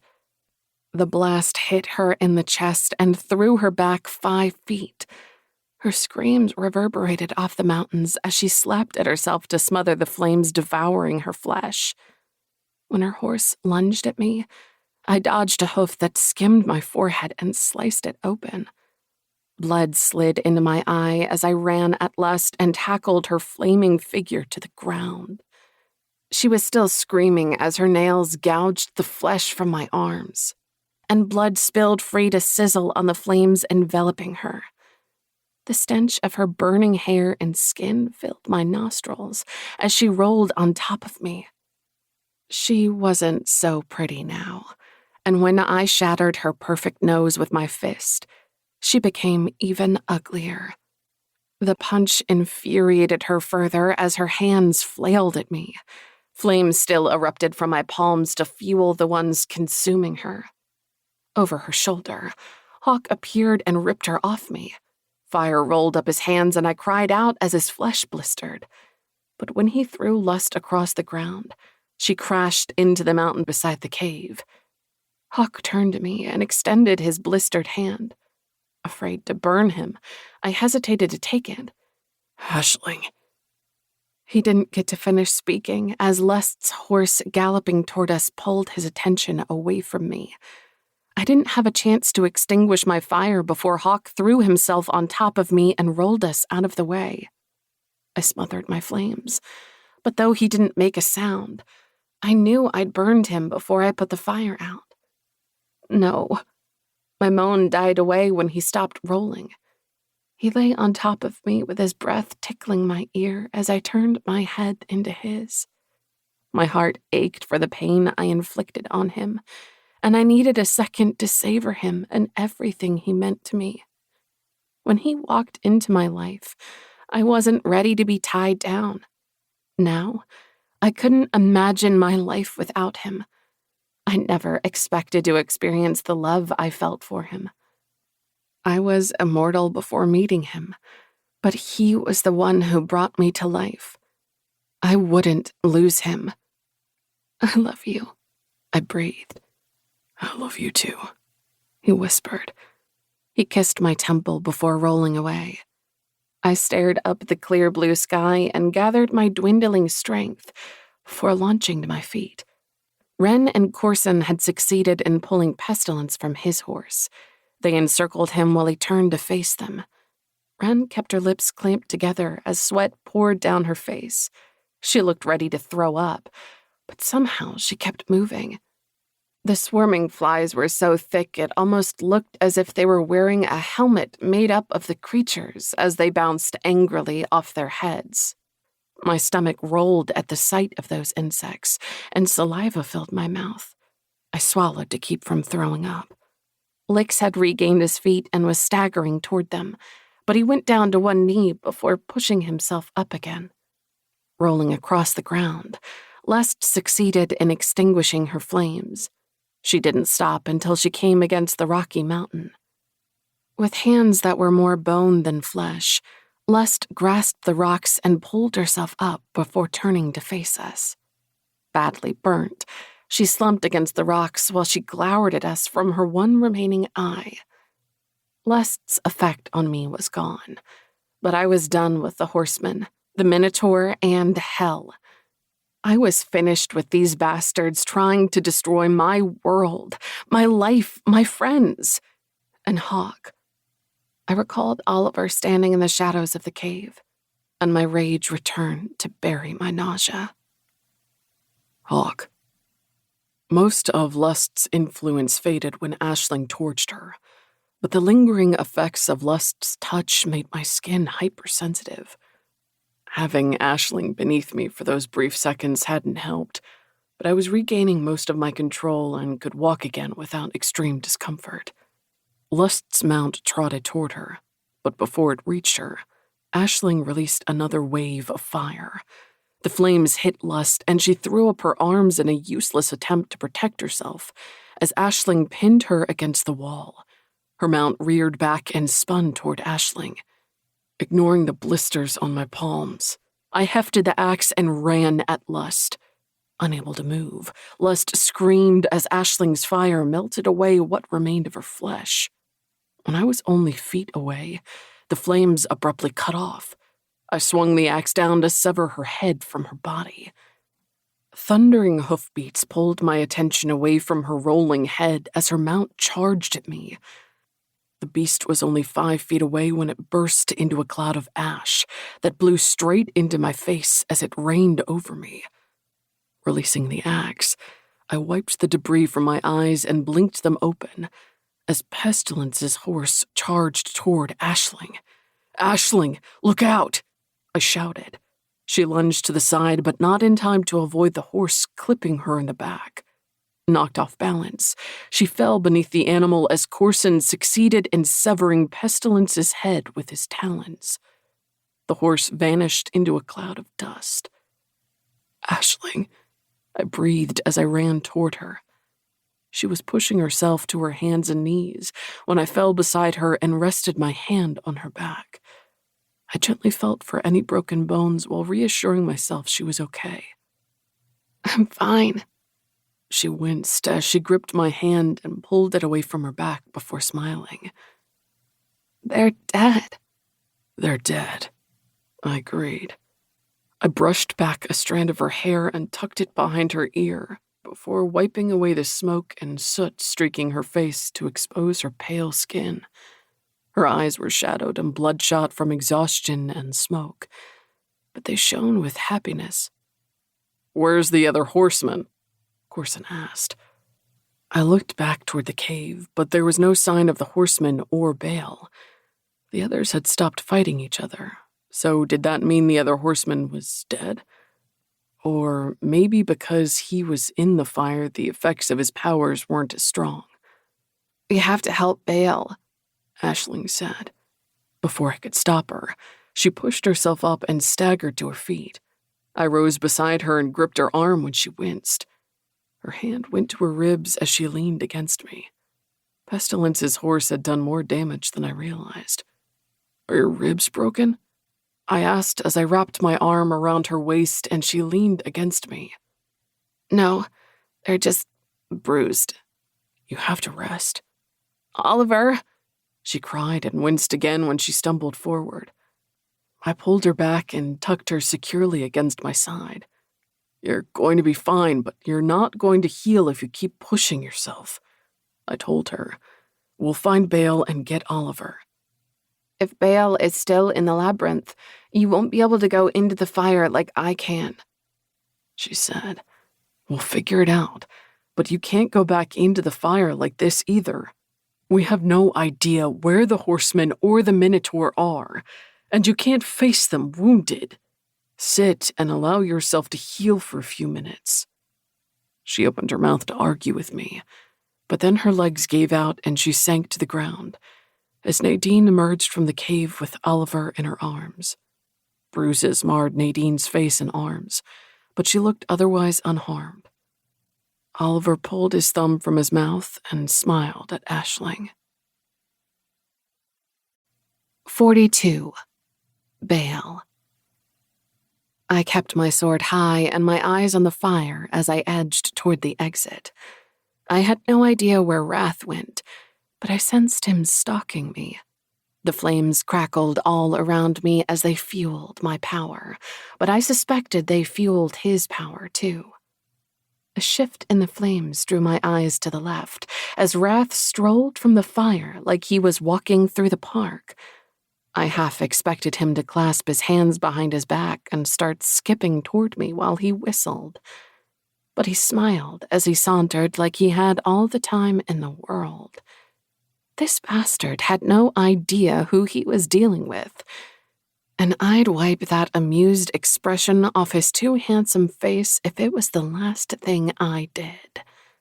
The inferno had eaten away his clothes. I refused to admire the breadth of his broad, bare shoulders, or how chiseled the muscles of his large, powerful body were. The man was a wall of steel. In his hand, he held the sword that was strapped to his back when he first entered the maze. Flickering flames filled his orange-red eyes. Fire encircled his sword, and he lifted his hands at his sides to push the flames toward me.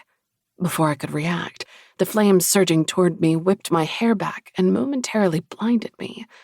I didn't try to see or fight through it as instinct told me to move. Ducking, I threw myself to the ground, but I didn't roll away like he probably expected. Instead, I went toward him and popped up a few feet away from him. He leapt back as I swung my sword out. The blade cut through the flames, and the tip skimmed his chest to spill his black blood. Before the blood could trickle too far down his chest, the fire ate it away. Wrath glanced at his chest before smiling at me. I didn't know if his presence was fueling my fury or the fact that he kept smiling at me. But my temples throbbed, and it took all I had not to swing my sword viciously at him. He wanted me to lose control, because once I did, I would die. Gritting my teeth, I kept my temper leashed as I lunged at him. He parried fast enough to knock my blade aside, but I didn't stop pressing him. I was strong and fast, but Wrath was an ancient demon with more power than I possessed. His strength would eventually wear me down, and when it did, he would kill me.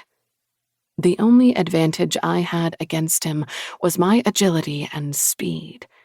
If I deflected the head-severing blows he swung at me, I might get the chance to dart past his defenses and injure, if not, kill him. When he jabbed at my belly, I sucked it in as I arched back enough to keep my intestines from spilling free. With a turn of my wrist, I caught the tip of his sword with my blade and slammed it into the ground. When he lifted his head, his smile was gone, and his eyes narrowed. I kept his sword pinned to the ground as I punched him in the face. Bone crunched, blood spilled free, and his head snapped back. His hand flew toward his face, but before he grabbed his battered nose, he dropped his palm to smash my wrist aside when I tried to bury my blade in his stomach. The flames leapt higher when he swung his sword up in a move that would have sliced me from groin to gullet if I didn't deflect it with my blade. The steel of our swords clashed, and sparks flew from our blades as we pushed each other forward and back while dancing around each other. Despite his bone-crushing blows and our lethal dance, A smile curved the corners of his thick lips. I would wipe that smile off his face by slicing him open. But every move I made, he countered. Despite my inane hatred for everything this monster represented, I couldn't deny my grudging respect for his talent with a sword. As much as I hated to admit it, the way he danced was beautiful. He was almost as fluid as the fire and just as deadly. This horseman knew how to kill, and he thrived on it. But then, he was Wrath. He was born to leave misery in his wake. My hands and arms arched from his blows as steel kissed steel over and over again, as the exertion of our fight started wearing me down. I nearly missed deflecting his next blow before it took my other ear off. When his smile grew, I bit back a scream. This fucker was playing with me. Our blades kissed against each other and slid down. He twisted mine over and pushed down until I had no choice but to save my wrist from breaking by yielding to him. With my sword pinned to the ground, I launched another punch at his face. He caught my hand before I could break his jaw and jerked me forward. I tried to yank my hand free of his powerful grasp, but he wouldn't let go as he pushed me down until my knees smacked off the rock. He pulled his blade away from mine, but before he could kill me with it, I jerked as far back as I could and got my feet out from under me. I swept my leg against his and knocked his feet out from under him. When he hit the ground on his back, his sword tumbled from his grasp and clattered against the rock as it bounced a few feet away. The fire parted, and the head of his mount materialized while the rest of its body remained hidden in flames. I expected it to charge at me, but it stayed where it was while its eyes danced with fire. I didn't know why it chose not to come after me, but I would take this small favor. With his hold on me broken, I gripped my sword in both hands and rose on my knees to plunge it into Wrath's belly. I drove it down as he rolled out of the way and reclaimed his sword. The tip of my blade crashed into the rock and chunks of stone broke away as sparks shot out. No! I'd made a huge mistake and wasn't prepared to block his blow. Somehow he'd anticipated it. My heart pounded, and all my senses honed in on him as time slowed. The sound of fire died away, as the whistle of his sword arcing toward my neck became the only noise I heard. Somehow, I managed to swing my sword up too. I couldn't deflect his sword, but as steel pressed against my neck, the blade cut into the skin beneath his ear. A hot trickle of blood crept down my flesh, and his blood beaded on the tip of my sword while we knelt, staring at each other. Cut off his head. I'd probably lose mine too, but it didn't matter. I'd fought my whole life to keep things like him from taking over hell, and now Earth. I'd accepted the fact that I would perish in a fight and would proudly do so. But something kept my hand from pushing my sword deeper into his throat and ending the suffering he rained down wherever he went. The fire faded from his eyes as they became a deep, fathomless black. And then, instead of killing me, he grasped the back of my head and dragged me toward him.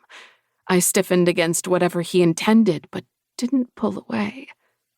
And when his mouth crushed mine, I realized why I hadn't resisted him. I'd known what he planned all along, and part of me craved it. His kiss was rough as it mashed my lips against my teeth, but I didn't care as my body reacted like lightning struck it. My heart hammered, goosebumps covered my flesh, and my back bowed as desire seared through my veins. It was so wrong, yet it felt so incredibly right. It wasn't until I heard the clatter of steel against rock that I realized my blade had fallen from his neck to hit the ground. I couldn't feel his sword against my skin anymore. I should break away. I should run. I should kill him now. Instead, my fingers entangled his thick black hair as I pulled him closer. My nipples hardened when his bare chest met mine. Tendrils of pleasure spiraled through my veins while the rigid evidence of his arousal rested against my belly. And then he did the most destructive thing he could to me. He softened the kiss. My body melted into his as the pressure of his mouth eased, and his tongue teased my lips until they parted. I actually sighed when his tongue touched mine, and I sank deeper into him as our tongues entwined. I'd been with countless demons in my lengthy life, but I'd never been kissed before, or even had the impulse to kiss someone. Demons didn't kiss. We fucked, and we moved on. Had I been missing something this whole time by not kissing the others? And when his kiss softened further, I realized I'd missed a whole lot of something.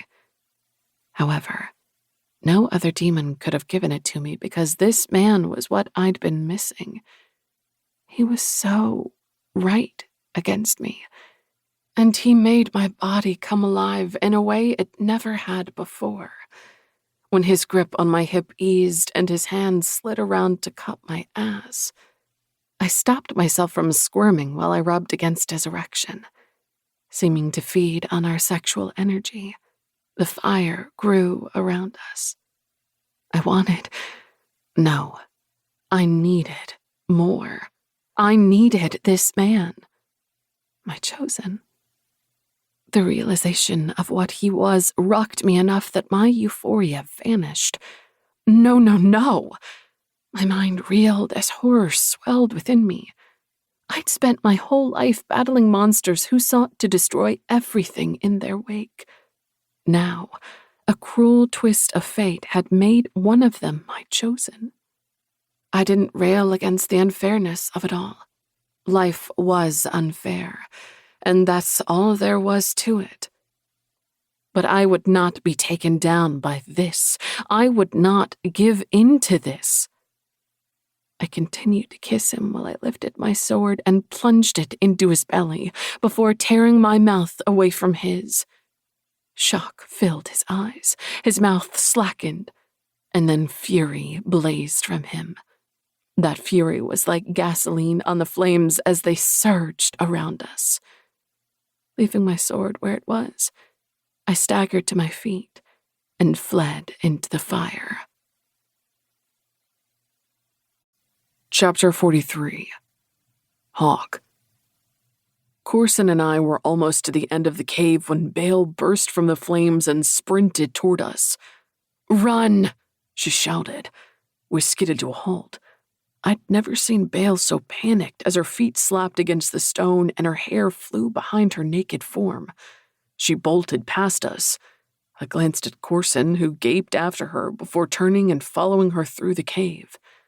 "Is the Minotaur coming?" Corson asked when we caught up to her. It's dead, Bale panted.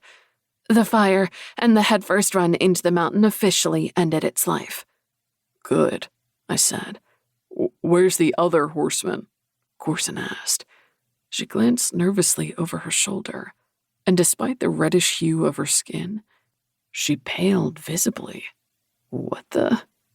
I looked back to the flames as I waited for the horseman to emerge, but there was no sign of him. He had to be a formidable opponent if he'd rattled Bale this much. Wrath's still in the fire, but he'll come, Bale said. And we'll kill him, Corson said. Bale shuddered but didn't say anything as we ran. Are you sure it's wrath and not war? I asked. I'm sure, she said as we reached the end of the cave. Everyone had moved outside where they sat on the ground, holding their heads or huddled in small groups. About half the humans and demons were bloodied and bruised from fighting each other, and the other half still looked a little green. Scattered amid the ashes of the horses and the bodies of the horsemen were thousands of dead flies. Even though they were dead, I could still hear the buzzing of their wings. I'd hear it in my nightmares for the rest of my life. Aisling leaned against the wall of the cave with Oliver curled against her chest and her arms wrapped protectively around him. Nadine and Randy stood nearby as Wren helped them clean their wounds. "Pestilence and lust are dead," Corson said to Bale. "I see that," she murmured, but she still didn't seem to focus on what was happening here. 7 down, 4 to go. "Unfortunately, one of those 4 is death," Lick said as he walked over to join us. "And he's been beaten before," Corson said. "He wouldn't have been behind the seal otherwise. We'll destroy them all." Bale bit her lip and glanced toward the town nestled in the valley below. Fire still danced over some of the buildings, but the smoke choking the air masked most of the town. "You okay?" Lix asked Bale. When she gave him a blank stare, he pointed to the side of her head. "You're bleeding." "Oh." She pushed her hair back to reveal her missing ear. "The Minotaur got one in on me, but it will grow back." "Move faster next time," Corson teased. "Yeah," she muttered. "I never should have stopped fighting." We all frowned at her as she looked back toward the town. Corson gave me a questioning look. But if he didn't have any explanation for her strange behavior, then I sure didn't. He'd known her a lot longer than me. "We'll go back inside and wait for Wrath to leave the labyrinth," Corson said. "He'll be easier to take out now that he's alone. We should be able to kill him before he gets close to everyone else." Bale closed her eyes before replying. "Yes, that will work." "Do you need Aisling and me for that?" I asked. "Why?" Lix inquired. "What do you have planned?" I pointed toward the town. "I want to see if the Minotaur's death brought down the barrier. There could also be survivors."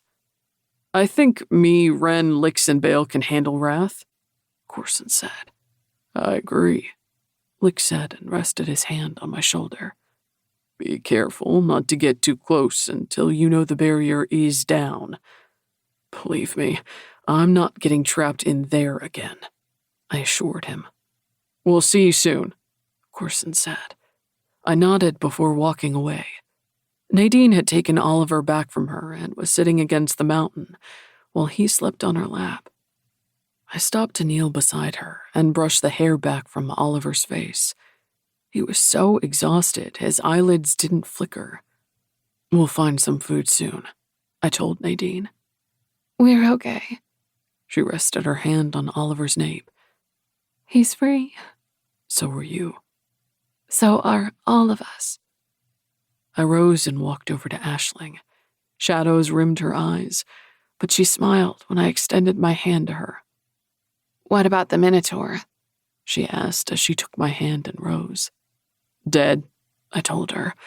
"The fire was destroying it, and apparently it couldn't run through the mountain." Her shoulders slumped and she swayed toward me.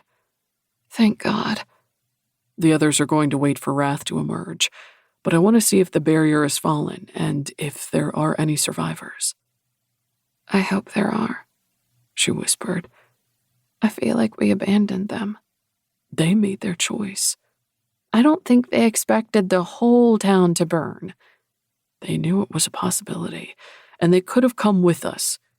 They were too scared to enter the labyrinth, though. Do you blame them? Yes, because one way or another, they were going in there. It was either going to be with us or the Minotaur, and they refused to fight for their chance at freedom. They chose to cling to their lives for as long as they could, she said. I draped my arm around her shoulders and pulled her close to kiss the top of her head. Her hands dug into my back as she rested her forehead against my chest. I still considered them cowards, but it wasn't worth arguing over. "Do you want to come with me?" I asked. "Yes." She rose onto her toes to kiss me. Her fingers lingered on my cheek before she stepped away. I reluctantly released her before walking over to reclaim my axe. Aisling retrieved her spear and waited for me to join her by the entrance of the cave. When I glanced inside the cave, I spotted Corson, Wren, Bale, and Lix striding toward the distant glow of the fire. A row of demons stood in front of the cave. Some of them faced outward, while the others faced inside of the cave. The demons could see any threat coming and alert the others. Taking Aisling's hand, I led the way into the trees and down the rocky terrain of the mountain. Pine cones and dried pine needles crunched beneath our feet, as did some of the smaller stones littering the ground. The trees were sparse through here and consisted mostly of scraggly pines. When the descent became too steep, I released Aisling's hand and went sideways to keep our balance as we moved from tree to tree and boulder to boulder. We were halfway down the hill when Kame landed beside us. He transitioned from a raven before shaking out his wings. "Are you okay to be around her?" I demanded as I pulled Aisling closer. I'd come to like Kame, but I'd destroy him if he tried anything with her. "Yes," Kame said as he settled his wings against his back. "Lust's effect on me vanished when she died." "Did you see anything in the town?" Aisling asked. "The smoke blocked most of my view," he said. "When you get further down the mountain, you're going to have trouble seeing." "Great," she murmured. "Where are the hounds?" "When I saw the smoke coming from the cave, I left them at the edge of the barrier to see if I could find you. They'll stay there until we return for them," Kame said. "Is the Minotaur dead?" "Yes," I said. "Olay!" he shouted and put one hand on his hip as he threw the other in the air like a bullfighter. "Too soon?" he asked when Aisling and I stared at him. Then Aisling started to laugh. "No, it's not too soon. We should celebrate the death of that monstrosity. And 2 more horsemen." We should, but there was no time to celebrate now. "When this is over, there will be lots of celebrating," I promised as I brushed back her hair and kissed her temple. She leaned against me for a second before pulling away and starting down the hill again. Kame hesitated as he looked to me before glancing at Aisling. "What is it?" I asked. Aisling stopped and turned to face us as Kame ran a hand through his hair. "The fog is moving closer," he said. "The fog with those people in it?" Aisling demanded. "That's the one," Kame replied. Aisling paled visibly. "How close is it to us?" "About a mile." "Too close," she whispered. "We have time to go to the town and leave again before they reach us," Kame said. Aisling's jaw clenched, but she didn't say anything more as we started down the mountain again. When we were halfway down the hill, a flash of something across the valley and the other mountain caught my attention. I squinted while I tried to ascertain what it was, and then I realized a ball of fire was climbing the mountain across from us. It wasn't until the fire rose higher on the hill that I realized a horse and rider were within the flames. "Wrath," I muttered. Before Wrath arrived at the top of the mountain, the fire engulfing him went out. He paused to look over his shoulder as he pulled something from him. It wasn't until he lifted it in the air and the sun glinted off the blade that I realized Bale had been missing her sword. Instead of tossing the sword aside, he laid it across his lap and continued up the hill before vanishing into the woods. Chapter 44. Hawk. If Wrath left through the other cave entrance, he had to go through the town, which means the barrier is down, I said. "We have to see if there are survivors," Aisling said. "We will," I assured her. The closer we got to the town, the more the smoke billowing into the air blocked out the sun and burned our eyes and lungs. "Where did the other 3 horsemen go?" I asked. "Why weren't they with Wrath, Lust, and Pestilence?" "Maybe they were hiding wherever they were before they attacked the wall," Aisling suggested. They could be, but why wouldn't they all return to hiding? Kame wondered.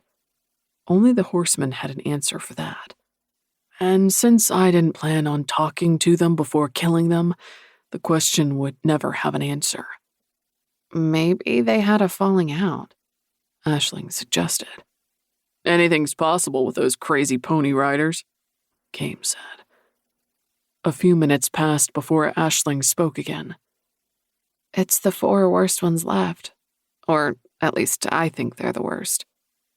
Pride, war, wrath, and death are the most destructive, Kame agreed. Aisling took my hand and squeezed it.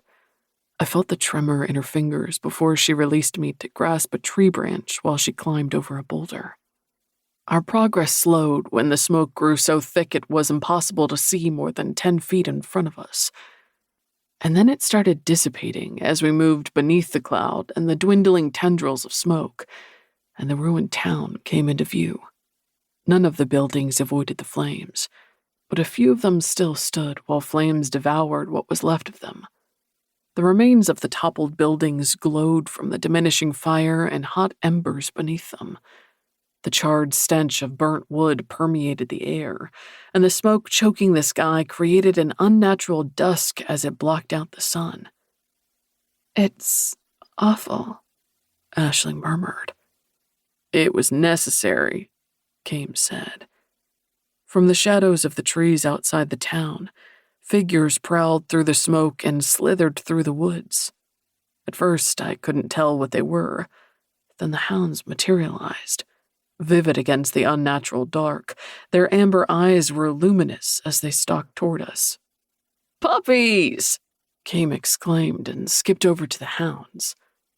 Aisling gawked after him. The last thing I'd call them is puppies. Kame's not exactly normal, I said. No shit. We were almost to the edge of the barrier when a dozen humans and demons emerged from the smoke and trees. They froze when they spotted us. But then their shoulders slumped, and some of them smiled as they came toward us. I waited for them to walk into the invisible wall of air, but nothing hindered their progress. The barrier is down, one of the women said. Good, Aisling breathed. Where's everyone else? I asked as I rested a hand on Aisling's waist. Most of the survivors have gone their own way, a man replied. The Minotaur took 2 into the mountain after you left the town. Aisling squeezed her hands as she clasped them before her. Did they come back out? Not that I know of, a demon said. I don't think they survived, Aisling murmured and bowed her head. The Minotaur killed them, not you, I told her. The fire probably killed them, she said. Grasping her shoulders, I turned her to face me before taking her chin and lifting her face so she had to look at me. That thing brought them in there. If they hadn't been too cowardly to help us, I flicked a pointed glance at the newcomers. Some of them had the grace to look away, but a few were unperturbed by my words. They'd be alive now. Their deaths are not your fault. The sorrow in her eyes tugged at my heart before I embraced her. Resting my chin on her head, I held her close as I stared at the remains of the town. She dug her fingers into my back as she hugged me. Is the Minotaur dead? The man asked. Yes, Kame confirmed while he scratched one of the hounds behind its ear. When the hound turned into its touch and its tongue lolled out, I expected it to start thumping its hind legs in rhythm with the scratching. Good, the man said. No thanks to you, Kame said with a smile. The man shrugged before speaking. We didn't think it could be defeated. Everything can be defeated, Kame replied.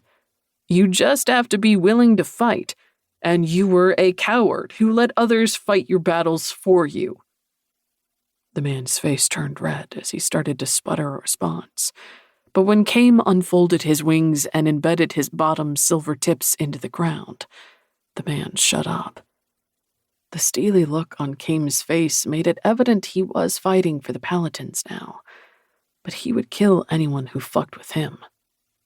Do you want to join us? Aisling asked them. Yes, a different woman breathed. She shot the man a look as she hurried toward us. Now they're all so eager to be around you, Kame said, and closed his wings as he returned to petting the hounds.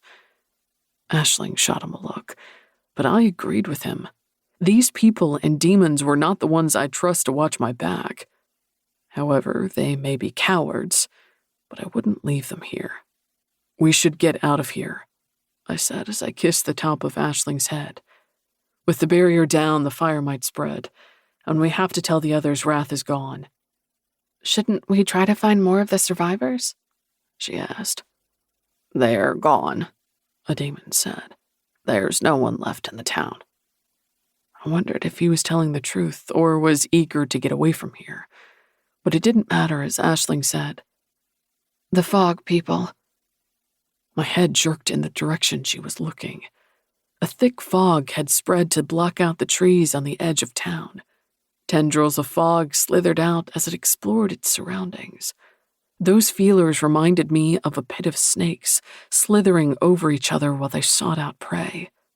When one of those tendrils came up against something hot from the fire, it would jerk back, and the fog would shift away. It's so awful, Aisling said. What is that? One of the humans asked. A pit of monsters, Kame said. Amber and her cohorts must have known the barrier and the Minotaur were here, Aisling said. That's why they stayed in the valley and why they weren't trapped in the town. I bet those tendrils sensed it. And now they've come to scavenge whatever they can from the remains of the town, I said.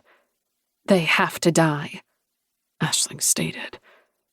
The steely look in her eyes was so different than the one of moments ago.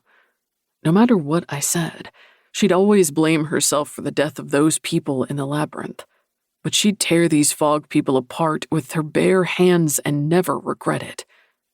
Kame stopped petting the hounds and walked over to stand beside us, as muffled screams erupted from the fog. Some of the survivors must have wandered into its treacherous depths. We are going to stop them, Aisling said. She pulled out of my arms, threw back her shoulders, and stormed toward the fog. I caught up to her and grasped her arm to hold her. Wait! Her eyes flashed red when she rounded on me. They can't be allowed to live. Afraid she'd take off into the fog, I didn't release her arm as I spoke. I understand, but you can't run in there without a plan. I have a plan. When she lifted her other hand, fire danced across her palm. I'm going to torch them. You can't go into the fog again. I didn't care how badly she wanted to kill those people. I wouldn't let her back in there. They had too much of an advantage against us in there. Kame strolled over to join us. Might I suggest sending the hounds in after them? And if something happens to one of them? Aisling asked. Their senses and ability to hunt is far more attuned than any of ours. They're far less likely to be caught by one of those people than we are, Kame said. If you start a ring of fire around the fog, we can stop them from retreating and send the hounds in to destroy them. But the fire will hurt the hounds, Aisling protested. The hounds were born from the fires of hell, I said. They'll be okay. The fire might flush the fog people out before the hounds go in. She turned to study the fog before giving a brisk nod. It could work. Kame sniffed. It will work. Those puppies won't leave anyone behind and can hunt down anything. I'll get them. Kame walked away while the fog edged closer to us, and I pulled Aisling against my side. I wanted to beat the shit out of this mist and everyone in it, but I wouldn't put her at risk by going back in there. She would follow me. I gazed up at the mountain toward where we'd left the others. Halfway up the hill, The wall of smoke obscured my view, but they were still up there. "Come with me," I said and nudged Aisling toward the survivors. She glanced at the fog as we walked, but she didn't try to enter it again. I stopped in front of the survivors who were gazing nervously at the mist. "Shouldn't we leave?" a woman asked. "That's exactly what you're going to do," I told her. "The rest of our group is further up the mountain. Keep going straight up until you get above the smoke. Once you do, you'll see smoke coming from a cave further up the mountain. Head for that. When you find them, tell them Wrath is already out of the labyrinth and he's gone. Also, let them know the fog is here, and we're going to take care of it." One of the men frowned as he stared at the mist. "How can you take care of fog?" "We have a plan." "But it's fog," he said slowly. "It's not just fog," Aisling said, "and the others are aware of that." "Tell them we're taking care of it," I said impatiently. "But you have to go." When they remained staring at the fog, I barked the word. "Now!" They all jumped before bowing their heads and scurrying up the mountain. The screams issuing from the fog died away, and silence descended. Chapter 45. Aisling. Hawk stayed by my side as I remained on the outskirts of the fog, setting fire to anything that would burn. A solid ring of flames rimmed most of the mist, but on the far side, the scorched earth left little for me to torch. Hawk and Kame went into the woods and returned with some fallen logs, but they weren't enough to keep the fog pinned in. Fire danced across the logs and sparks flew into the air as Kame arrived with more wood, but already the fog was shifting toward us. Prowling restlessly around, the hounds raised their hackles as they growled at the fog. I kept expecting the mist to devour the land it traversed, but when the ground it covered was exposed again, it was the same as before the fog took it over. Still, I couldn't help seeing this thing as a black hole consuming everything it encountered. I jerked my hand back when a cold tendril of fog brushed against it. A sick, dirty feeling twisted at my stomach as I recalled the monsters with human faces and hideous souls who resided inside the mist. When the fog shifted toward me, I felt the ravenous hunger emanating from it as more tendrils brushed against my cheek and neck. I stepped away from it and swore it made an eager chattering noise as fresh wisps searched for me. It knew I was here, and it was not going to give up as more threads slid free. Hawk stepped in front of me, and some of the fog encompassed his bicep. I rested a hand on his shoulder, but he nudged me back as he edged away from the mist. It chattered again as more of the mist split off to search him out. "It must sense our body heat," Hawk said. "I don't care what it does," I said. "It has to be destroyed."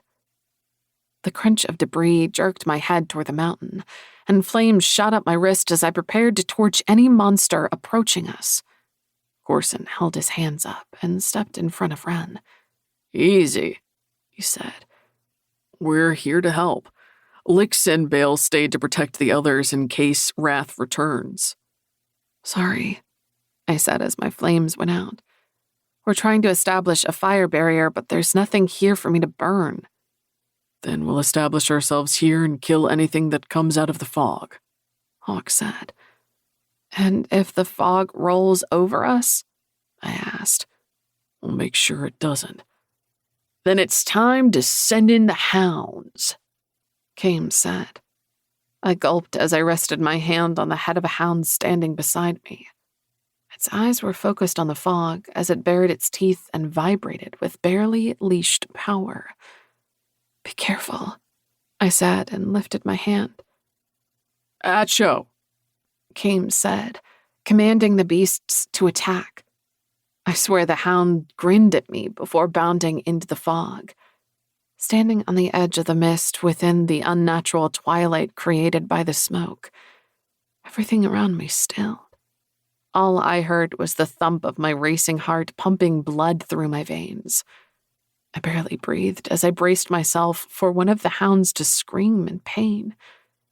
I wouldn't be able to take it if something happened to one of them.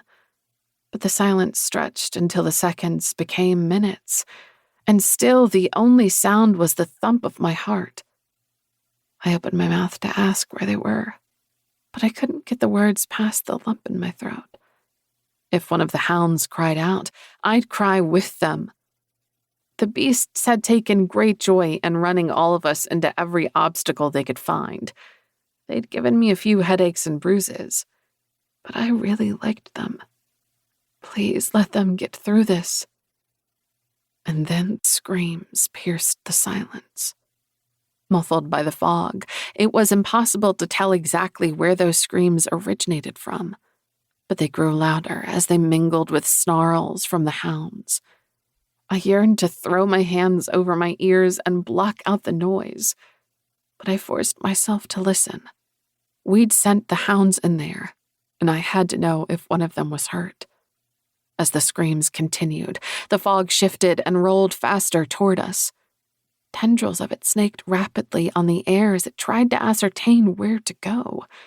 Even as the sounds of death emanated from the fog, it rushed toward us and excitement radiated from it when those tendrils encountered us. I wished there was some way to take a knife or sword to the fog and slice it to pieces, but it was as tangible as air. As we backed further away from the questing tendrils, a clammy sweat coated my body and stuck my shirt to me. I tried not to think about the possibility this might not work, and these monsters would escape to hunt others. When a tendril touched my cheek and another caressed my hand, I yanked my arm away and edged further back with the others. Another wisp grazed my neck, while the screams abruptly ended. The abrupt absence of noise confused me. For a second, I assumed my senses had gone haywire and I couldn't hear. Then Wren's foot crunched on the burnt earth and sound flooded in again. I held my breath as I waited for the screams to start or for one of the hounds to howl. I didn't realize I'd clenched my jaw and fingers until my teeth began to ache and blood filled my palms. The longer the silence stretched, the more my tension mounted until I was on the verge of screaming. Then the fog rolled back like the sea before a tsunami. I gaped as the vanishing fog revealed the charred land and the bloody bodies scattered across it. With a woman dangling from its jaws, a hound trotted out of what remained of the mist and dropped the body at our feet. Blood coated her face, and her throat was missing, but I recognized Amber when the hound sat beside her. Good boy, Kame said and patted the hound's head. She must have been the one who created the fog. That's not surprising, I said. The rest of the hounds came into view as the last of the mist vanished. A few survivors tried to run, but the hounds took them down before they got far. I didn't cover my ears, but I did turn away from the screams. Every person in that fog deserved to die, and the world was a far better place without them. But I'd seen enough death recently. When the last scream ended, relief rolled through me, and with it came exhaustion. Now that there was nothing left to fight and no adrenaline fueling me, my knees trembled and I almost sank to the ground. Hawk cupped my elbow to steady me before bending and sweeping me into his arms. You don't have to carry me, I protested.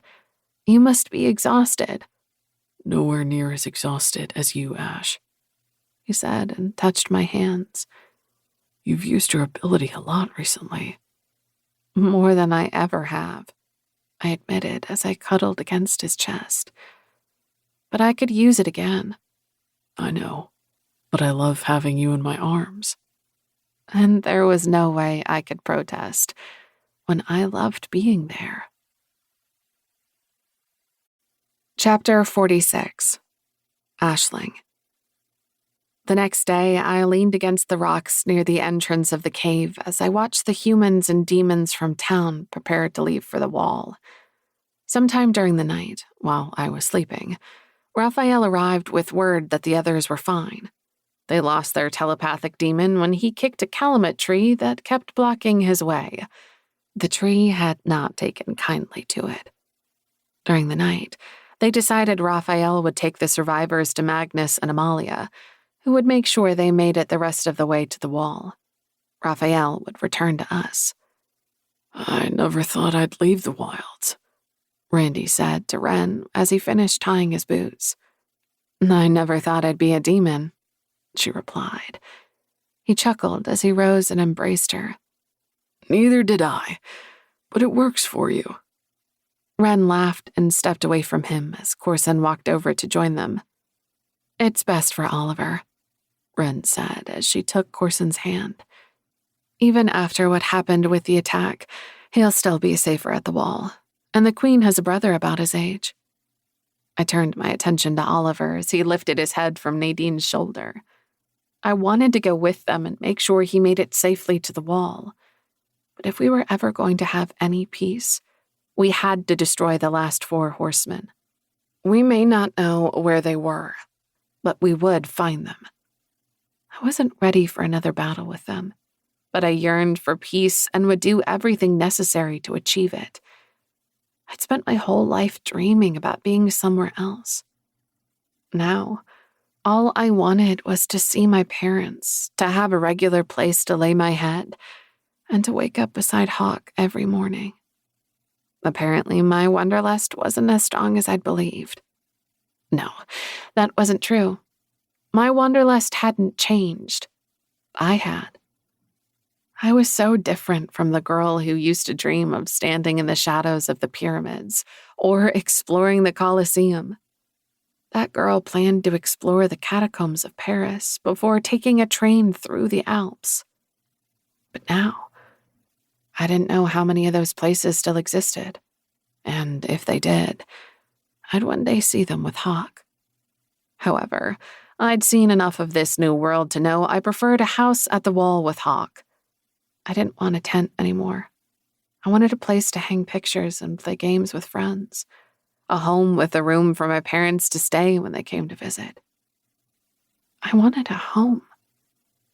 When he rested his hand on my shoulder, Hawk pulled me from my reverie.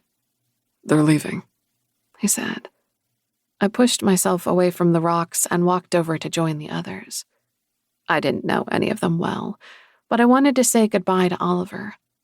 Taking his small hand in mine, I bent to look into his eyes. I blinked away the unexpected tears burning my eyes when he smiled at me and used his other hand to pat my face. This resilient, beautiful, loving child was a brilliant hope for all our futures. Be safe, he said. I will, I vowed. You're going to be okay. I shouldn't make him any promises when I didn't know if they would come true, but I had to believe he would make it to the wall. And they are going to protect you. At least I knew that much was true. Nadine and Randy would fight to the death for him. He would make it to the wall. I hugged him and kissed his forehead before releasing him and stepping away. When I was sure no one was looking, I wiped the tears from my eyes. Hawk slid his arm around my waist and pulled me against him as the survivors started down the mountain, with Raphael soaring through the trees ahead of them. He'll be okay, Hawk said. I know, I muttered. My voice was raw with emotion. We should go. I turned to gaze up the mountain. With no idea where to find the 4 horsemen, we decided to move further up the mountain where we would rest until Raphael returned. The still rising smoke would probably deter a lot of things coming this way, but it would attract others. We planned to be further away from the town and cave before those things started arriving. Plus, after the exhausting events of yesterday, we needed a few days to recoup and formulate a new plan. What that plan would be, I didn't know. but I had no doubt we would find the remaining horsemen, or they would find us.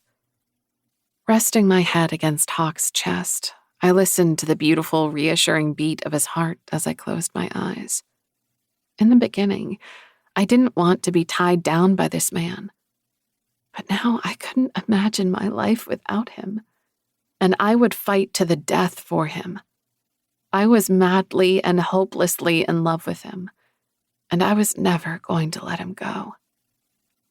When this is over, I want to start a family, I said. I thought you didn't want kids, he said. I was wrong. I tilted my head back to smile at him. Because I want your kids. Hawk.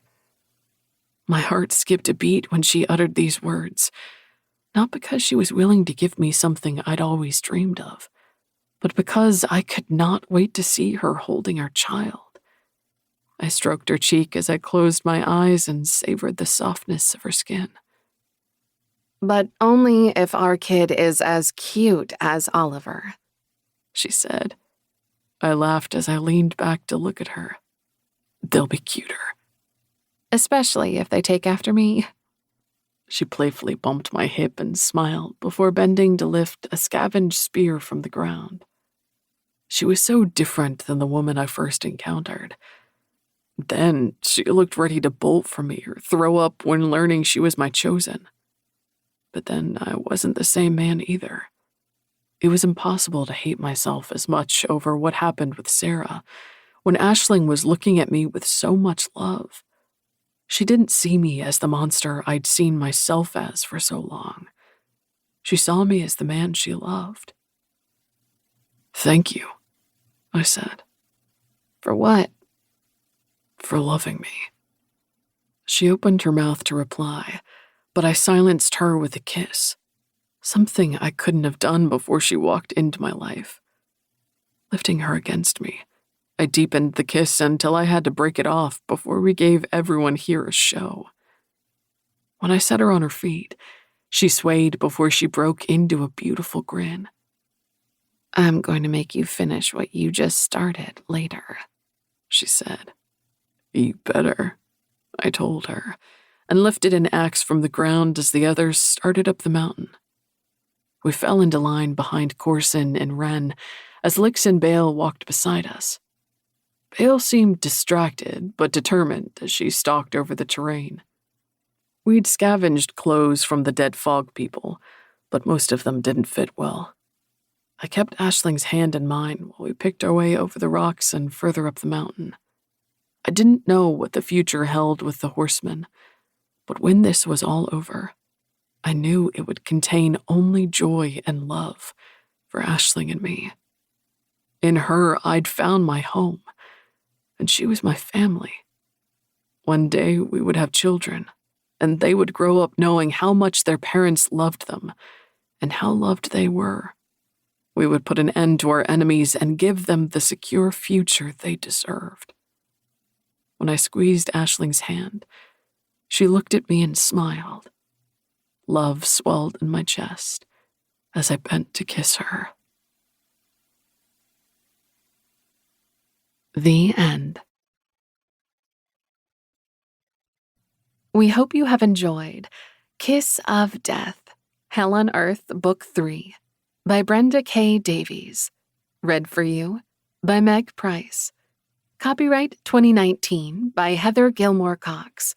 Production copyright 2021 by Heather Gilmore Cox. Audible hopes you have enjoyed this program.